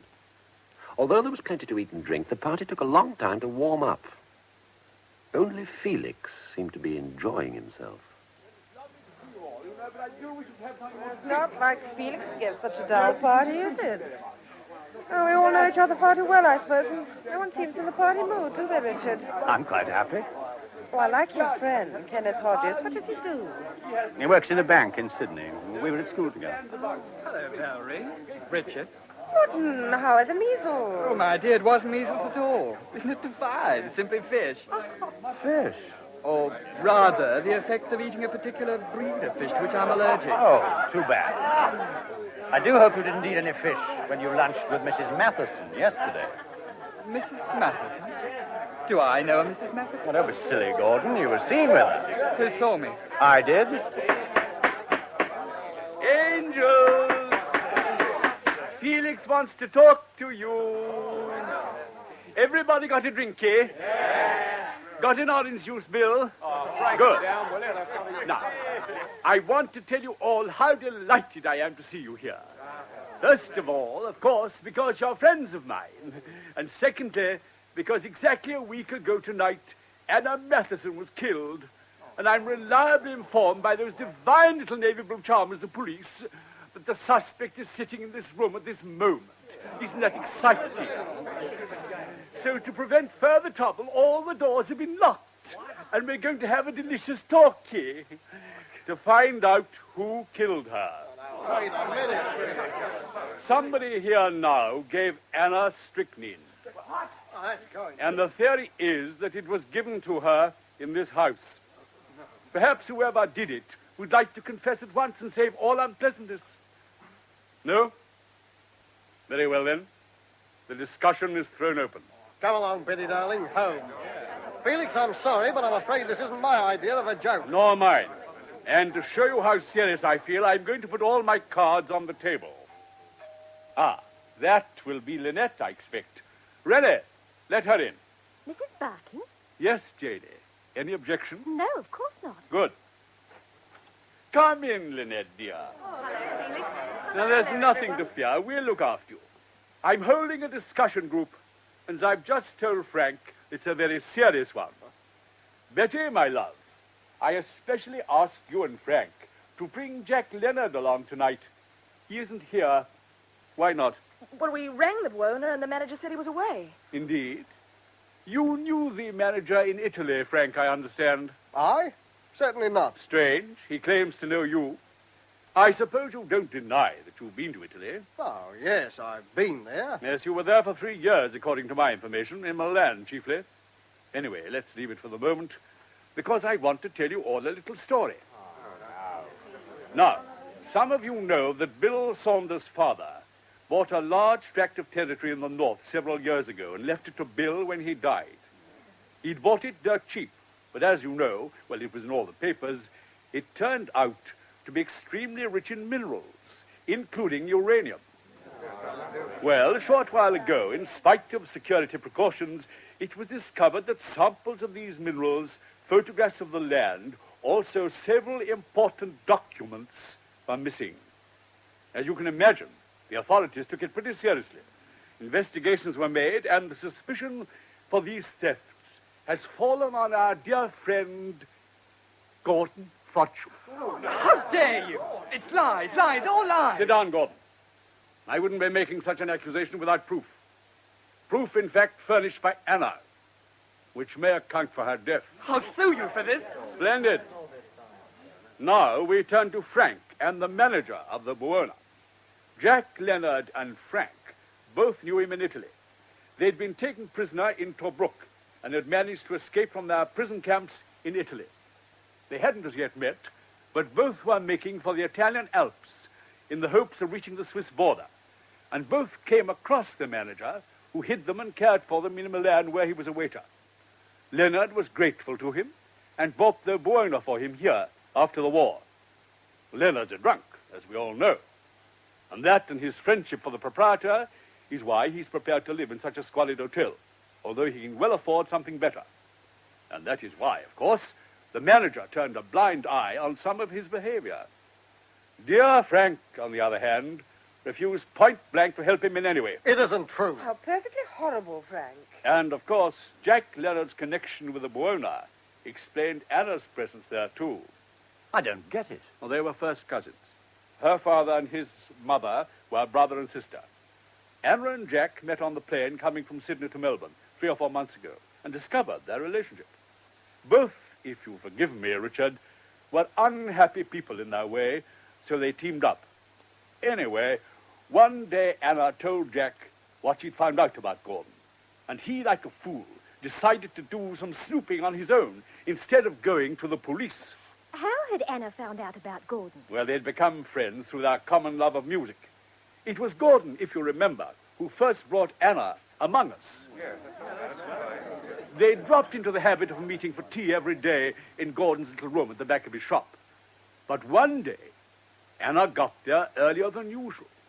And not finding Gordon in the shop itself, she went straight through to the back room without being invited. Gordon was not only surprised, but angry at seeing her, and he hastily bundled some papers into a drawer of his desk. At that moment, a customer arrived. Gordon tried to get Anna out of the little room, but she insisted on staying where she was. He was forced to go and serve the customer, and, of course, Anna opened the drawer and found the maps and photographs, which are It's now... lies, all lies. Which are now with the police. Now, we come to another and a very dreadful part of this story. Ever since Anna's murder, Lynette Barking has been blackmailed. Yesterday, someone poisoned her little dog, she knew, by putting strychnine in its drinking water outside the back door. The wicked devil. There, Lynette, it's all right. Unfortunately, although her blackmailers talked to her on the telephone several times, Lynette couldn't recognize the voice, though she does have the feeling that it's familiar. Don't you, darling? Poor little she knew. Never mind, dear. And that's not all. Jack Leonard was found dead last night in Richard's room at the Meteor. Oh, no. No, I don't believe it. It can't be true. Johnny, don't cry, don't cry. So it's not very surprising, is it, Betty, that you couldn't contact him at the Buona? But if you knew he was dead, why ask us to bring him today? Well, I didn't know when I asked you, of course. But why pretend that you didn't know a few minutes ago? All right, Inspector? Thank you, Mr. Milton. Inspector? Yes, Lynette, Inspector. Richard's enchanting friend, Kenneth Hodges, here, is really our gallant detective, Inspector Peters, masquerading, so to speak, as one of us. My dear, dear friends, we must now lend an ear to the charming police inspector. That's right. Ladies and gentlemen, I must apologize for intruding on you in this way. But although you've not met me before, I'm in charge of this inquiry, and it seemed to me important to be able to study you at my leisure when you were unaware that you were under professional scrutiny. I would now like the answers to some questions. Mr. Milton, please ask your man to send in Sergeant Smith and Sergeant Codner, will you? Certainly. Rennie, dear boy, march in the sergeants. Very good, sir. Now, come in, Smith. Sergeant Codner not back yet? No, sir. All right. Now for the questions. On the occasion of Mr. Quayle's first visit here, a small silver dagger was thrown at him or at Mrs. Ward. Mr. Quayle pocketed the dagger, but it has since disappeared. Can anyone here throw any light on this? A dagger? How extraordinary. A dagger. So that's what it was. What was, Mrs. Ward? That's why I fainted, Inspector. Mr. Quayle and I were having a conversation about something. I don't remember now what. About Mr. Leonard, I understand. Oh, was it? Yes, well, we were talking to each other when I suddenly thought I saw something flashing towards me. I thought it was a knife, and I screamed. The lights went out, and I fainted. Why didn't you say anything about the dagger when you came to? Well, I was frightened, and one doesn't always behave coherently when one's frightened. Besides, I couldn't see the dagger anywhere, and I thought I must have just imagined it. I suppose you told your husband later. Well, no. No? Oh, very well, thank you, Mrs. Ward. Now, Mr. Frodsham, Mr. Quayle tells me that when he first met you in your shop, you were so frightened when he mentioned his name that you were almost unable to speak. Now, why was this? You'd better ask Richard. Me? Why the hell should I know? Very well, Richard, if you want to play it that way. Inspector, if you must know, Anna Matheson had told me that she was afraid of Richard Quayle's return because she thought he wanted to kill her. You filthy little... Easy. We'll deal with everything in its turn. Now, Mr. Brooks, you flew to Sydney and back on the day of Miss Matheson's death. Did you have any special reason for this trip on that day? Well, it was a routine trip, though recently I've been sending the cables to my father regarding Bill Saunders' land from our Sydney office, not our Melbourne office. In the circumstances, I felt it was safer. Quite. Now, Miss Thomas, why have you recently left your job at the library where you've been working for over a year? My mother wanted me to. Why? Well, she doesn't want me to work, really. Yet she allowed you to work for a year. Why the sudden decision? The reasons are personal, Inspector. It may have escaped your notice, Miss Thomas, but this is a police murder inquiry. Now, why did your mother ask you to leave your job? Well, she caught me coming into the house at about 4 o'clock one morning after she'd seen me going to bed. She was very angry. What connection had that with your job? None. Where'd you been then? I'd rather not say. Come along, Miss Thomas. Well, I'd gone to meet Jack Leonard. Janie! But he wasn't where I'd been told he would be. Where you'd been told he would be. Didn't he arrange the meeting himself? No. Well, who did? Who arranged the meeting, Miss Thomas? It was I, Inspector. Betty! Really, Mrs. Ward? Or why was that? Well, Jack asked me to. He said he couldn't do it himself as he was hiding from the police and he was afraid they'd trace a telephone call. How did he get in touch with you? Well, I just happened to run into him near the Buona. He was disguised, but not very well, and I recognized him. He told me he was in trouble and that only Janie could help him. Thank you, Mrs. Ward. But he didn't turn up at your rendezvous, Miss Thomas? No, he didn't. But when Mother found out that I'd gone to meet him, she was furious. She said she couldn't trust me anymore and that except with her permission, she wouldn't let me out of the house. You see, she'd always disapproved of Jack. She had, in fact, made me break off my engagement with him. Which night was this rendezvous, Miss Thomas? Last Monday. Last Monday? That was the night I first heard the voice of my blackmailer. Precisely. Were you jealous of Miss Matheson, Miss Thomas? Jealous of Anna? Why should I be? Perhaps because Leonard found her attractive and was living in the next room to her at the Buona? This is monstrous. Don't answer that, Janie. You don't have to. Quite right, Mr. French. She doesn't have to. That'd make it easier if she did. Inspector, what's all this got to do with Anna's death? You're not seriously suggesting that I'm Janie... not suggesting anything, Mr. Quayle. Yet. But I'm investigating 2 murders. And unless they're the work of a homicidal maniac, it is probable that the killer or killers had a motive. In this case, there were 2 main lines for us to pursue. The political and the emotional. Emotional? Why not? The two victims were emotionally involved with each other and also with some of the present company. Miss Matheson with you, for instance, and Mr. Leonard with Miss Thomas. And with me. Mrs. Barking, there's no need to say anything about that. But my affair with him was years ago. And even if he was the blackmailer, he's dead now. We don't know that he was the blackmailer, Mrs. Barking. Oh dear. But in any case, the blackmailer won't worry anyone again, I assure you. Well, how do you know? Because when I arrest Miss Matheson's killer, I shall be arresting the blackmailer, too. My God. But we're not quite ready to arrest anybody yet. I've still got too many suspects. All of you, in fact, who were here at Mr. Milton's party when Miss Matheson was poisoned. But why must it be someone who was here? It could have been Jack Leonard or anyone at the Buona. Quite right, Mr. Ward. It could even have been Mr. X. Mr. X? I always call the rank outsider Mr. X. But the favorite must be someone who was at the party. Inspector, are you satisfied that the killer's motive was emotional? No.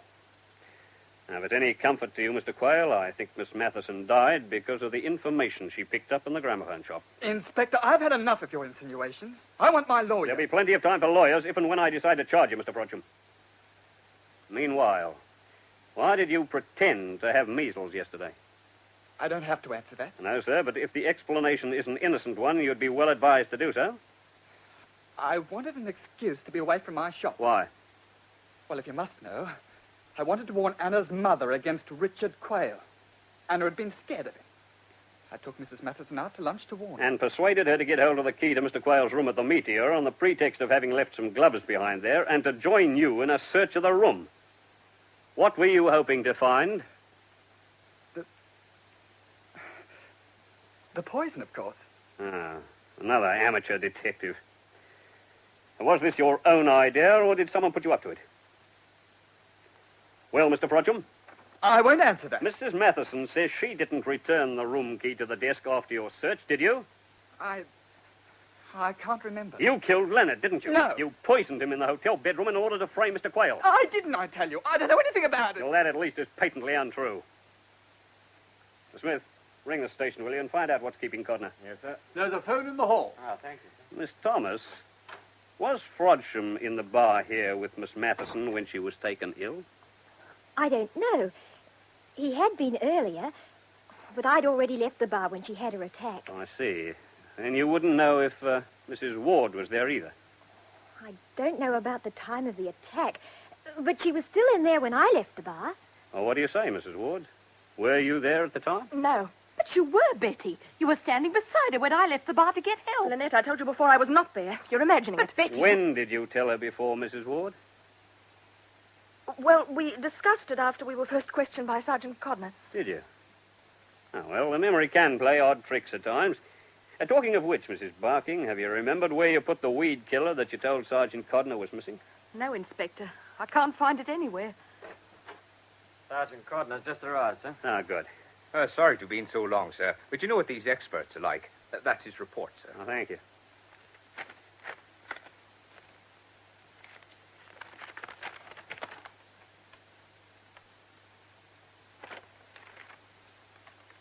Mrs. Ward, I must ask you to accompany me to the police station.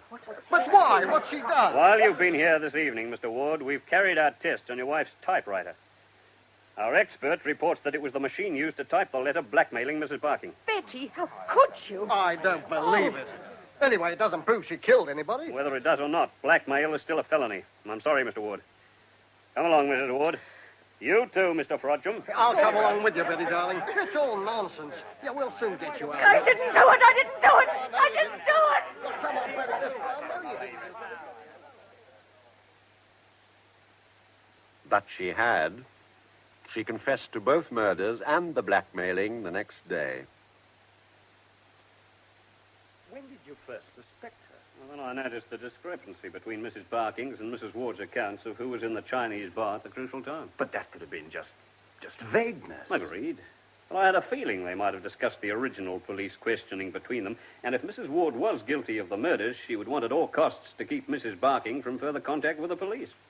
And how better than by blackmailing her? That was why I tried to provoke a quarrel between them about it, if you remember. Yes. That worked. Mrs. Ward let slip that they had discussed the questioning.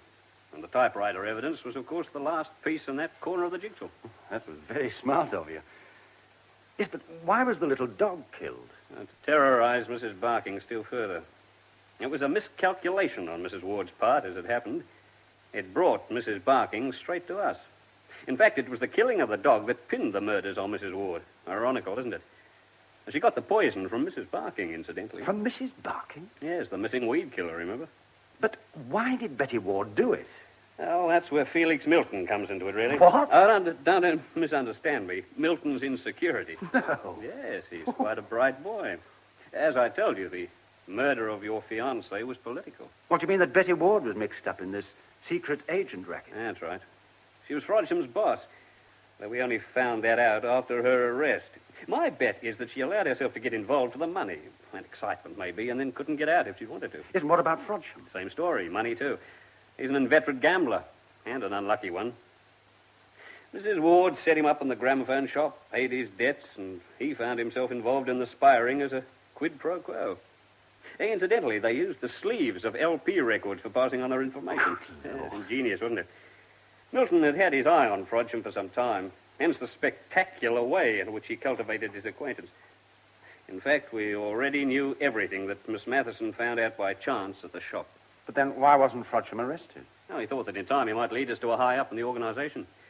But before he did, he had, of course, told Mrs. Ward about the incident in the shop, and she got orders to put Miss Matheson out of the way.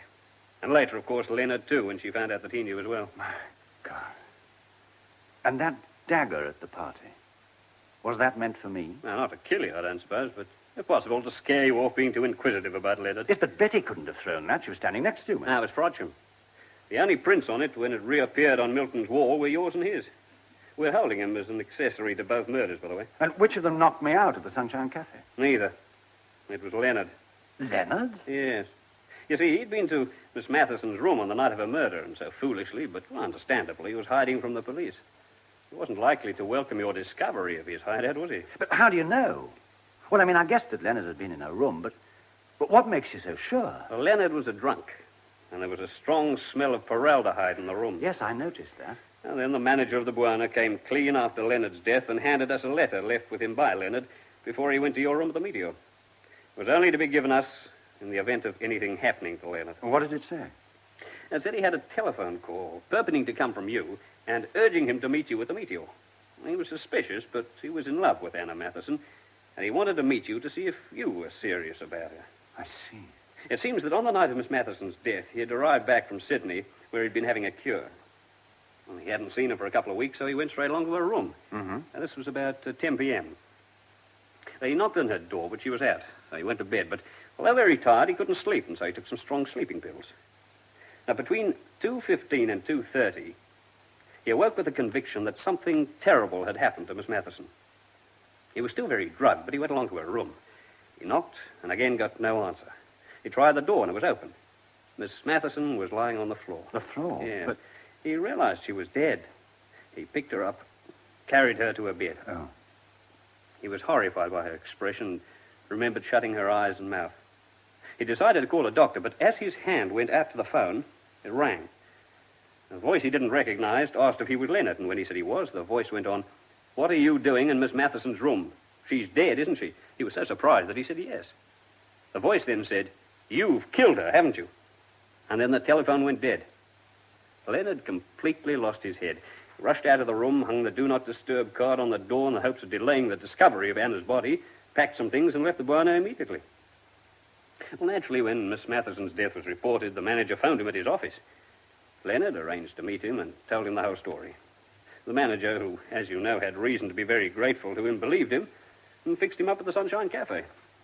Was the telephone call in Anna's room from Betty? Yes, of course. She wanted to know if the poison had worked. Poor Anna. Poor darling Anna. Yes, indeed. And Leonard's death? Well, Mrs. Ward and Frodsham waited for him in your room at the hotel. Frodsham hasn't come clean yet, but he must have been there to get the body into the cupboard. Yes, but supposing I'd come in. He'd probably have done the same for you. Then it was a bit of luck for me that I went to the cinema with Brooks and Valerie. It was indeed. And do you know, I thought for a while that they would be part of the frame-up. I think I owe them an apology. I think you do. Well, come and have a drink, Mr. Quayle. Oh. I'm sure you need one. I'm off duty, and the case is solved. Yes, the case was solved. But the fact that Anna was killed was really my fault. If I hadn't left her 4 months alone in Melbourne 2 years ago, lonely and unhappy, she would never have got herself mixed up with such a set. That's why I'm going away tomorrow. I had to wait till Ozzy retired me. But now I want to put the past behind me.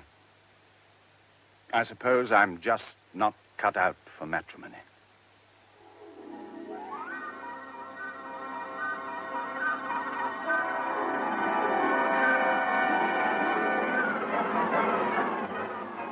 That was Richard Handel as Richard Quayle, with Mary Wimbush as Valerie Harding, Michael Turner as Detective Inspector Peters, Beverly Dunn as Betty Ward, and Philip Lever as Felix Milton in Murder in Melbourne by Dulcie Gray. The rest of the cast was as follows. Bruce Stewart as Guy Brooks, Paddy Turner as Janie Thomas. We present The Storm, adapted from his own novel by H.L.V. Fletcher.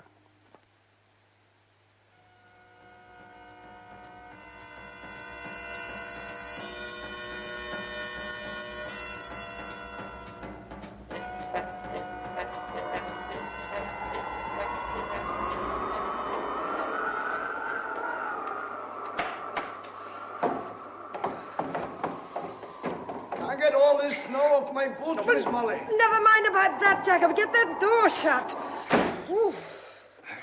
Well, come on, I'll pour you a cup of tea. Oh, I can do with it. By gosh, it's bitter cold. Drink this and I'll go and milk Daisy.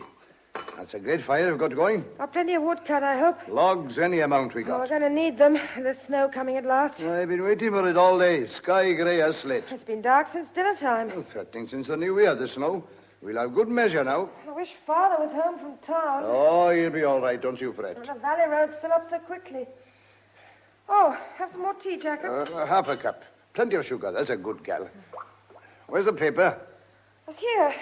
Father's bringing today's. It'd be nice to have the news up to date instead of yesterday's paper by post. Anything more about that actress woman that was murdered? No, except that they're looking for her husband, Mr. Oh, what is it? It's on this page somewhere. Ah, yes, Mr. James Romford Smith. Well, why is she called Miss Carrington if she's married to him? Thelma Carrington was a stage name. Oh. She's a wonderful actress. Was she now? Seen her act a few times. A lot of her films. Well, there. And her husband goes and sticks a knife in her. Well, it doesn't say he killed her. Well, who else could have killed her? Read what it says. Where is it? Ah, yes. The police are anxious to discover the whereabouts of Miss Carrington's husband, Major James Romford Smith. There. If he hadn't done it, why are the police looking for him? Says they were married soon after the war. He lost a hand in a commando raid on a village in Norway, escaped by stabbing some German sentries, was given the MC and made much of. Really quite a hero. He got in the habit of stabbing, it seems. Seconded to the War Office, believed to be MI5. Oh, that means spy. I'm not all that ignorant. And took no part in his wife's theatrical activities. That's about it. Oh, it doesn't sound the kind of man who'd stab his wife. Can't say, see. Trash, this old acting lot. Well, I better go and milk. Here's your dad coming. What? Look, through the window. Oh, that's a relief. Oh, he's walking, too. He's had to leave the car. Oh, someone with him. It isn't anybody I know, is there? By gosh, the snow's coming thick now. See you later. Very well, Jacob.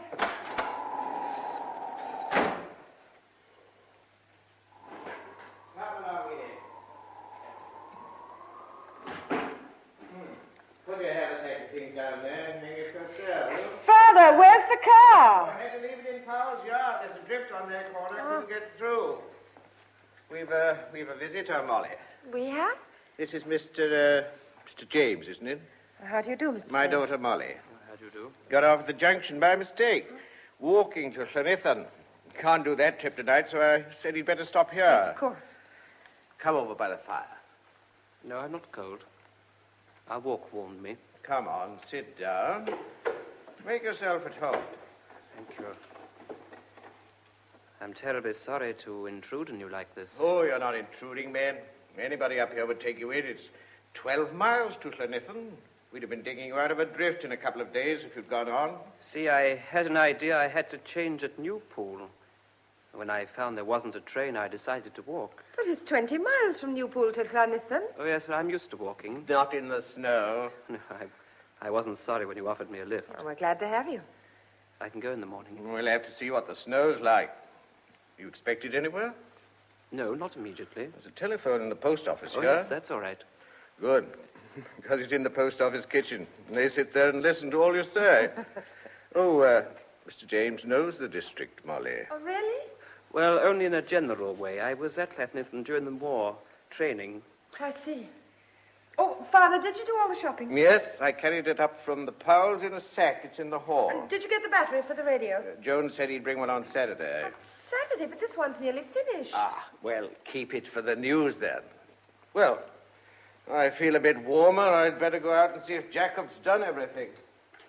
Make yourself at home, Mr. James. Well, thank you. Father, you're cold. Oh, and he catches cold so easily. Oh, I poured you some tea. Oh, yes, thank you very much. It's very kind of you. Look, I really am very sorry to impose on you like this. You know, you and your father are very kind. Oh, anybody up here'd give you hospitality. It's a very isolated district, these hills between the two towns. Only a few scattered farms. Oh, but then you'll know that if you trained here during the war. We get a lot more snow than they do lower down. Will I be able to leave in the morning? Well, that depends. I really can't say. Oh, you must be hungry. Well, supper won't be long. Oh, thank you. My father will show you where everything is. Oh, no, I'll be all right. There are some books over there, and the papers on the chair beside you. It's only yesterday's, I'm afraid. We have it by post. Thank you. And I'm sorry you can't use the radio. The battery's practically Oh, no, flat. that's all right. Well, are you quite sure you're warm enough? Oh, yes, it's a lovely fire. Well, I'll be in the kitchen just through here if you want me. Famous actress murdered. Oh, God. Here we are. Oh, this is Mr. James Jacob. How do you do? Oh, pretty meeting, thank you, sir. All things considered, and this cold snap coming. Molly! The snow's blowing off the yard. Drifts starting everywhere. I hope it doesn't snow for long. Only the Almighty to know, and he won't tell. Might be days, might be weeks. The way with weather is like your looks. You've got to take what comes. But don't you worry about the snow. It melts. We get severe storms up here in the hills at times, Mr. James. Sometimes they become quite historic. But I hope this one won't make history. And I says amen to that. Well, here we are. Supper's ready. Good. Come along. Sit here, Mr. James. Thank you. Well, potatoes, Mr. James? Oh, yes, thank you. Oh, this is our own Welsh lamb, Mr. James. Your hand cold? And? Oh, this? Oh, you haven't taken your glove off. Well, as a matter of fact, it isn't a hand. Oh. Be quiet, man. He will ask questions. Oh, no, that's quite all right. I lost my hand in the war. In the war? I forget about it, you know. I'm afraid you have to put up with Jacob. He's curious as a magpie. Ask nothing, learn nothing. The nearest I got to the war was being home guard. I got a medal for that and deserved it. I had lumbago twice. You enjoyed that little caper? No, it got too strenuous for me. Did you get today's paper in town, boss? Damn, I left it in the car. Well, never mind. We'll get one in tomorrow's post. That's what you think. Look at it out there, piling up. One day's paper is much the same as another to us up here, Mr. James. Oh, yes. I wanted to know if they found the man who murdered that woman. What woman? That actress woman that was stabbed. You know, I can't remember the name. Something... what was it, Miss Molly? Thelma Carrington. Oh, yes. They're looking for the husband. No, they haven't caught him yet. Oh, right smart piece she was. But one's the same as another to me. All cats is grey in the twilight. I suppose she'll be a great loss to the stage. No, I don't remember ever seeing her. Yes, of course you've seen her father, the summer before last. I'm here at Stratford. Where? Maria in 12th night. So we did. I didn't really think a lot of her. Not her part, perhaps. You seen Miss Carrington, Mr. James? A few times. Did you know she'd been murdered? Oh, yes, I heard. Well, who on earth would want to kill a lovely creature like that? Yes. She's very beautiful. What's that? Oh, no, nothing. Seen any of her films? No, I'm not fond of films. I like a cowboy film myself with red Indians. Oh, what are you looking so thoughtful about, Molly? Oh, nothing. I was thinking how silly we were not to get in more cylinders of gas before the snow started. Morris will get it up here somehow. If we run out, we'll have no lights. Well, Miss Owens' shop haven't got much paraffin. She was expecting the van to come. We'll have to make some candles, like my grandparents used to. They used rushlights usually, Mr. James. And they used them economically, too. They went to bed early. Everybody had big families in those days. What's that got to do with it? Big families went out when the big lights came in. Oh, don't take any notice of it. And I shan't get to bed myself unless I finish supper and go home. And you weren't looking all that fresh, young man. Yes. I am very tired. Look, would you mind if I did go to bed? Of course not. We'll all make an early night of it. Come along. I'll show you up to your room. Thank you. But I say good night, then. Oh, thank you, Miss Mosley, for an excellent meal. Good night, Mr. James. Well, I'd better be going, Miss Wally. Was it? What? Oh, yes, Jacob. See you in the morning. Nice chap, isn't he?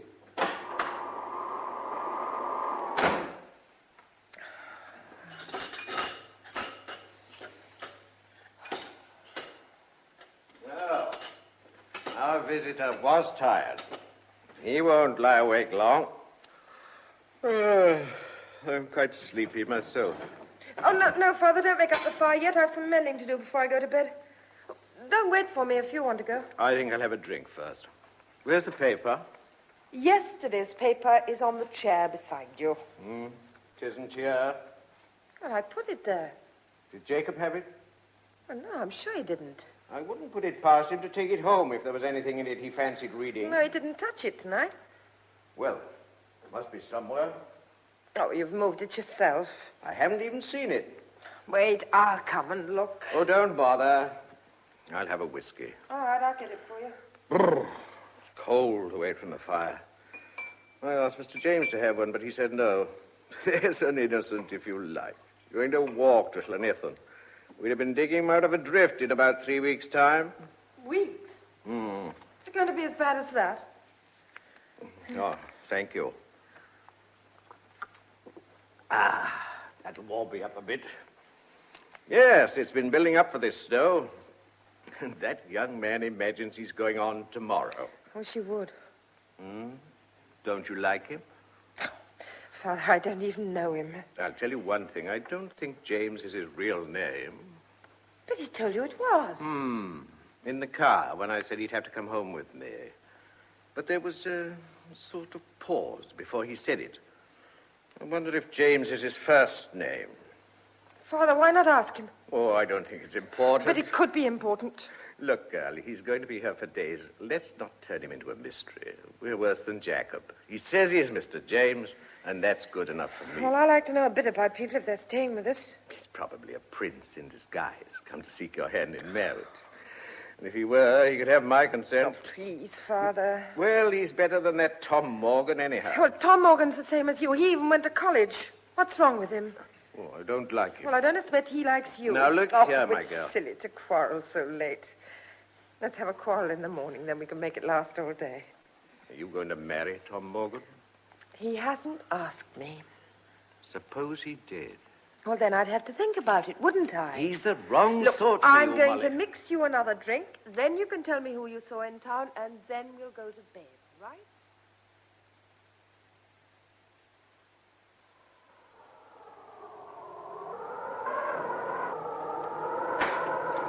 Where's the boss, Miss Molly?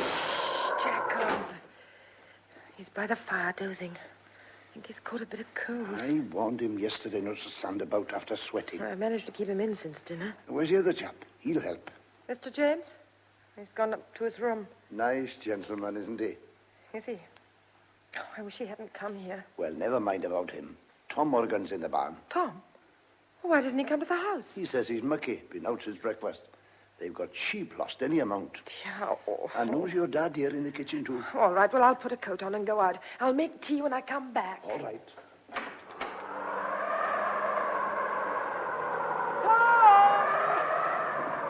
Tom! Molly, here I am in the barn.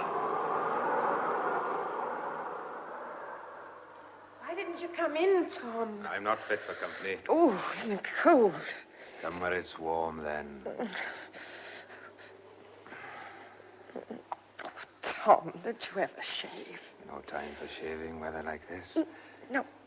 No, Tom, not again. Weather like this isn't the time for kissing either. Come inside, I'll make you some tea. No, I've got to go home. I couldn't pass without a word. You're very busy. You're telling me. I don't know where half the stock is.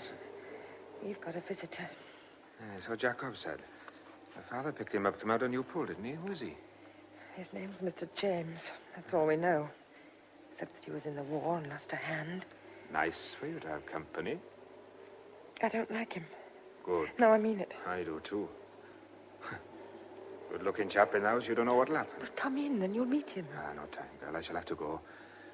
I don't want to. It's right up to the eyes in it now. Oh, don't go for a minute. I don't want to. I like to stop here all night, Molly. No, Tom.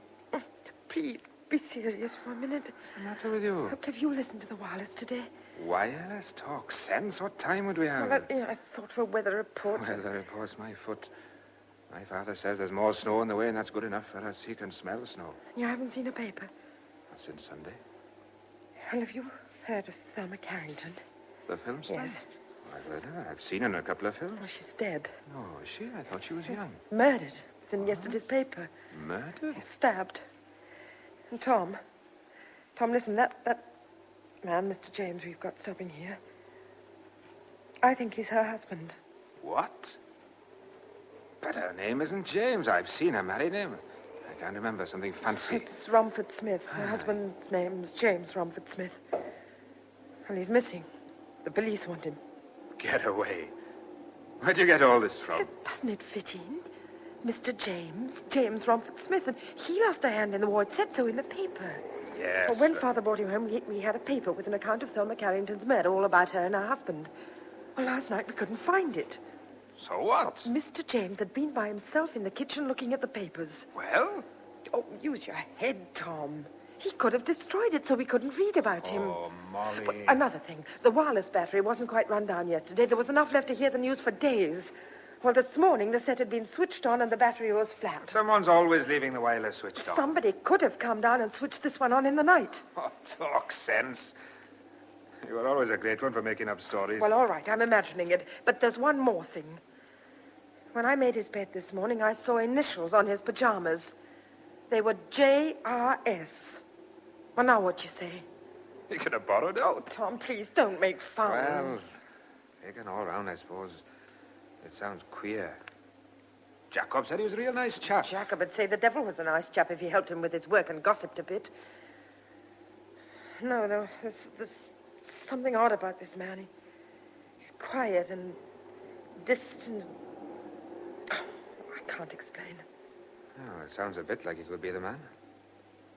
What you going to do? Well, that's what I was going to ask you. I can't do anything. Can't get away, that's one thing. Not in this weather. But he's here. He's in our house.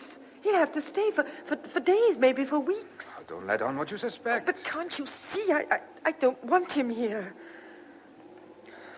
Tom, I'm frightened. You got nothing to be afraid Well, of. he stabbed one woman. He wouldn't stab you. How do you know what he'd do? Does your father know what you think? Oh, I can't tell him. He's sickening for one of his chills. Besides, he'd either laugh at me or tackle Mr. James right out, and goodness knows what had happened then. Your father can look after himself. Look, I'm on my own, can't you understand? I'm terrified of him. Look, you only got to wait till the weather breaks. I can't wait. Oh, Tom, won't you do something? What can I do? Well, couldn't you get down to Newpool? What, in this weather? Yes, and let Sergeant Lewis know. Talk sense, girl. It'll take a day. You know the way we're fixed. Oh, yes, your sheep. I forgot. They're lost any amount. Hundreds of them in drifts. We've been looking all afternoon. We didn't find 20. Oh, snow comes. We don't know where to hunt. Everybody's in the same fix. They're too busy to help. All right. You're too busy. Can I help it, Molly? You know how it is with sheep lost in the snow. We'll be at it every hour there's light. Oh, it's all right. You can't help. I can see that. Look, now. This chap isn't nasty or anything. Of course not. Not in any danger. I'll tell you what. Why don't you run down to the post office, telephone Sergeant Lewis, and tell him what you told me? The police couldn't get here. You thought I could get there? They'll come some way if they wanted to come. I wonder. Wouldn't do any harm. I suppose I could just tell him. Oh, that's Jacob calling. I'll have to go. Got a kiss for me, quick. He's coming here. I'm here, Jacob, in the barn. It isn't easing up a bit, is it? You two cuddling in there? I'm coming. Don't feel the cold when they're young. Not with a girl in a barn. Your dad's woke up and Mr. James is with him. I boil the kettle. Oh, Jacob, will you tell them I'll be in to make tea in a minute? I want to run down to the post office to telephone. Telephone? Yes. It's about those gas cylinders. Telephone? But you can't. Why not? The telephone line's down. Broke. Great piece of tree fell across it over by Little Hall. Oh, no. Stuck we are. No post, no paper, no wireless, no telephone. Better if we went to bed for a fortnight. Are you staying here, Tom Morgan, for some tea? Oh, I'm going home. Good night, Molly. Tom, please. Good night. Now we're all by ourselves.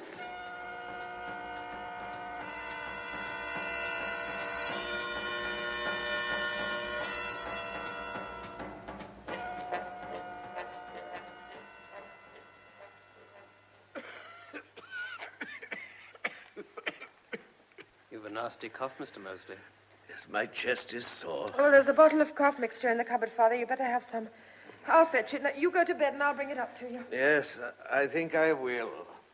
Good night, Mr. James. Good night.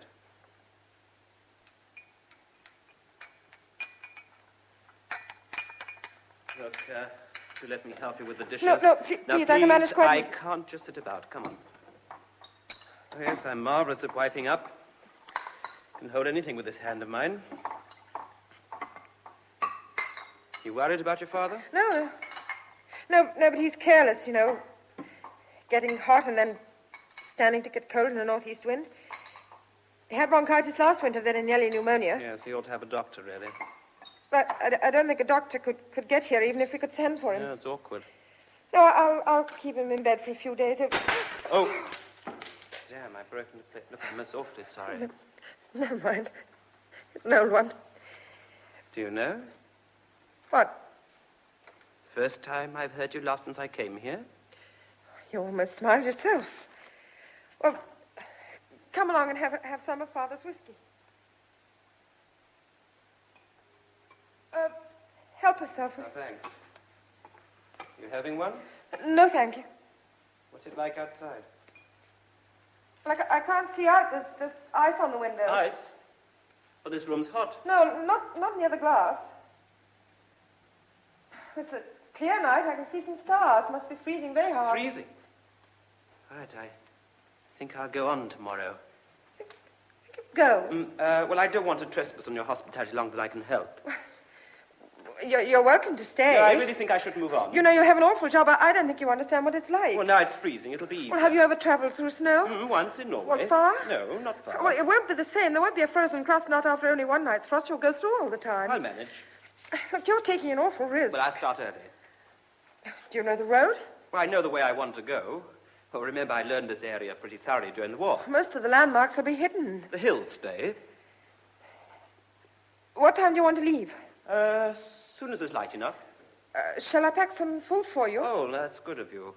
I've got iron rations in my pack. Look, you could just leave it here on the table. No, I'll be up. I'll get you some breakfast before you go. Well, I'll say good night then. Look, I want to thank you. No, please, don't. Good night. Good night, Mr. James. Oh, dear. I don't know.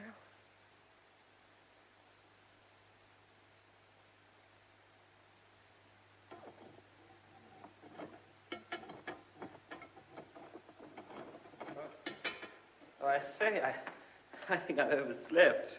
Well, there wasn't any point in my calling you. Up through the window. Oh, it's snowing again. Damn. Well, I'll have to put up with it. I must make a start. Go to the door and look at it.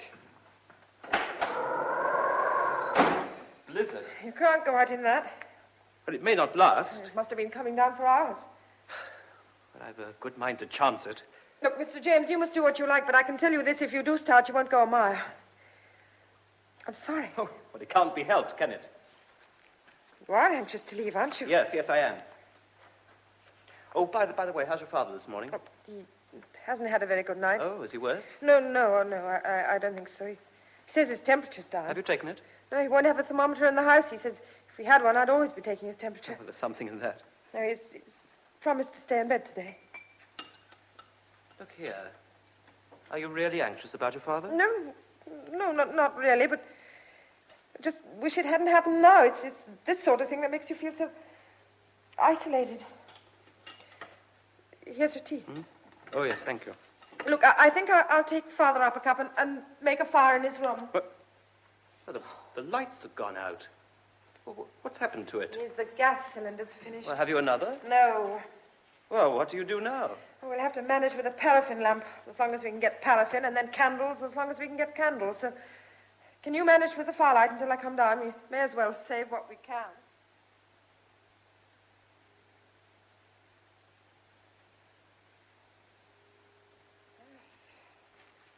Poor old Jacob, he was quite glad to go home, and he doesn't usually give in. No, he really felt the cold today, and he's bred to it. Oh, I should have gone this morning. I should have gone. Oh, I wish I had something to do. Look, it's snow. I feel in prison, shut in. Look, why don't you go up and talk to my father for a bit? Well, I don't No, want take some coal up for the fire, and if he doesn't seem too tired, you could stay a while. Oh, that's a good idea.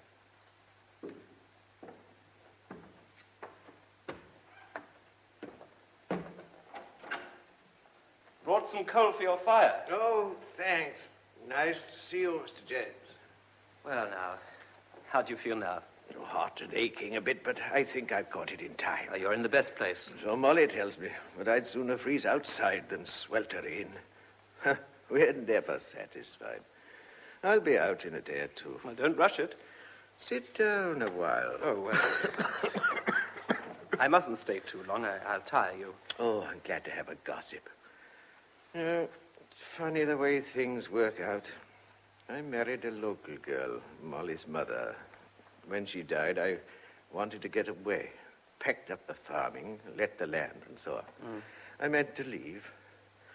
But my heart was here. Yes, I know what you mean. You see it as a good place to get away from, but it grows on you. The hills and all that. I'll die here. Oh, well, not for a long time. Hope not. Still, worries me a bit sometimes. What does? Dying. Oh, now, don't be ridiculous. I mean on Molly's account.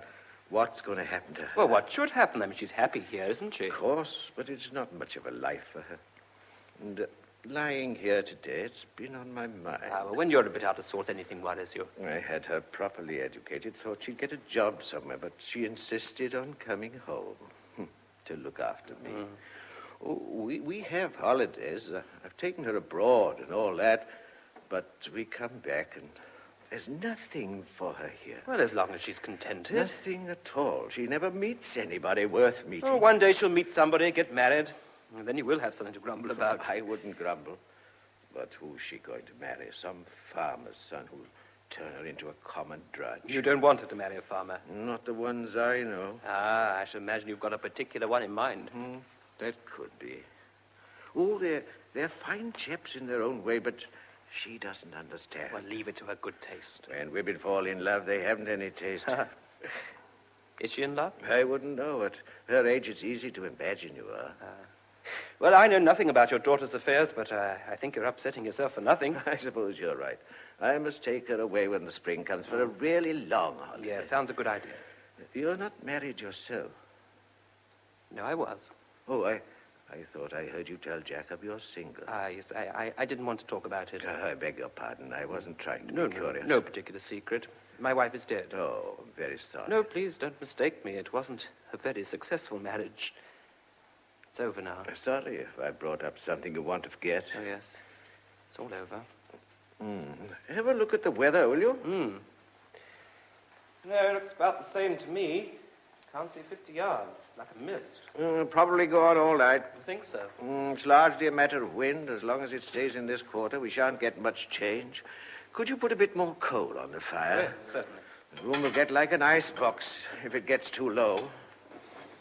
Yeah. Now, how about a nap? I might. Good. Now, I'll just go down. I promise to do a few jobs for Jacob. Come up again. Certainly will.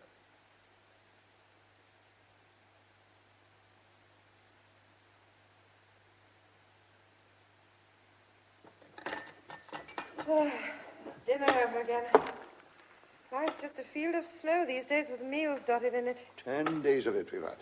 Seems like a year. I thought the boss was going to come down for an hour. Yes, but he didn't want to after all. Jacob, I wish he'd start getting better. So do I, girl. So do I. He could only get some medicine, something like M&B or... I can remember old Michael Evans used to cure with a Bible and a key. He really ought to have a doctor. Wonderful chap, old Michael. Dead these 20 years, should be. Oh, he's not much help then, is he? Oh, where's Mr. James? In the barn. You like him better now? Oh, I don't know. He's very good. Could have played him when he come, could you? Wish he never had come. He's all right. Proper nice chap. But I don't know what's got into him these days. He's making something. What? Tennis bats, it looks like. Here he is coming now. Oh, hello. Look, is there any very strong twine? Yes, I think there's a ball of it in the straw. Good. I'll grease it, but it must be strong. Yes, it is. Fine. Jacob says you're making tennis rackets. Well, that's what they look like. Rackets, that's right. We'll play with snowballs. Well, what are they? Well, you wouldn't tell me. No, I wouldn't tell you because you're so inquisitive as usual. They're snowshoes. Snowshoes? Don't look like any shoes I ever saw. What are they for? Walking on snow. You couldn't walk on them things. You'd be surprised. You can get over deep stuff on them without going through. It is natural. I'll get drowned on my own 2 feet as long as I'm able. Bath chairs you'll be making next. Have you ever used them before? A few times. As soon as you finish, the snow goes likely as not. Then a thaw and water everywhere. Better if you was making bathing drawers or a Noah's Ark. Oh, one thing at a time. I'd better get back. Unless old Pharaoh here can think of some other task for me. Old Pharaoh'd like a nap. Well, you have one, Jacob. No, I'll go and split some firewood first. Have a nap before tea, perhaps. Do you like a cup of coffee before you go back? No. Oh, yes, it would be nice. Kettle's boiling.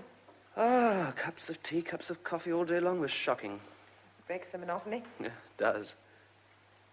Jacob and I were just saying the storm's been going 10 days. Yes, I know. I come up here to walk across the hills. Here I am. Like being in prison. Oh, no, I'm sorry. I shouldn't have said that. You've all been so kind. No, I know exactly how you feel. No, I don't think you do, Molly. Not exactly.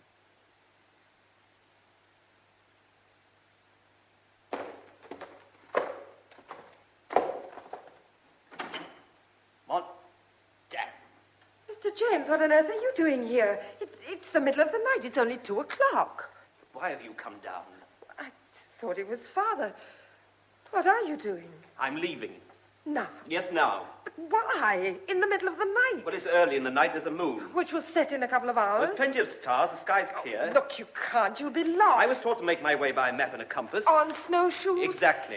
You've no idea how cold it is. It's below 0. Well, I must put up with that. Oh, please, start in the morning. It may be snowing in the morning. I don't think you realize what you're up against. I think I do. But you'll never make it. Oh, of course I shall. After all, I'm only going to Glenithan. All right, go if you want to. But if you think by walking out into the night you can escape... What do you mean, escape? Would you mind answering my question? You know what I mean. Oh, why pretend anymore? Well, which of us is pretending? Your name isn't Mr. James, is it? What exactly is it, then? Isn't your name Romford Smith?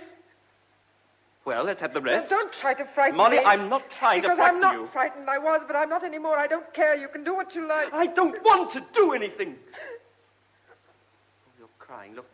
No, please, look, I'm terribly sorry. Look, there's nothing to cry about. It's reaction, I suppose. You are James Romford Smith, aren't you? Yes, I am. Thelma Carrington's husband? Yes. You killed her, didn't you? As a matter of fact, I didn't. Oh, I'm so glad. Oh, God, it's such a relief not to have to pretend anymore. Oh. Tell me, what was she like? Oh, what, Thelma? Oh, I don't know. It's such a job to say. Well, you know the publicity stuff. Beautiful, successful, clever. Oh, but she had one overriding ambition, to be a great actress. A really great actress. She was? No. She never touched it. And she knew. In her own eyes, in spite of success, she was a failure. Well, you see, the way I see it, they come in two sorts. Either you remember the part they play and forget the actress, or you remember the actress even if you forget the part she played. The latter of the ones, you only get a couple of century. Women like Siddons, Ellen Terry, Bernard Doucet. You see what I mean? Yes, I think so. Well, that's who she wanted for company, and, well, she missed it somehow. Oh, well, Molly, our marriage was a great mistake. See, it was just two bodies. And we got to dislike each other. Then to hate each other. At least she hated me. I didn't hate her. I was about the only person who knew what was going on in her mind. I was sorry for her. Perhaps that's why she hated me.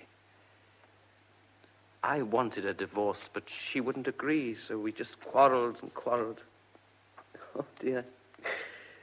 Not a nice way to talk about the woman I was married to. You know, I've never spoken of it before. Not to anybody. You see, I became so edgy. Once or twice I even said I'd like to murder her. But I didn't mean it, you know. People hear of these things. They remember them. And she'd repeat my threats to our friends, all in fun. Yet not in fun, if you see what I mean. Yes, I think I understand. Well, people weren't quite sure just how cruel I really was. Oh, have you heard about that wretched decoration I won? Yes. It's where I escaped from a prison camp in Norway and had to kill 2 guards. But, I mean, that was war. That sort of thing, you see, one gets a certain reputation. I'm not a killer.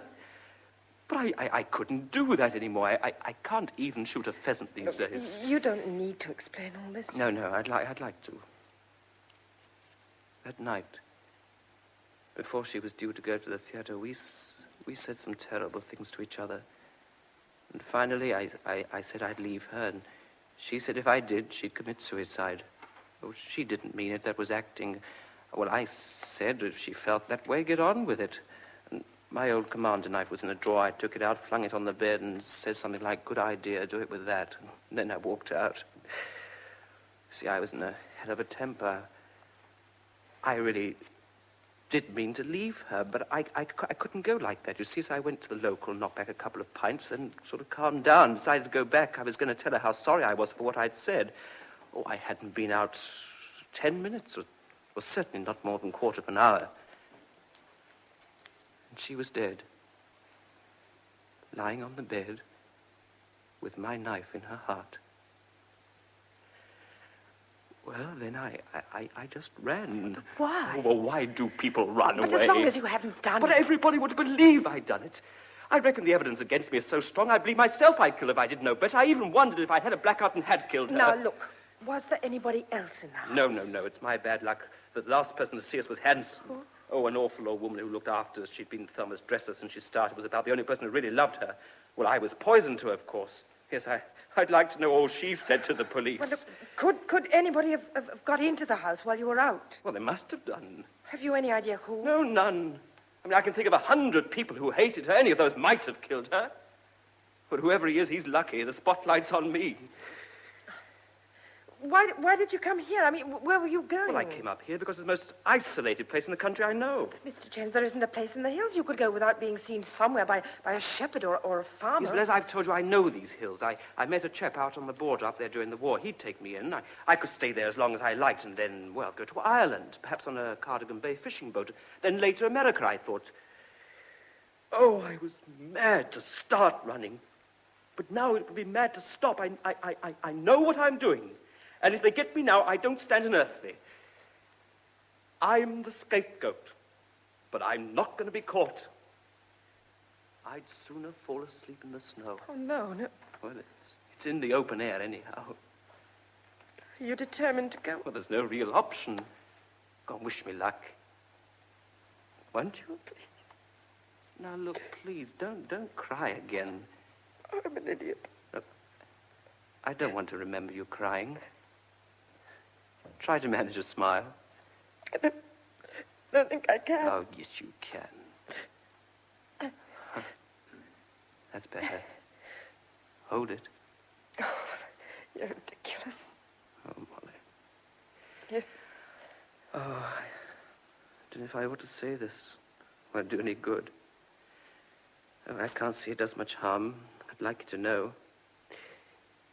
You see, all this time I've been here, I've been falling in love with you.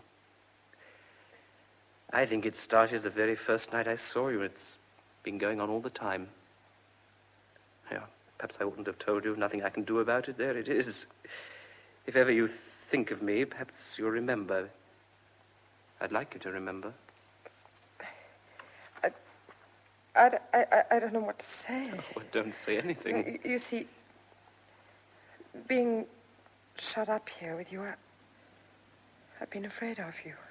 Well, there was nothing to be afraid of. No, but up to an hour ago, I thought you were a murderer. Now you know I'm not. Oh, I can't tell you how happy I am. It's like a terrible weight gone. But you see, in spite of what I knew, or what I thought I knew about you, I liked you. It's as much as I ask. I'll always remember you.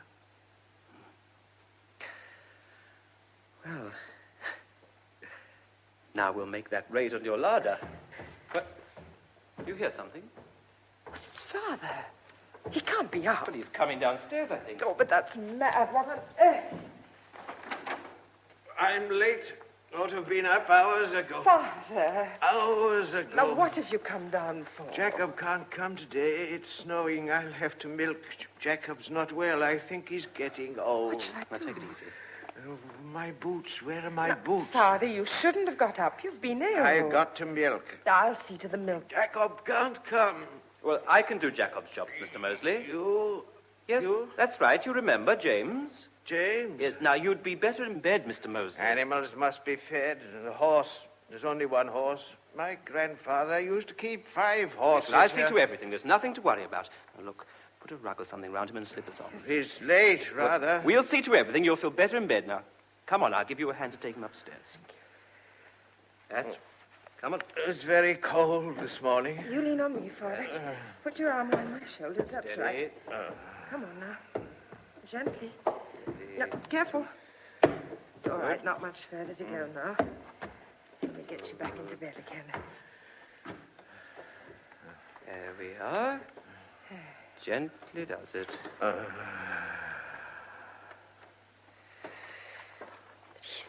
Yes, I'm afraid his temperature's gone up quite a bit. Well, you wondered when he was ill before, but not like that. God, I hope he hasn't got pneumonia. I think he has. Now, look, you must have somebody here. He may be a handful. No, I can manage. No, not while he's like he is. Normally, it'd be easy to get help, but everybody's so much to do because of the storm. Look, shall I go down and knock up Jacob? Yes. Oh, no. Oh, I don't know. Why does this have to happen now?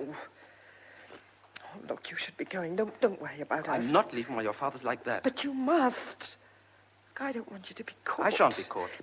If you hadn't been here, we'd have managed without But you. I am here, and your father needs a doctor. But we could never get a doctor. Well, who is your doctor? It's Dr. Breen. A young man? No, over 60, and he's not strong himself. And even if I could get a message through, I couldn't ask. How far? Carson, about 7 or 8 miles. All right, I'll go. You... I can do it on my snowshoes. Please. Oh, it's easy. Trial run for my endurance test. Anyway, we can't possibly ask him to come. But we won't. But he knows your father. He'll have a good idea of the trouble. I'll get what drugs are needed and full instructions. He couldn't do much more if he did come. You ought to be on your way to your friend. No, there's plenty of time. I want to refuse your help. No, it can't be done, Molly. I need it. Oh, you are good to me, Mr. James. Mr. James? I don't think I could call you Mr. Romford Smith now. I should hope not. Well, my name is James. Yes, of course it is. It always has been James. Never Jimmy or Jim, just very formal and proper. James. Oh, James. That's it. Keep on trying. Doesn't sound so much as if you're talking to the butler after half a dozen goes.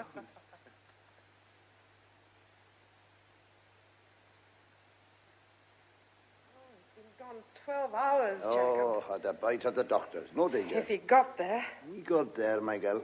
Do anything. That boy only put his mind to it. Can't do wrong in your eyes, can he, Jacob? What about yourself? I got the feeling we've been mates all our lives. It's been shut up in the snow together. Don't go to you standing in the window like that, my girl. That won't bring him quicker. Sky's getting dark again. More snow coming. I won't be sorry myself to see him back. If he doesn't, I'll never forgive myself. Here you come. Pray don't snow any more yet. Jacob! Jacob, look over there. Below the trees. That's him. Yes, it is, isn't it? That's him. Oh, that watches of his. Slow but sure. Walking like a duck hunting a place. Oh, Jacob. Yeah, it is me. You've got a kiss. James! James! Are you all right? Oh, yes, I'm all right. A bit tired, that's all. Well, I've got everything. Written instructions. Enough M&B to last the summer. Now, please don't cry. Come on, everything will be all right now. You'll see, everything will be all right.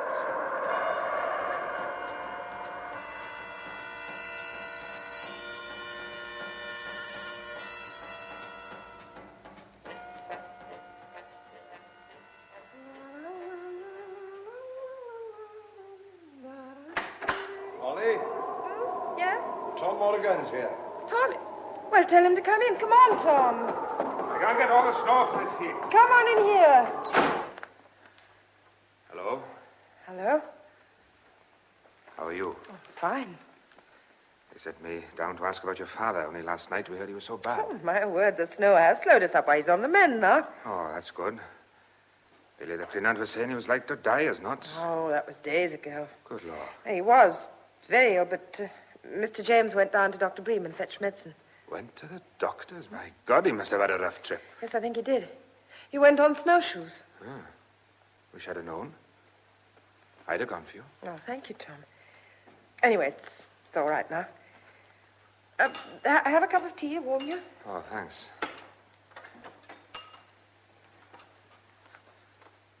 How's he getting on, this Mr. James? I could see him about here from the hill. Oh, he's all right. You've had a belly full of him, all right. Oh, he couldn't leave with the weather we've had. You're still afraid of him? Afraid of? Oh, that was silly. There was nothing to be afraid of. No, you know that idea I had about him being the man who killed his wife was all wrong. Was it? It was a silly mistake. But there was all sorts of clues, wasn't there? Like the paper you lost and the wireless you left to Oh, run no, well, down. I found the paper, and it was Father who left the set switched on. You don't say. He's only got one hand, too, like the chap the police is looking Oh, for. thousands of men who fought in the war have only one hand. You found his initials on his pajamas. Oh, well, I made a mistake there. It was JBS.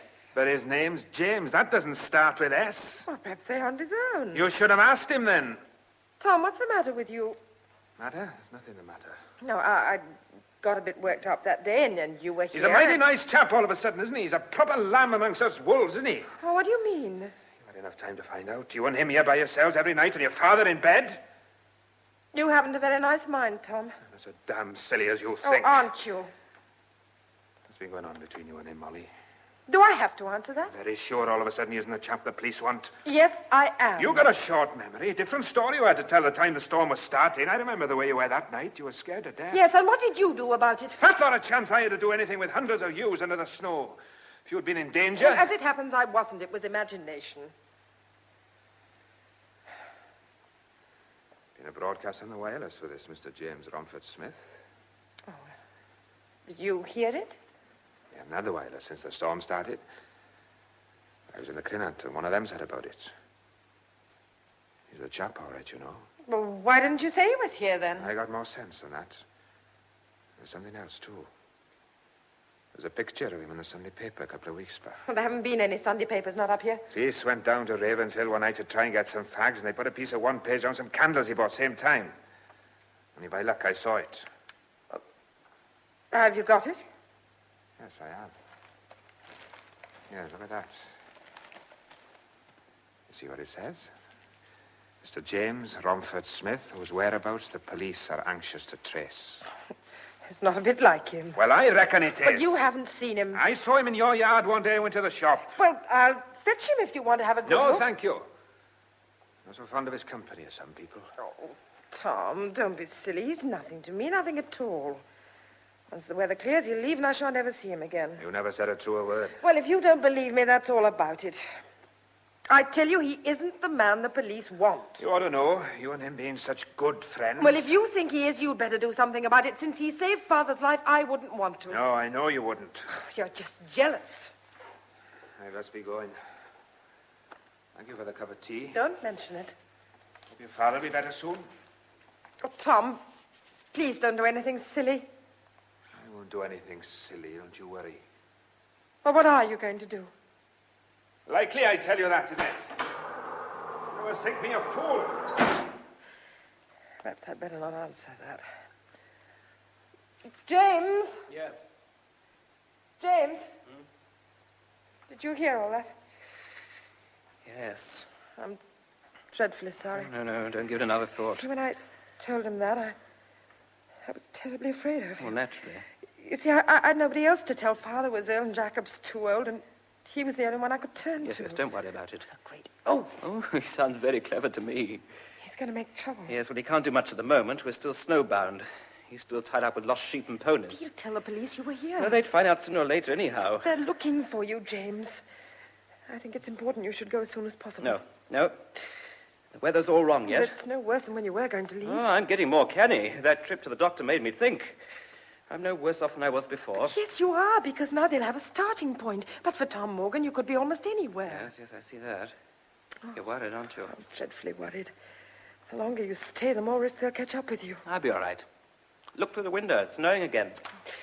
Yes, there's no end to it. You don't want me to start in that. I don't want you to start at all. No, neither do I, really. Oh, I wish you'd stay and see the We've things. had that out. I started running, and once you start running, you have to keep on as long as you can. On the other hand, if I hadn't started running, I'd never have met you. Oh, James. So I'm glad I started. Jacob says he heard they've cut the road for a few miles up the New Pool Road. They did it before, but it filled in. One day it won't fill in, then they'll cut some more. First suitable night, I go. But I know now I can't make it if there's a blizzard. Now, look, young Morgan won't do anything yet, will he? I don't know. Oh, will he? I don't know what he'll do.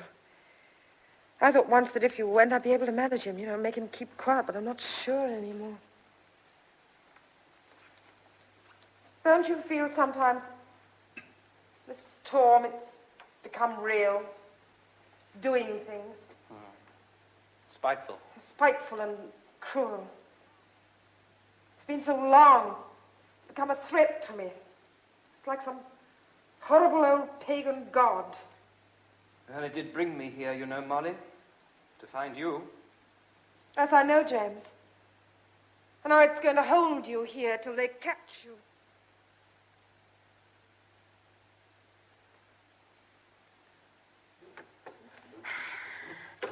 That ham was good. Smelt like the pastures of paradise. He's right, you know. It was a wonderful meal. Poor creature, a man to be without a nose. He'd certainly look more odd. I mean to smell with. Yes. Snowing heavens hard again. You notice something? That snow's going soft like. I reckon we're near the end of it. You really think so? A lot of water in the river, too. Some of it is melting. About one more good fall, I'd say, then stop. Oh, we can always hope. A lot of people about this morning. People? Well, the boys. What boys? Why, our boys round here. Who else? Who have you seen? Tom Morgan and his pals. His two brothers and that boy from Lancet. And Arthur the Lindy. Got their guns, some of them. Said they were out after hares. That's a bare-faced lie. Because there's no Morgan born would waste a cartridge on a hare when you can catch him with your bare hands now. Police here. Not as the poor critters is worth catching. They're nothing but skin and bone by now. James, I wonder, would you take this hot cup of tea up to Father? Certainly. Yes, then you can bring his tray down if he's finished with it. Right. I'll open the door for you. Look, I must talk to Jacob. You mean I'm not to hurry? Can I tell him about you? You tell him what you like. Because you will need him on our side. Now, look, don't get yourselves involved in my affairs any deeper. Please. Oh, all right. Jacob, I'm listening. what are the Morgan boys and those others hanging around for? Oh, no good I won't. They got work at home plenty. Now, listen, Jacob, I've got to talk to you, and there isn't much time. Time's the one thing God give us plenty of. Now, tell Jacob what's worrying you, my girl. And it's James. They're after him. Well, he ain't no hare, nor he won't run to be chased, I'm thinking. No, he's wanted by the police. Oh, a lot of us would be if all of us knowed about us. Do you like him? You do, seemingly. I ain't blind. Oh, call to blush. He's as tidy a man as you'd wish to meet. Him and me's got on somewhat very off. You see, something awful happened. His wife was murdered. Was she now? Well, oh. It was that actress, you remember? Oh, I remember. And our James was her husband. I'll fancy that. Well, now. the police think he killed her. Do they? But he didn't do it, so he's trying to get away. You sure he didn't do it, Molly? Yes. He's told you? Yes, I'm sure of him, Jacob. Well, then, so am I. Where's them Morgan boys come into it? Well, when he first came, I thought he was the murderer, so I told Tom Morgan. If you told me now... I thought Tom would help me, but he wouldn't then or couldn't, and now I don't know what he's doing. Watching cat and mouse. Jealous. That's what Tom is. Good reason come to that. Oh, Jacob. To see yourself. Not the same girl these days. And the way you looks at Mr. James, proper cheeky. Now, the point is, what are we going to do? Well, can't Mr. James slip off somewhere tonight?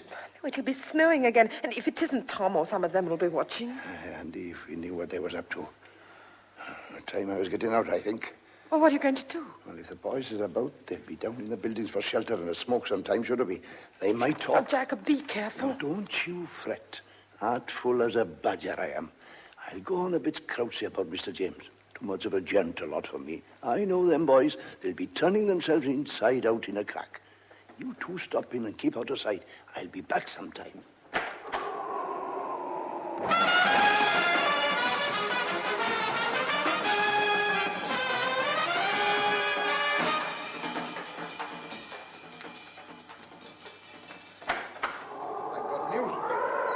Have they told you anything, Jacob? You don't look very pleased. I've been talking to young Reese in the barn. You were stiveling cold, poor boy. You was afraid to say too much. I didn't let on I knew a thing. You know you're taking an awful lot of risks on my account. That's my business, isn't it? All right. Now, look, what's their game? Now, watching you don't get away. It come out bit by bit like sardines out of a tin you opened with the scissors. Seems the Newpool Road has been clear now. There's less snow lower down. I think Tom sent young George to let the police know you were here. Oh, no. Oh, yes, my girl. Well, how long will it take? Oh, depends on the weather. They think somebody will be up today, because he's let out they don't think to hang about after dark. Today? You put Tom back up, and he's got thinking Mr. James be gone if he didn't do something. Damn. They think they got you cornered. Yes, they're doing very nicely. And what are we going to do? We must do something. Well, what exactly? Jacob, how many are there? Well, I can't tell for certain. 3 Morgan boys and him from Nanserth. Arthur Lindy's gone, but Jim Powell was on the hill now, just in his place. The boys will stand together. This is better sport to them than spearing a salmon. Oh, yes, I'm sure. Exactly how far, I wonder, they prepared to go. How far? Well, one had a gun, you said. Oh, there'll be more than one, no danger. Would they use them? Not much indeed. Guns, that's play. That's showing off, acting big-sorted. They're 6 to 1, mind. Pull you down, they could like dogs on a sheep. Right. There's one way of finding out. What are you going to do? Now, I put my coat on and have a little walk, just to see what happens. Please don't. Only a short Stay here. Don't go out. Look, I want to find out what they're up to. But Jacob's done Look, that. I want to see if they'll try to stop me or merely Please, follow. I wish you wouldn't. They'll start a fight. Oh, there won't be any fight. Please, I'm afraid. No, you're not. I am, James, no, I am. Don't be afraid. It's halfway to being beaten when you're afraid. There's nothing to be afraid of. Look, I'll take that haversack to make it look as if I might be going. You watch her. They're waspish. Now, you two stay here. Don't come out. You'll be able to see through the windows. I feel like coming out with a gun myself. Guns won't be needed. Here goes. Hey, just a minute. Oh, hello. Would you be Tom Morgan? You going somewhere? Well, yes, I am, actually. Leaving? That's right. You made a mistake, mate. I beg your pardon? You're not leaving. You're staying here. You can't go. Oh, I assure you I can. Take a look around. There's 5 of us here to say you can't. But why on earth not? You can't, that's all. You mean to say that you 5 are going to use force to stop me going?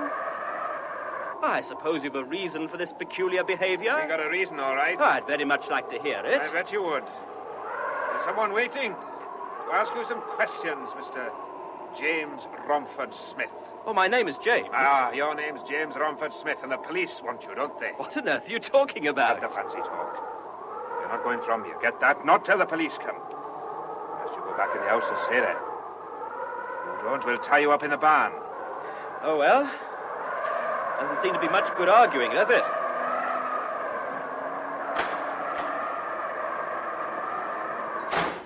That's that.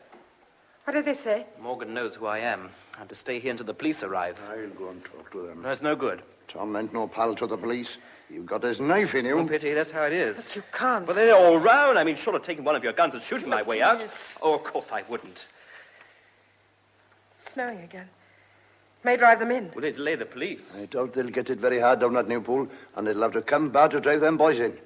I think I think I'll go up and have a word with the boss. What about? Don't worry him. Leave him out of this. Oh, there's something I want to ask Look, him. I will not have him worried. Something I got to ask him.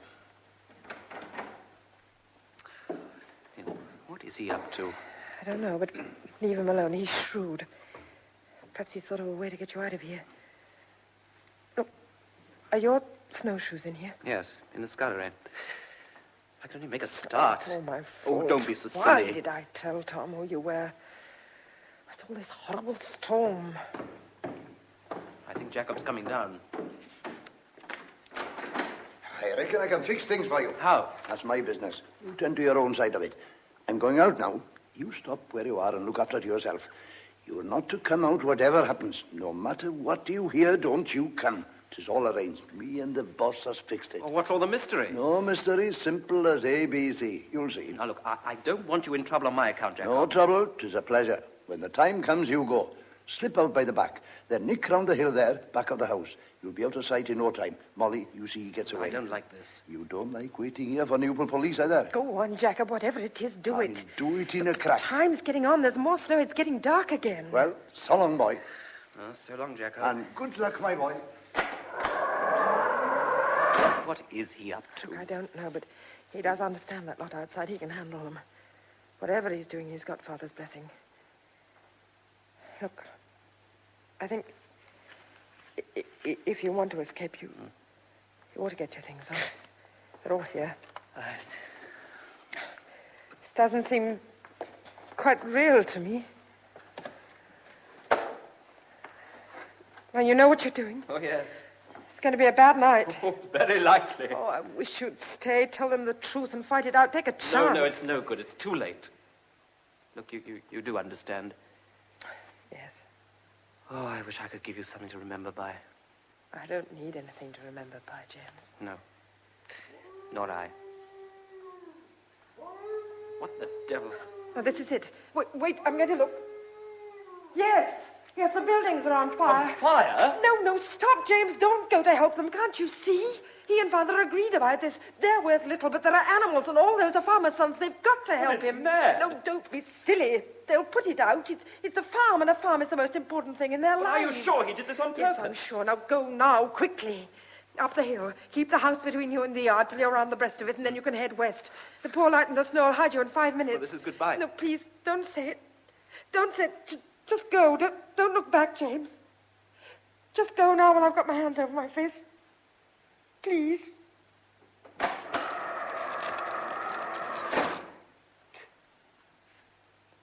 Goodbye. Well, I'm sorry we didn't get up there in time to be some use, Miss Mosley. Oh, that's all right, Sergeant Lewis. Boys happened to be around, and they soon put it out. It was an awful old mess indeed. Oh, it's only a few barns. It should have been rebuilt years ago. Father's always talking about doing it. All the animals are safe. How did it happen? Well, I think Jacob said he dropped a match on some straw when he was lighting a hurricane lamp. He's going to have a red face. Oh, he doesn't need to. Oh, but you didn't come about the fire. We did not. We've been all day getting here. We and Thomas and that young Davis, one of the new constables.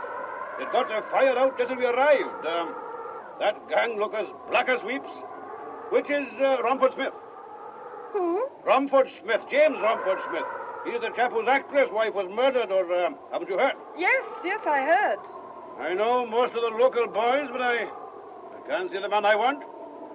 Look, you'd better come in the house. No, very good.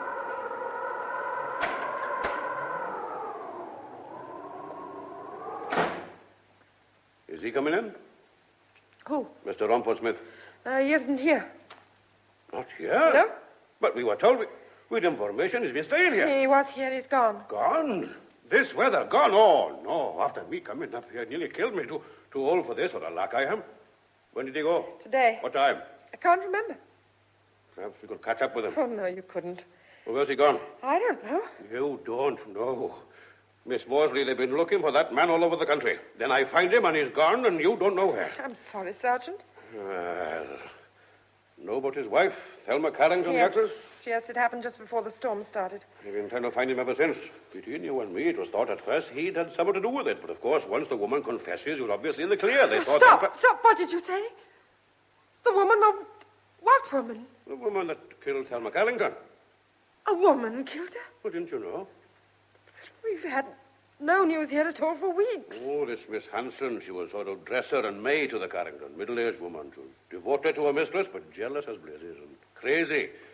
I mean, she was then, only nobody knew it. Miss Carrington was always nasty to her, it seems. She's right round the bend now in a lunatic asylum. Look here, Molly, what did Rumford Smith say about his wife? Didn't say anything. Oh, he didn't. Well, look, Miss Carrington quarreled with this Hanson woman, got fed up with her and was going to kick her out. It's a long yarn. I can't tell the whole of it now, but the poor old coot just went crackers and stuck a knife into her mistress. When she knew she'd killed her, she just blew her top. She went and owned up straight away. Hey, you all right? Oh, yes. You've gone white. No, I'm all right. No, you didn't make that story up, did you? Make it up. Why should I? Anyway, you've seen the pip.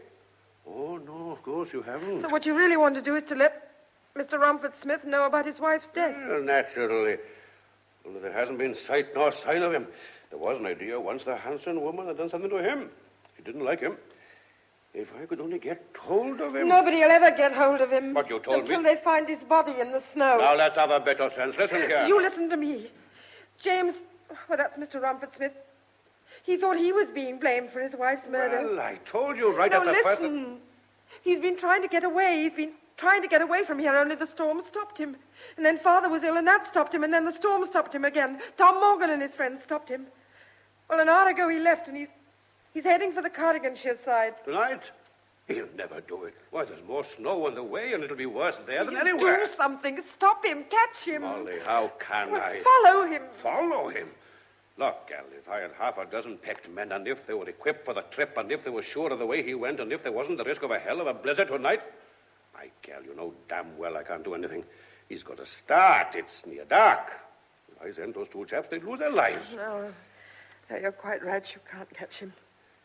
He might get through to where he's going. Do you believe that? Oh, no. I can't warn anybody, even. Most of the lines in the hills are down. Hey, what are you putting the coat on for? I'm going out. You can't. I'm going to the top of the hill. Act tidy now. Take the old coat off and make the boys a cup of tea. You can make one. We'll all feel better after a strong cup of tea. Look, I want to go to the top of the hill the way he went. I might be able to see him before darkness falls. Now, listen, I'll tell you what I'll do. My boys can go up the bed of the stream a couple of miles. Tom Morgan will go with them, help show the way. The snow will have blown down the dingle, and it won't be so deep. They can go to the top. And if they see this man, they can holler to him. And do you think they can head him off like that? I'm doing the only thing I can. I'm whacked. Me and you'll stop here and have a strong cup of tea and wait to see what happens. Perhaps I think of something else. Take your coat off now. You send your men, Sergeant Lewis, and then you can make tea or you can follow me up Now the hill. listen, because don't- that's where I'm going. You was an obstinate little girl, and now you're an obstinate babe.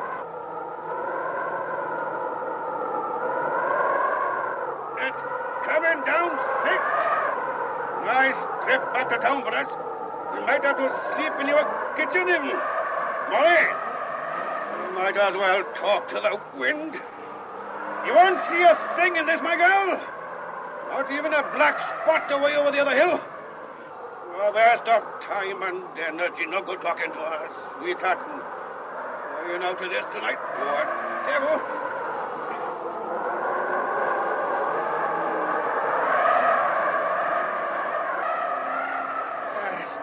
There, Molly. Now we're over the brow. There's nothing to see. Leave it to them, boys. Come on, my maid. You've got to be brave now. I can't see 100 yards in this. Killing ourselves standing out in this wind. You come back now. There's your dad. All right. Come on, then. You take my hand now. Wait! What? Look there! There's somebody coming! Well, I'll go to Cardiff, but there is a chap coming. Yes, it's James! James! James! Quick, Sergeant, he's fallen! I Hurry! told you. Hurry! You leave him to All me, right, Molly. we're coming, James, we're coming! It's all right. Hold on! I'll get them. I'll get them.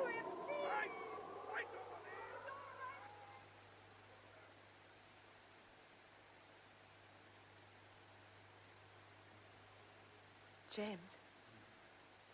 It's all right, James. It's me. You're safe. We got to you just as you fell. You're back, James.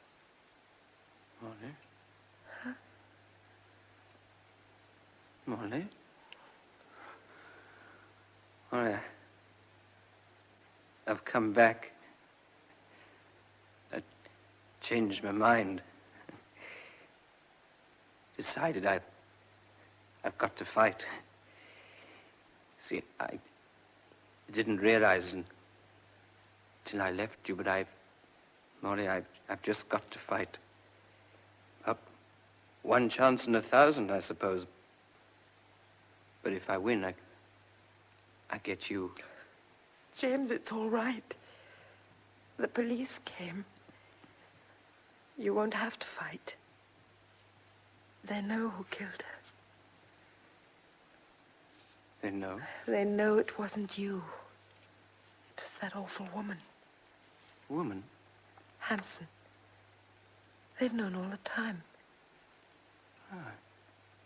I'm dreaming. No, it's not a dream, James. Are you sure? Yes, I'm sure. Perfectly sure. Well, that makes this quite the nicest storm I've ever been out in. James. Oh, darling James. Excuse me, sir. Are you Mr. James Rumford Smith? Look, are you Mr. James... Yes, sir. Are you Mr. James Rumford? Ah, well.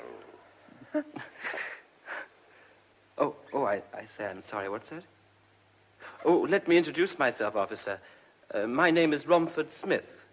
Do you know, sir, I thought it was.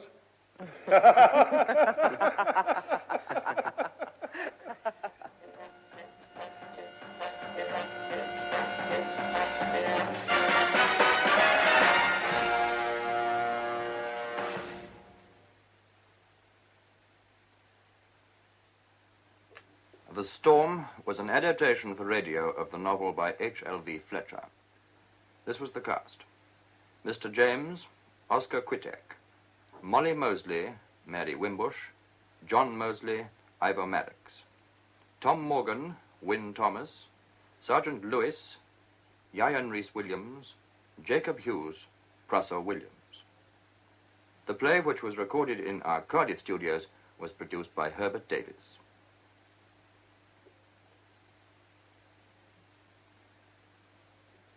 Our next program begins in 3 minutes' time at 4:45.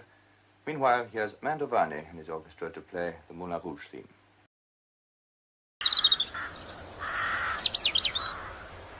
The events occurred a little before Christmas. I was unmarried and I was childless, which was a greater regret. I'd been living at Tunbridge Wells, and when I complained that I was feeling a little less than lively, my doctor, who I think was tired of seeing me, declared that what I needed was a change of scene, and that a move to London might be the answer. I pondered his suggestion, and at last I summoned my manservant, his name is Trottle, and sent him off to see if he could find a place in town where I might be happy enough to lay my troublesome old head. After 2 days, he returned. I've found somewhere for you, ma'am. Oh, excellent. It's quite charming. Oh, splendid. You can take it for 6 months and then extend the lease if you so desire. Perfect. Perfect indeed. There's not a fault in the entire property. The fault lies outside it. Yes? The house in question is situated opposite another house. A common occurrence, Trottle, in the great metropolis. True, ma'am, but this other house, which is a house to let, is a dull and dingy house, in need of much repair. Ah. Well, perhaps it'll be let quite soon, and it'll take on a brighter appearance. I don't think so, ma'am. The house, it seems, won't let. It never does. I journeyed to London. I viewed the place which Trottle had found for me and decided it was very fine. I decided, too, that the house over the way was in truth an eyesore. But that all in all, when one set the good points against the bad, the good won, as I like to think it often does. Just a week or so prior to Christmas, I moved my old bones, along with bags and baggage, into my new accommodation. I settled myself into a chair by the drawing-room window. Oh, yes. And I gazed through the window, and I told myself that I was contented enough. But that events somehow had not gone quite right in my life, and what was missing from it was a dear child whom I could love. And then all of a sudden, as I looked out at the house over the way, I threw myself back, and my limbs felt as if electricity had shot right through them. Good heavens! Good heavens! Before my tale progresses any further, I ought to confess that I have an unusual Christian name, Sophonisba. The name justifiably has grown out of fashion. It is particularly absurd when on the lips of Mr. Jabez Jarber. Sophonisba, my dear Sophonisba. But then, in all fairness, Mr. Jarber himself is somewhat absurd. A perfumed, prettily dressed fellow with a little smile and little legs and little roundabout ways. An admirer of mine who had proposed on numerous occasions. Sophonisba, welcome to London. How are you, my dear? Oh, infirm as ever. Nonsense. Well, I am distressed at any rate. Distressed by what? By that house. The one over the way. And how exactly does that house distress you, Sophonisba, dear? Well, you'll think it very foolish. You'll think I'm a silly old woman with a fevered brain. Never, never. Go to the window, Mr. Jarber, and tell me what you see. I see a dirty, dilapidated building. Rusty railings. Several shattered panes of glass. The steps leading to the door are broken. Oh, and on the door some child has attempted a drawing in chalk. It's meant, I think, to be a ghost. Ah, perhaps it's the ghost that has perturbed you. No, Mr. Jarber, it is not. What can you see at the first floor window? The first floor? On the right. Well, there's a blind. Yes, and what about the blind? It has a hole in it. It does. This morning, Mr. Jarber, when I looked across at that window, at that hole in the blind, I found I was looking at an eye. An eye? Whose eye? Well, I have no idea whose eye. Well, it's not there now, Sophonisba. I'm glad. Why, may I ask? Are you upset about this eye? I am upset, Mr. Jarber, because I have been informed there is no one living in that house. It has been unoccupied for a great many years. There ought not, therefore, to have been an eye at the first floor window. Sophonisba, only one explanation can suffice. A spirit haunts that house. A spirit with a malevolent eye. A somewhat hasty and over-imaginative conclusion, I feel. Though the house is haunting my spirit, I'm certain of that. Still, when I speak with Trottle... Trottle? Oh, yes, I remember Trottle. He stayed behind at Tunbridge Wells to make sure that all is in order there, but he'll arrive on Saturday, and he'll tell me, no doubt, that I'm being ridiculous, and he'll calm my anxious state. Perhaps he will. But Jarber is here and now, and Jarber can discover the truth. Jarber has connections. He dines with house agents and tax officers and church wardens. He is intimate at the circulating library. Why shouldn't Jarber set about investigating the house over the way, and do so immediately? For this reason, that Jarber is as infirm as I am. Oh. There were all that toing and froing, you might catch cold. Sophonisba, my dear, I've suffered worse for you. Whatever extraordinary secret is contained within the walls of that house, Jabez Jarber will reveal it. I thought of little else but the house to let. I kept a watch on it. I dreamt of it. And when Trottle arrived, I spoke to him not of domestic arrangements, but of the eye at the window, and of Mr. Jarber's avowed intention to solve the mystery. Mr. Jarber? Huh! What good is he? Well, he has some uses, I'm sure. He'll not get very far with a problem of this nature, ma'am. I can assure you of that. We shall see, Trottle. We shall see. He's to return here tomorrow, and he will give us the result of his investigations. The morrow came, and so did Mr. Jarber. Good evening, my dear Sophonisba. Oh, and Trottle too. Evening, Mr. Jarber. These pleasantries over, I poured Mr. Jarber a cup of tea, and he brought out from underneath his cloak a roll of papers. Behold! And he waved the roll triumphantly in the direction of the house over the way, and then spread the papers out upon the table. Trottle, meanwhile, began to move towards the door. I have made some very interesting discoveries. Mr. Jarber, I'm overwhelmed. Trottle. Yes, Ma'am? Sit and listen and learn. Yes, Ma'am? First, would you be very much surprised, my dear Sophonisba, if the house in question turned out to be the property of one who is related to you?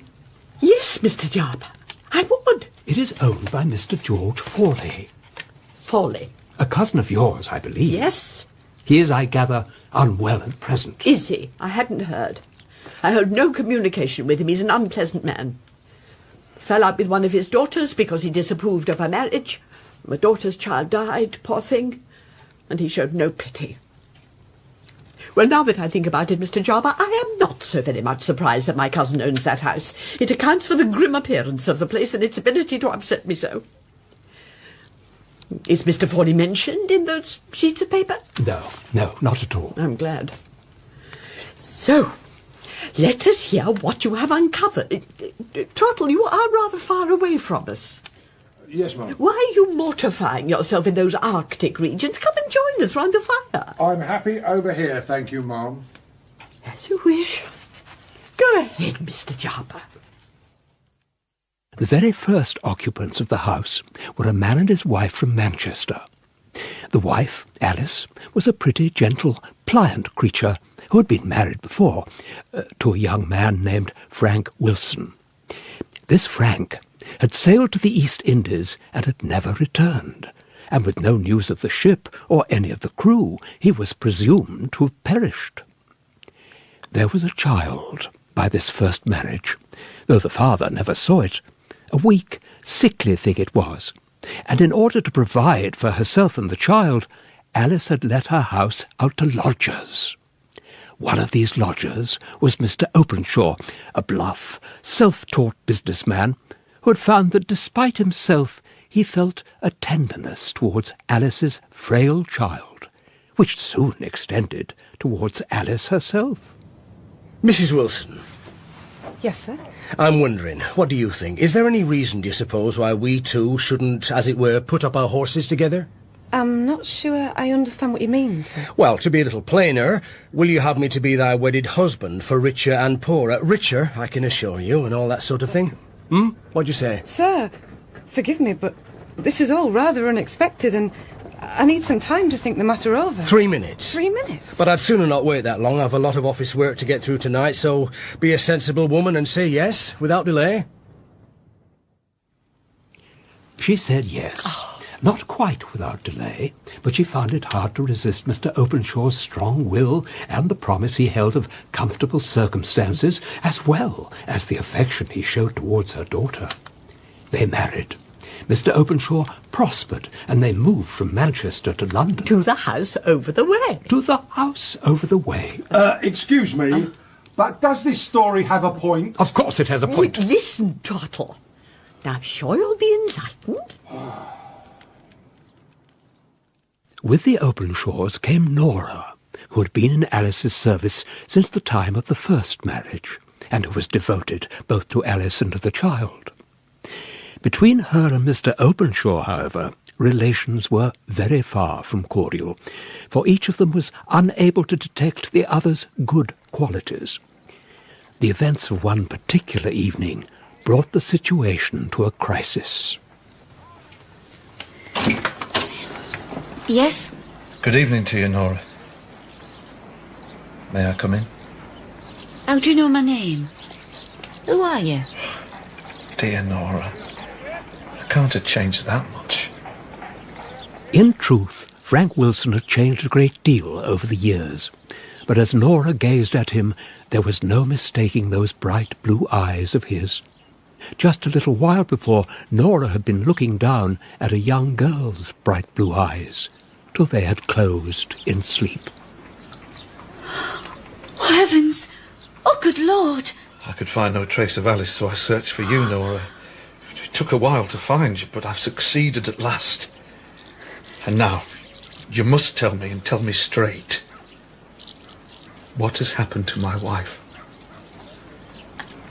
She's still alive, is she not? Tell me, please. If she's dead, then I shall try to endure it, but I must know... She's not dead. Oh, thank God, thank God. Where is she, Nora? Did she get any of my letters? No, she never got your letter, sir. Nothing was heard of you.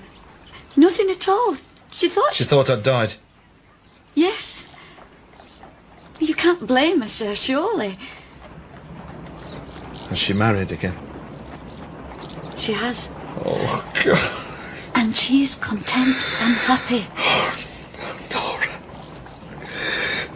Be good to me. Be honest with me. And tell me where I might find her. Are you still in her service? Is she living here? Well, mercy me. A tragic situation, was it not? Yes. The unfortunate Nora felt such pity for this man, and yet she was terrified of the effect on her mistress if she discovered that Frank Wilson was alive. Poor Nora. Poor Frank. Poor Trottle. May I leave now, Mum? Leave? How can you think of leaving? Another cup of tea, Mr. Jarber, or something stronger, perhaps, for both of us. This tale, I fear, won't have a happy ending.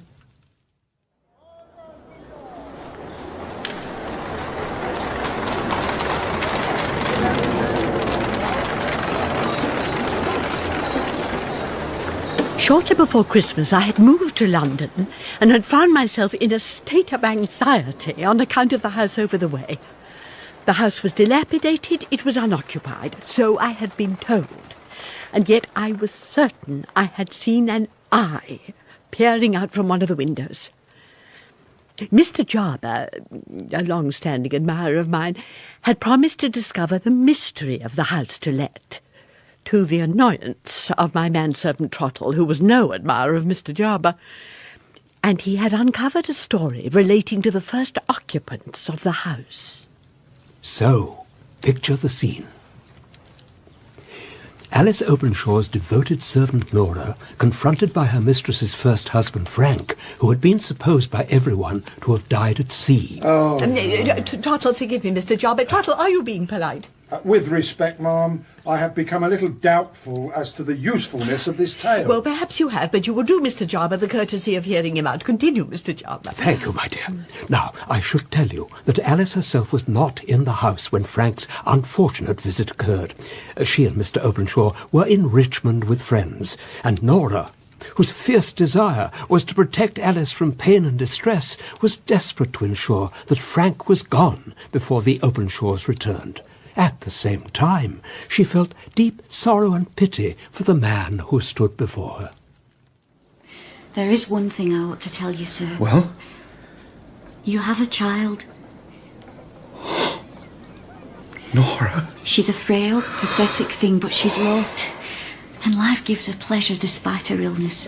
Is the child here? May I see her? She's asleep upstairs. Listen. After you've seen her, you must leave immediately. If you were to make yourself known to my mistress, she'd be unable to endure it. You promise you will leave? I promise. If you like, I'll arrange to meet you tomorrow. Very well. And in the meantime, I'll try and think what can be done. This way. The servant took Frank into the nursery, and he bent over the cot and with wistful eyes gazed upon his daughter. Sweet little thing. Sweet, dear child. What is her name? Elsie. Elsie? Let me hold her. Oh, no. She mustn't be walking. Dearest Elsie, am I never to see you again?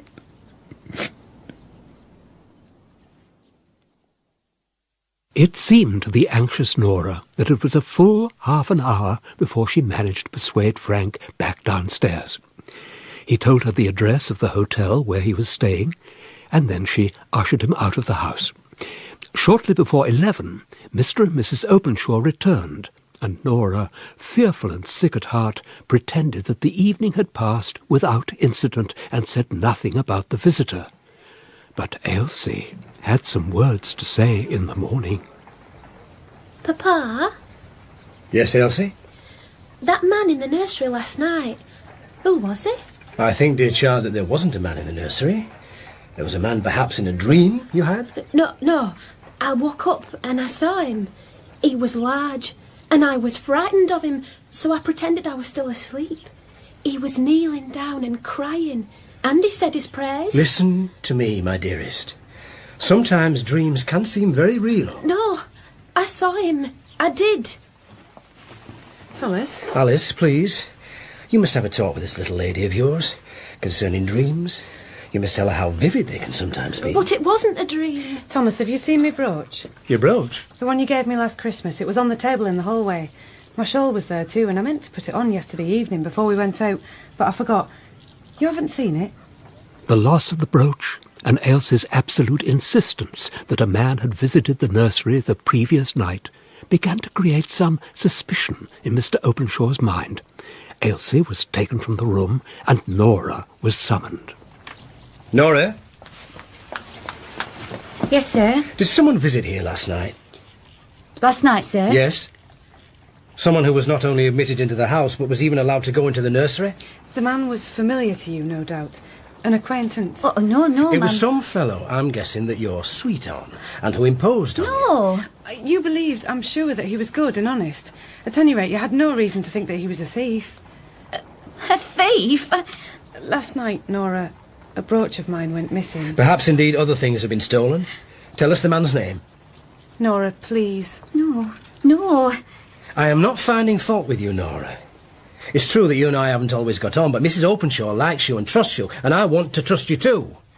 And I'm prepared to accept, therefore, that you were not privy to the theft of the brooch. I know nothing about the brooch. Exactly, but the man who was here last night, you know something about him. Tell me his name. No, sir. Nora! No, I can't. I won't.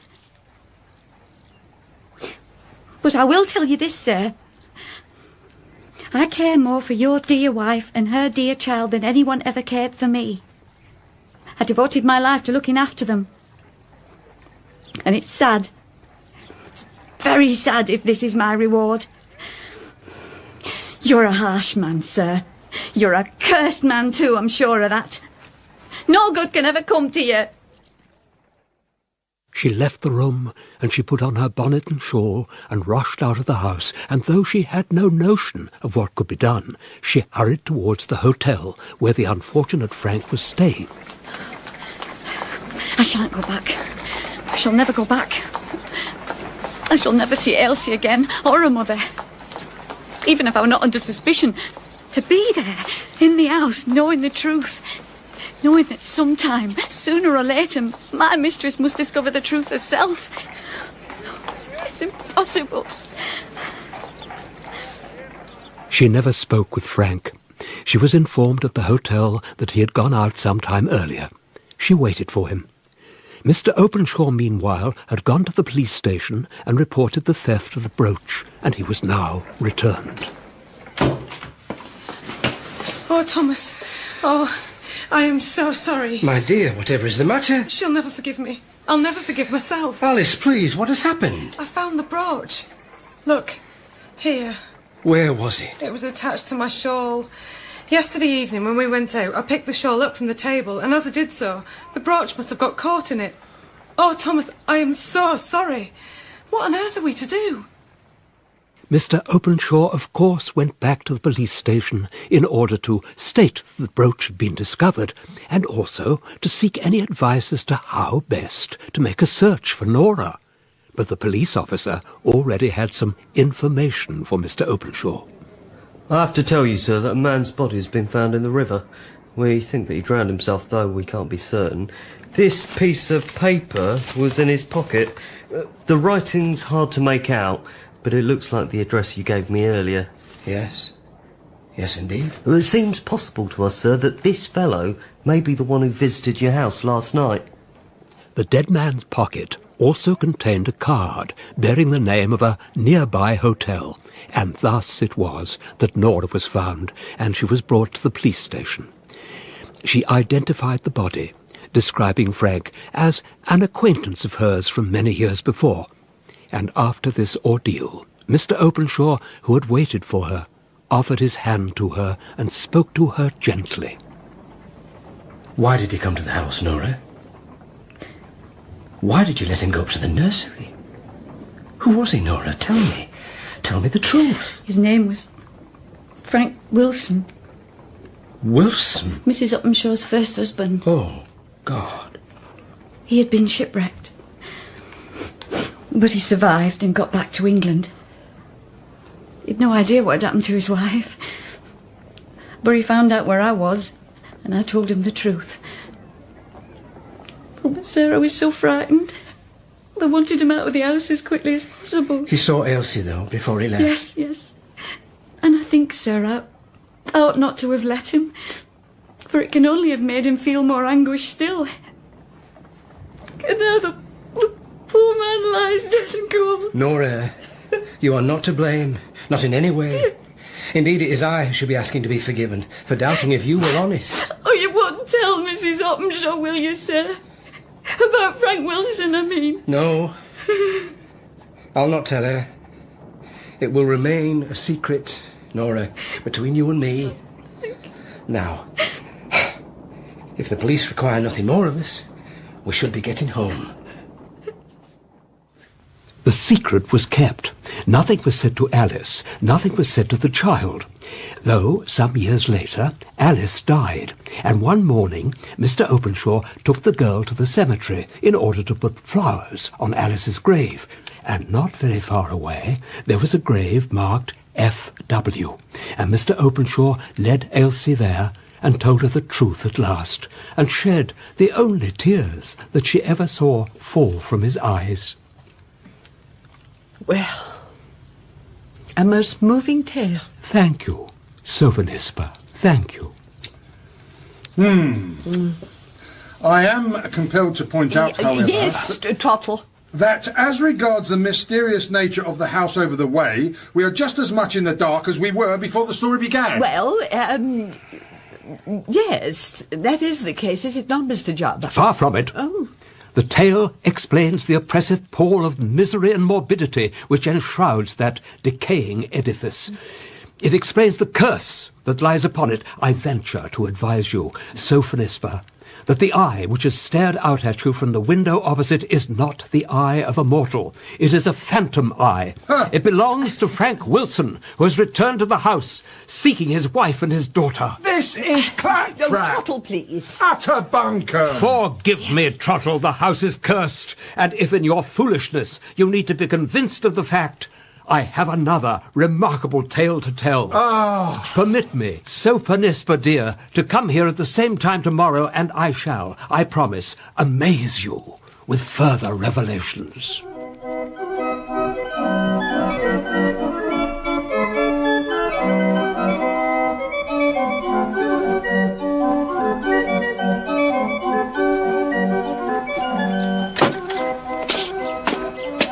Now then, if Mr. Jarber will persist with his senseless stories, then Trottle, it seems to me, is obliged to act of his own accord and deal with this matter as best he can. The house over the way is said to be unoccupied, and yet my mistress has seen an eye at the window. Would it not be a sensible plan, therefore, to go straight up to the house and knock upon the door and find out exactly who it is?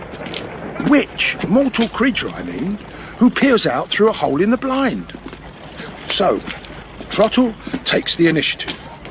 Trottle goes straight up to the house. Phantom eyes indeed. Jabez Jarber is a ninny, a buffoon. That having been said, I have no notion at all as to what might await me inside this place. What if the truth, when it reveals itself, should be more than Trottle's flesh and blood can bear? Well, Trottle, you have come this far. Will you knock upon the door?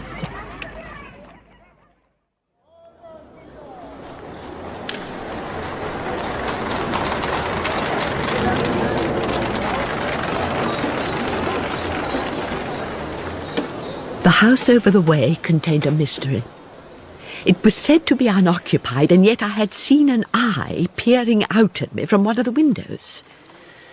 Mr. Jarber, an acquaintance, admirer of mine, was certain that some ghostly activity provided the answer, but my sceptical manservant Trottle decided to search for a more rational explanation. A few days before Christmas, he walked across the street to the house to let. He knocked upon the door. He knocked a second time. At last, the door opened, and there stood an aged, lean and wiry woman, and at her side a younger man who found it helpful to lean against the wall in order to steady himself. Oh, good evening, sir. And to you. Chilly weather, ain't it? Yes. Well, please, come in. Thank you. Thank you very much.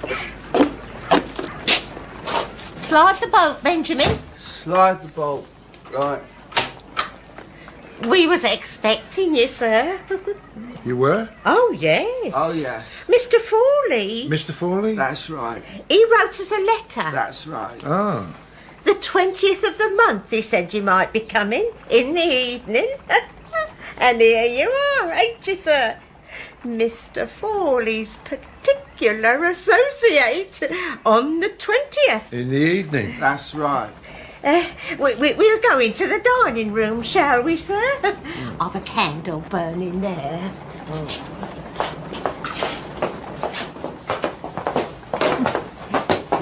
Nice, clean room, as you see, sir.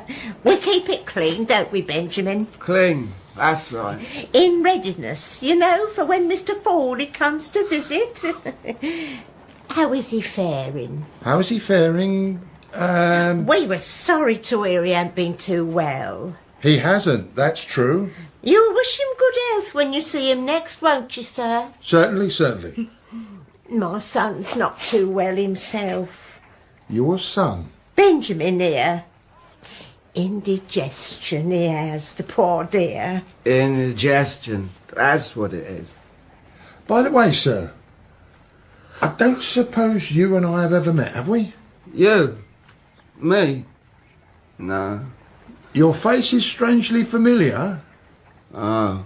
Anyways, Yes? Shall we commence our little bit of business? Shall we, sir? I had no notion that Trottle was engaged upon his adventure over the way. That very evening, Mr. Jarber called again with a further instalment of his revelations about the house to let, and I had intended that Trottle should join us. But Trottle, of course, was not to be found. Philandering somewhere, that's what he's up to. Philandering? Oh, I hope not, Mr. Jarber. I thought I'd cured him of that tendency when we were at Tunbridge Wells. Oh, do you remember, Sophonisba, the last time I was with you at the Wells, and you and I danced the polka? No, Mr. Jarber, you are wrong. We walked the polka. Oh. Now, what more is there to tell me about the house to let? Sophonisba, my dear, behold. As before, a roll of papers was extracted from beneath Mr. Jarber's fur-collared cloak, and as before was waved in triumph. On my previous visit, Sophonisba, I brought you the sad tale of the first tenants of the house over the way. Now, I can reveal the identity of the very last person to rent that cursed abode. I have met with him and spoken with him. Where did you find him? Among the marshlands near Deptford. Among the marshlands? He was in his caravan.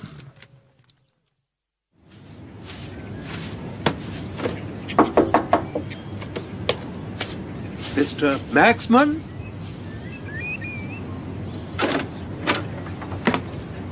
That's me. You've nothing against the name, I hope. Who are you? Mr. Japers Jarber. Oh. In a theatrical profession, are you? No. I am making an inquiry about a house. Well, this one's on wheels, sir. And very nicely decorated, as you see. The house in question is one that I believe you rented some years ago. Ah, the big house, you mean? Yes. I was wondering, Mr. Magsman, if it might be compatible with your inclinations to tell me about your tenancy there and why you left the place. Well, now, I left it on account of the dwarf. The dwarf? The very same. And as to entering it, I did that a few years previous. I've been looking about for a good pitch, and I sees that house, and I says to myself, I'll have you, I will. And you did? Yeah. I made it a lovely thing, that house. Up the front, I put numerous canvases of the Fat Lady of Norfolk and the Indian Savage with his tomahawk and a scalp, and the Wild Ass of the Prairies, not that we ever had no wild asses, and lastly, there was a canvas representing the dwarf. A small canvas, that one. What, I wonder, did the neighbours think of all this? Well, they cut up rough about it and made complaints, which shook me, I must admit. A house of amusements right there on their very own street. What more they want? Perhaps it was a question of respectability. Respectability? Well, if fruit and submission ain't a respectable price, I don't know what is. And what about the dwarf? Oh, yes, the dwarf. Uncommon small he was. Not as small, of course, as he was made out to be, but then what dwarf ever is? He was worth threepence on his own, in my view. Major Tupaschovsky of the Imperial Bulgarian Brigade was his official title, but for reasons of convenience he became Chops. Yeah, such a kind man was Mr. Chops, and always falling in love with large women. Ooh. The Fat Lady of Norfolk, to give you a weighty example, though she chose to have a preference for the Indian Savage. Something else about him. Despite the fact that he never owned anything more than what he collected in his saucer, he was always thinking that he was entitled to property. Come then, Toby Magsman. Turn the handle. Give us some music. To bring in the crowds, we'd have the barrel organ at the front of the house, and Mr. Chops would sit on top of the organ. Grind away, Toby, grind away. And with each turn of the handle, he'd become more and more excited. Oh, I can feel the vibration running through me. I can feel my property coming. I can feel the coins are jingling in me. I'm swelling out with money. Swelling out and swelling out till I'm as big as the Bank of England. Such is the influence of music, you see, on the poetic mind. The fact is, Toby Magsman, I don't much like this occupation of mine, and I don't much like the general public. This is often the case, I find, with human phenomenons what depend on the public for their living. Society is where I ought to be. Society. And when I get my fortune, that's where I'm going. Your fat lady, she isn't formed for society. Your Indian with his tomahawk most certainly isn't. But I am. I am. One afternoon, after Mr. Chops had taken leave of his audience, 3 times round with the saucer and then retire from view, that was his custom, I was in the kitchen having serious conversations with the Fat Lady of Norfolk on account of her losing some bulkage during recent months. Help! When Mr. Chops began shouting from the stairway. Help! Help! Throw a pail of water over me, quick! Mr. Chops, what's happened? Oh, give me a brandy. I ain't got no brandy. Well, then carry me to my bed. What the devil is the matter? The lottery, that's the matter. The lottery and a winning ticket. Oh, Toby Magsman, I have come into property at last. How much? £12,000. 12,000? Oh, I'm rich. You're that all right? I'm rich. And when I've recovered my senses, do you know what I'm going to do? You'll stand us all around, I hope. And after that? You'll be going into society. I shall, Toby Magsman. I shall. And he did. Well, to be truthful, he went mad for a week, and I had to make sure we kept him away from the organ in case a minute or two of sitting on it should make him explode with excitement. But then, when the week was over... Toby Magsman? Mr. Chops. I bid you farewell. Good Lord. This is your carriage, is it? It is. Fine nags. Very fine. And their jackets, Toby Magsman, are made of silk. And Where will these nags in their silk jackets be taking you, Mr. Chops? Pall Mall. I've rented a place there. So, open the carriage door, will you? Hoist me up, please, and put me in. Yep. Yeah. You'll visit me, I hope. Gladly, Mr. Chops. I expect I could do with a friendly face. Going into society, it's been a dream of mine, as you well know. But now that it's coming true, I have to tell you, I'm not a little trepidatious.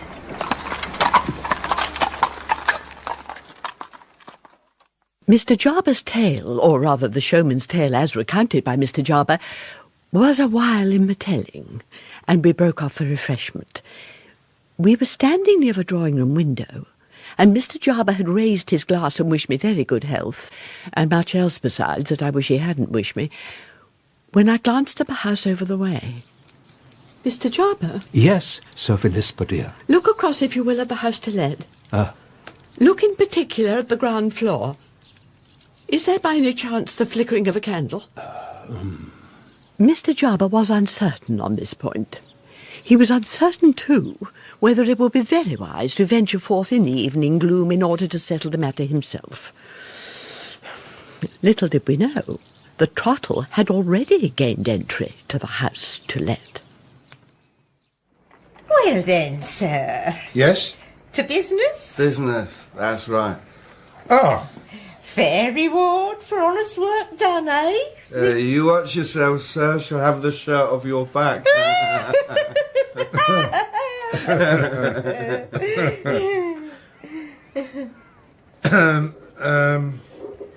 You did bring Mr. Fordy's money, did you not?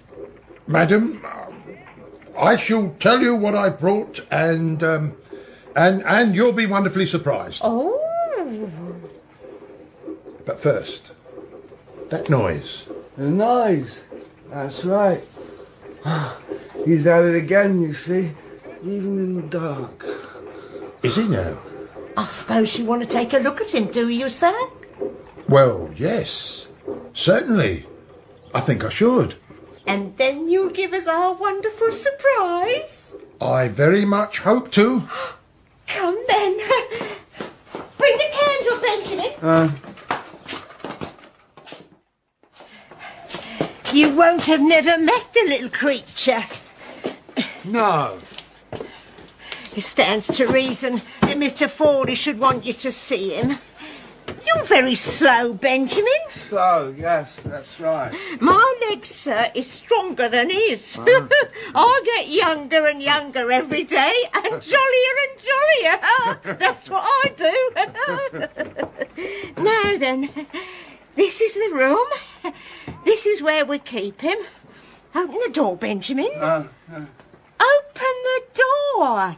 And let our guests take a peep at Mr. Forley's funny friend.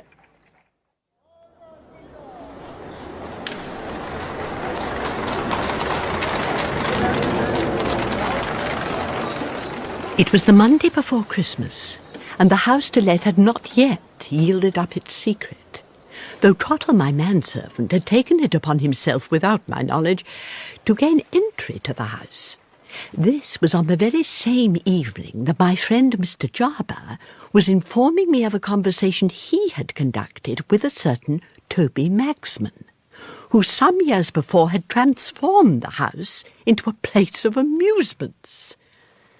Among Magsman's attractions, Mr. Jarber learned, was a dwarf by the name of Mr. Chops, and Mr. Chops had won a fortune on the lottery and had left Magsman's employment.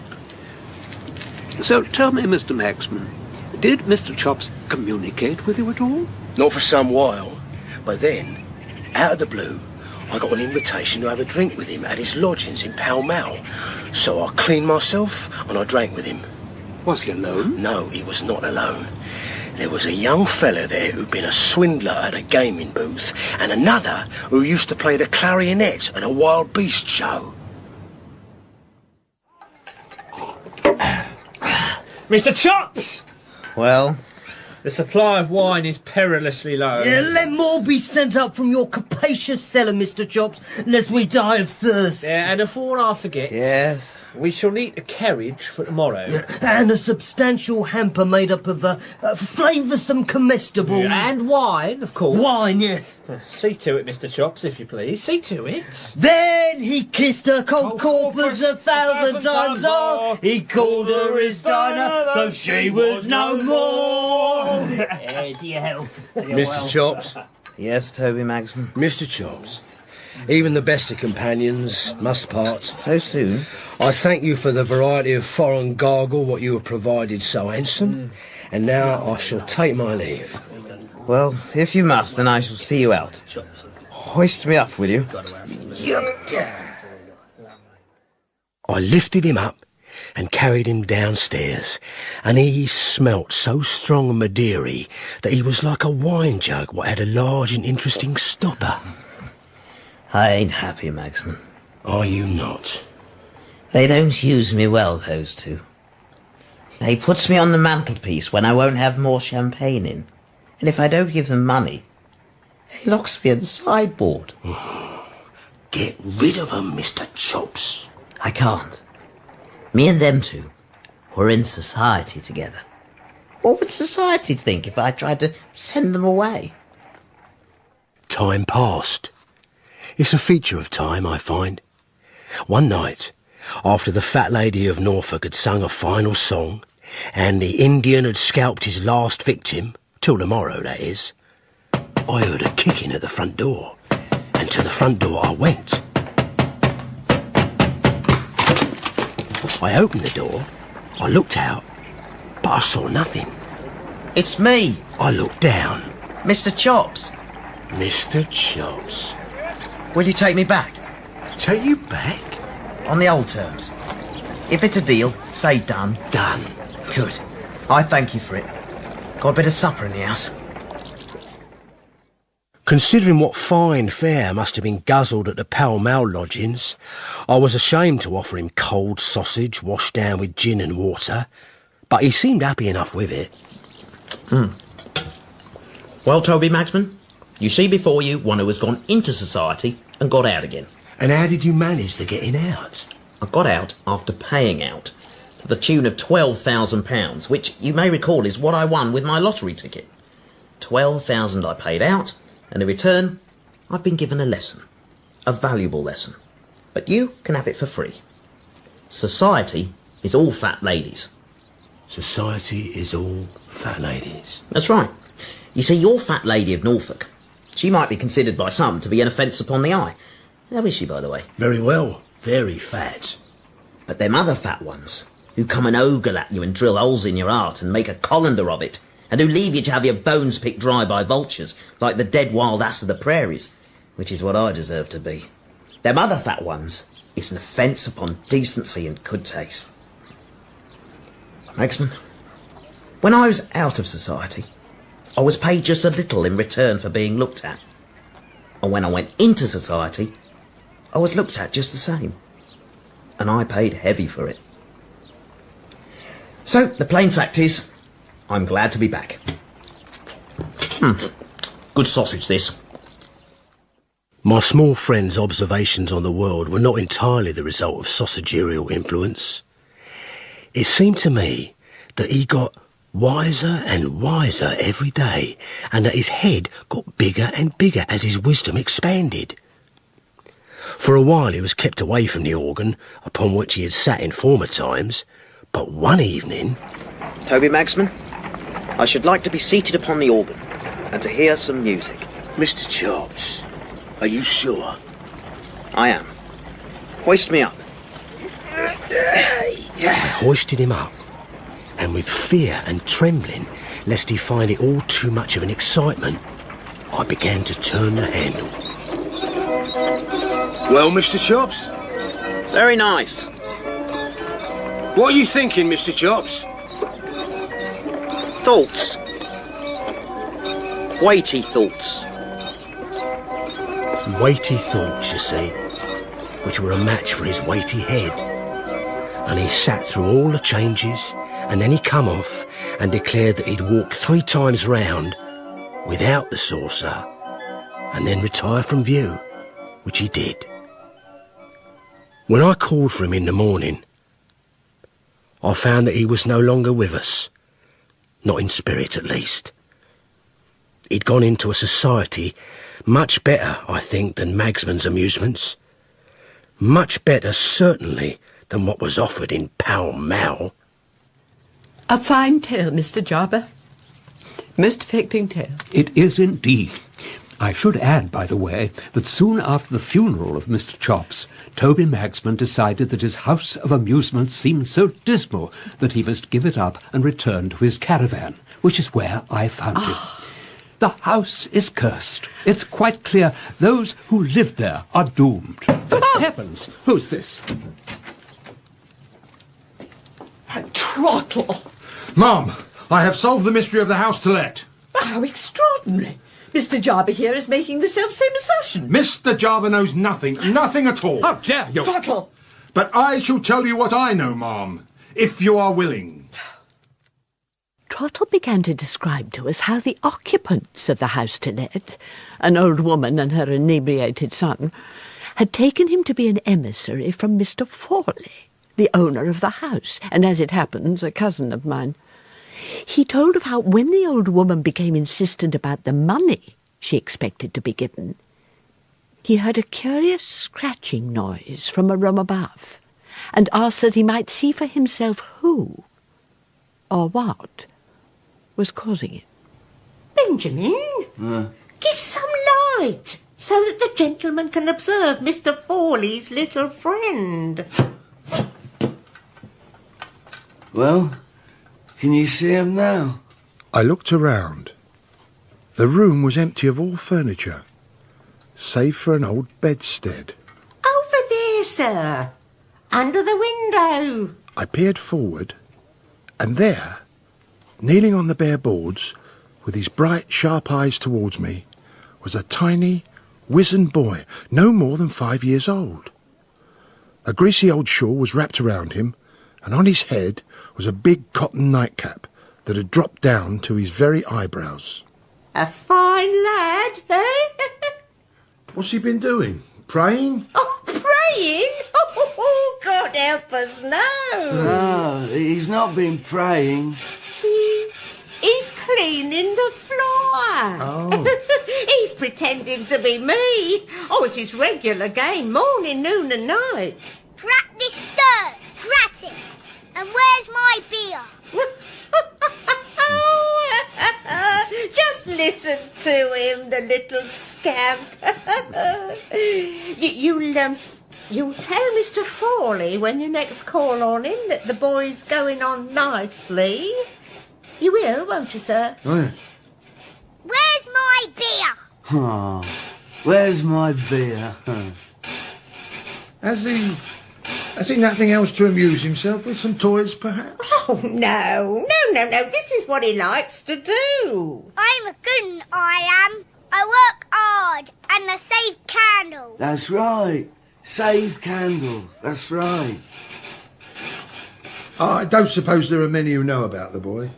You're not in the habit of showing him to visitors. Oh, bless your heart alive. Nobody comes to this house. Not now. No, not now. The outside of it warns most folk off. But if anyone is fool enough to inquire about renting it, £120, I'll tell them.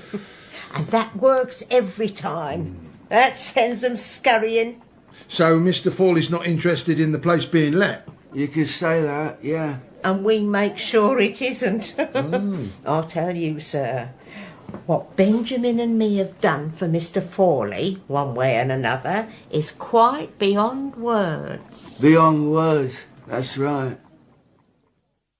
We left the pitiful little boy, and we returned to the dining room. The question of money, I was only too aware, was about to be raised once more. So, there you are, sir. You've met the lad upstairs and you've seen that all is well with him. And now, the matter of remuneration. That's right. Yes. I take it you'd feel somewhat disappointed if I were to tell you that I came to you today without the money. Without the money? You are disappointed, I can tell. But listen, the situation is that Mr. Fawley is waiting for the report I'm to give him as to how you're managing with the boy and so on. Once he's received it, found it satisfactory, he'll send me back here with a bigger bit of business by far. Bigger than you could ever imagine. How big? This much? Oh no, madam. You'll need both hands to count it. You will indeed. Oh, heavens. Oh, sir. Oh, my. Thereupon, the old woman grew exceedingly light-headed and began to take great liberties with invoking unearthly beings whose names ought never to have approached her lips. And as quickly as I could, I took my opportunity and bade her and her son farewell and hurried out of the house. Extraordinary. Extraordinary, Mr. Jarber. Is this not extraordinary? Not at all, my dear. It merely confirms my own discoveries. The house, as I have told you, is cursed. It is cursed, and it is haunted. Balderdash! It is a house, quite simply, that is owned by a contemptible villain. Namely, ma'am, your cousin, Mr. Fawley, who for some reason or other has kept a poor child hidden away in it, ignored by the world, unseen. Unseen indeed. Except, what do you think, Mr. Jarber? Except perhaps for an eye of his, looking out through a hole in the blind? Trottle, the child must be rescued. He must. And his identity must be discovered too, along with the cause of my cousin's despicable action. Mr. Jarber, will you assist? No. Sophonisba, I shall not. Why should I labour any further when my endeavours thus far have received such scant appreciation? Mr. No, Jarber. I withdraw my goodwill. What remains of this sad business, let it be left to Trottle here. Adieu. Adieu.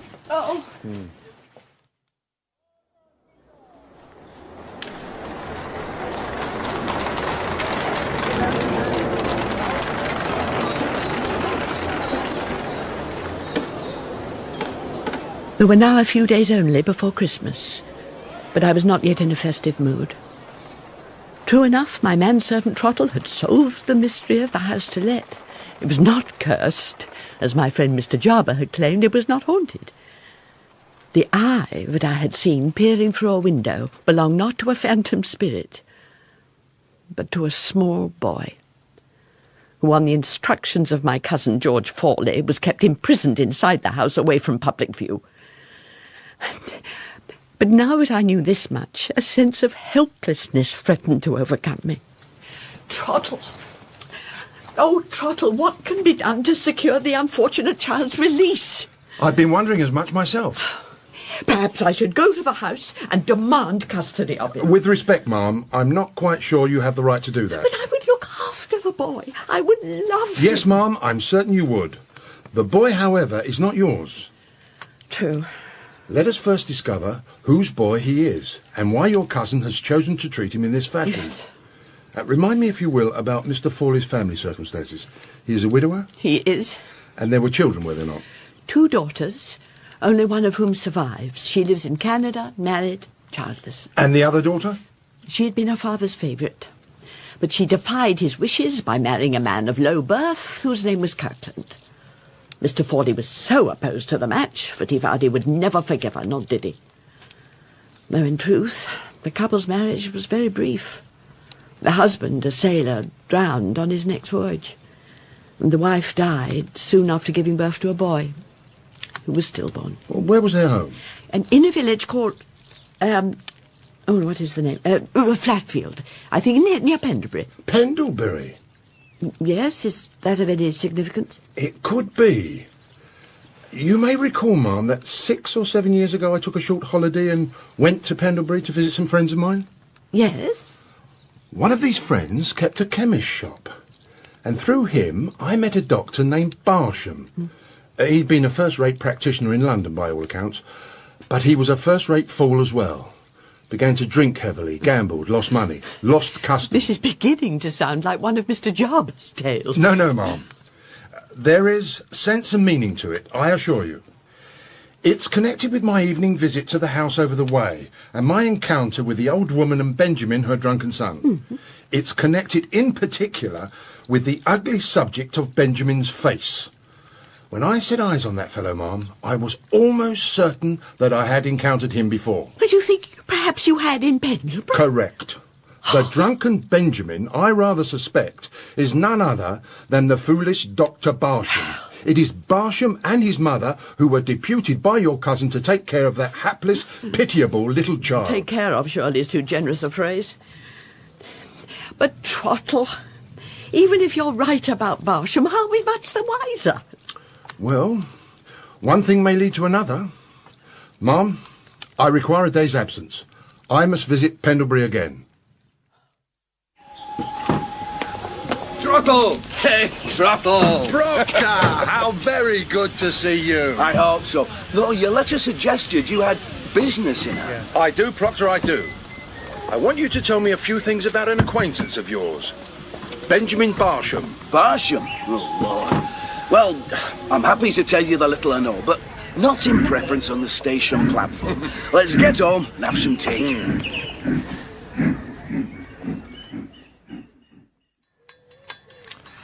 How long ago was it that he left Pendlebury? 4 years, 5. And his charming mother? She went too? She did. Why did they leave? Was there a particular reason? Well, an unfortunate event had just occurred. The death of a young woman. A Mrs. Kirkland, if I'm not mistaken. No, you're not. A child had died at birth, and Barsham was the doctor who had attended her. You're certain of that? Quite certain. And his mother was the nurse. This was at a time when Barsham's professional reputation was already as good as destroyed. Who was it who summoned him for the birth? Mrs. Kirkland? No, her father. Mr. George Fawley? That's right. You seem to know a great deal about all this. I'm beginning to feel I know more than I want to. The child's death, that would have been registered by Barsham, I take it? Yes, I suppose so. The poor thing was buried in the local churchyard, in his mother's grave. No, Proctor. I don't believe so. Oh, forgive me, but I remember quite distinctly. Proctor, the poor thing was never buried at all. The poor thing still lives. Trottle, your investigative efforts have been quite magnificent. Thank you, Ma'am. I'm almost inclined to agree with you. Of course, there is as yet no proof. We cannot be certain that you're right about the child. Oh, I can. It's clear to me that Mrs. Kirkland's baby survived, but that George Fawley decided it must be thought to be dead, and Barsham and his mother were employed to carry out the deception. But why should he conceive such a plan? Why, indeed? I wonder, Ma'am, do you have a notion as to the arrangements for inheritance in the Fawley family? Anything which might have some relevance in this matter? None at all. Well, then, I shall have to see what I can discover myself. I happen to have a friend who does clerical work for a lawyer. Perhaps with his help something can be found. Trottle, I am beginning to perceive that you are not only a man of great resourcefulness, but also extremely fortunate in your acquaintances. True, I am. And may I say, Ma'am, that of all my acquaintances, I am most fortunate in knowing you. Trottle's legal inquiry occupied him for much of the following day, during which time I kept watch over the house to let, and rather hoped that I might see an eye looking at me through a hole in the blind, now that I knew who the eye belonged to.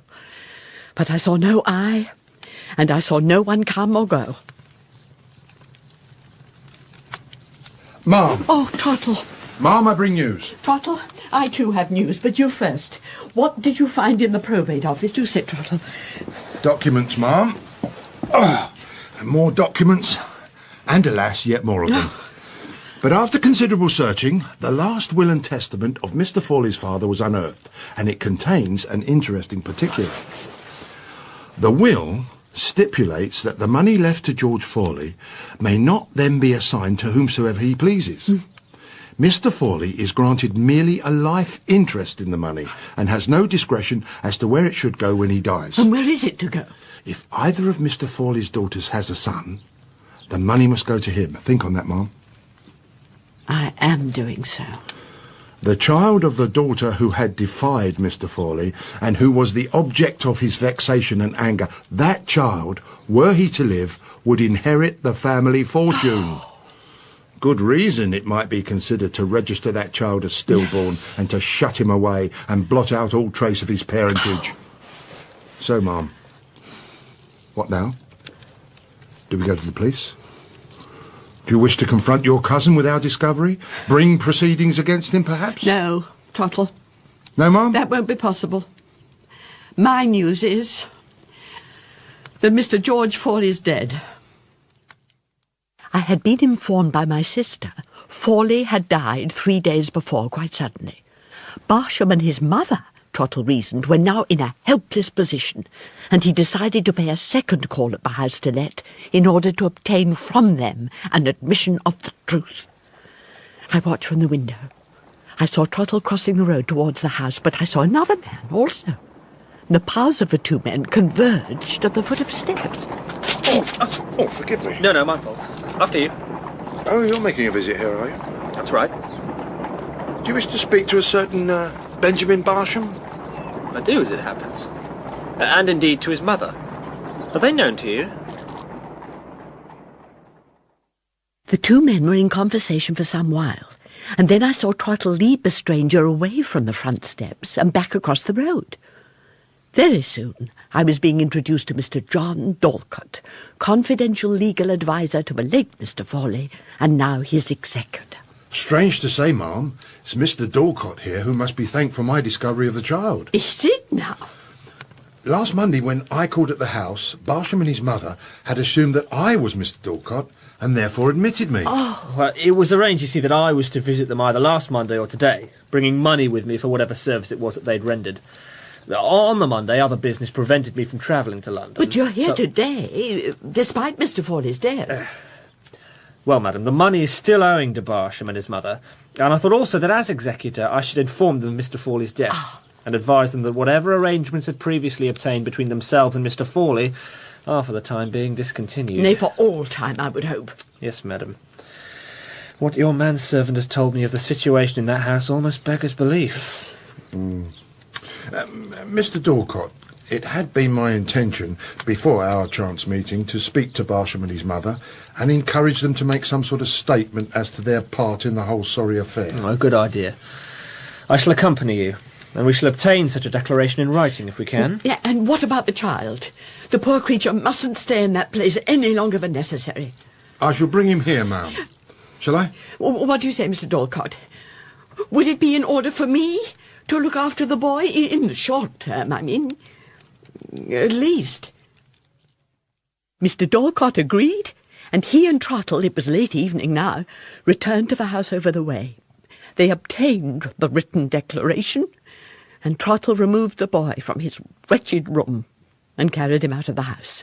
The boy was brought to me, and though he held away at first, it was not long before he clung close. A bed was made up for the little mite, and he was washed, and a shirt of Trottle's was used as a nightgown, and he was soon fast asleep. He looks contented enough, does he not, ma'am? He does. Trottle? Yes, ma'am? God bless you. Thank you, ma'am.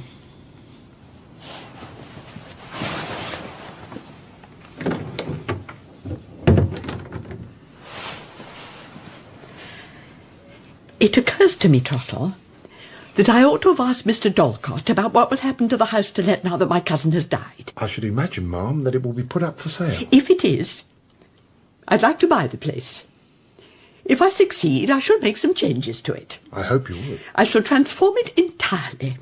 I shall turn it into a hospital. A hospital, ma'am? A hospital for sick children. That's my plan. What do you say, Trottle? I say God bless you. The following day, it being Christmas Eve, I sent Trottle round to my friend Mr. Jarber, he who had attempted, but failed, to solve the mystery of the house to let. But Mr. Jarber, it transpired, was unable to accept my invitation to come over for refreshments. He was suffering from a fever. as a consequence of which he had become somewhat distracted in his mind about various strange occurrences, including a sailor returned from the dead and a dwarf returned from society. So instead of entertaining Mr. Jobber, I devoted the time to my little boy, the dear child whom I have since adopted, and who is the beloved and loving answer to my prayers. I sat with him and I played with him, and I thought about the misery from which he had been rescued. I thought, too, about another child who is never thought about enough at Christmas time. And I humbly gave thanks to God for all his blessings. In A House to Let by Charles Dickens, Wilkie Collins, Elizabeth Gaskell and Adelaide Proctor, Sophonisba was played by Marsha Warren, Mr. Jarber by Alec McCowan, Trottle by Brian Croucher, Openshaw by Sam Dale, Alice by Miranda Keeling, Nora by Tracy Wiles, Mr. Chops by Warwick Davis and Frank by Stephen Critchlow. You also heard Bethan Walker, Sycat Ahmed, Marlene Sidaway, Mark Straker, Paul Biggin and Alex Miller. It was dramatised by Martin Wade and directed by Ned Shea. And next time we find Vera and Irene stuffing homemade turkey sausages, adding hot pepper to the mulled wine and giving each other totally unsuitable Christmas presents.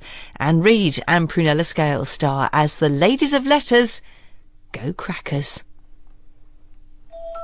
Christmas on BBC Radio 4 Extra. The Sorcerer's Apprentice. Oh, sir. Yes? Merry Christmas, sir.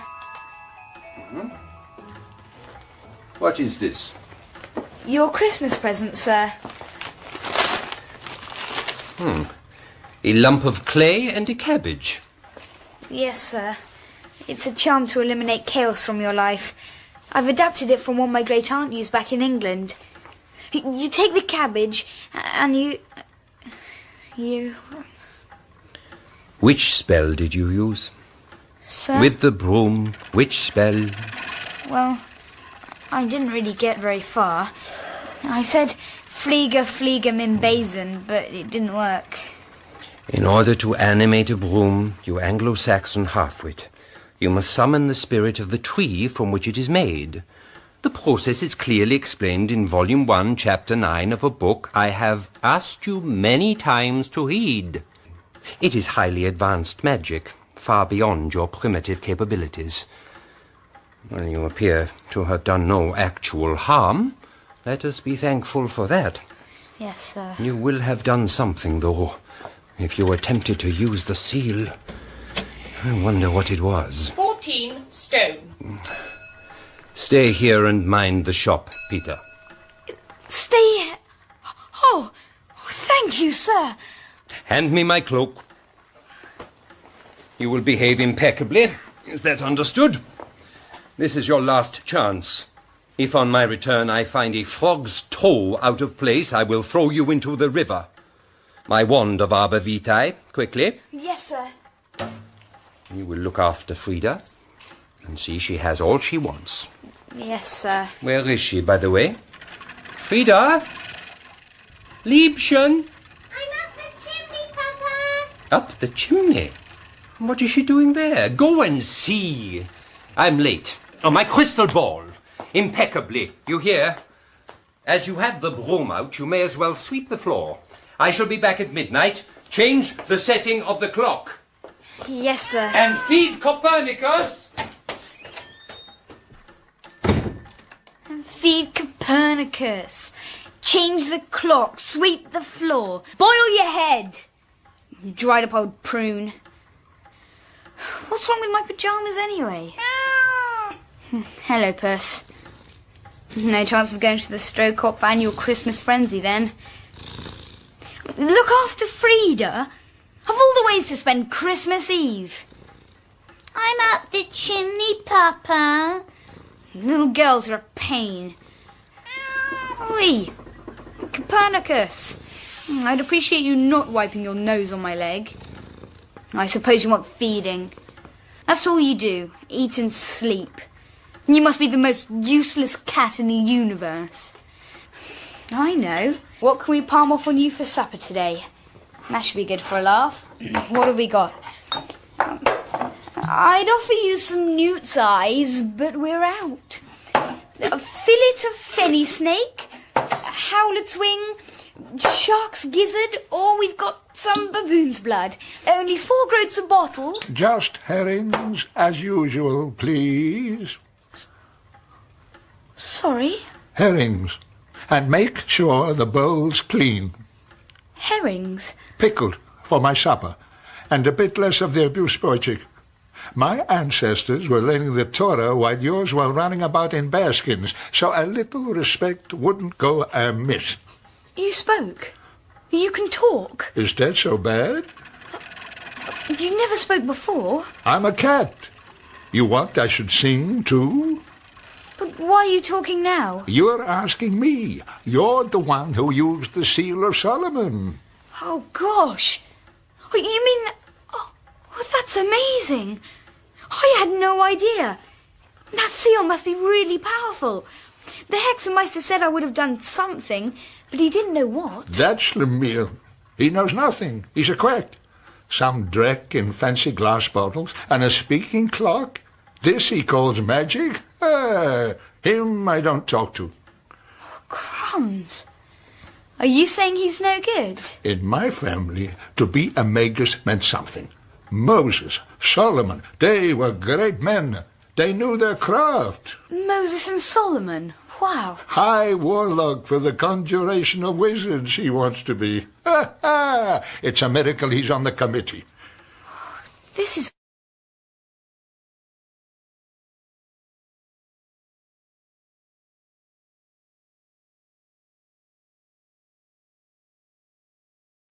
This year, 32,300 people are doomed to death. By Cornelius Happ, I never stopped to realize. You know, Harlow, it takes 10 seconds and 336 feet to stop a car traveling at 60 miles an hour. That's why brains are more important than brakes. Why the man behind the wheel should beware of the speed at which he's driving. Why safe and sane are synonymous words to drivers who value their fellows' lives as well as their own. In other words, Hap, just because Autolite resistor spark plugs give your car more pep, don't try to use all of it, eh? Exactly, Harlow. But there's more. The Good Samaritan is the gracious guy or gal who not only knows and keeps the rules of the road, but also keeps his temper in his head when some bungling Benny gives him the road hog treatment. Yes, Hap, it's sad but true that one right way to wrong driving is to always demand your highway rights. Be sure to be safe. Right, Harlow. A Voice in My Hand, a thriller by Charlotte Hastings, specially written for Dame Flora and for this occasion. The play also stars Marius Goring. The setting is the French Riviera, and the time, the present. A Voice in My Hand.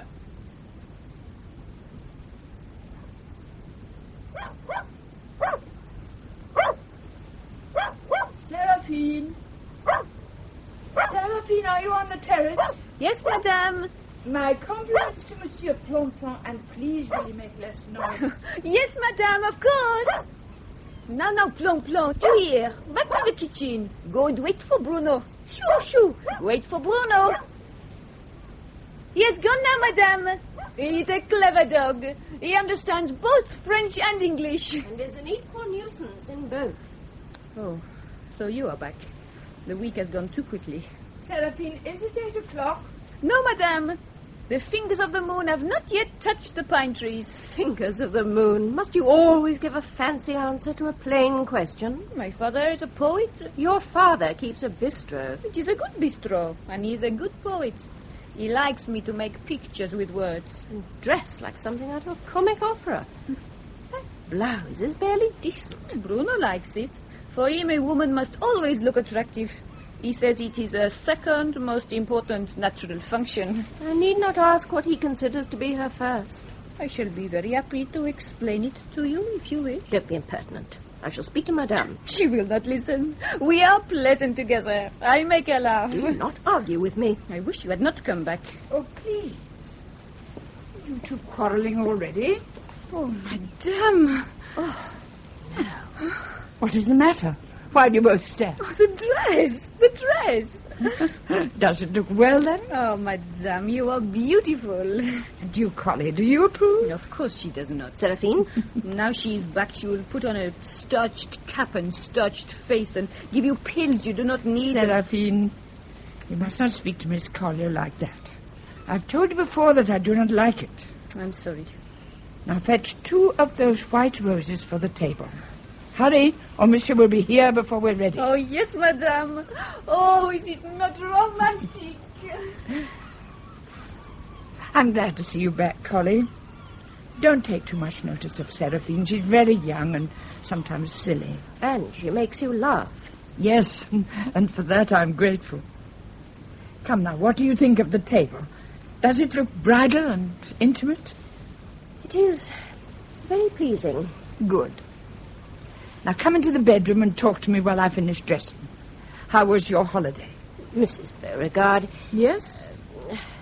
The dress. It is my wedding dress. I know, but... And I'm wearing it for my husband on our 30th anniversary. Is it not excellent that it still fits? Well? Are you telling me that I'm too old and withered to wear it? Oh, no. I was perhaps hasty. Oh, come now. Tonight is to be so joyful. Do you realize I have not seen my husband for 6 weeks? Now he is coming for a month. We shall be together. You mustn't spoil things. And you must not overdo things. Your leg is not completely better. And you must not get too excited. Excited? I am elated. So tell me, shall I wear the pearls or the silver chain? There was a maid sat on a stone. She sighed, why am I here alone? Good evening. Oh, Julius. Oh, not you. Oh, no, not you. What is the matter, you stupid girl? Oh, do not come near. Shaking and crossing yourself as if I were the devil. Oh, go away. What do you want? What shall I do? Answer your question or obey your order? Which, incidentally, you have no right to give. While Monsieur's away, I have the right to protect Madame. Protect from what? From you. You have the evil eye. My dear Seraphine, for the daughter of a very modern poet, you have some extremely old-fashioned ideas. There is nothing old-fashioned about evil. I know what I know. Then what is that? You sold a green china cat to the bank manager, and his wife died 2 weeks later. He bought the cat to amuse her. She'd been dying for 12 months. And the Echnard's child who choked on a silver rattle? I can only sell a rattle. I cannot keep it out of the child's mouth. Oh, you... Oh, don't be a fool, Seraphine. Next you will say I caused Madame to fall on the rocks, 5 miles away and 6 long months ago. Keep away from Madame. The doctors have mended her head, and she is perfect. It is a miracle. That is not what they say in the village. They say she has fits of violence, and Monsieur will not have her back in England. Wicked lies! Monsieur has come to fetch her home. He will be here by 8. He's here already. He brought me with him. I do not believe it. He stopped at my shop and picked me up. I'm here by appointment. It's a business matter. Oh, no. No, do not dare go into the villa. Oh, God must help me. I will not allow it. What the devil is happening? Oh, Monsieur. Seraphine. Oh, help me, Monsieur. Hold me. Keep me from this man. Oh. The girl is mad. Be quiet. What is all this? Seraphine, control yourself. Do you want to strangle me? Bruno, get her away. And that dog. I will do it. Bruno, stand back. Now, we will go into the kitchen and the dog at once, or I will throw cold water over both of you. Leave it to me, Monsieur. Look after Madame. Oh, thank God for that. What on earth possessed her? She's in some fear of me, Monsieur. Apparently she thinks I am blood relation to the devil. I'm sorry, Mr. Julius. If I might ask you to wait in the little study. Assuredly, Monsieur, whatever you say. Miss Collier will bring you a glass of wine. Bruno, take the cases to the guest rooms. Yes, Monsieur. You may safely leave it all to me. Oh, peace at last. Anna, darling. How are you? Why is Bruno taking cases to the guest rooms? We have visitors. We have what? Sit down. Let me explain. No, give me your hands. And do not tremble. You must be calm. I'm perfectly calm. Here in this chair. Now a cushion. So. And we will have a drink. There. Is that better? Thank you. So, say, on this evening of all evenings, you're glad to see me. In the arms of my maid? Oh, no. The silly girl. She was apparently terrified of Mr. Julius and flung herself on me, demanding protection. Is Mr. Julius also a guest? No. He is here on a very different matter. Then why... Darling, you must let me explain. We don't want to spoil this evening, do we? Oh, come now, don't cry. I brought Anthony. Anthony? Does that mean... And Rosalind. You don't know her. They're recently engaged. Anthony engaged? Good heavens, where are they? Well, Bruno's taken them up the front staircase to their rooms. But why have I not been told beforehand? Well, it happened so quickly there was hardly time. How much time to pick up a telephone? I didn't want to phone in case it disturbed you. Disturbed? Has this not disturbed me more? You promised me this month together, alone. I've thought of nothing else for 6 long weeks. Darling, please listen. A big case has come up. Oh. It's tremendously important. You may have heard of it, even over here. The Whitgift affair. I do not remember. It sometimes tires me to read the papers. If I am to come here at all, it must be a working holiday. Oh, dear. I am briefed for the defence, with Anthony as my junior. We brought Rosalind because she is young and charming and will be company for you. I only want your company. Well, I'll give you all the time I can spare. How much will that be? No, don't tell me. I've known it all before. You will be absorbed in a mountain of papers. The telephone will be ringing forever. Anna. And when I speak to you, you will look at me and see only the 12 faces of the jury. Well, you've not minded in the past. I was in London with you, entertaining for you. I had some part of it. And will again when you're well. I am well now. Ah, here they come.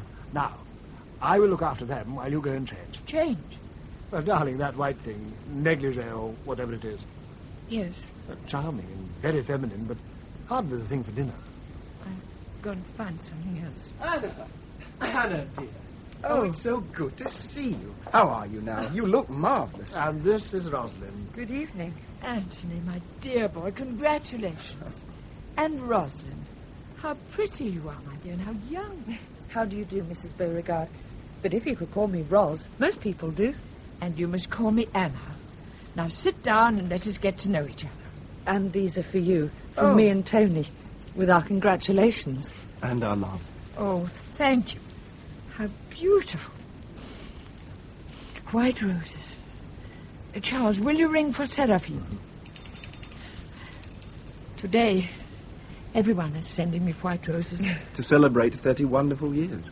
Yes. Madame rang? No doubt for Seraphine, but as the silly girl is still red-nosed with crying... Thank you, Bruno. Ask you to put these in water. I will see to it myself. And therefore it will be achieved with taste. And, Bruno. Yes, madame. On the dinner table are 2 white roses. Seraphine will know. Ask her to remove them. I will see to it, madame. Is Mr. Julius still waiting in the study? He is quite comfortable, with a glass of wine in the company of Mademoiselle Collie. And myself, I would not particularly relish that, but he is said to be a philosopher. Yes. Ask him to come here, please. At once, monsieur. Excuse me. Oh, where did you get him? Did you ever see such shoulders? He's gorgeous. He's indispensable. Drives the car, cooks like a dream, digs the garden, and in his spare time makes love to Seraphine. He will eventually marry. Lucky Seraphine. In 10 years' time, she will have 5 children, lost her figure and most of her teeth, and Bruno will have a mistress in the next village. A young girl with a slim waist who is not afraid to laugh. Anna. Monsieur, am I? Oh, come out on the terrace, Mr. Julius. Madame, I felicitate you. Are you now ready? Ready? For your anniversary present. You've already sent me white roses. Seraphine thought it most romantic. No more than roses. Now, you wrote me that at last you could discard that ugly steel crutch and use an ordinary stick. And not that for much longer. So you shall have one which is special and unusual and gives you pleasure Mr. Julius has brought a selection, and you may make your choice. From that bundle? We will unroll it on this table, madame, if we may. So, you will see I have brought the best. Half a dozen. 1, 2, 3, 4, 5, 6. 7. Yes, indeed. I seem to have brought one extra, but no matter. Show me. Let us see then. Number 1. Observe, madame. A good strong shaft, and at the top a head. Oh, look, it's a little dog. A French bulldog. Is his expression not most amiable? Take him in your hand, madame. Now you are walking along, and suddenly you press forward one of his ears, yes, and lulu-la-la. His tongue comes out. Again, madame, one ear or the other, it does not matter. Lulu, out comes the red tongue, and his eyes roll. Is he not droll? Oh, it is a child's toy. Show me something else. Poor dog. Go and stand in the corner. Madame does not like you. Now, perhaps this. Again, a strong shaft. And the top, an amethyst, shaped like a thistle. And the gilt leaves. Try it, madame. Oh, no, so much detail is not comfortable in the hand. And it's too short. What else? This is nice and sensible. A plain crook handle and incised all down with vine leaves. Let me lean on it. Yes, the length is right. Mr. Julius. Madame. That last one, number 7. You're wrapping it up out of sight. It will not please, madame. How do I know if I have not seen it? With regret, madame, it is not for sale. Then why did you bring it? I told my assistant to pack a selection. This was included by mistake. I should like to see it. If madame would excuse me. Charles, I insist on seeing it. Yes. Don't excite yourself. I'm not excited. I merely want to see a stick. If you please, Mr. Julius, if madame wishes. It can surely do no harm. Very well, monsieur. But remember, I have made a protest. Therefore... Yes, indeed. I do see. What do you see? Plain shaft, ebony, I should think, and very strong. And a handle, a carved head. Ivory, is it not? A skull. Horrible. Those dead black stones in the eye sockets. What are they? Onyx? Opals, monsieur. Opals? I thought they were... Black opals. Yes, they are very rare. Is that why you will not sell it? I have my reasons. Come, let us wrap it. Just a moment. Madame. As you took it from me, moved it, I thought for a moment I saw the eyes glow a greenish red. Darling, you imagined... I did not imagine anything. Well, Mr. Julius. All opals have a certain water content which may sometimes catch the light. It is a simple matter of refraction. That is the one I want. Again, with respect, madame. Charles, tell Mr. Julius this is the one I want. But if... You are giving me a present. I will have that and no other. It is not for madame. Why? For one thing, it is macabre. That is true. It is quite ugly. And look, it has no proper grip. It will slip about like a polished egg. My fingers hold it perfectly. Roz, see how it fits my hand. It is a little frightening. Frightening? A piece of beautifully carved ivory. Anthony. If I'm truthful, I wouldn't want to own it. Why are you all against me? This is the one I want. Oh, darling. And I will have it. May we at least look at the other 3? Please. I would like to see them. Oh, forgive me. I was too emphatic. Of course we will look. So long as it is understood. Mr. Julia? Yes, monsieur? You know Madame has been ill. It is a matter of nerves. So I understand, monsieur.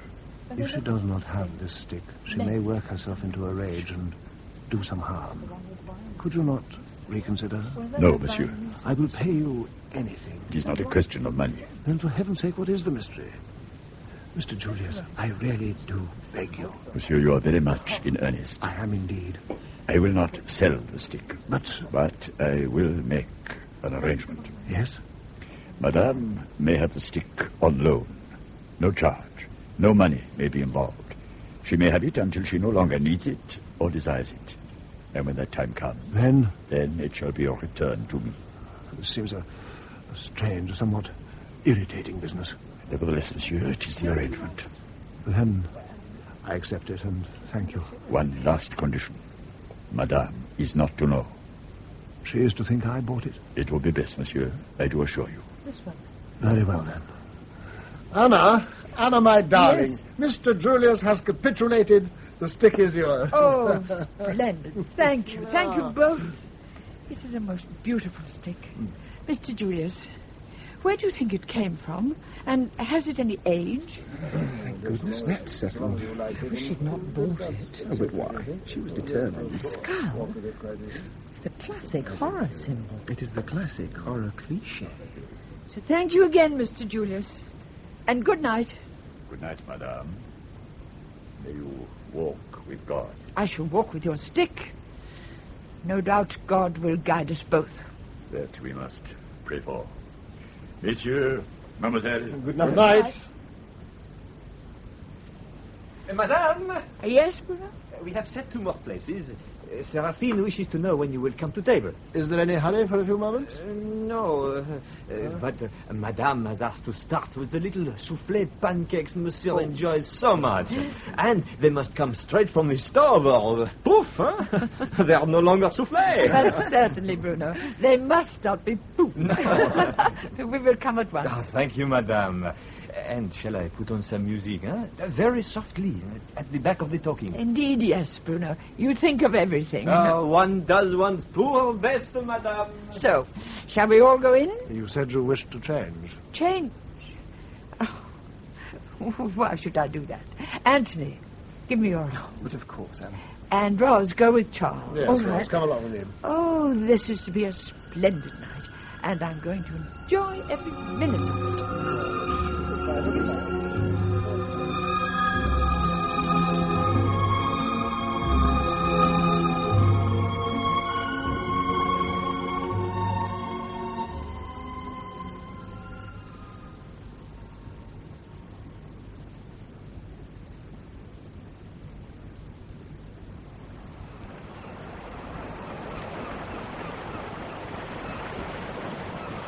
Throw that towel, and I'll dry your back. Oh, the sun will do it for me.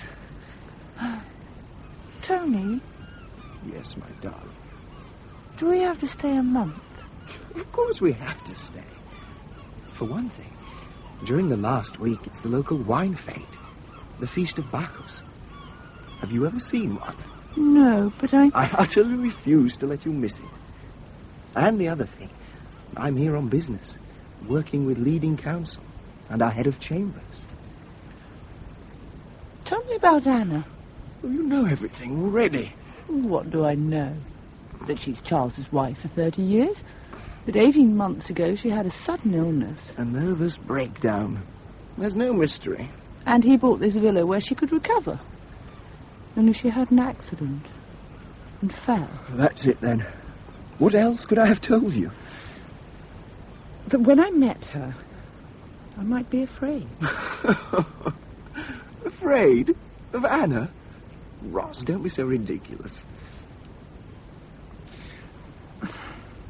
Last night, at dinner, did you notice her dress? That white thing. Perhaps a little dated? Tony, I can't help feeling there's something wrong. You had too much champagne last night. Now stop all this nonsense. We've been given a whole long, glorious day together. Please, would you just tell me what... Hold up your foot. There's sand between your toes. Shall I brush it out? Or are you ticklish? Tony, no, Tony, please. Stop it, Tony. More coffee? No, thank you, darling. Oh, you know, it is very civilized to breakfast on a terrace, overlooking the sea. You should do it more often, with me. Oh, I wish I could. A great deal to get through this morning. You have Anthony to help? Well, I've said they may have their first day together. After all, it is Sunday. Must I spend it alone, then? You have college. Oh, she has gone to church in the town, as usual. I've lent her the car. Oh, darling, I'm sorry. It'll have to be Seraphine. Please, may I not have this Sunday with you? I have a mass of papers to prepare. And tomorrow, and the day after. Well, it won't matter if I don't start work for another hour. Shall we take a little stroll? How far can you walk now? Last night, you did not comment when I walked upstairs.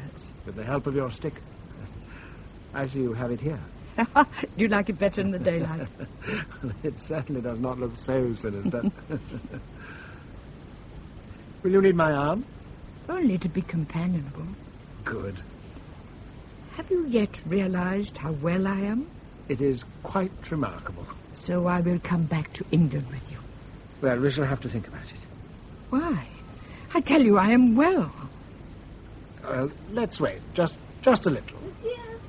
Monsieur. Seraphine, go away. Can't you see we are talking? It is the telephone for Monsieur. It is most important. From England. Oh, damn. Oh, I should have known this would happen. Darling, excuse me. Probably our solicitors. Seraphine, you must stay and talk to me. Miss Colley is at church, and I don't want to sit alone till lunchtime. Oh, Madame, it is most unfortunate. It is Bruno. Oh, he has such a temper. I must help him all day or he cannot manage. Nonsense. Bruno always manages. Oh, but Madame, we did not think to have 2 more guests. Bruno says Monsieur is important in his friend. They are les avocats, the men of law. Seraphine. And you yourself have ordered extra meals with special dishes. I asked for pleasant food. I didn't order banquets. You must get extra help from the village. Oh, that is being arranged, but not until tomorrow. Today is Sunday. So everyone keeps telling me. Oh, Madame, would you like Plankton for company? He is in the kitchen. Thank you, no. He's young and restless and will want me to throw stones for him. Oh, yeah, of course he is. Excuse me, I must go and see what he wants.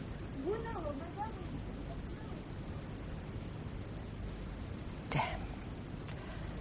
I looked forward to this, and now I sit here more alone than ever. No, be fair. If he hadn't brought this work, he couldn't have come at all.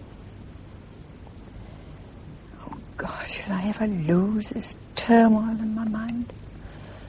I try to be fair and tolerant, but how can I forget? And who understands? I must be firm and controlled. Perhaps if I walked a little, I should feel more calm. Oh, I've dropped my stick. I wonder if I can manage it. There's nowhere to go. Bending is still painful. There. I must catch my breath. Oh, one should not grow old. It's not fair to be alone and so unhappy. And what are you grinning at, you ugly thing? Yes, you are an ugly thing. When the light catches your eyes, they flash red. What use are you, anyway? I could walk without you if I tried. Nobody wanted me to buy you. What made me do it? My eyes flashed, and a shiver went down your spine. Who spoke? I did. I can't see anyone. Here, in your hand. You? Why not?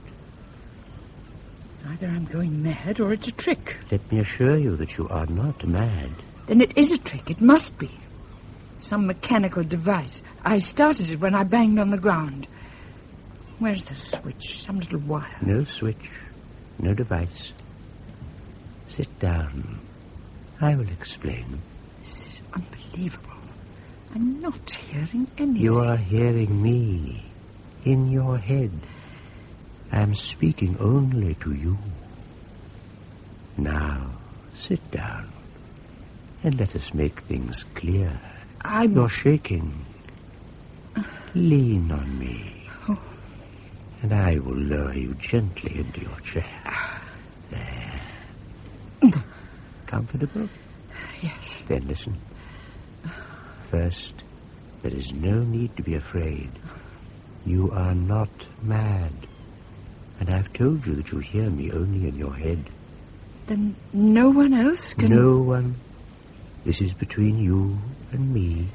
If I'm not insane, why do I hear you? You only think you do. Then this is all a dream? No. It is entirely simple. You have been for some time under much stress. Yes, oh yes. Your brain is motivated by electric cells. Sometimes when stress is great, the impulses which control those cells go deeper. Are you understanding this? I think so. Then you fell, struck your head, and things became disturbed still further. For a while you were able to know more than ordinary people. Do you not think perhaps you are a little lucky? How long will this go on? No longer than you wish. I can control it? Of course. You do not speak to me unless you want to. And if you do not speak, I shall not answer. You're telling me that you are only in my mind? I am you. Your thoughts, your feelings. Then why do you speak to me in a man's voice? Because you prefer it.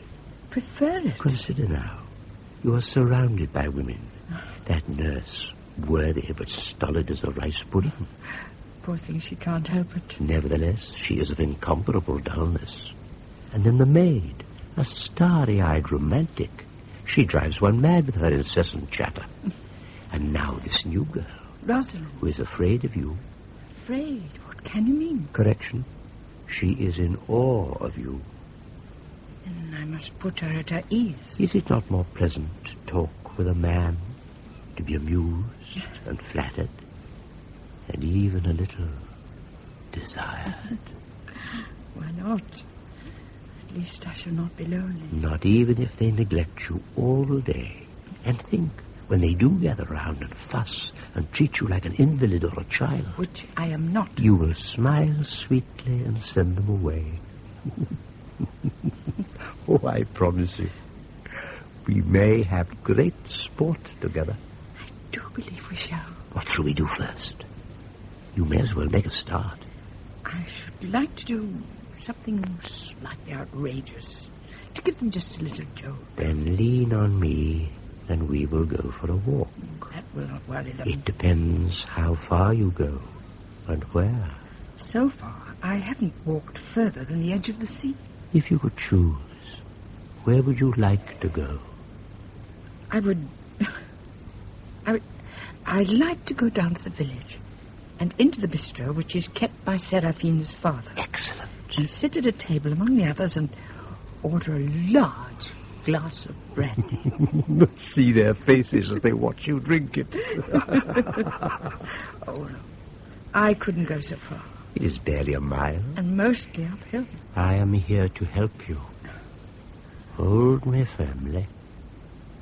Oh, no, I can't. Stand up. Come now. Stand. That's right. A journey starts when you take one step. Take it. You took it as you spoke. Now we shall go. One step after another. It is easier and easier. Trust yourself to me.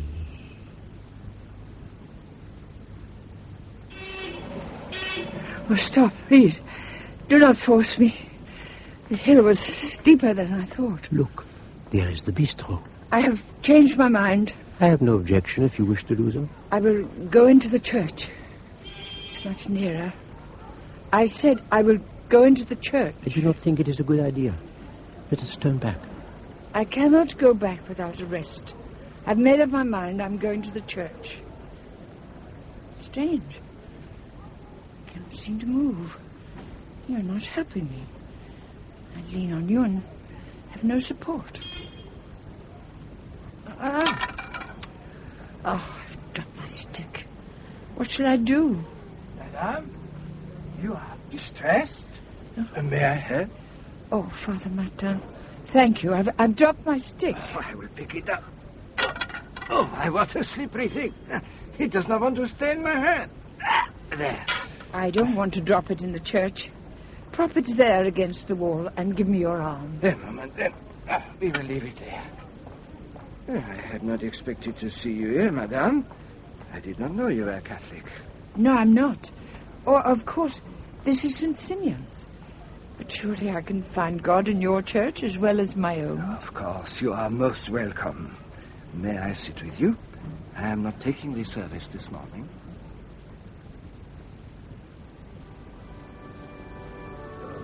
You look more rested now. Yes, I enjoyed the service. It was very peaceful. And here is your stick. Oh, it really is most slippery to hold.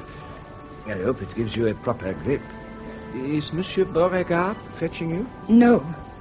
They, don't know I've come. Oh, shall I telephone the villa? No. Father Martin, might I ask you, would you take me in your car, if you have the time? Oh, madame, I should be delighted. Mind, it is an old car and battered. It would be the greatest kindness. Then sit here quietly, and I will fetch it to the door.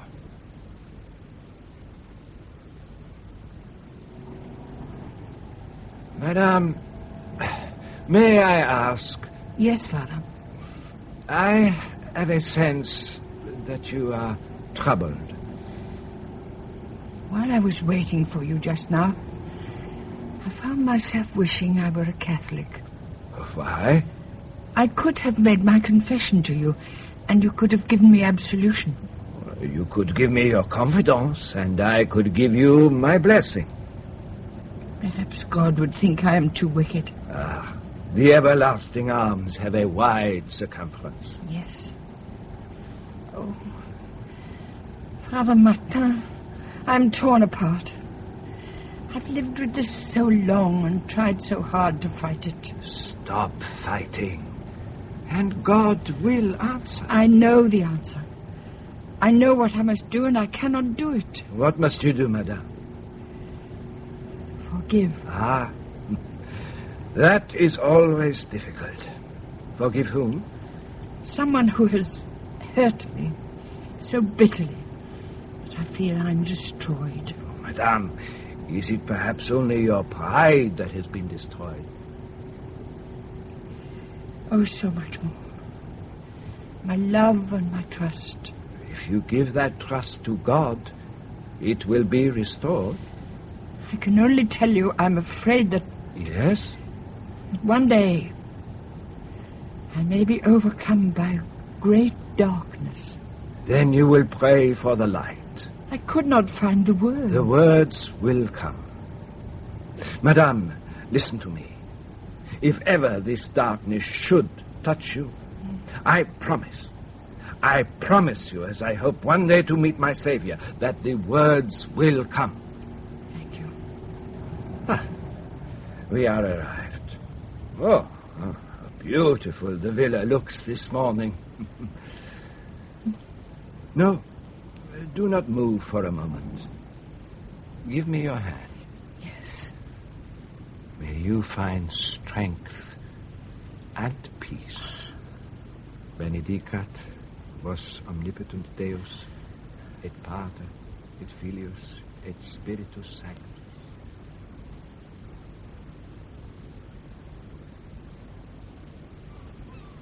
You are cold in my hand this morning. Shall I warm you? You will only do so in your imagination. Surely it pleases you when I stroke your head? I cannot feel it, but by all means do it if it gives you pleasure. You are bored, I think. A little. After all yesterday's excitement. Quite a successful episode. Chaos. Nurse white-faced as a mushroom, and Seraphine screaming, "Madame is gone, Madame is gone."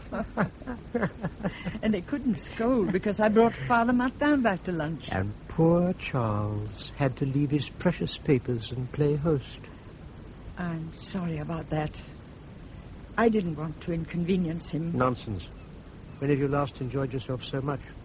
Not for many months. No doubt we shall think of something else.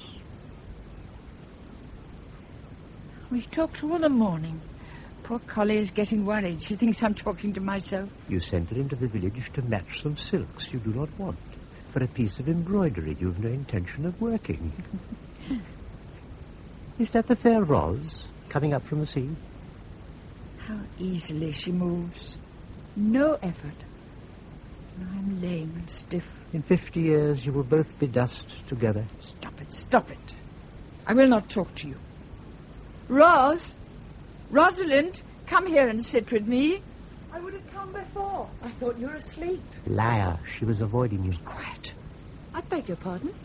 Oh, I'm sorry. Just for a second my thoughts slipped. Sit down. Shall Seraphine bring us some coffee? Oh, no, thank you. She's watching her figure. Do be quiet. Anna, are you all right? Certainly. Tell me about your day. Have you seen Anthony since breakfast? Oh, no. They're both buried in papers. It won't always be like this. You mean when you are married? Yes. Tell her. I said I would not answer. I'm sorry. I don't understand. I spoke my thoughts again. Please take no notice. We were speaking about marrying, you and Anthony. When will it be? Next spring, I think. Oh, it can be so beautiful in the spring. Fair daffodils that come before the swallow dares and take the winds of March with beauty. It's nearly 2 years since I've seen an English spring. May I come to your wedding? Oh, please. And see you both live happy ever after? I hope so. Tell her, poor fool. Are you tired? You've gone silent. No, I was thinking. What were we talking about? My wedding. And that you'd come to wish us well. Now, hit home. To wish you... Go on. Go on. To wish you strength to face the disillusionment. Well done. Anna, what do you mean? You think you will be happy? Of course we shall. We're in love. And trust each other? Naturally. Then my heart aches for you. Why? You are so young. Are you a virgin? Please. I should not have said that. I'm sorry. Why do you speak about disillusionment? It is inevitable. Listen. And I will tell you about a friend. A woman I once knew. Is it going to be a sad story? It is true.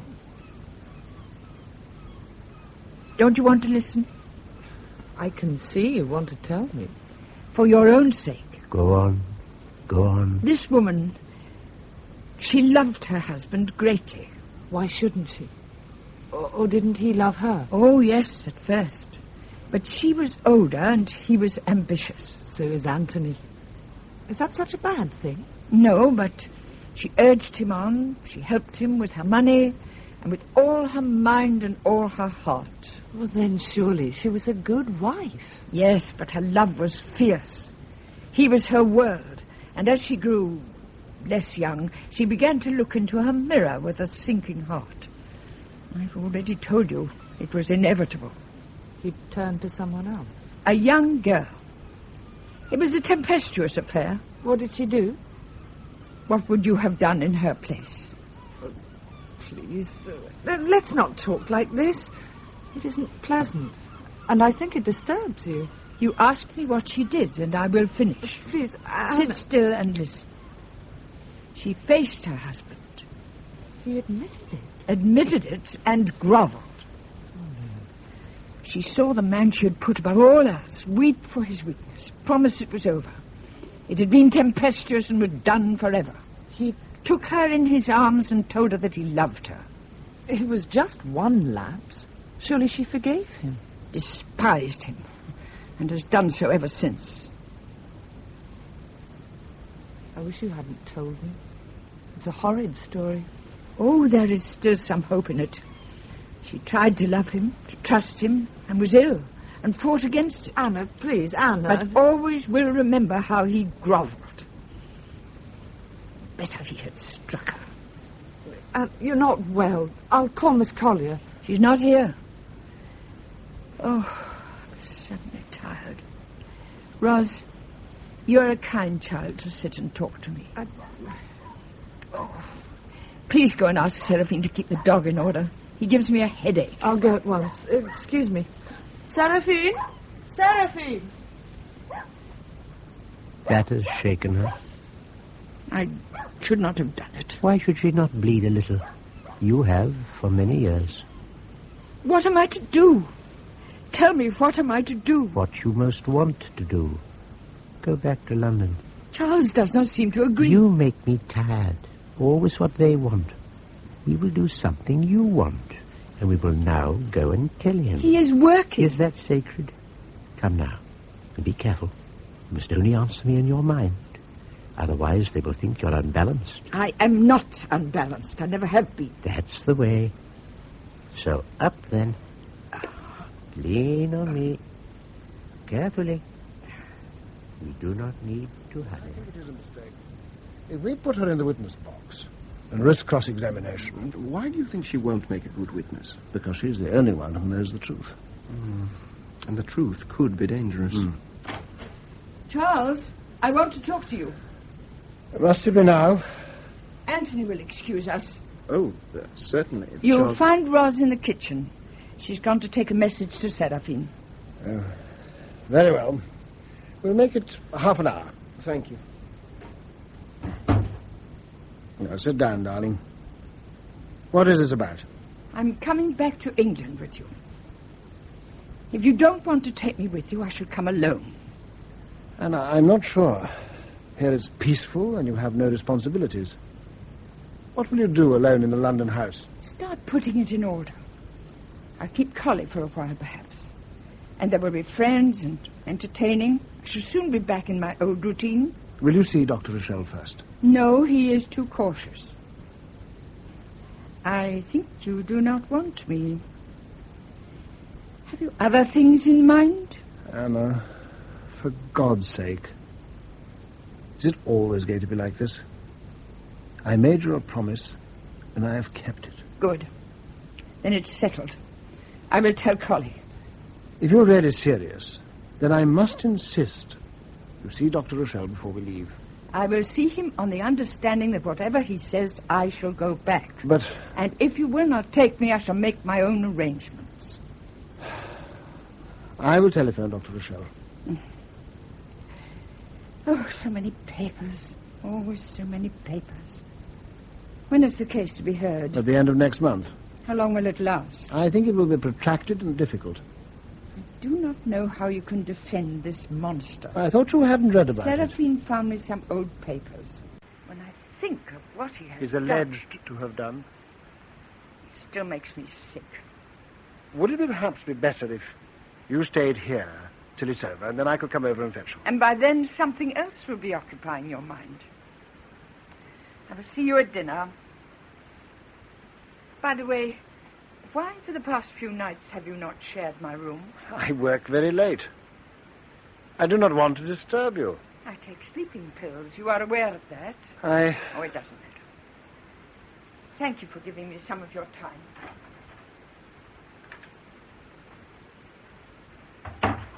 Oh, dear God, why? Seraphine? Seraphine? Yes, madame. Find Monsieur Anthony and tell him I've finished. Yes, madame. Come. That did not go so well.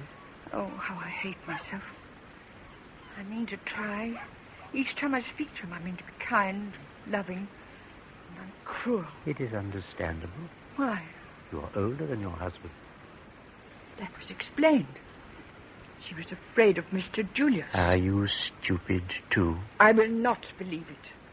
Besides, he's engaged to Bruno. Do you suppose that would worry him? Oh, no. And now Charles sleeps in his dressing room. So very convenient. I will not think of it. The facts are there. Ignore them if you wish. What am I to do? We will think of something. Quickly. Not for the moment. The inestimable Miss Collier is bearing down upon us. Oh. Really, confess it. Is she not exactly like a rice pudding? Nutmegged with freckles. Ah, that is a merry sound. And have we had a nice rest? When do we ever do anything else? I bought the silks. I was able to match them all. Isn't that splendid? Canvas. Canvas? I beg your pardon, Mrs. Beauregard. Did you say canvas? Well, I didn't think you'd want me to bring anything but the silks. What use are the silks alone? I took it for granted you would bring a canvas with the pattern already stamped on it. Can no one ever do anything I ask? Well done. I'm very sorry. I will go back. No, tomorrow will do. It will not take long. I said tomorrow. Oh, for heaven's sake, stop that damn dog. It's making my head swim. Seraphine! I will cope. Pamplon, go! Pamplon, please! Oh, my head will burst. How can I stop it? Like this.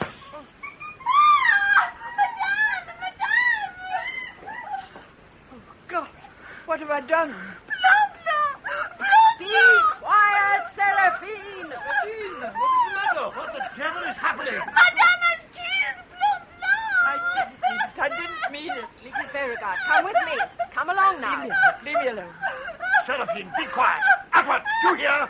Bruno, is the dog really dead? He is dead. He lies so still. Be quiet, you fool, while I look. I didn't mean it. Well? He is not too badly hurt, monsieur. I think it is his leg. Here, I will lift him. Oh, give him to me. Oh, poor baby. Poor little thing. Seraphine, I'm sorry. I don't know what... I didn't mean it. No, madame.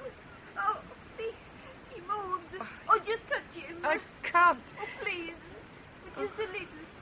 Oh, there. He forgives you. He licks your hand.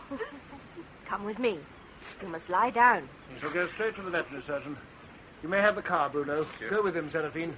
And see the billy sent to me. Shall Rosa and I take? Yes, we could take. No, Bruno will go. Hurry now. One moment. Madame? Yes, Bruno. Your stick. It flew out of your hand when you... No, take it away. Take it away. Anna, darling. I will not have it in the house. Now, calm yourself. You'll be ill. Send it back to the shop. Back to the shop. Well, all right, darling. All right. She'll go back in the morning. No. It must go now. Get it away. Bruno. Madame? Take it with you. Do you hear? Now. Monsieur. Do as Madame says. Leave it at the shop. Never want to see it again.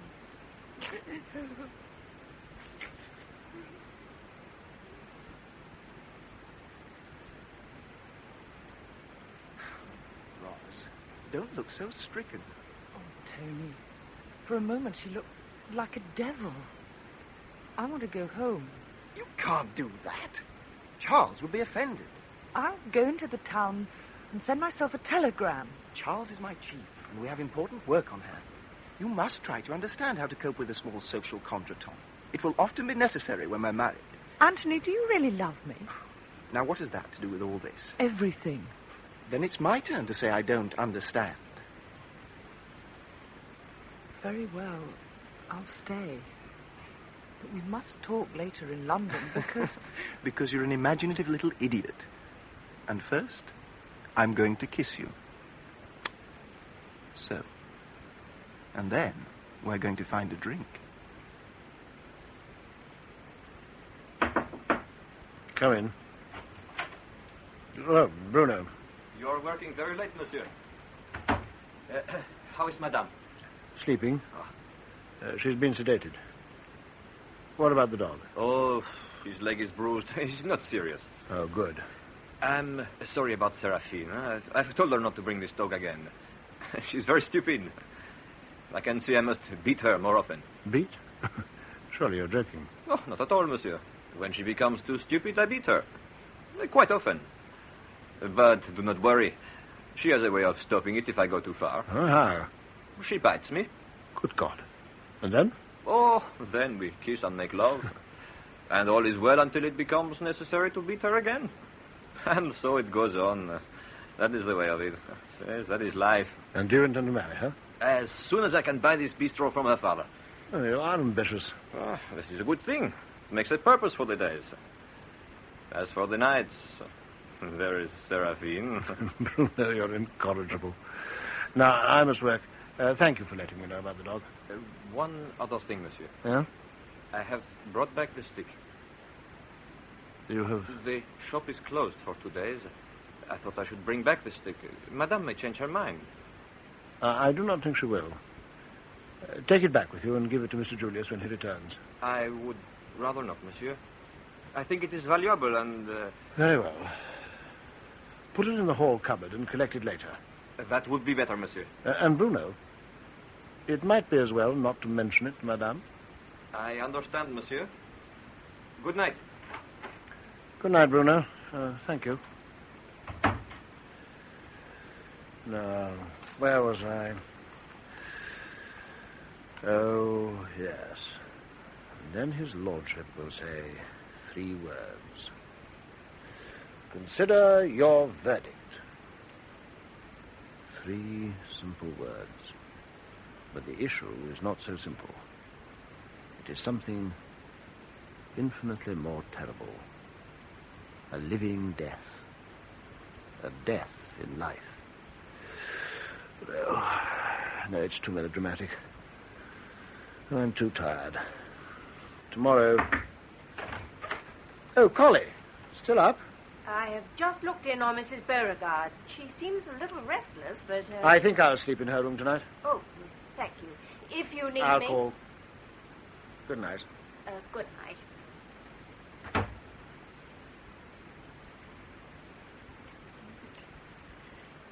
Didn't mean it. I'm afraid. Something is wrong. I'm afraid. Charles. Yes? Anna? What is it? Are you dreaming? Dreaming. Charles. Charles, are you there? I'm here. Hold me. Please hold me. Of course, my darling. There. You are very drowsy. Go back to sleep. Charles, I'm sorry. So sorry. There's no need. I've been so cruel. But no more. Charles. I love you. Oh, Anna, darling. Let it be as it always was. Hold me like you used to. Yes. Rest now. Just rest here. Rest. Rest. Everything is right again. Just rest.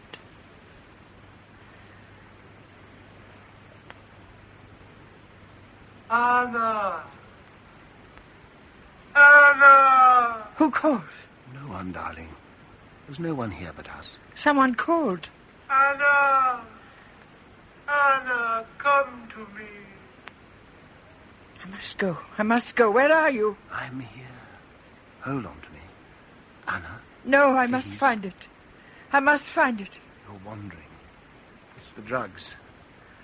Lie down, dearest. Wait a moment. No, Anna, lie quietly. I'll be back. Good. Good. Now you can hear. Anna. But you are gone. Gone away. I'm here. In the house. Come and find me. I do not want... You know you cannot do without me. Whom will you talk to? Who will give you strength? Anna. Anna. Where are you? Where are you? Downstairs. Come to me. You must come to me. Rest. Rest. I want to rest. You cannot rest without me. Think. Think how we laugh and talk together. Do you want to be alone again, Anna? Alone? How can I find you? I will guide you. Now, out of bed. I can't. You can. You must.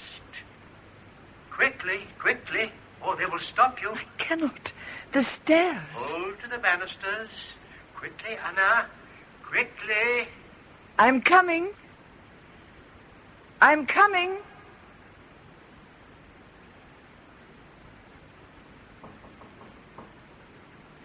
Yes? It's Mrs. Beauregard. Can you come quickly? 1 moment. I think she's having a nightmare. I can't control her. Oh, my God. Look, she's crawling down the stairs. Anna! Mrs. Beauregard. It is mine. I must find it. Let me go. Let me go. Now, Mrs. Beauregard, let go of the rail. Anna, we don't want to wake the house. Give it to me. Find it for me. I want my stick. My stick. Get it for her. Bruno took it back to the shop. He brought it back. It's down in the cupboard. Find it for heaven's sake. Right. Yes, Anna. Yes. Is something wrong? Nothing. Anna's had a nightmare. Go back to bed. Can I? Just go back to bed. Here you are. Give it to me. There. Here it is. Now, come with us. Help me, Connie. Yes. We are together. We Yes. must always be together. Together.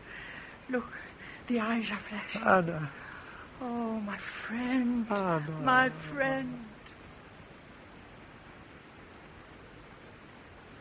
It was horrible. Horrible. She was on the stairs with Charles. They were struggling. Her eyes were wild. Ross. And I said, is anything wrong? And Charles said, nothing. Anna has had a nightmare. Go back to bed. And then Miss Collier brought that stick. And, oh, Tony, she snatched it and crooned over it. Roz, she had a nightmare. Charles told me about it. It was the upset over the dock. Tony, I must go home. You're going to be a sensible girl. Dr. Rochelle is coming tomorrow, and everything will depend on what he says. Dr. Rochelle? The neurosurgeon who's been looking after her. It had already been arranged. Can't we... Darling Roz, we're all going to behave normally and wait for Dr. Rochelle. I hope they will not be delayed. Calm yourself. All is arranged. Suppose I do something wrong. You will do everything superbly. You look splendid. That dress has colour and dignity. Who did your hair? Collie. Well, the rice pudding actually has taste. Now sit back and be at peace. Could we go through it just once more? There is no necessity. But yes, if it sets your mind at rest. Well? When they arrive, I stand up and walk to the balustrade. Correction. Oh, what have I forgotten? To leave me leaning against the back of your chair. And remember, do not take me into lunch. You will walk upright, firmly, and unaided.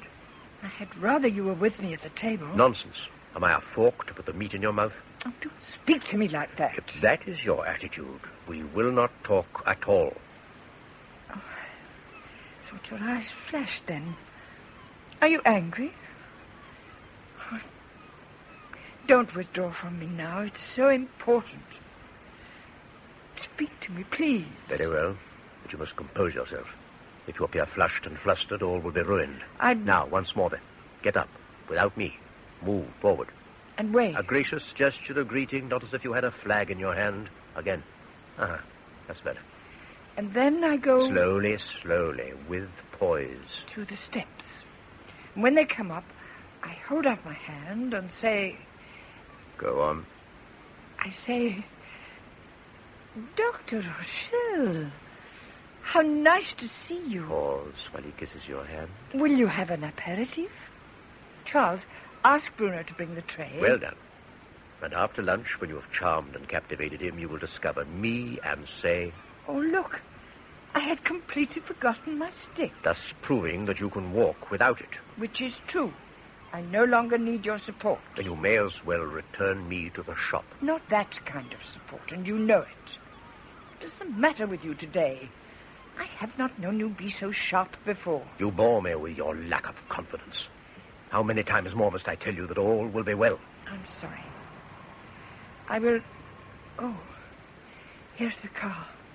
Ready then? Now you are already standing. Good. Turn slowly, and wave. Oh, delightful. Juliet from her balcony could not have done it better. To the steps. Anna, darling, here we are. Dr. Rochelle, how nice to see you. Will you have an aperitif?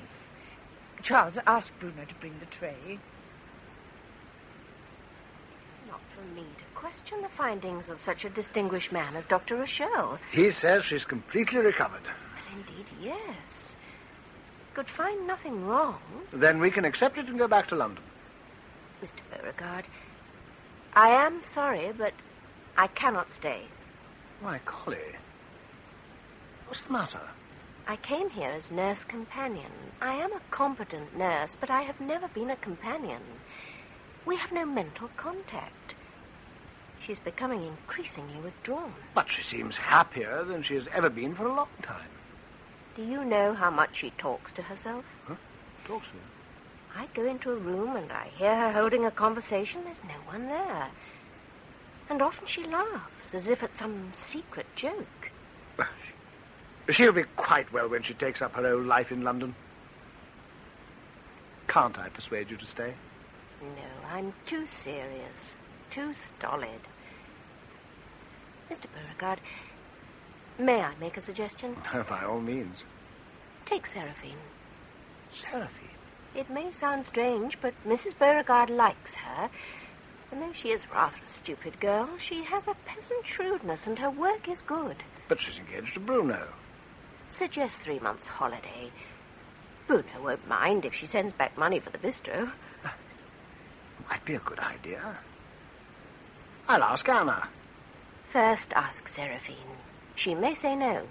Collie, you may have the solution. Leave it with me. I'm most grateful. So I did well. Magnificently. Did I not say he would be captivated? He was convinced that I am entirely well. Oh, yes. Even now Charles and the corridor are talking it over in the study there. There's no doubt at all. We fooled them. Do not say that. Why? If we fooled them, it assumes deceit. That I'm not really well. And I am. I am well. And you are going back to London, your home, your friends, your old life. What has happened here will fade like a bad dream. Bad dream? And am I coming with you? What are you talking about? Could I for one moment do without you? Certainly, if you wish. I do not wish, and don't speak like that. You said forever. Forever. Or as long as you need me. Then never speak like that again. It is already forgotten. Look, here comes the young and lovely Seraphine. Upon my word, I do believe she's more beautiful than the fair Rosamund. She's infinitely more amusing. Seraphine, are you coming to talk with me? Not now, madame. Monsieur has sent for me. Hello. If Monsieur wants a drink or a sandwich, it is for Bruno to... No, madame. He has sent for me to his study. It is important. Do you know what it is? No, but... Oh, he will tell you. He has no secrets from you. Oh, excuse me, madame. I must not keep him waiting. Not here. Now, what is this? Nothing. He can send for his own maid if he wishes. But what are his wishes? Stop it. I was relaxed and happy, and now you're putting ugly thoughts into my mind. If that is how you feel, I will say no more. Are you sulking? Not at all. She's in there now. What do you want me to do? Set your mind at rest, one way or the other. But of course, if you do not want my advice... I did not say that. What shall I do? In the little study, she said. There is the window. It is only a few steps. I am to eavesdrop? You are to do exactly as you wish. What a repulsive idea. If you think so. You can always ask him later. If you think he will tell you the truth. Be quiet. Certainly. I would go, just for a moment, and stand by the window. That is sensible. Up and lean on me. Such a few steps. Really, it is most convenient. Have you forgiven her? She did not mean... No, I know she did not. It was understandable. You annoyed her. And he is quite well. He begins to run quite fast again. Monsieur, if it is only about Blanc, then... Seraphine, would you like to come to lunch with us? Oh, no. To England? With Madame? Yes, Miss Collier is leaving. Would you come for 3 months, perhaps? Has Madame asked for me? I must ask you first. And then we will say nothing until just before we leave. And I shall give her... Oh, grand surprise! Oh, Monsieur, what a plan! About Bruno? Oh, there is no hurry for 3 months. And he wants to wait until he has the bistro. I see. Oh, Monsieur, I cannot believe it. 3 months in London with Madame. Why, with you? Is it a big house? And how often do you come to it? Gata. It is a small house, and I am there at night. What would be my work? We have a lady who comes in each day to cook and clean. You would help her a little, and be a friend to Madame. Come away. I've heard enough. Oh, Monsieur, I cannot bear it. Imagine. If you think... I've heard enough. I must sit down. Help me. My breath is going again. Yes, there. Lie back. Now relax. Relax? Are you mad? Did you hear? In London. In my own house. It's found. Do as I say. Do not grip me so tightly. Now, a deep breath. And another. Are you calm now? Quite calm. And after all, there is no problem. I shall dismiss her before he tells me. Tonight. It will be necessary for you to have a good reason. I will find one. Or I will have a fit of temper and scream. Oh, no. You will undo all the good we have done. Charles will go away and leave you here. I shall follow him. No, this will not do. It won't do at all. We must be completely subtle. I shall dismiss Seraphine. Seraphine shall dismiss herself. How do you mean? She will do something which will make it quite impossible for her to be near you again. Yes, that is good, but how? Tell me how. Quiet. There she is. Seraphine? Excuse me, madame. No, come here. What did Monsieur want? It was a trifle. A message for Bruno. Why didn't he send for Bruno? Oh, Bruno is very busy, madame. Please, I must go now. She is big with her secret. She could not face you. Now, will you hear the plan? It must be a good one. It has the perfection of complete simplicity, provided you play your part. What must I do? Tell me. Be still then and listen. Oh. No, you must sit quietly, or I cannot make it clear. I am quiet and still. Good. Now, tonight at dinner, you must turn the conversation to the fete. This is the most important part from which we shall arrange everything that follows. Yes? You will stress all the excitement, the procession of the saint, the music, dancing, fireworks. You will emphasize that Rosamunda and Macaulay may never see such a sight again. Yes, and then? You will calmly announce that you are not going.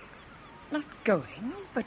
You will say it is too exhausting, that you can see the lights and hear the music in comfort from the far end of the terrace with a glass in your hand. Alone? I will not agree to that. You will not be alone. You will insist. If necessary, we will permit a touch of temper, that you are left with Seraphine. Ah. How ecstatic the stupid girl will be, with Madame watching the rockets roar up over the sea. Oh, madame, look. Wait, now it has burst apart and all the golden stars will fall. Oh, yes. Is it not beautiful? Indeed, yes. And again, look. Oh, madame, this is an enchanted evening. I'm so happy. Because of the fireworks? Oh, because I am here with you. I'm looking after you. Monsieur said I was to be in charge. Come and sit down, and we will finish supper. Oh, I am too beside myself to eat. Oh, but you must, madame. Bruno has prepared this special meal. He would not be pleased if we did not finish it. Excellent. But for the moment, I've had enough. Oh, just a soupçon of the pâté. He made it with such care. And, oh, madame, there is a sorbet to follow. It is ready in the refrigerator. A morsel, then. Thank you. And now we will have another glass of wine. Hey. There. Your health, Seraphine, to you and to Bruno. Thank you, madame. Madame, there is something I want to tell you. Yes, Seraphine. Monsieur said I should not. Not yet, but I think I must, because this is what makes me so happy. Yes. Let me fill up your glass. Oh, madame, I cannot keep it to myself any longer. Madame, I am to come with you to London. Seraphine. For 3 whole months. I know. You know? He has told you. Oh, I am glad. Now I have not betrayed his confidence. Drink your wine. Oh, thank you. But I am having too much. I think I am a little drunk. Not in the least drunk. Now, we will drink to our pleasant time in England. Oh, no, madame. No more.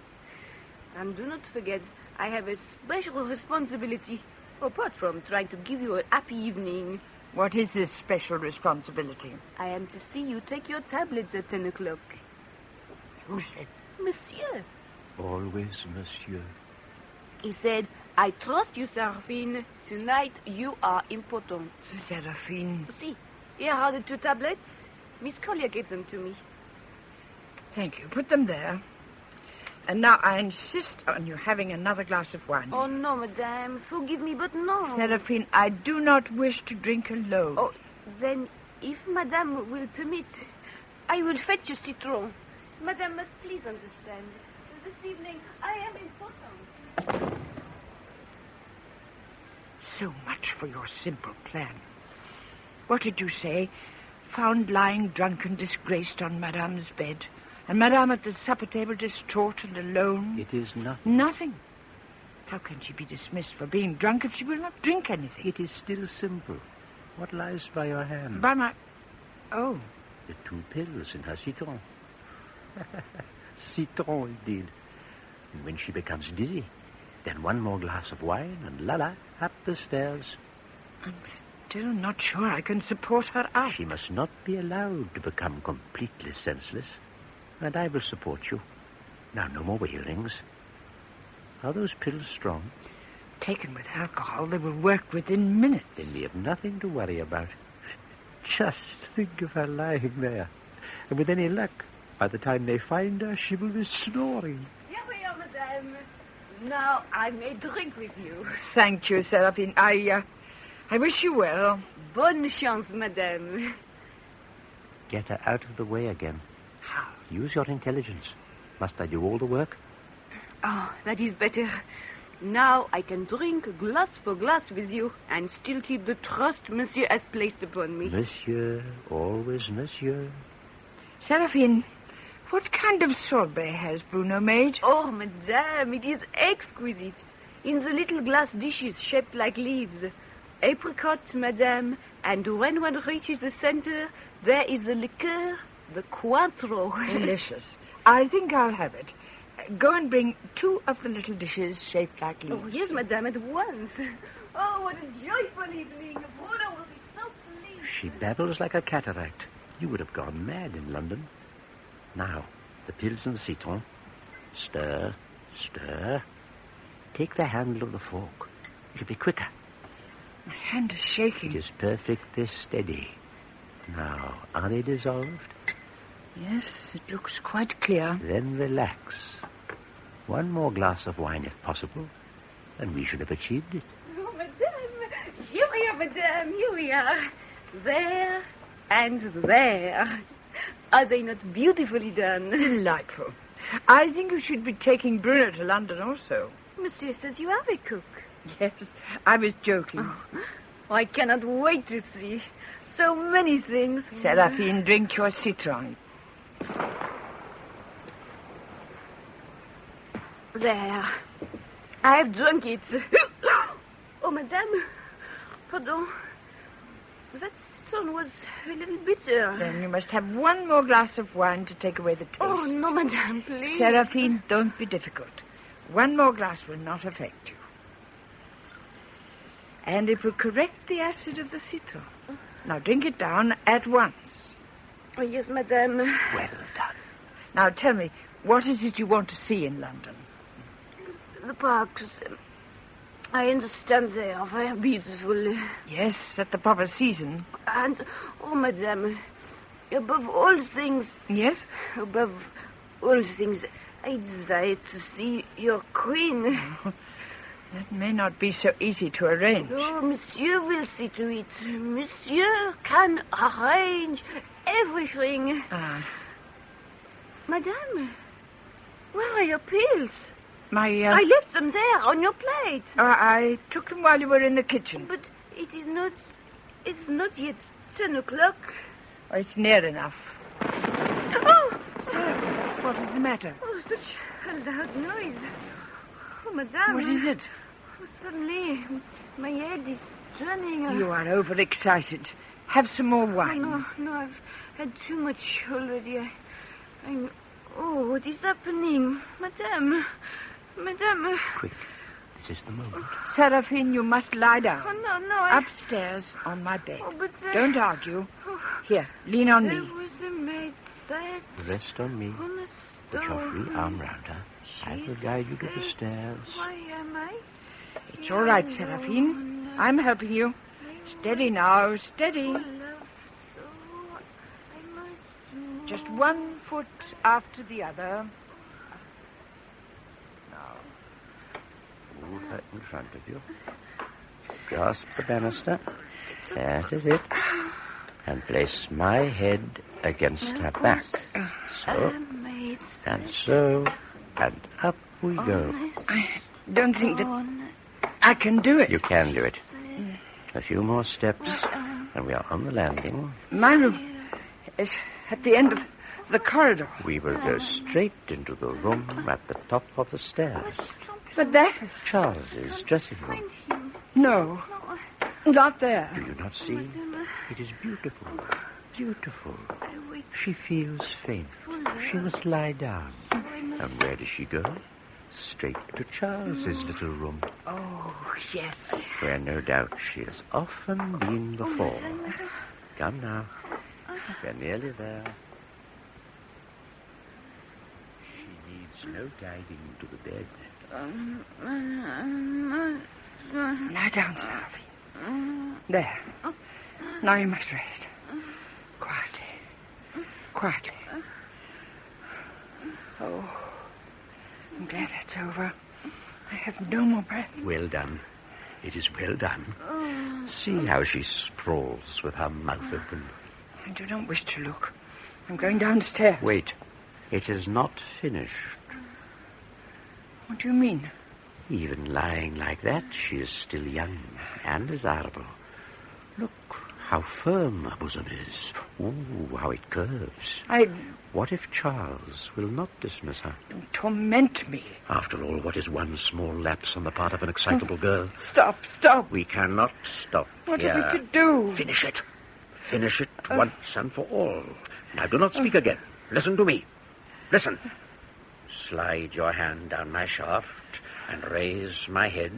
Raise it. Am I firm in your hand? Yes. Look at her. Look. Now strike. No. It is your chance.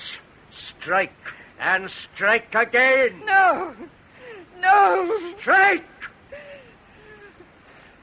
I won't do it, I see now. You're evil. You forced me to this.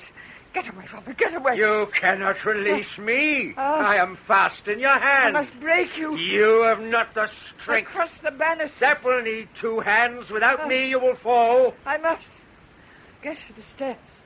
You're holding me back. Oh, help me. Someone help me. You're pulling me down. On your knees. Crawl. Crawl. Drag you. Here is the rail. I must pull myself up. You cannot do it. And you are mad. Do you hear? Mad. I can do it. I will. I need the words. What did Father Martel say? The words. The words will come. Out of the dark. The words will come. Yes, the words. Light in our darkness. We beseech thee, O Lord, and by thy great mercy defend us from all perils and dangers of this night, from all the perils and evils of this night. Now, leave me, in the name of God. Go!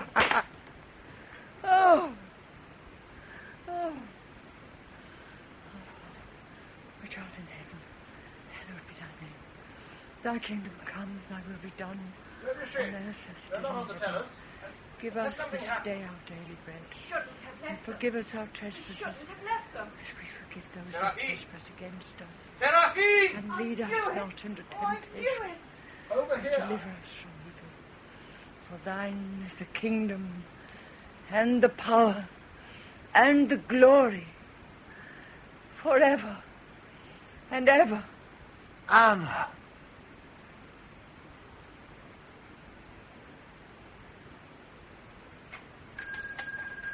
Good morning, Mr. Julius. Good morning, monsieur. I have brought back the stick. Ah. I'm very sorry, but it's been very badly broken, splintered into two pieces. If it can be repaired, I shall, of course, pay. We will see, monsieur. Do you know exactly how it happened? Apparently my wife went upstairs with the maid who had been taken ill. Seraphine, yes. Coming down the stairs, she lost her balance and put all her weight on the stick as she fell. Was Madame hurt? No, but deeply shocked. Mr. Julius, if I tell you, you will not repeat it. You may be assured of my confidence, monsieur. It was a little bizarre. Anna was huddled by the banisters. She was... Yes, monsieur? She was repeating the Lord's Prayer. As you say, a little bizarre. But one prays in time of need. I suppose so. And how is Madame now? She appears to be completely well again. Quiet and happy. Perhaps one may hope the dark time is over. Yes. We're selling the villa and going back to England. I'm going to buy a small house in the country, not too far from London.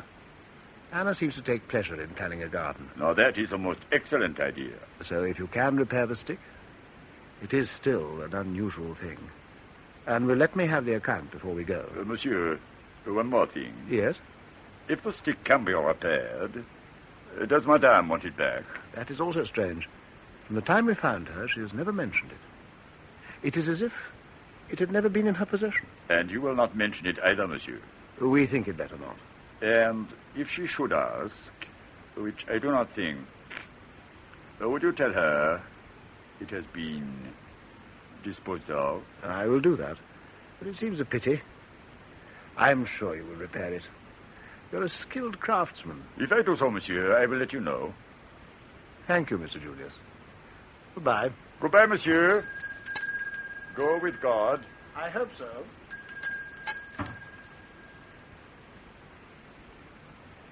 So, you are back, my friend. Again. But this time, someone has been too strong for you. I have been at fault, I know.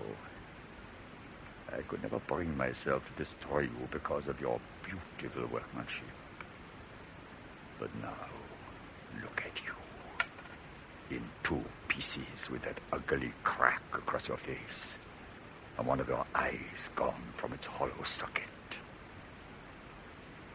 Now, at last, I am able to do what should have been done before.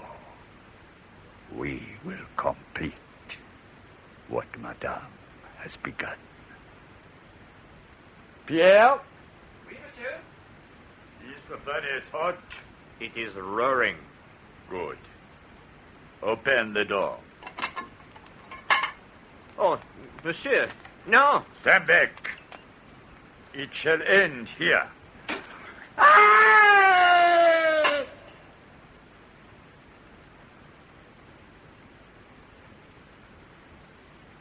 Flora Robson starred as Anna Beauregard in A Voice in My Hand, a thriller by Charlotte Hastings, especially written for Dame Flora to appear in on radio on the occasion of her Diamond Jubilee in the theatre. Marius Goring was the voice. Charles was played by George Baker, Seraphine, Patience Tomlinson, Julius, Jack May, Miss Collier, Carol Marsh, Anthony, Gary Cady, Rosalind, Stella Forge, Bruno, Crawford Logan, and Father Martin was Michael Spice. A Voice in My Hand was directed by Graham Gould. We present Patricia Gallimore, Stephen Murray, and Noel Johnson in Somewhere Lies Land by Philip Barker, the story of an adventurous voyage under sail to Australia in the year 1854. Somewhere Lies Land.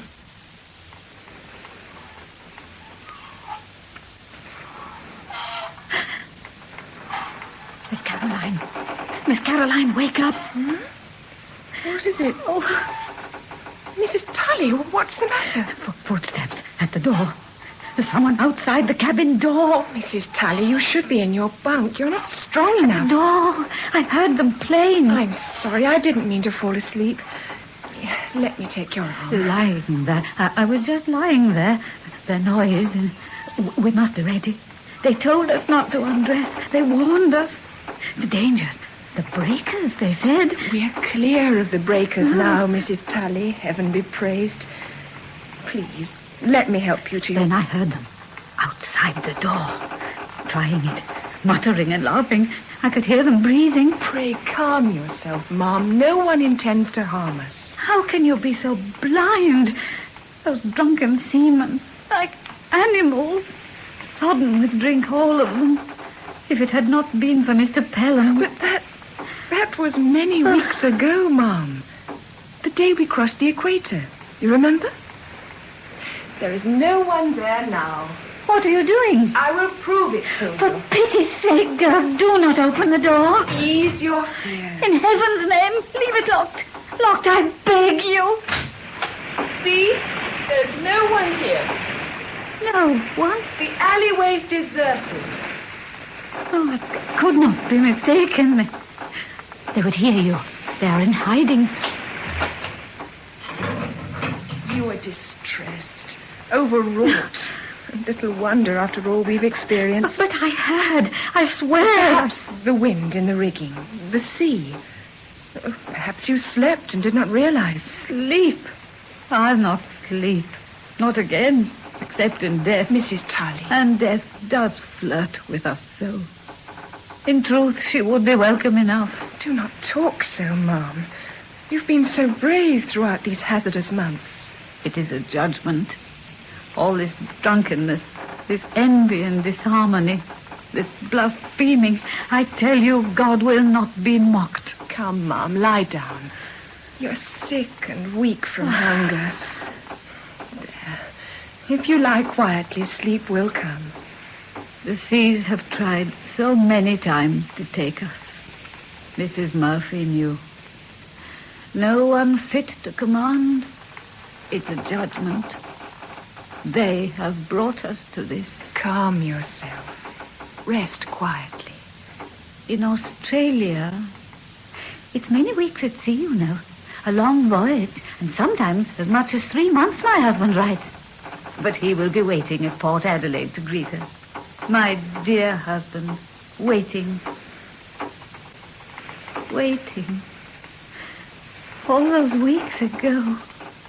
Waiting. Peace. Try not to dwell on such things. You will see your husband. He will still be there to greet you. Do you think so?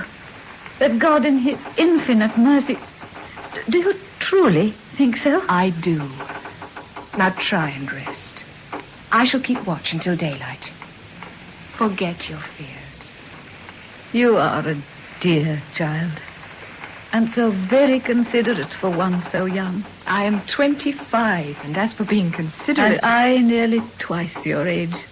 I have been a great tribulation to you. On the contrary, Mom, it has been of immense comfort to me sharing your cabin. Not always, I suspect.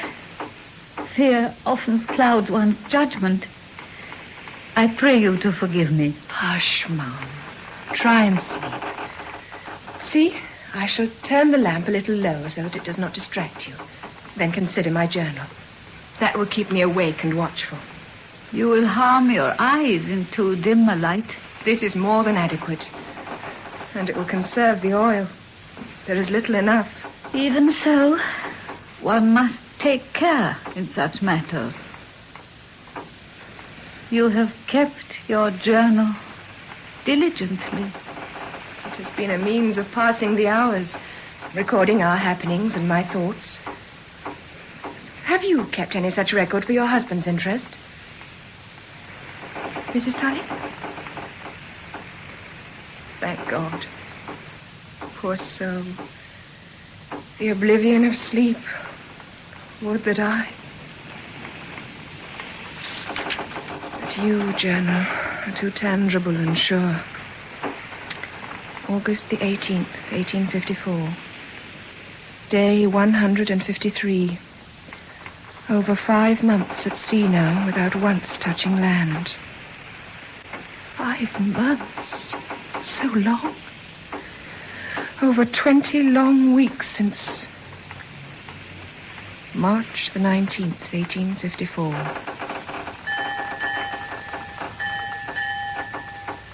From this cabin, as I write, I can hear the sea. Around me is the creaking ship, rising and falling at anchor. I imagine I hear the freshening breeze in the high rigging, Men running in answer to deck commands. And yet, even so, I find it difficult to believe that I am actually here.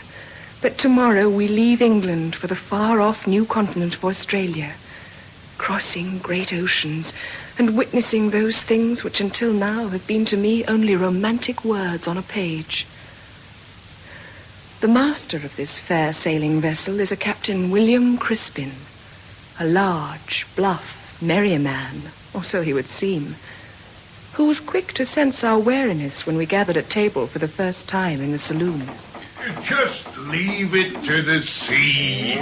I promise you the sea has an uncanny way of bringing those who traverse her closely together in comradeship. Yes. Is that not so, mister? Aye, sir. That is so. Mr. Booth, ladies and gentlemen, the first officer. How do you do, sir? Mr. Mate to all, except perhaps the crew.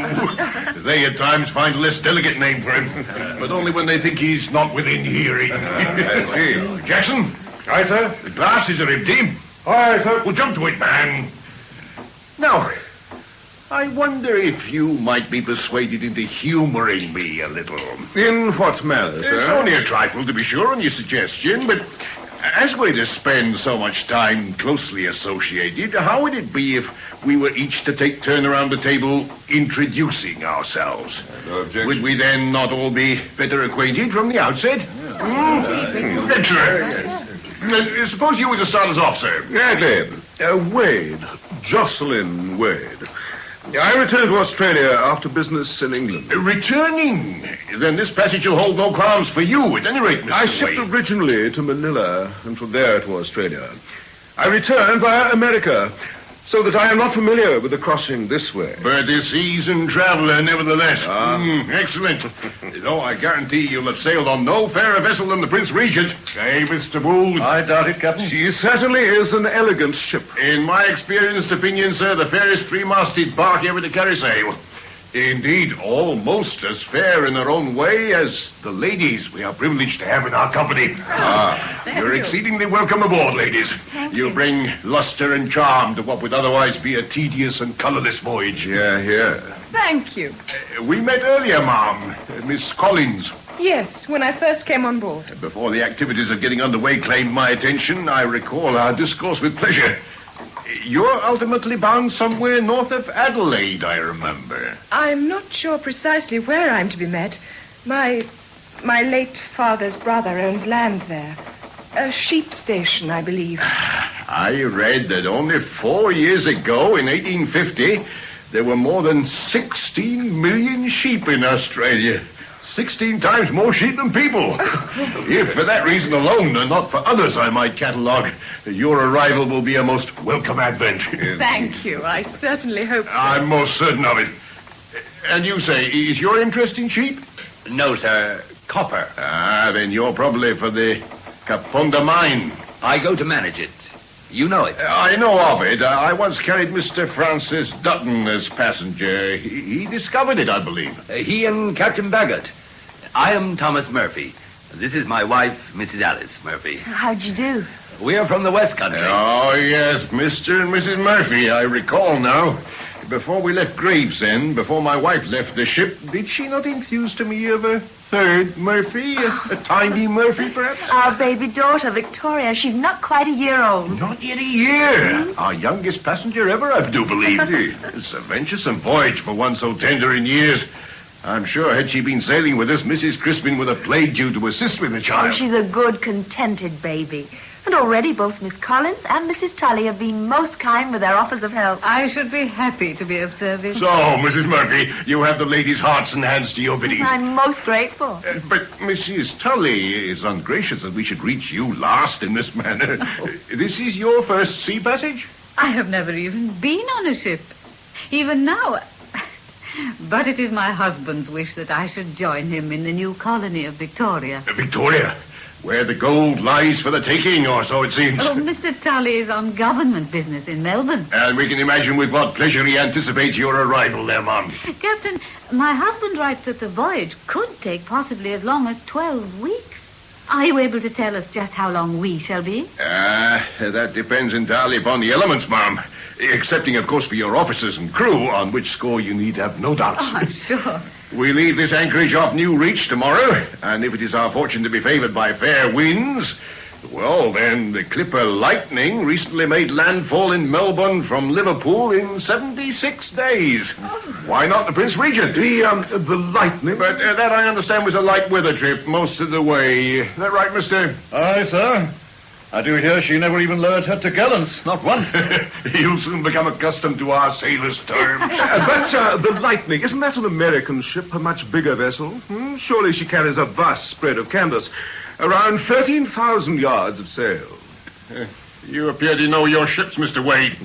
But to be American and bigger is not necessarily to be the best, despite what they say. I meant only that with our, 500-600 tons against the Lightning's 1,400...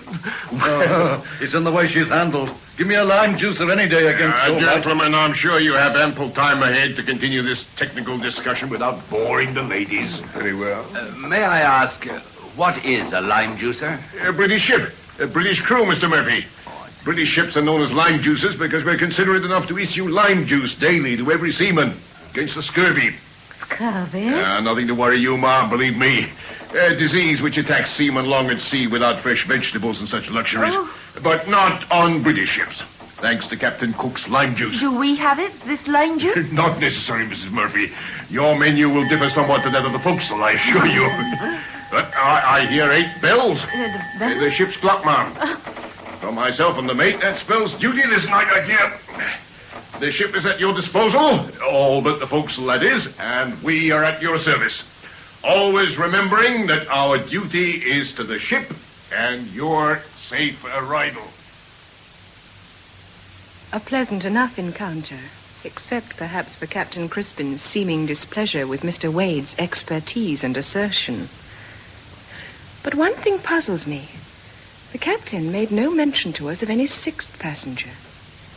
And yet later that night, when too excited to sleep, I stood taking the air on deck, I saw the captain standing in the shadows away from me, and did hear a bump against the side of the vessel. Then a voice. Oi there! Oi, Prince Regent! Who hails Prince Regent? Package! When you been expecting? Acknowledge yourself, sir. Pelham. For Captain Crispin, as arranged. Come aboard. But silently. A tall man, heavily cloaked, then appeared over the side. From my concealment, I saw not his face, but from the manner of his boarding, he was a strong, agile man. He and Captain Crispin then went below in the direction of the cabins and did not return. I put the matter from my mind until one forenoon, after we'd been at sea for several days, I was on deck. We'd been becalmed, but at last a freshening breeze had sprung up.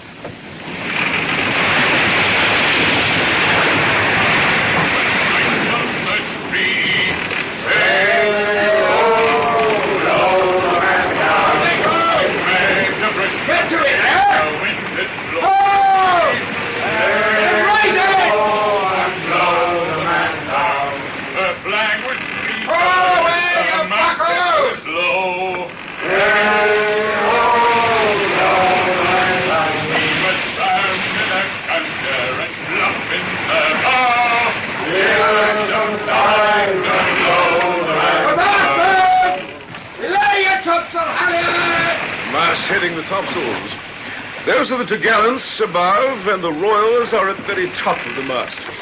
Looks as if we are to go fully rigged at last. I've not heard them sing in this manner before. They've had little opportunity. What is known as a halyard chanty. They haul up the yards to the rhythm. It is a dying practice, though, particularly now that steam is replacing sail so rapidly. Steam? Oh, no. This is all so exciting and romantic. Romantic it may seem and look, ma'am, but there is much to be said for steam, particularly when the seas rise or the wind is lost for days on end, as witness our recent predicament. With steam, it matters not at all. A floating smoke box, Mr. Charles Dickens recently called them. I also read Mr. Dickens on his Britannia voyage, but he is writing of 7 years ago, and of a paddle wheeler to boot. Much has changed since then. I was conversing with the pilot before he left us at Deal. He is of the opinion that there will shortly be few fully rigged passenger ships in service, and I, with him, will not regret their passing. If you so prefer steam, sir, why then did you take passage on the Prince Regent? I required to arrange the first possible ship, and very happy I am that fate provided so. No, but you just said Had that it you not would... been so, I would have been denied the fortuitous pleasure of making your acquaintance, Miss Caroline. Excuse me, Mom. Captain's compliments. He asked if you'd care to join him aft on the poop deck. Ah, the royal command, eh, Booth? Aye, sir. As good as. I shall be happy to do so. You will excuse me, Mr. Wade. Of course. Hoping for your return.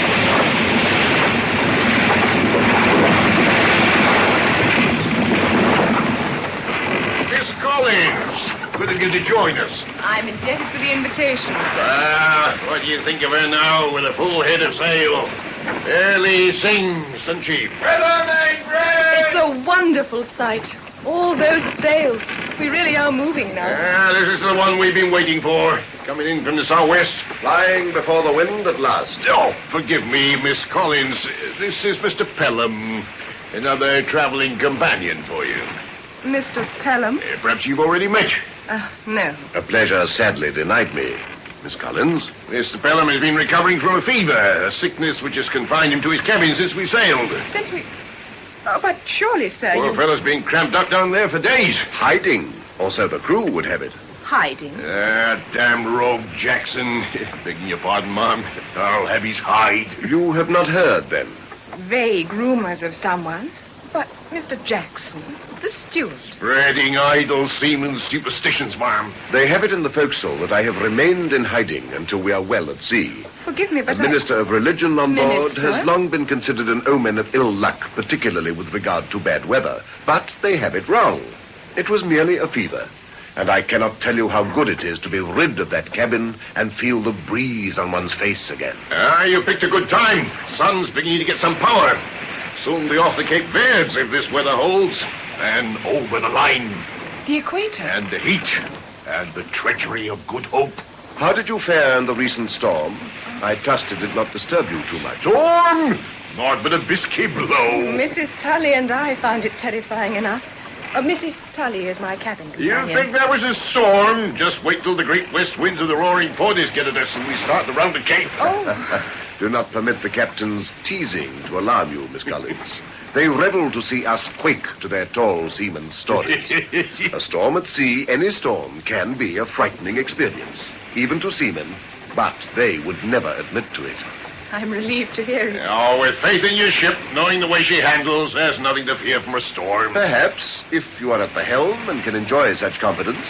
But we temporary sailors, I prefer to put my faith in the Almighty. Even so, I have seen enough sea storms to experience dread of them. By which I perceive you know the sea, sir. I have served by the sea. That is, I have observed the fury of the sea often enough. Indeed, I was born within sight of it, in Suffolk. Suffolk? Oh, but I, too, am from Suffolk. Is that so? You did not tell me, Captain. I did not know, sir. We obviously must share many memories in common, Miss Collins. How opportune. We may even find that we have friends in common. Tell me from which part you come.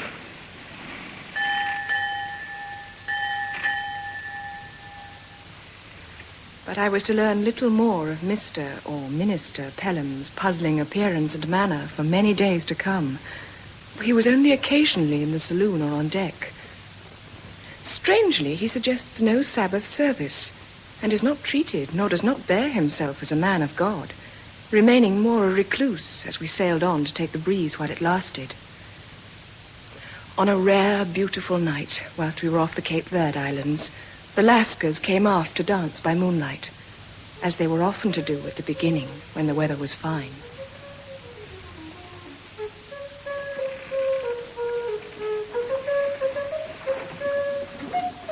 Come, Mrs. Mrs. Tully. Let you and I show them how it should be done. Murphy, I would not dare. Do not risk it, Mrs. Tully. Thomas has 8 feet when it comes to the dance. Infamy. At home I was known as Spring Hill Jack. But not for your dancing, my love. Is it only the Lascars that dance, Captain? What of the seamen? The Oriental in a mum, hardly a British trade. I thought all sailors danced the hornpipe. Only in sea stories, ma'am. Occasionally they'll sing, seamen, I mean. But you're not missing a good deal. Shanties? Anything coarse, more often than not. Coarse lot, seamen. Might be crossed the line, you may be privileged. A sort of community sing-song. Something of the sort, Mr. Murphy. Round the capstan. Depends on how they feel. There's no telling with seamen.